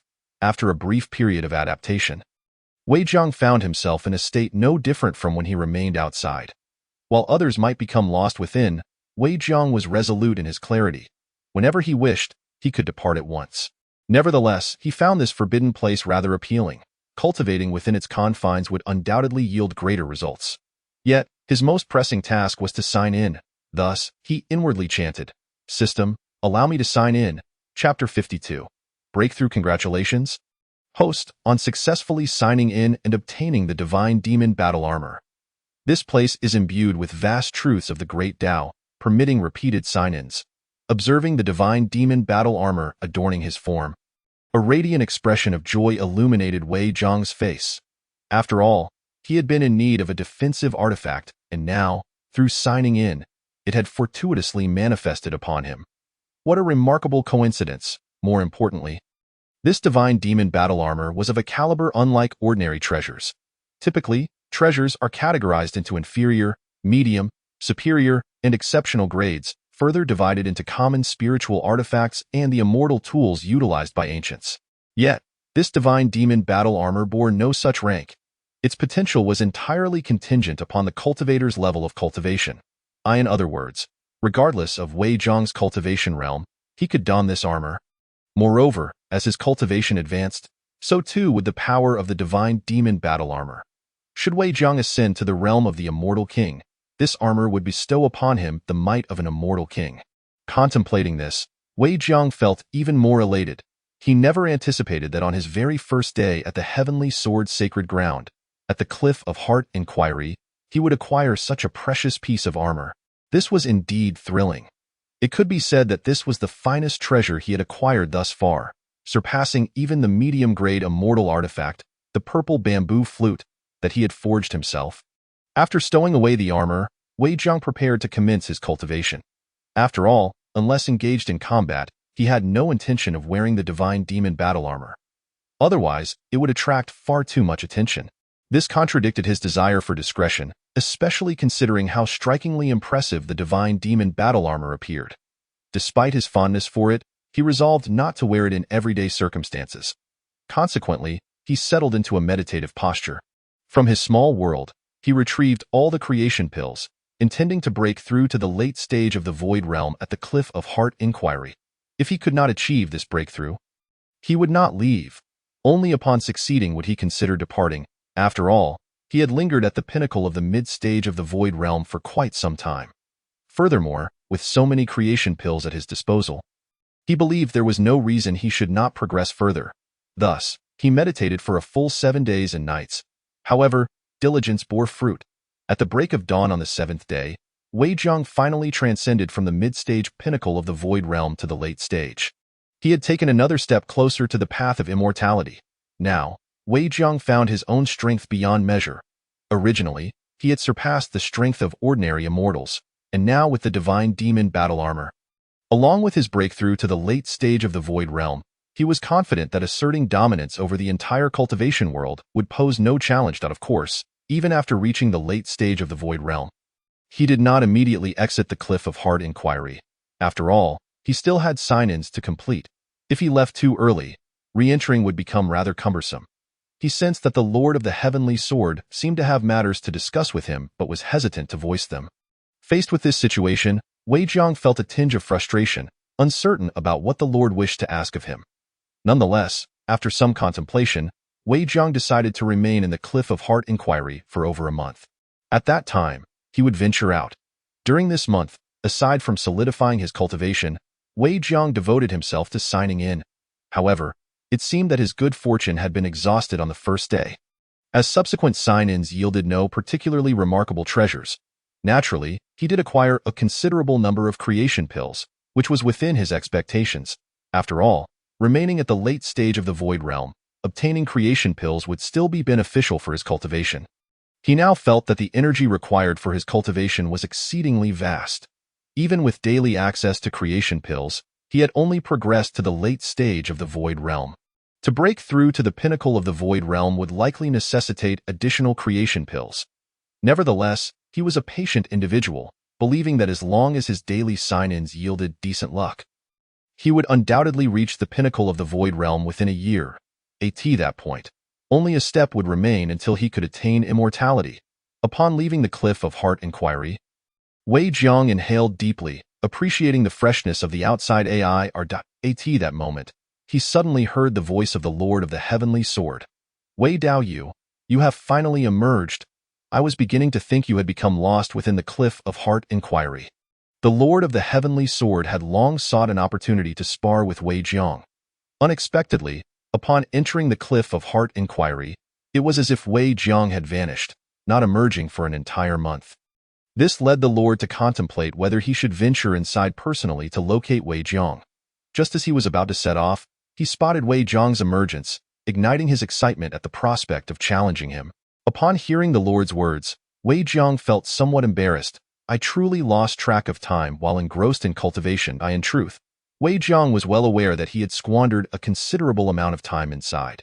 However, he feigned ignorance. The Lord of the Heavenly Sword, on the other hand, was entirely unconcerned with such details.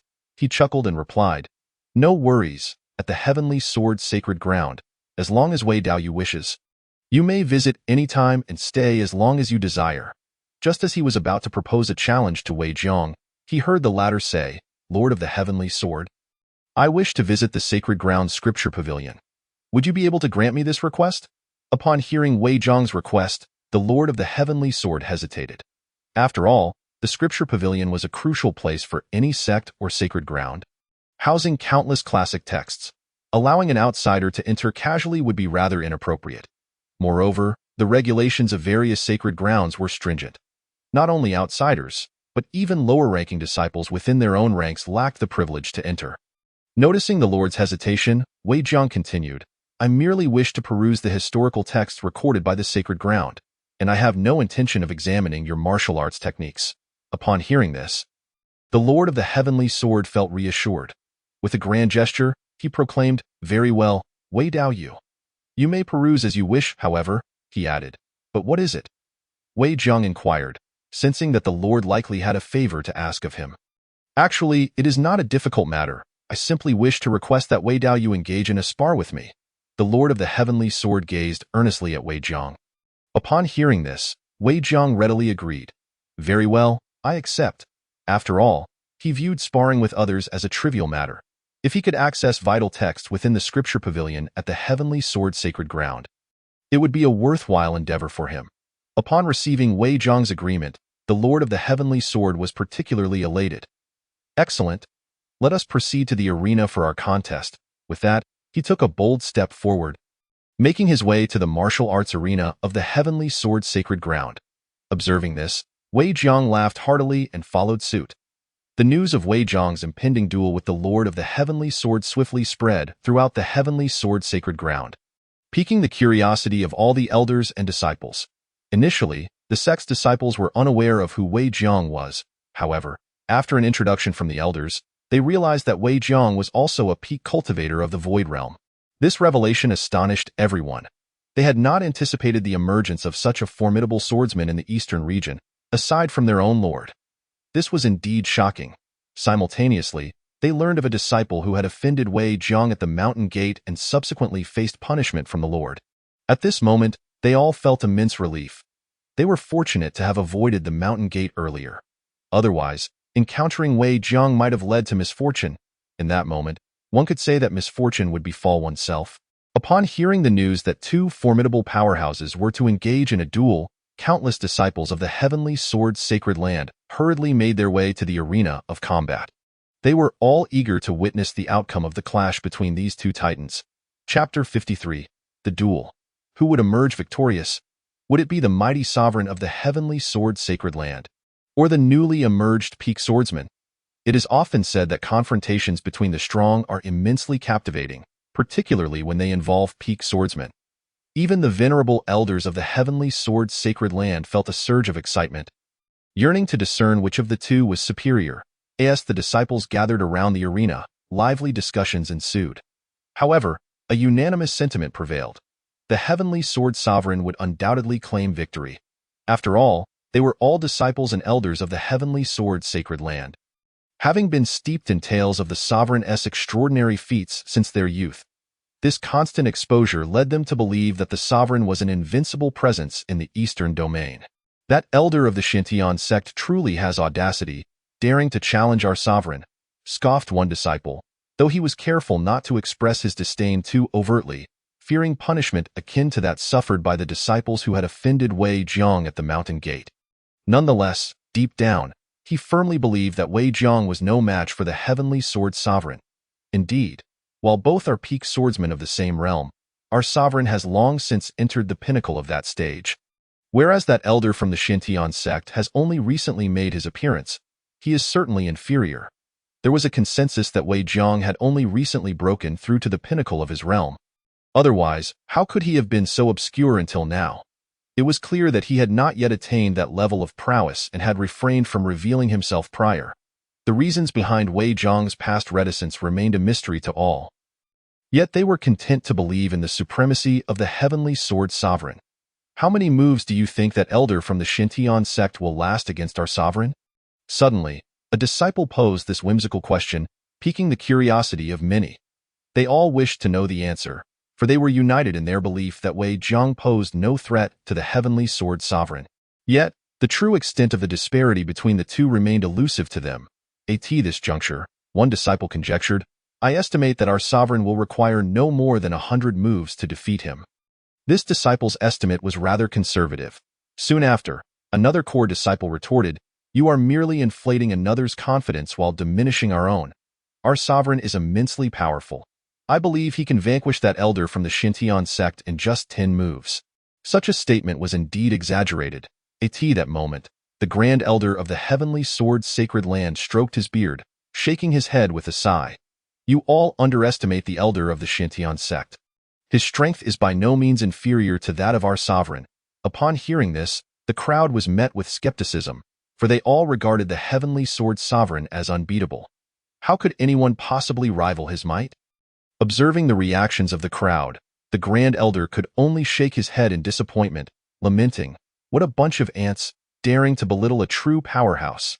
Clearly, these disciples require further training. Amidst the discussions, the duel commenced between Wei Jiang and the heavenly sword sovereign. In an instant, both combatants exuded formidable pressure, and the battle erupted. Naturally, Wei Jiang was acutely aware of his own capabilities. Should he refrain from utilizing any special powers, his cultivation would indeed fall short of the heavenly sword sovereign's. However, his spiritual energy was unique, lying between the realms of celestial and spiritual power. This singular enhancement was sufficient for him to easily overpower the heavenly sword sovereign. Therefore, Wei Jiang had no intention of revealing all his hidden cards. Moreover, even with his diminished strength, he still intended to maintain his position and could not afford to defeat the sovereign too swiftly. Primarily, he had a request of the sovereign. He wished to enter the heavenly sword's sacred land's scripture repository. If he were to defeat the sovereign in mere moves, it would undoubtedly bring shame upon the sovereign in the eyes of all the disciples present. In such a case, their relationship would plummet to an icy low. Not only would he be unable to access the repository, but he might even be expelled from the heavenly sword's sacred land. Of course, were Wei Jiang to force his way into the repository, none could obstruct him. Yet, he did not consider himself a villain. There was no need for such actions. After all, the majority of the Heavenly Sword Sacred Land's disciples were righteous individuals. With only a few miscreants encountered at the mountain gate, most were of commendable character. Coupled with the Grand Elder's satisfactory handling of prior matters, Wei Jiang had no intention of antagonizing the Heavenly Sword Sacred Land. After over 100 exchanges, the combatants remained evenly matched, leaving the elders and disciples of the Heavenly Sword Sacred Land astounded. They had not anticipated the elder of the Xintian sect to be so formidable. Indeed, the Grand Elder was right. We have underestimated our opponent. As the crowd murmured, the Grand Elder remained composed, stroking his beard. After engaging with Wei Jiang, he now understood the extent of his strength. In truth, he had yet to voice another thought, that he believed Wei Jiang to be even stronger than the sovereign of the Heavenly Sword Sacred Land. However, being a part of the Sacred Land himself, he could not bring himself to accept that anyone could surpass his sovereign. Thus, he was unwittingly engaging in self-deception. In reality, the Grand Elder's understanding of Wei Jiang's strength was based on past encounters. It could be said that the current Wei Jiang was exponentially stronger than the version he had previously faced. Yet, this remained a secret to all. Taoist Wei, I am prepared to unleash my full strength. The Heavenly Sword Sovereign recognized that if he continued to engage Wei Jiang with his current level of power, it might be impossible to determine a victor. Therefore, he resolved to execute a full-force strike to decisively defeat Wei Jiang. After all, such a duel was being witnessed by countless onlookers. As the esteemed sovereign of the Heavenly Sword Sacred Land, he had to maintain his dignity. Losing to Wei Jiang would indeed be an embarrassing outcome. In reality, the only reason the sovereign had been able to hold his ground against Wei Jiang for so long was due to Wei Jiang deliberately allowing him to do so. Of course, while he might concede in terms of tactics, he would never accept defeat. Since becoming a practitioner at the level of Gu Wu, the notions of surrender and failure had never graced Wei Jiang's lexicon. Upon hearing the sovereign's words, he nodded solemnly and replied, "Very well. If that is the case, unleash your full strength." Wei Jiang was curious to see the true pinnacle of the Heavenly Sword Sovereign's power. This comparison would allow him to gauge the extent of his own capabilities at full strength. Naturally, Wei Jiang had no intention of revealing his complete prowess. Even if he utilized merely 10% of his strength, it would suffice to swiftly vanquish the Heavenly Sword Sovereign. At that moment, the aura surrounding the Heavenly Sword Sovereign underwent a dramatic transformation. His eyes ignited with crimson flames, and the sword in his hand morphed from a mere spiritual sword to a supreme spiritual sword. In that instant, the blade was adorned with flames that seemed alive, fluttering around him like a phoenix reborn from the ashes. Witnessing this spectacle, all the elders and disciples of the Heavenly Sword Sacred Land were left utterly astounded. The Grand Elder gaped in disbelief, exclaiming, "I cannot believe the sovereign has resorted to the ultimate technique, the Phoenix Divine Sword." It is worth noting that the Phoenix Divine Sword is a closely guarded secret of the Heavenly Sword Sacred Land, representing its most powerful spiritual technique. Once unleashed, it could transcend boundaries in combat. In the past, the Heavenly Sword Sovereign had slain a half-step celestial practitioner using the Phoenix Divine Sword, clearly demonstrating the strength of this technique. The Grand Elder realized that he had indeed underestimated Wei Jiang. Initially, he had believed that the Heavenly Sword Sovereign, in a normal state, would be unable to defeat Wei Jiang. Yet, he had not anticipated that the battle would escalate to the point where he was compelled to utilize the Phoenix Divine Sword. To comprehend the situation within the Heavenly Sword Sacred Land, one must acknowledge that throughout the annals of history, only two individuals have successfully mastered the Phoenix Divine Sword. The first is the revered founding ancestor of the Heavenly Sword Sacred Land, and the second is the current sovereign of the Heavenly Sword. It is precisely because of this that the Heavenly Sword Sacred Land has ascended to the pinnacle of all sacred lands in the Eastern Domain. Even if the lords of the other three sacred lands were to unite and employ their respective sacred lands' secret techniques to confront the Heavenly Sword Sovereign, they would merely be able to withstand his onslaught. And that would be under the condition that he refrains from wielding the Phoenix Divine Sword. It is said that the cultivators within the Heavenly Sword Sacred Land are singularly devoted to the path, favoring the art of swordsmanship over aspirations for dominance in the realm of cultivation. Otherwise, it is likely that only the Heavenly Sword Sacred Land would remain in the Eastern Domain. However, the Heavenly Sword Sacred Land is composed solely of sword cultivators, lacking any spiritual cultivators. Even should they annex the other sacred lands, it would ultimately be of little consequence. This is fundamentally why the other three sacred lands are permitted to retain their standing. Moreover, in the Western Domain beyond the Eastern Domain, there has been an incursion by demonic cultivators in order to counter this threat. The Heavenly Sword Sacred Land possesses ample justification to refrain from engaging with the other three sacred lands. Rather than squabbling internally, it would be far more prudent for all to unite against the external crisis. After all, aside from the Eastern Domain, the cultivation world encompasses the Southern, Northern, and Western domains on the surface. These domains appear to have little interaction, yet in reality, a competitive relationship persists. The resources within the cultivation world are finite, and the availability of resources varies among cultivators. Consequently, conflicts and friction are inevitable in the struggle for cultivation resources, at which point the disparities in overall strength among the various domains become evident. At this moment, the Heavenly Sword Sovereign, wielding the exquisite spiritual sword imbued with searing flames, directed it straight towards Wei Jiang. In the air, the fire phoenix emitted a continuous, resounding cry, as if it were a living phoenix launching an assault upon Wei Jiang. At this instant, Wei Jiang felt as though he were not merely facing the exquisite spiritual sword of the Heavenly Sword Sovereign, but rather a genuine fire phoenix. The intensity of this sensation was overwhelming. Fortunately, Wei Jiang's true power far surpassed the pinnacle of the returning void realm. Otherwise, he might have faced severe injury or even death from this strike. Yet, he had no intention of fully reserving his strength. He unleashed the peculiar power of his spiritual energy in its entirety. With a thunderous roar, he produced the celestial slayer sword from his small world. As for the inferior grade immortal artifact, the void sword, he chose not to reveal it. After all, it would be exceedingly extravagant for a cultivator at the returning void realm to wield an immortal artifact. He had no desire to draw the attention of everyone in the Eastern Domain, as that would be quite uncomfortable. Of course, the Heavenly Sword Sovereign had previously slain a half-step immortal who, during their battle, had also refrained from utilizing any immortal artifacts or half-immortal artifacts. Otherwise, how could a cultivator at the pinnacle of the returning void realm so easily defeat him?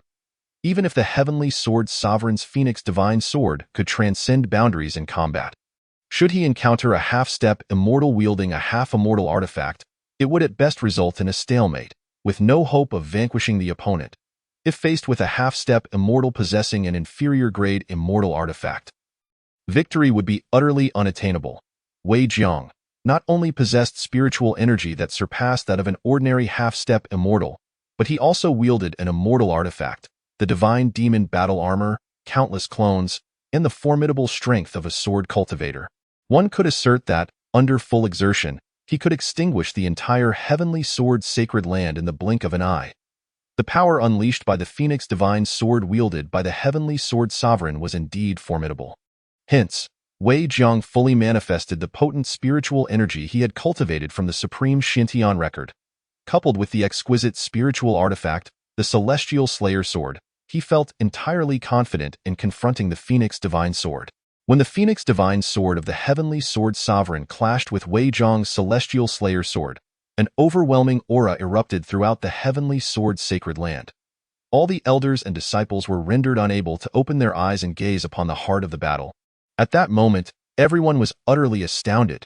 They had not anticipated that the powers of Wei Jiang and the Heavenly Sword Sovereign had reached such a height. The force unleashed by their confrontation was undoubtedly on par with, if not exceeding, that of battles between half-step immortals. This revelation left all in shock. After that strike, Wei Jiang remained standing on the stage, completely unscathed, while the Heavenly Sword Sovereign staggered back a few steps in disarray. In truth, this was a deliberate act of leniency on Wei Jiang's part. Had it not been for his desire to peruse the tomes in the Scripture Pavilion, he might have been able to defeat the Heavenly Sword Sovereign with a single blow. However, he ultimately felt that a stalemate would be more appropriate. Could it be?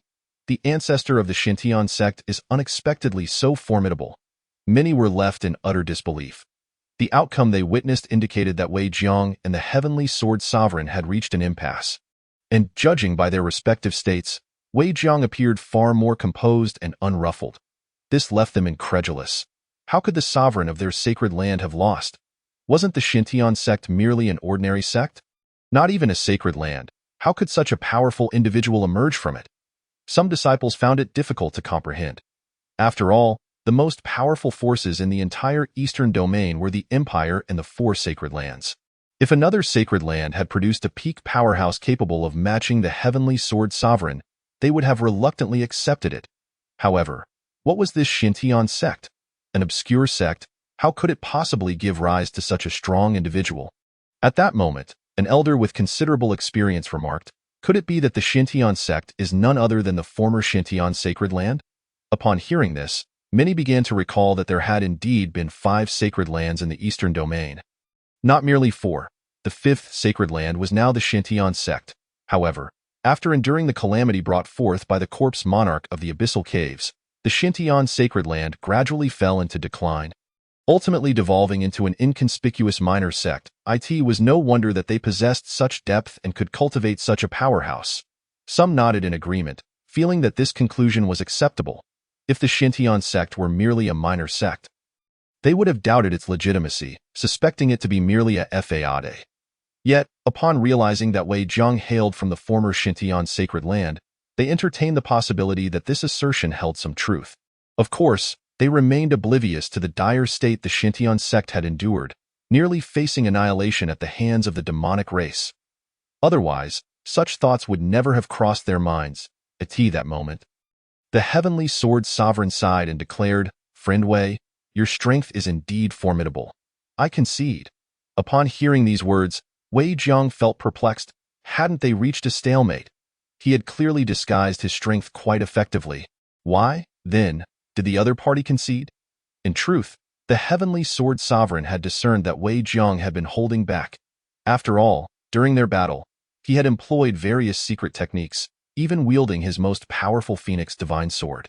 Yet, Wei Jiang had merely engaged in ordinary attacks, not utilizing a single secret technique. One must recognize that a powerful cultivator would never refrain from using a single secret technique. Thus, the Heavenly Sword Sovereign realized that he had indeed been thoroughly defeated. Had Wei Jiang unleashed his secret techniques, he might have been vanquished long ago. Simultaneously, he could surmise that Wei Jiang intended to spare him some dignity.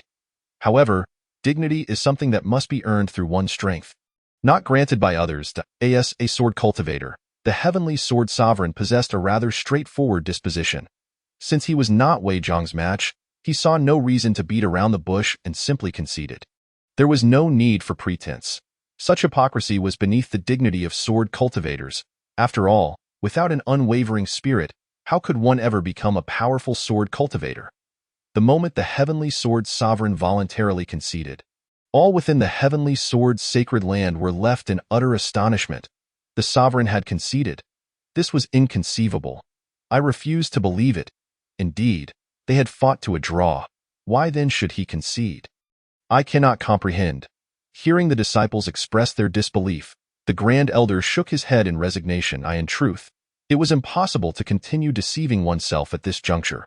As a late-stage returning void sword cultivator, he possessed the strength to discern the nuances of their duel. It was evident that the Heavenly Sword Sovereign had exhausted all his means, employing every technique at his disposal, yet failed to defeat Wei Jiang. In contrast, Wei Jiang had merely defended himself without striking back. The disparity between their strengths was simply too vast. Observing the commotion among the crowd, the Heavenly Sword Sovereign called out, "Silence!" Instantly, all within the Heavenly Sword's sacred land fell silent. At that moment, the Heavenly Sword Sovereign proclaimed, "I hereby declare that from this moment forth, the foremost powerful individual in the Eastern domain is Wei Jiang of the Xintian sect." One might say that this statement serves as a direct proclamation of Wei Jiang's capability to dominate the entire Eastern domain. Meanwhile, the disciples of the Heavenly Sword's sacred land felt a profound sense of dismay upon hearing the words of the Heavenly Sword Sovereign. Could it be that their esteemed title as the foremost sacred land was at risk of being lost? However, akin to the Grand Elder, many elders at the Return to Nothing realm were acutely aware of just how formidable Wei Jiang truly was. This was not a mere matter of their unwillingness to acknowledge the truth. For Wei Jiang was indeed exceptionally powerful. Should they resort to underhanded tactics at this juncture, it might incite Wei Jiang's ire, potentially leading to the annihilation of the Heavenly Sword's sacred land. Even if he could not obliterate the entire sacred land, it would undoubtedly cause immense devastation. After all, the realm of cultivation operates under the principle that strength reigns supreme. The weak have no opportunity to engage in deceit when confronted by the powerful. Should a formidable being take offense, they could easily unleash carnage upon the weaker ones. Nevertheless, after centuries of existence, the cultivation world has established certain unwritten rules. If a powerful cultivator were to attack lower-tier practitioners, or even mere mortals without just cause, they would become a target of pursuit throughout the entire realm. The cultivation world aspires for stability and growth, and everyone yearns to cultivate towards immortality, which necessitates a conducive environment. Even if covertly engaged in schemes and bloodshed, the disciples of the righteous path must not behave as demon cultivators do, arbitrarily taking lives. Otherwise, chaos would ensue throughout the cultivation world. Following the battle between Wei Jiang and the Heavenly Sword Sovereign, the two departed the plaza of the Heavenly Sword's sacred land, while the disciples lingered, still in a state of shock. Their sovereign had actually been defeated. This revelation was almost too much for them to process. Meanwhile, Wei Jiang accompanied the Heavenly Sword Sovereign to the location of the scripture repository. Wei Daoyu, this is the scripture repository. I have instructed the elders to secure our sect's cultivation texts, and you are welcome to peruse the books within at your leisure. The Heavenly Sword Sovereign displayed a commendable magnanimity. Having lost the contest, he chose not to dwell on it further. He had already promised Wei Jiang access to the scripture repository, and he would not go back on his word. Thank you, Heavenly Sword Sovereign, I shall respectfully comply. Wei Jiang replied, stepping into the scripture repository, eager to spend some time there. After all, the scripture repository of the Heavenly Sword's sacred land contained profound truths of the Tao. Within its confines, not only could he read the texts, but he could also sign in to receive rewards. Why would he not take advantage of such an opportunity? Once inside the repository, Wei Jiang eagerly initiated his sign-in. Congratulations to the host for successfully signing in and receiving the extermination of a mortal's formation. This place harbors abundant truths of the Tao and allows for repeated sign-ins. Upon seeing the extermination of a mortal's formation in his hands, he was utterly astounded, for this formation could enable a group of return-to-nothing realm cultivators to jointly slay an immortal. Such a notion was terrifying. It is well known that there exists a saying, immortal and mortal are eternally separated, which speaks to the fact that before powerful immortals, mortal cultivators are akin to ants, forever unable to transcend that barrier. Yet, this extermination of a mortal's formation could actually empower return-to-nothing realm cultivators to kill immortals, which was astonishingly formidable. However, this held little utility for Wei Jiang, as he was an anomaly among cultivators. Even at the peak of the return-to-nothing realm, he could effortlessly slay typical immortals. Nonetheless, this formation could be bestowed upon the Xintian Dao sect, for once the Xintian Dao sect ascended to become the Xintian Sacred Land, it would undoubtedly require some secret techniques. The secret techniques of the former Xintian Sacred Land had nearly all vanished. A sacred land without secret techniques would be the weakest of all. Since Wei Jiang had resolved to transform the Xintian Dao sect into the Xintian Sacred Land, it was imperative that it become the most powerful sacred land in the entire Eastern Domain. Of course, before presenting the extermination of a mortal's formation to the Xintian Dao sect, he would first need to study it himself. As the saying goes, the sea of learning is boundless. Hard work is the vessel. Even if Wei Jiang had no immediate use for this formation, he must still learn and progress. After all, the lifespan of a cultivator is exceedingly long. With such time at his disposal, neglecting to study and cultivate would be a waste. As a powerful cultivator, one must be well versed in all aspects, whether it be cultivation techniques, alchemy, formations, or artifact crafting, in order to be self-sufficient. After securing the extermination of a mortal's formation within his small world, Wei Jiang immediately began to explore the entire scripture repository. Given that the Heavenly Sword Sacred Land was a true sacred land, it was vastly different from the now-declined Xintian Dao sect. Thus, the repository contained a considerable wealth of texts. It took him a full month to thoroughly read through all the books in the scripture repository. Among them, the most beneficial was a book detailing the levels of immortals. This book meticulously described the classification of immortal ranks. For instance, it is rare for a cultivator at the pinnacle of the return-to-nothing realm to directly ascend to immortality. The vast majority instead enter the realm of half-step immortals. The lifespan of a half-step immortal is only a mere 100,000 years, which is exceedingly brief. They must continue to break through within that limited time frame to achieve true immortality. Once they attain immortality, even the weakest of human immortals possess a lifespan of 1 million years. Should one progress from human immortal to earth immortal, they would enjoy a lifespan of 10 million years. If one could further advance from earth immortal to heavenly immortal, they would gain an astounding lifespan of 100 million years. Beyond that lies the so-called true immortal, who possesses a lifespan spanning an entire epoch. Above the true immortal is the legendary golden immortal, whose lifespan reaches several dozen epochs, truly an astonishing duration. Beyond the golden immortal is the fabled Great Luo Golden Immortal. It is said that the Great Luo Golden Immortal shares a lifespan with heaven and earth. As long as the world does not perish, the Great Luo Golden Immortal is immortal and indestructible. Reading this content left Wei Jiang utterly shaken.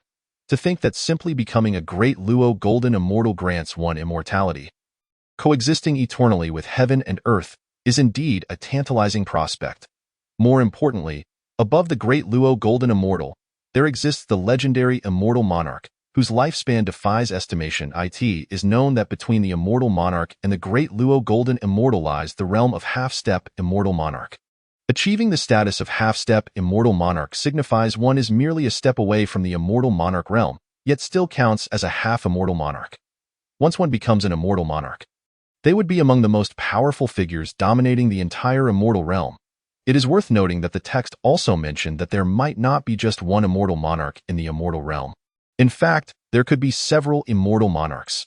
The entire immortal realm is divided among numerous immortal monarchs, presenting a landscape of feudal lords vying for supremacy. However, these matters were of little concern to Wei Jiang. He was already quite satisfied with understanding the classification of immortal ranks. Simultaneously, he also discovered in this book that aside from the ascended immortals, there exist terrestrial immortals who remain in the lower realms. The classification of terrestrial immortals is somewhat ambiguous, as it is quite rare for cultivators to choose not to ascend after breaking through to that level and still manage to advance further. After all, the cultivation world is not akin to the immortal realm. Resources are scarce, and spiritual energy is insufficient. Even in places like the outer heaven, the spiritual energy is pitifully low in such conditions. It is exceedingly difficult for terrestrial immortals to continue their cultivation and breakthrough. Thus, there is no definitive answer regarding the ranks of terrestrial immortals. However, one consensus can be reached. If terrestrial immortals had ample cultivation resources in the cultivation world, the highest realm they could achieve would likely be comparable to that of an immortal monarch. Over the course of this month, Wei Jiang also signed in at the scripture repository and obtained numerous valuable items. In addition to the essential creation pills for cultivation, he acquired several sword cultivation techniques and top-tier spiritual artifacts. Nonetheless, he was unable to publicly display these items. Chapter 56. The Grand Elder After All. These treasures were possessions of the Heavenly Sword Sacred Land, and the techniques belonged to the Heavenly Sword Sacred Land. If he were to take these items outside, it would inevitably arouse suspicion from the Heavenly Sword Sacred Land. Many of these techniques were closely guarded secrets of the Heavenly Sword Sacred Land, and outsiders were fundamentally incapable of practicing them. Aware of this reality, Wei Jiang could only force a wry smile. Akin to possessing numerous treasures yet being unable to utilize them publicly. Unless he wished to sour relations with the Heavenly Sword Sacred Land. If he were merely an individual, he would not need to be concerned about such matters. However, he now had the Xintian Dao sect backing him. As an esteemed ancestor representing the Xintian Dao sect, he had to consider the welfare of his sect. Moreover, the Xintian Dao sect was the very sect of his revered Lin Lao. Lin Lao's greatest aspiration was to witness the Xintian Dao sect flourish and thrive. If his actions were to bring calamity upon the Xintian Dao sect, Wei Jiang would find it unbearable. Little did he know, at that moment, within a secret realm of the Heavenly Sword Sacred Land, their Grand Elder had finally emerged from his seclusion. Ha ha ha, have I finally broken through to the half-step immortal realm? I now possess a lifespan of 50,000 years. As long as I dedicate these 50,000 years to breaking through, achieving true immortality will not be a daunting task. as the esteemed elder of the heavenly sword sacred land. His existence was known only to the sacred lord and the grand elder, along with a select few others within the sanctum. The majority, even the ordinary elders, remained blissfully unaware of his presence. After all, this was indeed the greatest secret of the heavenly sword sacred land. Naturally, had this venerable elder still been at the pinnacle of the return to nothing realm, he would have certainly been no match for the heavenly sword sacred lord. It was precisely due to the absence of competition that he had assumed the role of the clandestine elder behind the scenes. However, he had now transcended to the threshold of the celestial realm, and as a swordsman, his power surpassed that of the heavenly sword sacred lord.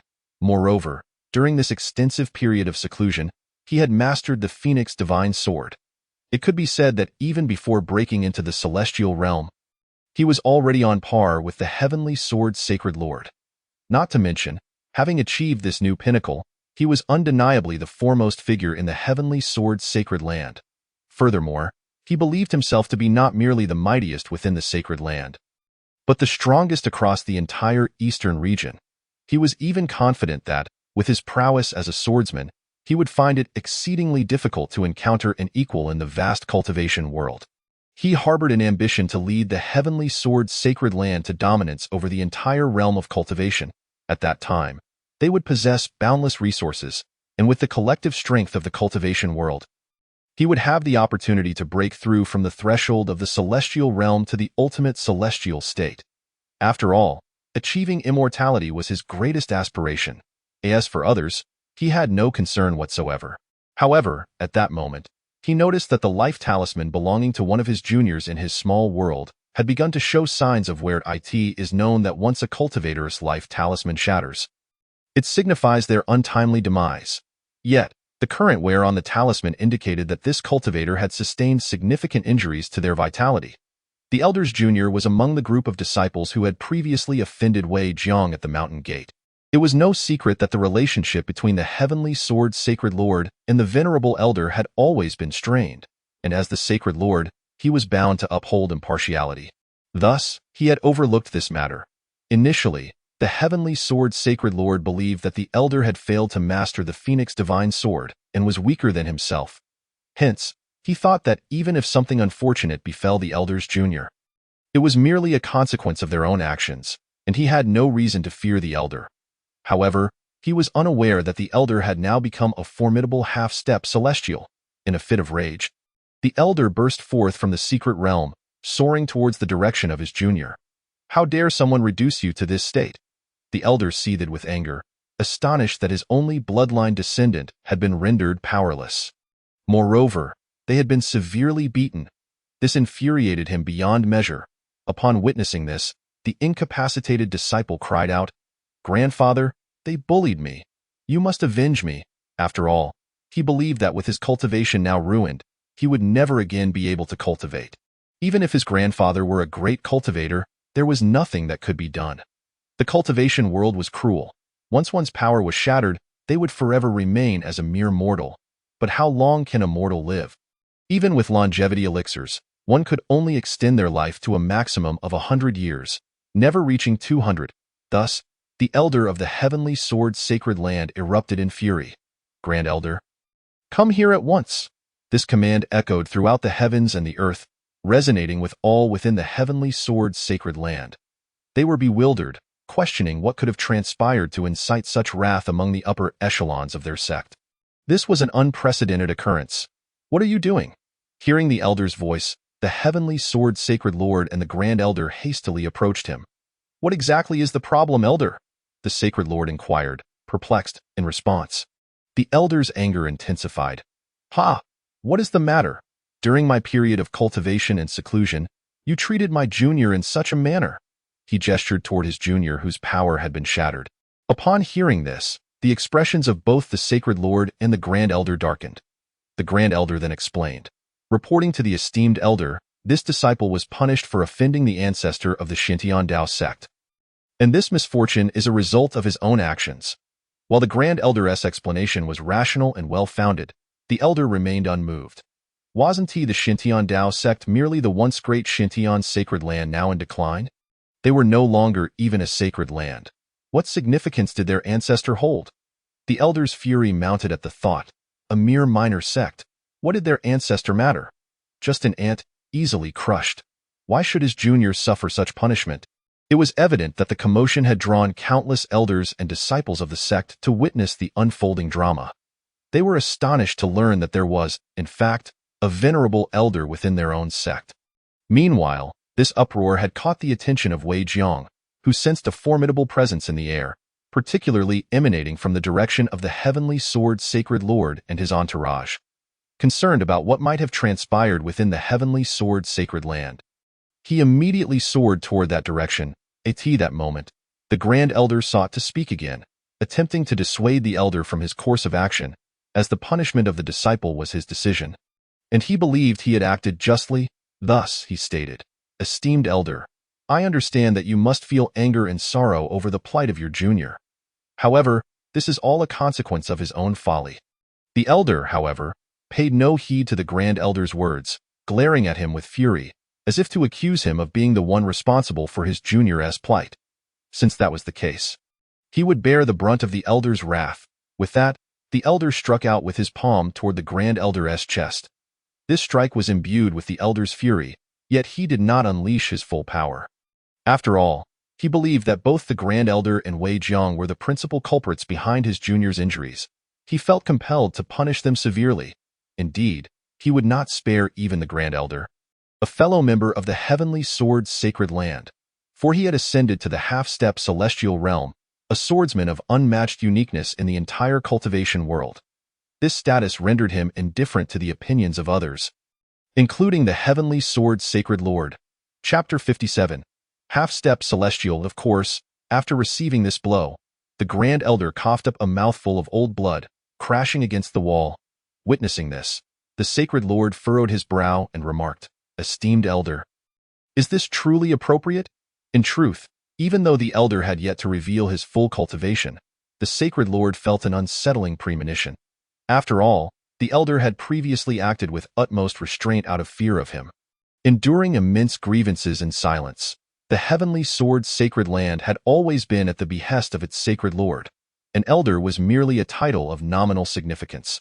Only those of true strength could ascend to the position of sacred lord. Yet, the current elder was utterly transformed, treating the sacred lord as if he were invisible, showing no regard whatsoever. This struck the sacred lord as deeply troubling. Nevertheless, despite his apprehension, the sacred lord spoke. "Esteemed elder, do you realize what you are doing? Do you intend to betray the heavenly sword sacred land?" In response, the elder remained composed and replied, "I am fully aware of my actions. Moreover, why should this be construed as a betrayal of the heavenly sword sacred land?" The elder felt aggrieved. He was merely reprimanding the instigators who had bullied his junior. In the face of Wei Jiang, an outsider and ancestor of another sect, even if his own disciples had erred, punishment should not have been meted out. In their presence, what was a mere minor sect worth? The elder was incensed. Observing the fury in his eyes, the sacred lord continued, "Esteemed elder, I advise you to reconsider your actions, or I shall be compelled to intervene. As the sacred lord, I possess the authority to deal with anyone, including you." Upon hearing this, the elder laughed. "I wonder if you still possess the title of sacred lord?" This statement dripped with provocation, causing the sacred lord's expression to shift. "What do you mean by that?" A troubling thought arose within his heart, yet he dared not to believe it truly the case that only those of the highest cultivation in the heavenly sword sacred land are deemed worthy to become the sacred lord. Upon hearing this, the heavenly sword sacred lord could only nod in acknowledgement. After all, this was a rule established by their revered founding ancestor, one that could not be altered. Indeed, the principle holds that it is not merely the highest in cultivation, but the strongest in power who has the right to ascend to the position of sacred lord. At this juncture, the Grand Elder chuckled. "I too have mastered the Phoenix divine sword." The heavenly sword sacred lord was left utterly astonished, exclaiming, "What? You have also mastered the Phoenix divine sword?"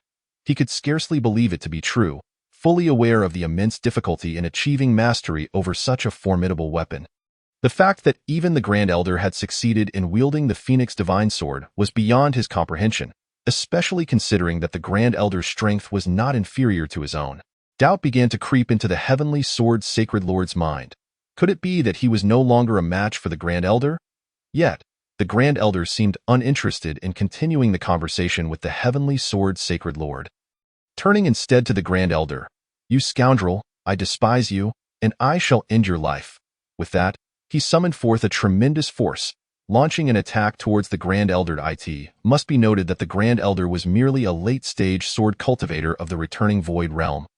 While the Grand Elder had already reached the threshold of a half-immortal, of course, he concealed his true cultivation, preparing to astonish everyone within the Heavenly Sword Sacred Land at the most critical moment. No, he sought to astound the entire realm of cultivators. Thus, he unleashed only the pinnacle of the returning Void Realm as he directed his attack towards the Grand Elder. Witnessing this scene, even the Heavenly Sword Sacred Lord found himself too late to intervene.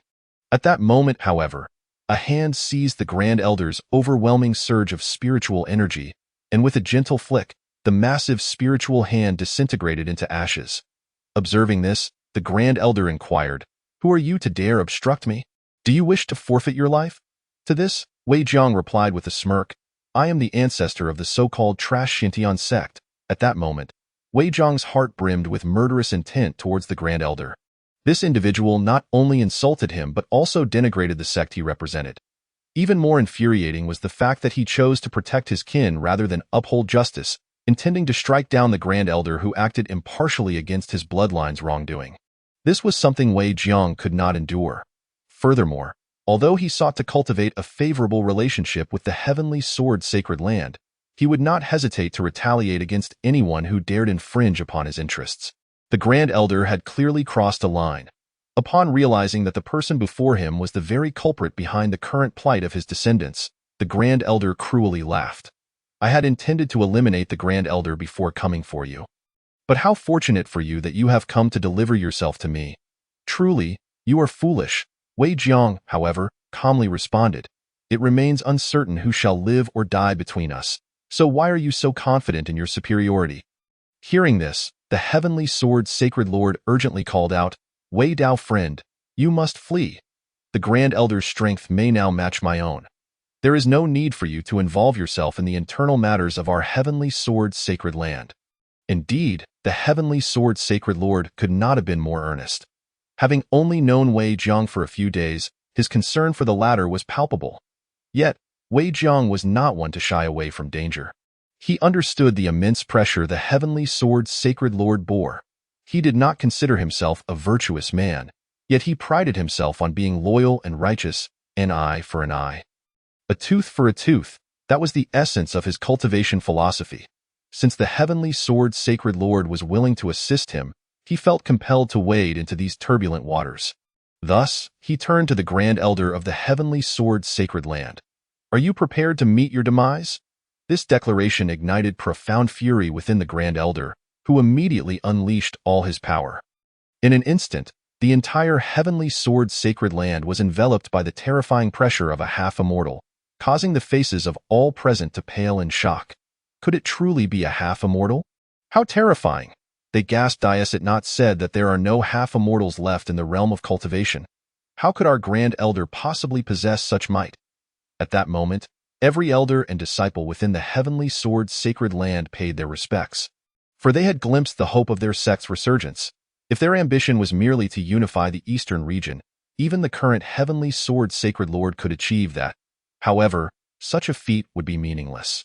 Yet now, with the emergence of a half-immortal sword cultivator, the Heavenly Sword Sacred Land could potentially unify the entire realm of cultivation.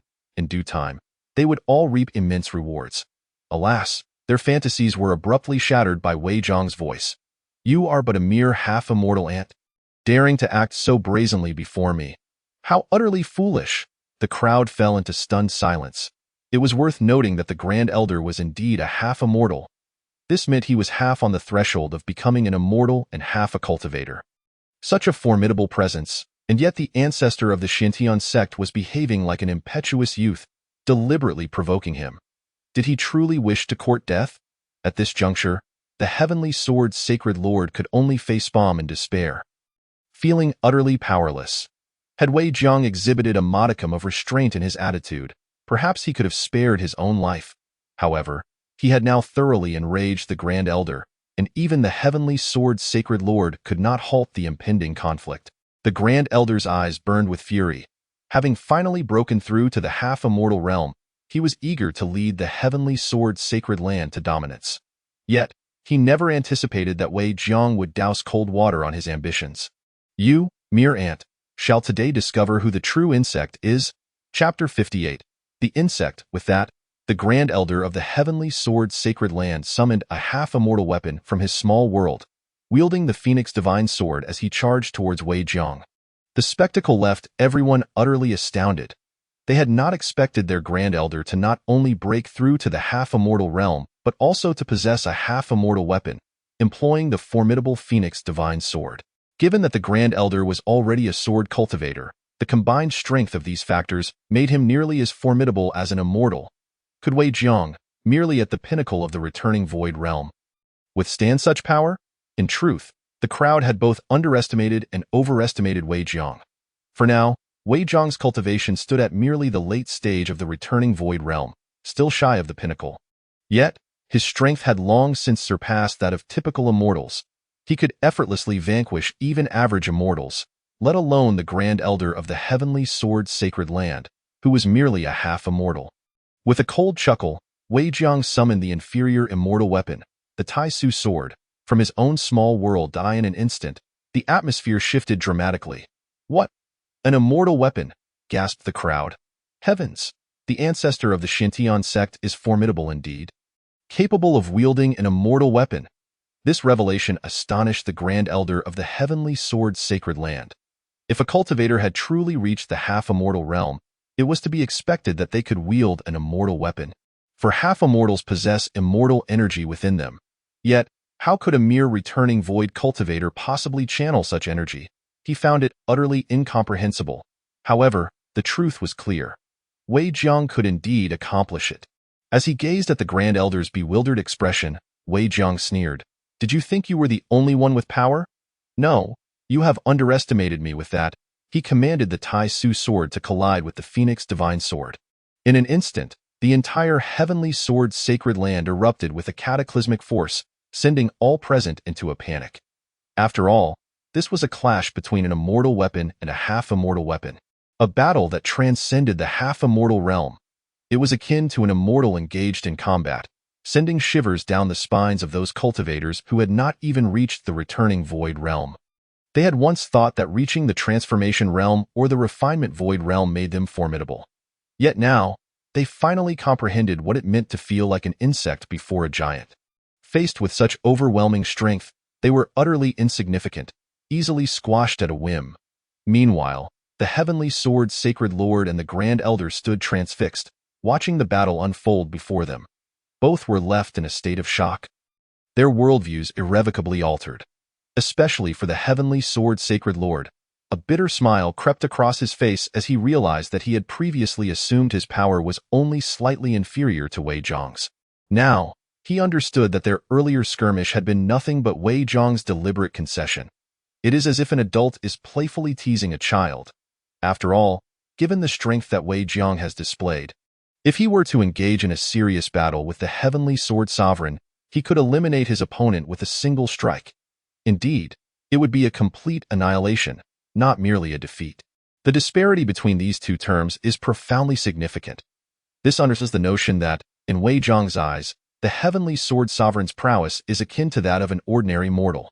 Following the conclusion of the battle, the supreme elder of the heavenly sword sect found himself grievously wounded, his shoulder pierced by the Tai Su sword. Now writhing in agony on the ground, in that moment, his eyes were filled with confusion. An overwhelming sense of disbelief washing over him.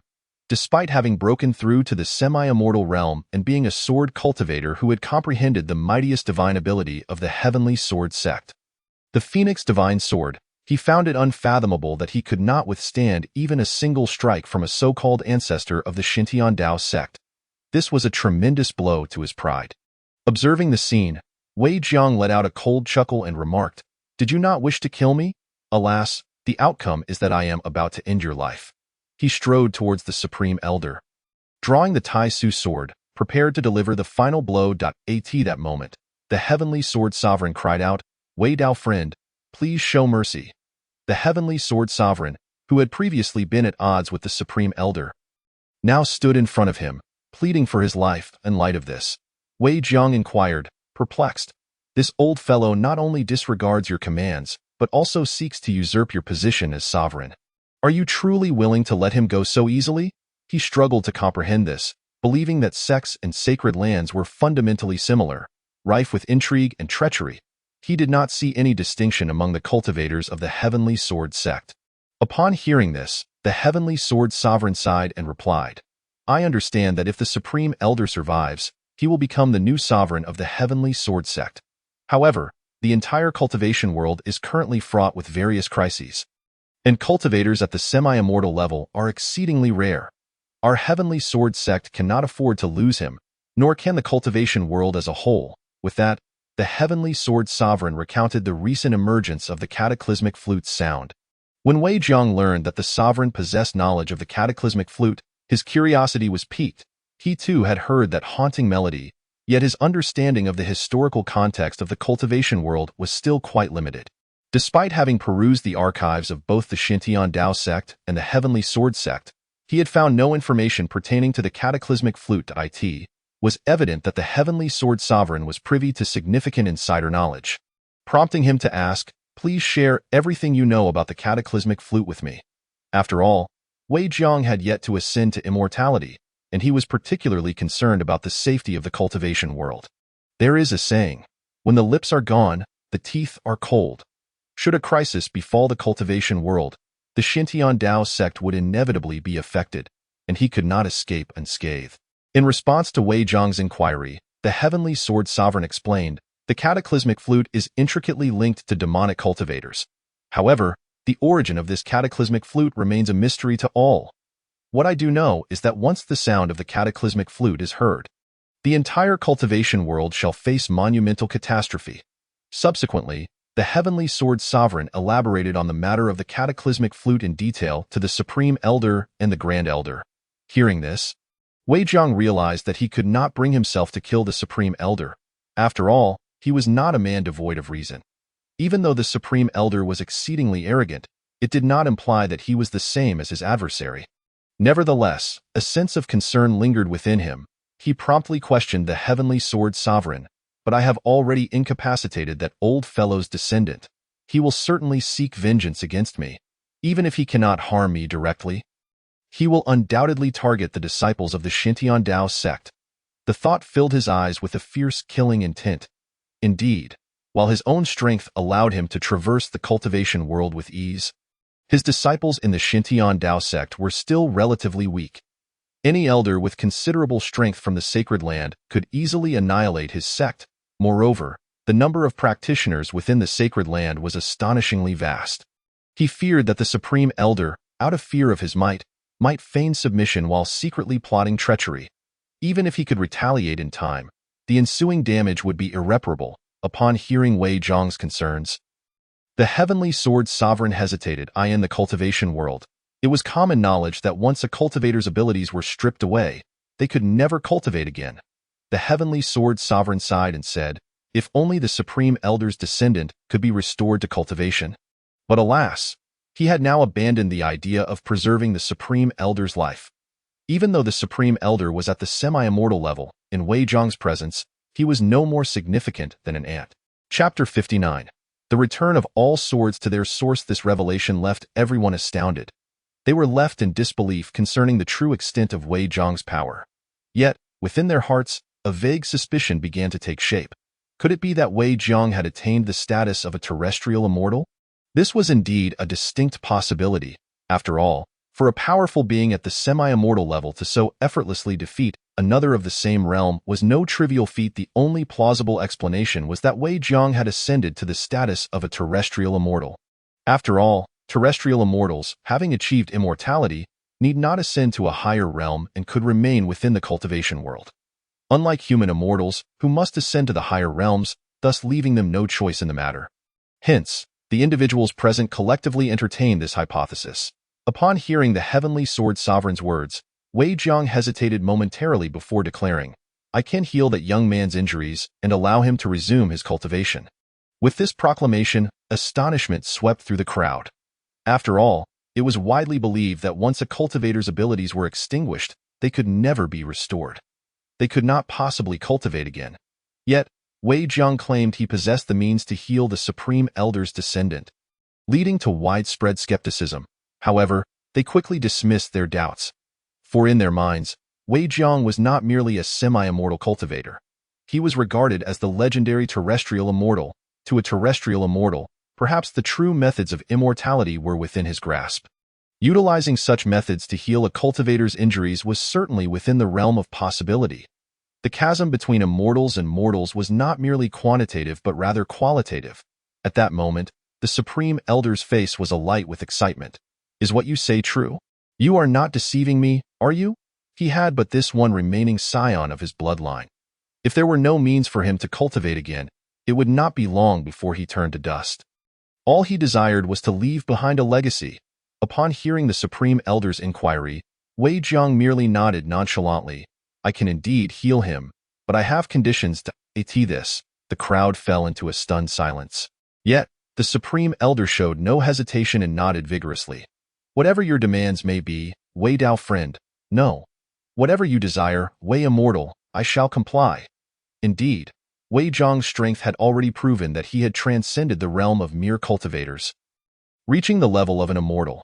Thus, everyone present had internally regarded Wei Jiang as a terrestrial immortal. Hearing the Supreme Elder's response, Wei Jiang was unambiguous in stating his conditions. His first stipulation was that the position of sovereign of the Heavenly Sword Sect would remain with the current sovereign, and the Supreme Elder would have no say in the matter. As for the second condition, it was rather straightforward. The Heavenly Sword Sect must forever protect the Xintian Dao Sect, or rather, safeguard the Xintian Dao Sect when it eventually ascends to become the Xintian Sacred Land. Furthermore, they must not harm any member of the Xintian Dao Sect. It was evident that Wei Jiang held deep affection for the Xintian Dao Sect. Even at this juncture, he did not forget to look out for his younger disciples. In response to Wei Jiang's two demands, the Supreme Elder nodded earnestly, stating, "As long as you can restore my descendant, I shall agree to all your terms." It can be said that, in this way, the atmosphere of animosity between the two parties dissipated instantaneously. Since Wei Jiang claimed he could heal the bloodline descendant of the Elder, it was undoubtedly not mere embellishment. After all, with his daily attendance, he acquired a plethora of treasures. Although some of these treasures were of no immediate use to him, they could prove invaluable at critical moments. For instance, he possessed over a dozen bottles of the Grand Restoration Pill, which could heal the severe injuries of those whose cultivation had been rendered null. Each bottle contained 10 pills, meaning that if Wei Jiang wished, he could save more than 100 such cultivators. Of course, while these medicinal substances were of no utility to him, he could not afford to be overly generous, handing them out indiscriminately. However, given the circumstances today, he decided to present one of the pills. Thus, he administered the Grand Restoration Pill to the mouth of the young disciple of the Elder, subsequently channeling his formidable power to assist the disciple in digesting the medicinal essence. Soon after, the disciple discovered that his cultivation had returned. His previously nullified power re-entered his being. His aura soared from that of a mere mortal to the Qi refinement stage, then to the spirit-gathering realm, followed by the core formation stage, and finally culminating at the nascent soul stage. Ultimately, he ascended to the divine transformation realm before halting. After all, this disciple originally possessed the cultivation of the divine transformation realm, making him one of the talented disciples within the Heavenly Sword Sacred Land. Given that he was a descendant of the Elder, lacking talent would have rendered such a recovery impossible. Witnessing the restoration of his young descendant's cultivation, the Elder's face broke into an ecstatic smile. "Wei Shenxian, I am truly grateful to you," he exclaimed, immediately kneeling deeply before Wei Jiang. This gesture was sincere. Observing the previously tense group now behaving as if nothing had transpired, the Heavenly Sword Sovereign stood in a state of astonishment. At that moment, he was filled with boundless admiration for Wei Jiang. Initially, he believed Wei Jiang possessed similar cultivation to his own, only to realize he was akin to an ant in the presence of an elephant when compared to Wei Jiang. The disparity was so vast that he felt he could never hope to surpass it unless he ascended to immortality. After resolving matters within the heavenly sword sacred land, Wei Jiang did not depart immediately. After all, this was a sacred place imbued with the truths of the great Tao, rich in many treasures. He was eager to sign in fervently, allowing him to obtain increasingly abundant rewards. Though such locations contained the essence of the great Tao, repeated sign-ins eventually led to a homogenization of rewards, preventing the acquisition of new treasures. This necessitated his continuous search for new sites infused with the great Tao. The heavenly sword sacred land still held many places that met his criteria. Therefore, even if the heavenly sword sovereign urged him to leave, he had no intention of doing so. Naturally, the heavenly sword sovereign would not refuse Wei Jiang's wishes. He believed that if Wei Jiang was willing, it would pose no problem for him to become an honorary elder of their sacred land. Moreover, merely staying for a year or so was hardly an issue. Thus, the heavenly sword sovereign waved his hand grandly. Not a problem at all, Wei Shenxian. You may remain here for as long as you wish. Upon hearing this, Wei Jiang smiled with satisfaction. He then established his residence within the heavenly sword sacred land. Meanwhile, upon discovering that their ancestor had not returned since going to the heavenly sword sacred land, the members of the Xintian Dao sect became quite anxious. Could it be that their ancestor was enamored with the splendor of the sacred land and unwilling to return to the sect? Particularly Ren Xingfeng, who felt increasingly burdened during this time. Fortunately, the disciples he had sent to the heavenly sword sacred land received a response from Wei Jiang, informing them that he was merely staying for a period to gain insights. Once his contemplation concluded, he would return to the sect. Having confirmed that Wei Jiang was not discontent with the Xintian Dao sect, the members finally set their worries aside. During this time, aside from his daily check-ins, Wei Jiang immersed himself in rigorous cultivation. He aimed to elevate his cultivation to the pinnacle of the return to emptiness realm. After all, the ominous sound of the world-annihilating flute had instilled a profound sense of urgency within him. The potential annihilation of the entire cultivation world made him feel that enhancing his strength was imperative. Ultimately, possessing absolute power would provide the confidence needed to survive amidst the calamities of heaven and earth. System, initiate sign-in. Today, Wei Jiang arrived at the last location within the heavenly sword sacred land that contained the truths of the great Tao. Congratulations, host, on a successful sign-in. You have obtained the 10,000 swords returning to the sect. This place concealed a vast array of great Tao truths, allowing for repeated sign-ins. Upon seeing the tome of 10,000 swords returning to the sect in his hands, Wei Jiang's laughter echoed with exuberance. This technique had never even existed within the heavenly sword sacred land. The reason was simple. 10,000 swords returning to the sect was an ancient technique, and the sacred land was precisely situated at the location struck by this technique in ancient times. Thus, acquiring this technique was uniquely advantageous for Wei Jiang. What was even more astonishing was that this 10,000 swords returning to the sect was an immortal technique, as opposed to an ordinary one. This was all the more terrifying. A thought struck Wei Jiang's mind. During ancient times, the cultivation world must have truly harbored immortal beings. Only then could one rationalize the existence of 10,000 swords returning to the sect. However, considering it was an ancient matter, he was disinclined to delve deeper. After all, as long as his strength increased, what did it matter if true immortals appeared? He could simply swat them aside. Thus, during this period, Wei Jiang immersed himself in mastering the 10,000 swords returning to the sect. It could be said that he possessed considerable talent in sword cultivation. Practicing the 10,000 swords returning to the sect came effortlessly to him, without any hindrance. Consequently, this technique became Wei Jiang's most formidable asset, leading him to believe that with it, his strength could be augmented tenfold. Indeed, this technique was that domineering. The enhancement of strength it offered was unparalleled. Of course, he had also learned the Phoenix Divine Sword technique from the Heavenly Sword Sacred Land. However, this was a secret technique belonging to the Sacred Land. Even though he had mastered it, he could not utilize it freely, so it did not occupy his thoughts excessively.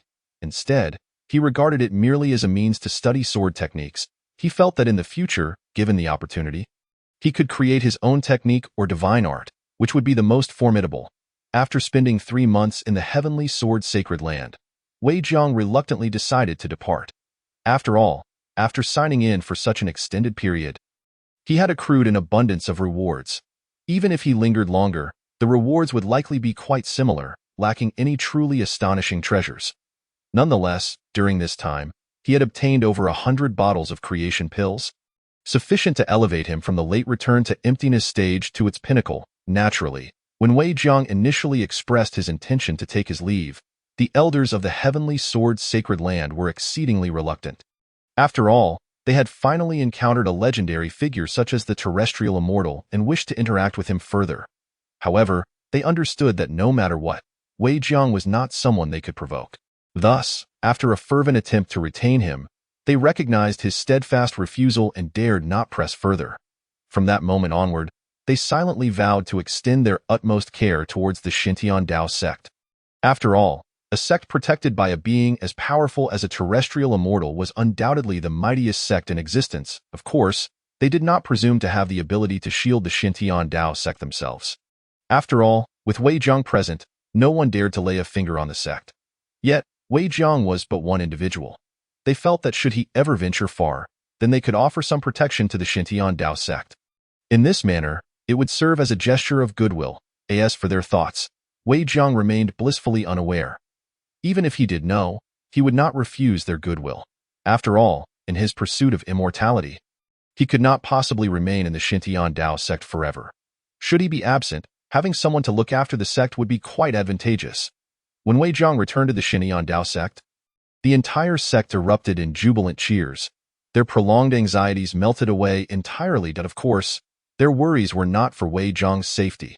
They believed their ancestor was invincible, unmatched by any foe. How could danger possibly befall him? Furthermore, they had gleaned from the disciples of the Heavenly Sword's sacred land that Wei Jiang's identity was likely that of the legendary terrestrial immortal. Certainly, it is evident that such information is likely to be known solely by the upper echelons of the sect. Thus, upon Wei Jiang's return to the Grand Hall of the sect, he was greeted by Ren Qingfeng, Lu Haitian, Mu Qian, and several core elders, including Elder Lin, who all gathered around him, observing the anxious expressions on their faces. As if they wished to speak yet hesitated, Wei Jiang could not help but chuckle, saying, "Feel free to express whatever is on your minds. I shall hold no grievances against you." Reflecting on how infrequently he had appeared as a mere disciple since revealing his identity as the ancestor, Wei Jiang felt a sense of resignation.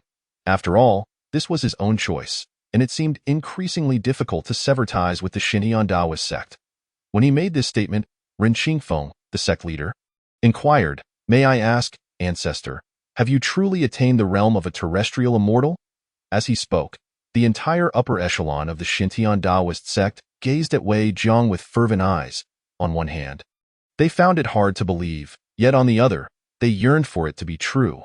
After all, what sect would not desire for their ancestor to be the fabled terrestrial immortal? The existence of a terrestrial immortal symbolizes the pinnacle of combat prowess in the realm of cultivation. In previous rumors, it was said that the cultivation world had only known of half-step immortals, with their whereabouts remaining a mystery. Yet now, they were hearing that their ancestor was a terrestrial immortal, which was utterly staggering.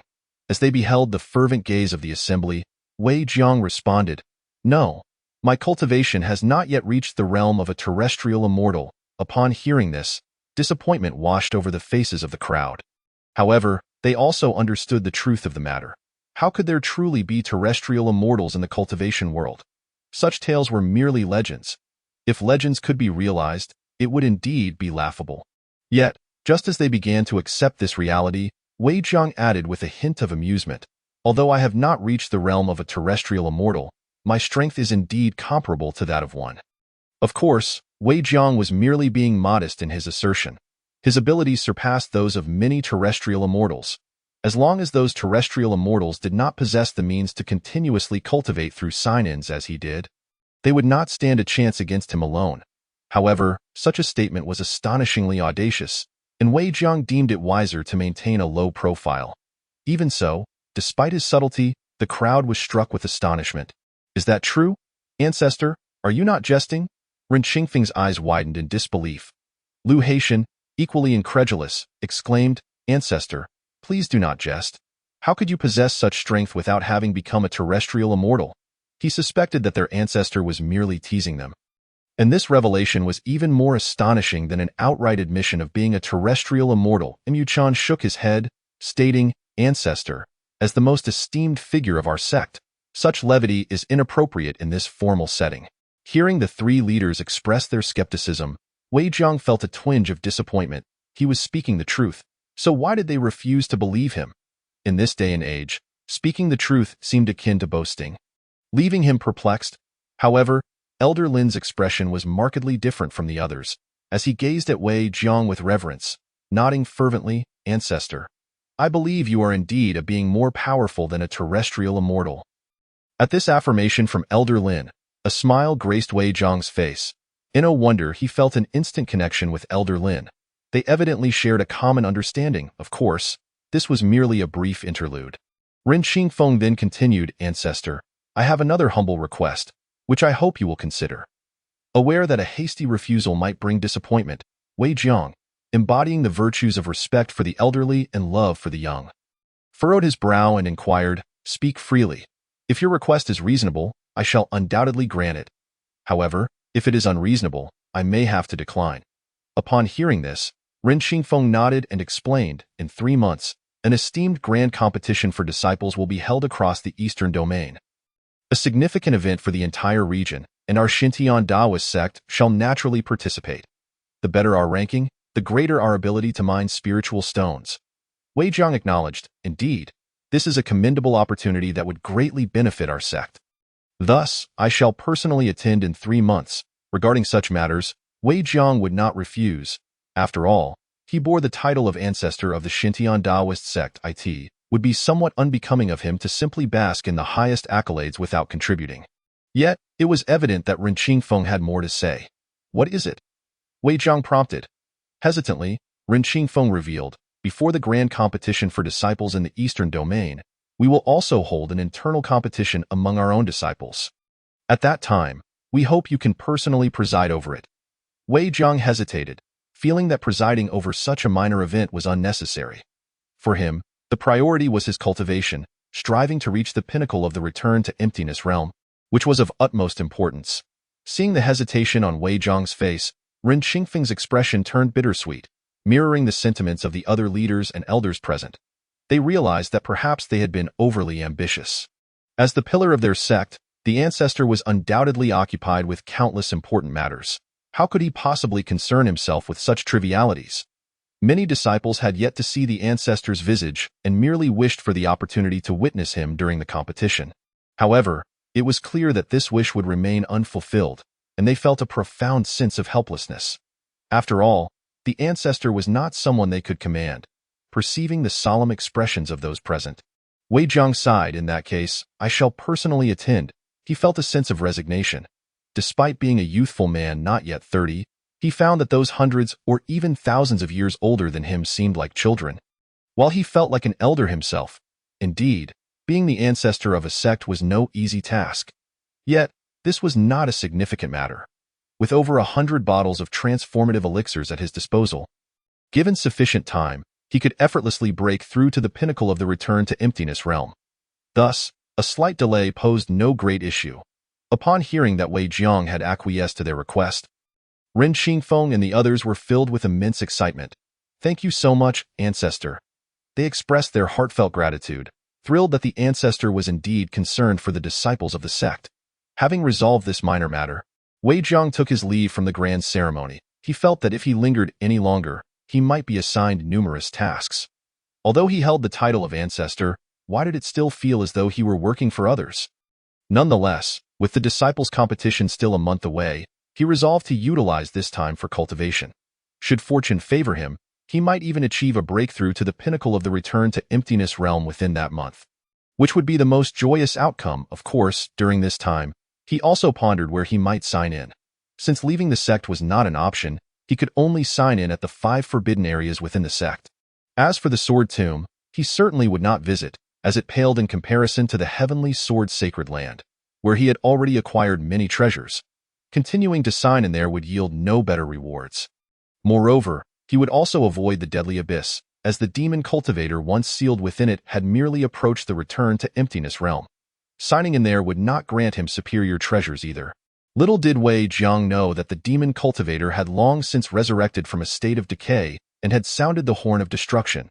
If he were aware, he would undoubtedly pursue the matter with vigor. for the implications of the Horn of Destruction were grave. A careless move could potentially incite turmoil in the heavens and earth, even if he was indifferent to the affairs of the cultivation world. He certainly cared about his own well-being. After all, he too resides within the realm of immortality. If the world of cultivation becomes tumultuous, he would undoubtedly be unable to lead a tranquil existence. Yet, as Wei Jiang continued to ruminate over where to sign in next, a profound calling resonated within the depths of his soul. To be precise, it was his demonic doppelganger that was summoned. And the source of this summoning lay in the direction of the abyss of 10,000 caves. In an instant, Wei Jiang understood that the entity summoning him must undoubtedly be the subjugated Corpse King. Logically speaking, the Corpse King's intelligence was not particularly elevated. It spent its days aimlessly wandering the depths of the abyss, appearing utterly idle. What could possibly compel it to summon him? Holding this thought, Wei Jiang leapt and soared towards the abyss of 10,000 caves. With his formidable cultivation, he traversed the distance in the blink of an eye. Upon entering the valley, he beheld the Corpse King gazing at him with eager anticipation. However, this Corpse King did not appear very intelligent, thus it was incapable of articulate speech. Consequently, Wei Jiang promptly began to examine it. To his astonishment, he discovered that the Corpse King's power had astonishingly reached the pinnacle of the void refining realm. It was on the verge of breaking through to the level of the Corpse Emperor. It is critical to note that once the Corpse King ascended to the realm of the Corpse Emperor, it would become a force so formidable that even a dozen return to emptiness experts would find it exceedingly difficult to eradicate. Only the most potent secret techniques could hope to achieve such a feat. Thus, if the Corpse King could indeed break through to the Corpse Emperor level, it would be akin to a master at the pinnacle of return to emptiness. Such a powerful entity, even if Wei Jiang were to press it down with a mere finger, would be extinguished without effort. However, if it were to serve as a guardian for the Xintian sect, it would make for an excellent bodyguard. Therefore, Wei Jiang continued his meticulous examination. He soon realized that the reason the Corpse King had yet to ascend to Corpse Emperor was that it lacked a proper skeletal structure. He found that the bones within the Corpse King's body were alarmingly frail, utterly incapable of bearing the power of return to emptiness. This deficiency had undoubtedly impeded its progression. The reason it sought him out was to find a solution. It could be said that an ordinary individual would have no means to resolve this dilemma. However, Wei Jiang recalled that during his days of cultivation at the bottom of the abyss, he had seemingly obtained an indestructible bone on one of his sign-in days. This artifact held little value for Wei Jiang, yet upon uncovering the Corpse King's predicament, he promptly retrieved the indestructible bone from his small world and presented it to the Corpse King. This act fortuitously addressed the Corpse King's urgent need, and its gaze towards Wei Jiang grew even more submissive. Subsequently, Wei Jiang witnessed an astonishing sight. The Corpse King donned the indestructible bone upon its frame. It then commenced a fervent breakthrough, swiftly transforming into a true Corpse Emperor. In an instant, the heavens trembled. The skies over the eastern domain were shrouded in dark clouds, and within those clouds, lightning flickered like serpentine dragons.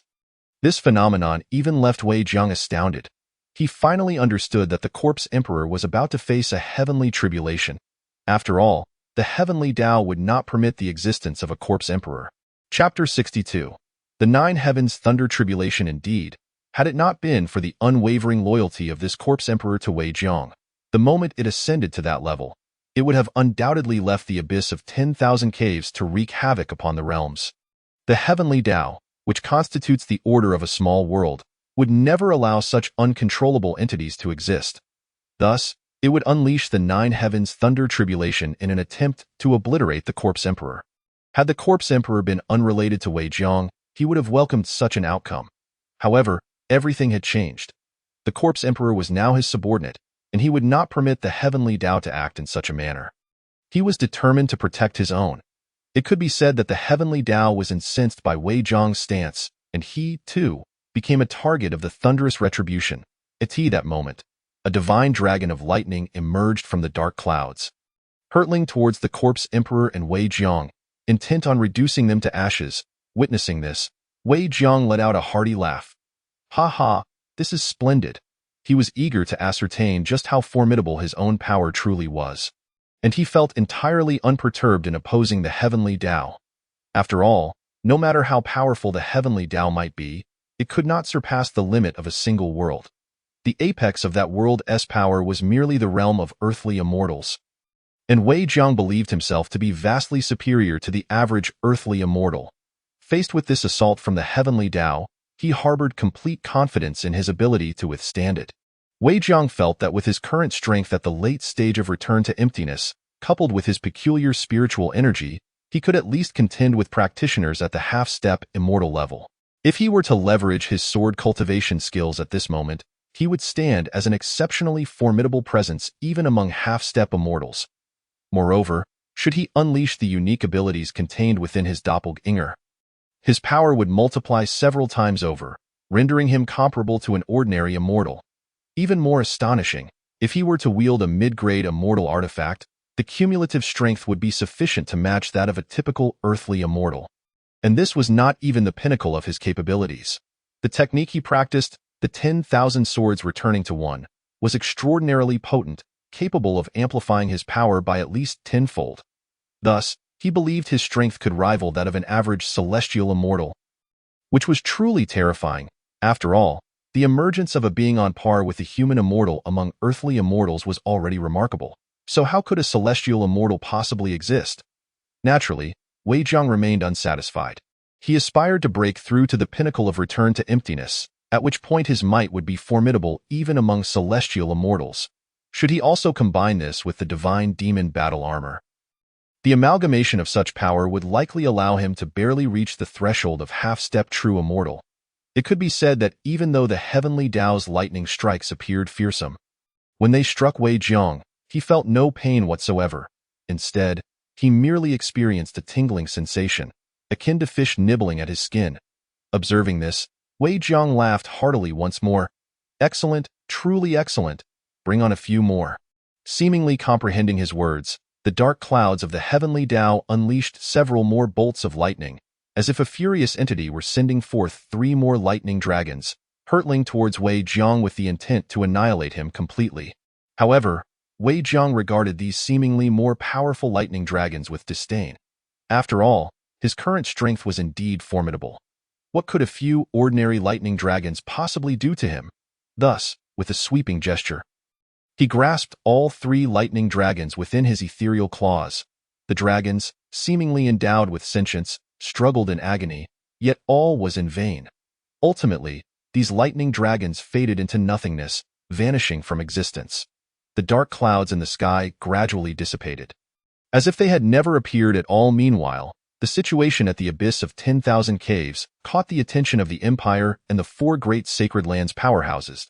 At this moment, within the Heavenly Sword Sacred Land, the Heavenly Sword Master, along with their Grand Elder and Supreme Elder, fixed their gazes intently upon the direction of the abyss of 10,000 caves.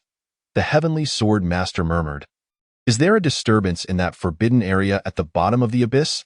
Upon hearing this, the Supreme Elder responded nonchalantly, "The abyss of 10,000 caves is under the management of Immortal Wei.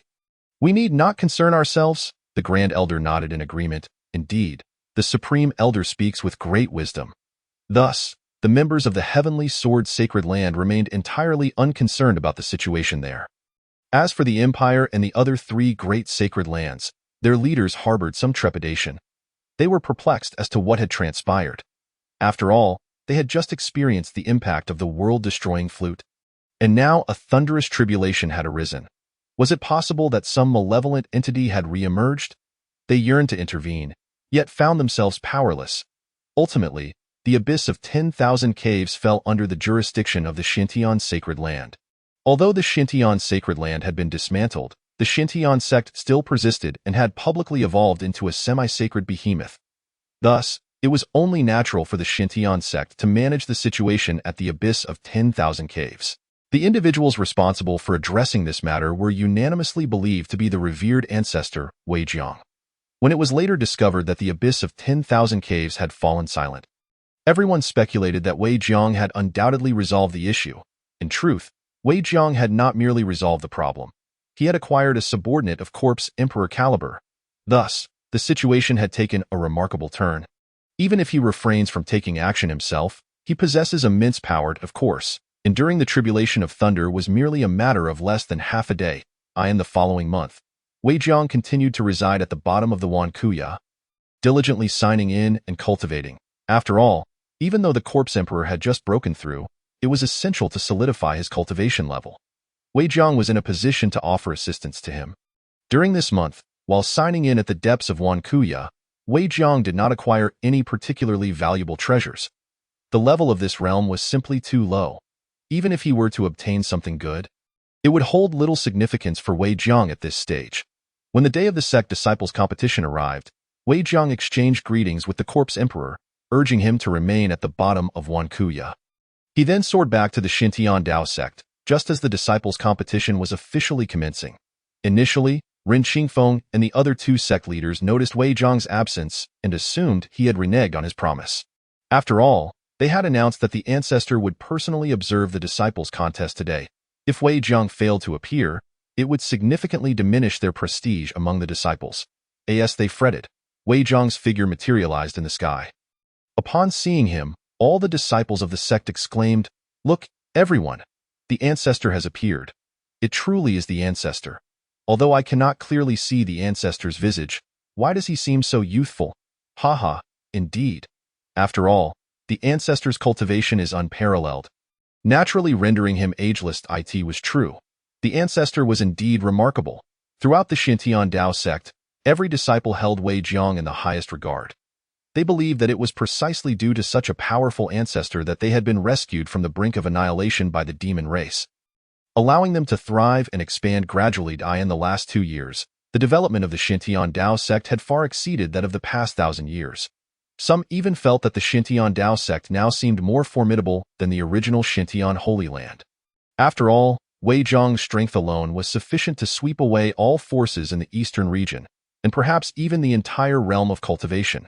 With such an extraordinary figure leading the Xintian Dao sect, they were undoubtedly invincible. Even the original Xintian Holy Land could not command such respect from the other 4 holy lands and empires, yet Wei Jiang had accomplished this. Chapter 63. The competition begins. This is their ancestor. Observing the spirited demeanor of all the disciples, Wei Jiang felt a profound sense of satisfaction. He believed that this vibrant Xintian Dao sect was truly thriving.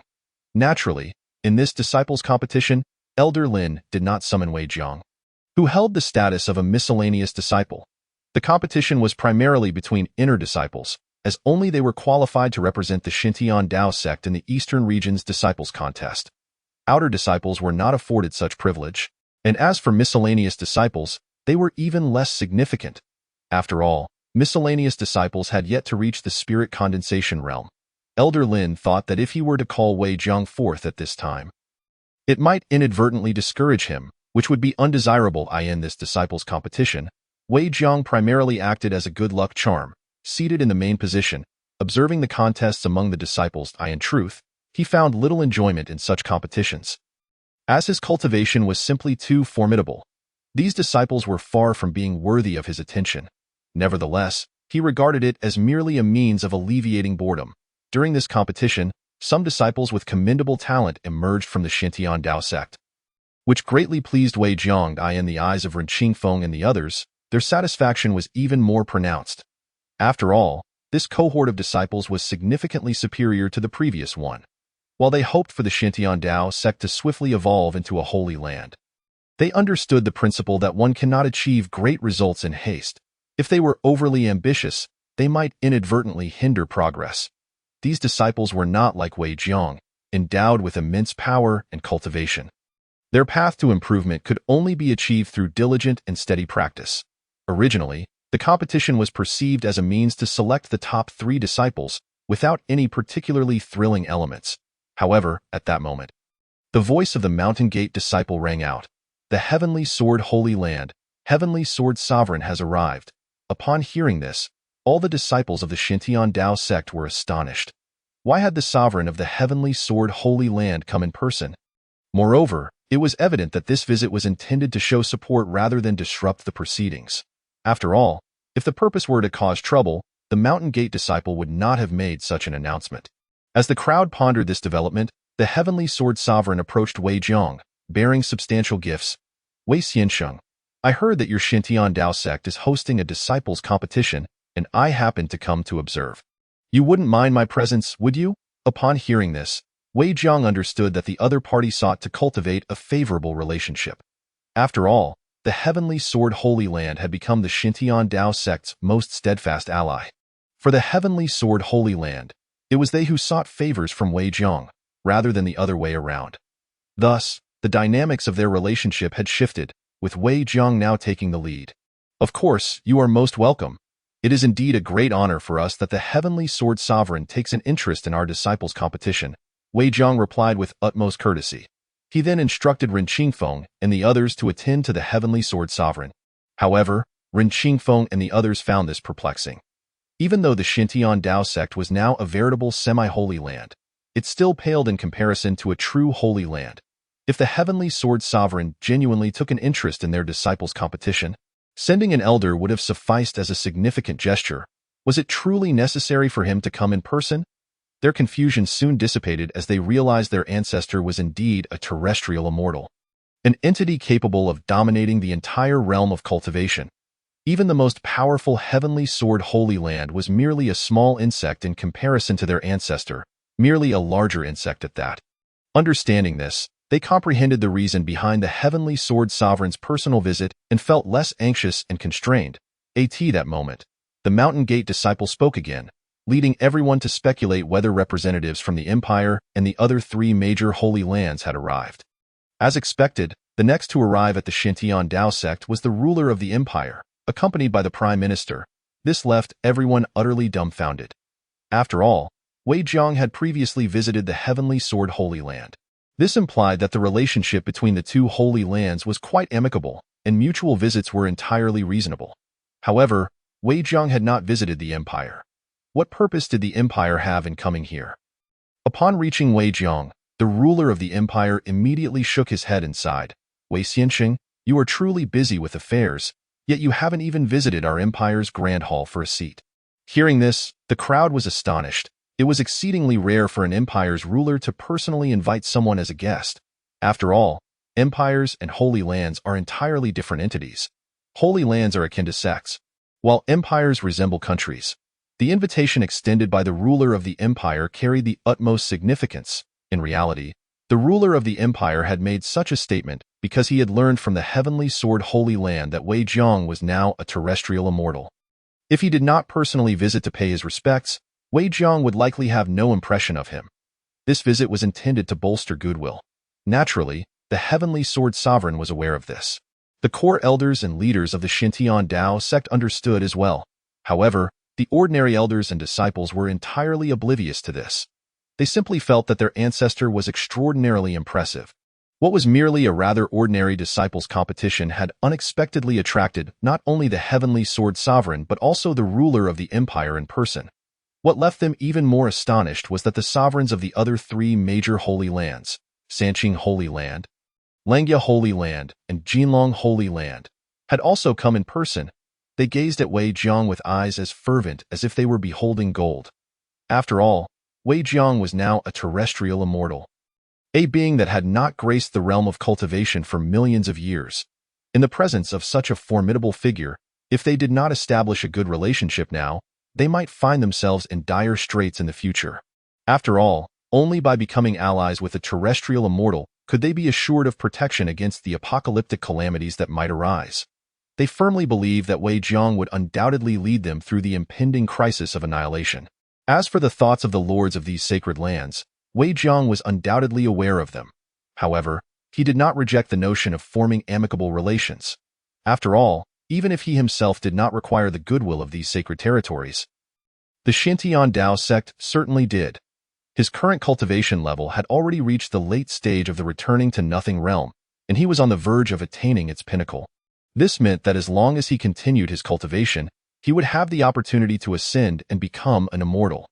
Even if he did not reach the status of an immortal, becoming a half-step immortal would still bring him closer to ascension in a relatively short span of time. Unlike ordinary cultivators who might struggle to achieve ascension, he could continuously receive rewards through his sign-in process. For him, even the essence of immortality was not something unattainable. Consequently, he was acutely aware that his time in the realm of cultivation might not be as prolonged as he wished. Thus, it was imperative for him to make prior arrangements for the Xintian Dao sect before his departure. This way, when he ascended to the immortal realm, he would not be encumbered by lingering attachments to the mortal world.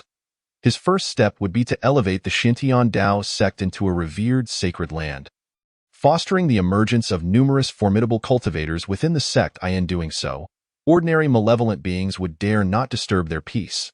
His second ambition was to forge alliances between the other sacred lands, empires, and the Xintian Dao sect. Such a coalition would provide mutual support, enabling them to withstand even the gravest crises. Of course, if they were incapable of overcoming such challenges, it would signify the onset of an apocalyptic crisis. In that case, even if Wei Jiang remained in the realm of cultivation, he could not guarantee everyone's safety. Nevertheless, should such a catastrophe arise, and if he had the chance to return to the realm of cultivation, he would undoubtedly seek vengeance for the elders and disciples of the Xintian Dao sect. However, those matters were still far off. In Chapter 64, the high-quality corpse pill, it could be said that today, all the elders and disciples of the Xintian Dao sect were beaming with joy. They felt exceedingly fortunate. Which sect could boast such unparalleled glory as the Xintian Dao sect? Their ancestor was the most formidable figure in the entire realm of cultivation. It was fair to say that the sect's grand competition had concluded on a remarkable note. The three individuals selected to participate in the Eastern region's disciple competition were ones Wei Jiang had never encountered. Though he had heard they were core disciples nurtured wholeheartedly by the sect, existing in a realm above the ordinary. Had he still been a mere errand disciple, encountering them would have been a lifelong impossibility. After the competition, Ren Qingfeng began to provide one-on-one guidance to the three individuals. As for Wei Jiang, given his status as the ancestor, he was exempt from such trivial matters. After all, he was currently the most powerful figure within the Xintian Dao sect. Any decision he made would not be contradicted, even by Ren Qingfeng, who held the position of sect leader. However, Wei Jiang was inherently a person who shunned worldly conflicts. He had little interest in vying for fame and fortune, preferring to delegate these affairs to Ren Qingfeng, Lu Haitian, and Mu Chun. This allowed him to feel a certain degree of ease. Nevertheless, he was acutely aware that he was not yet in a position to relax. After all, his cultivation was still in the late stage of the returning to nothing realm.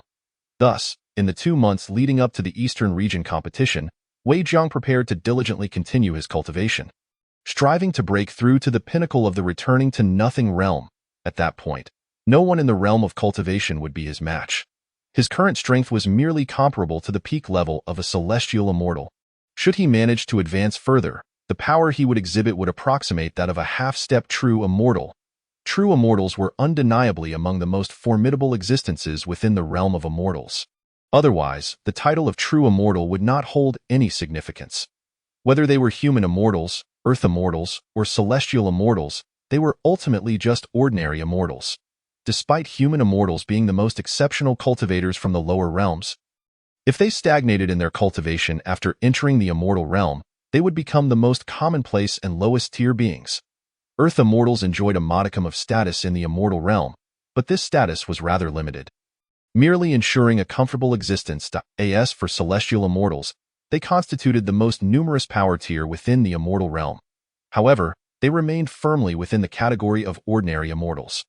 Once one broke through to the true immortal realm, they would be regarded as a power broker in the immortal realm. Although true immortals ranked last among the higher-tier immortals, they were still not entities that ordinary immortals could provoke.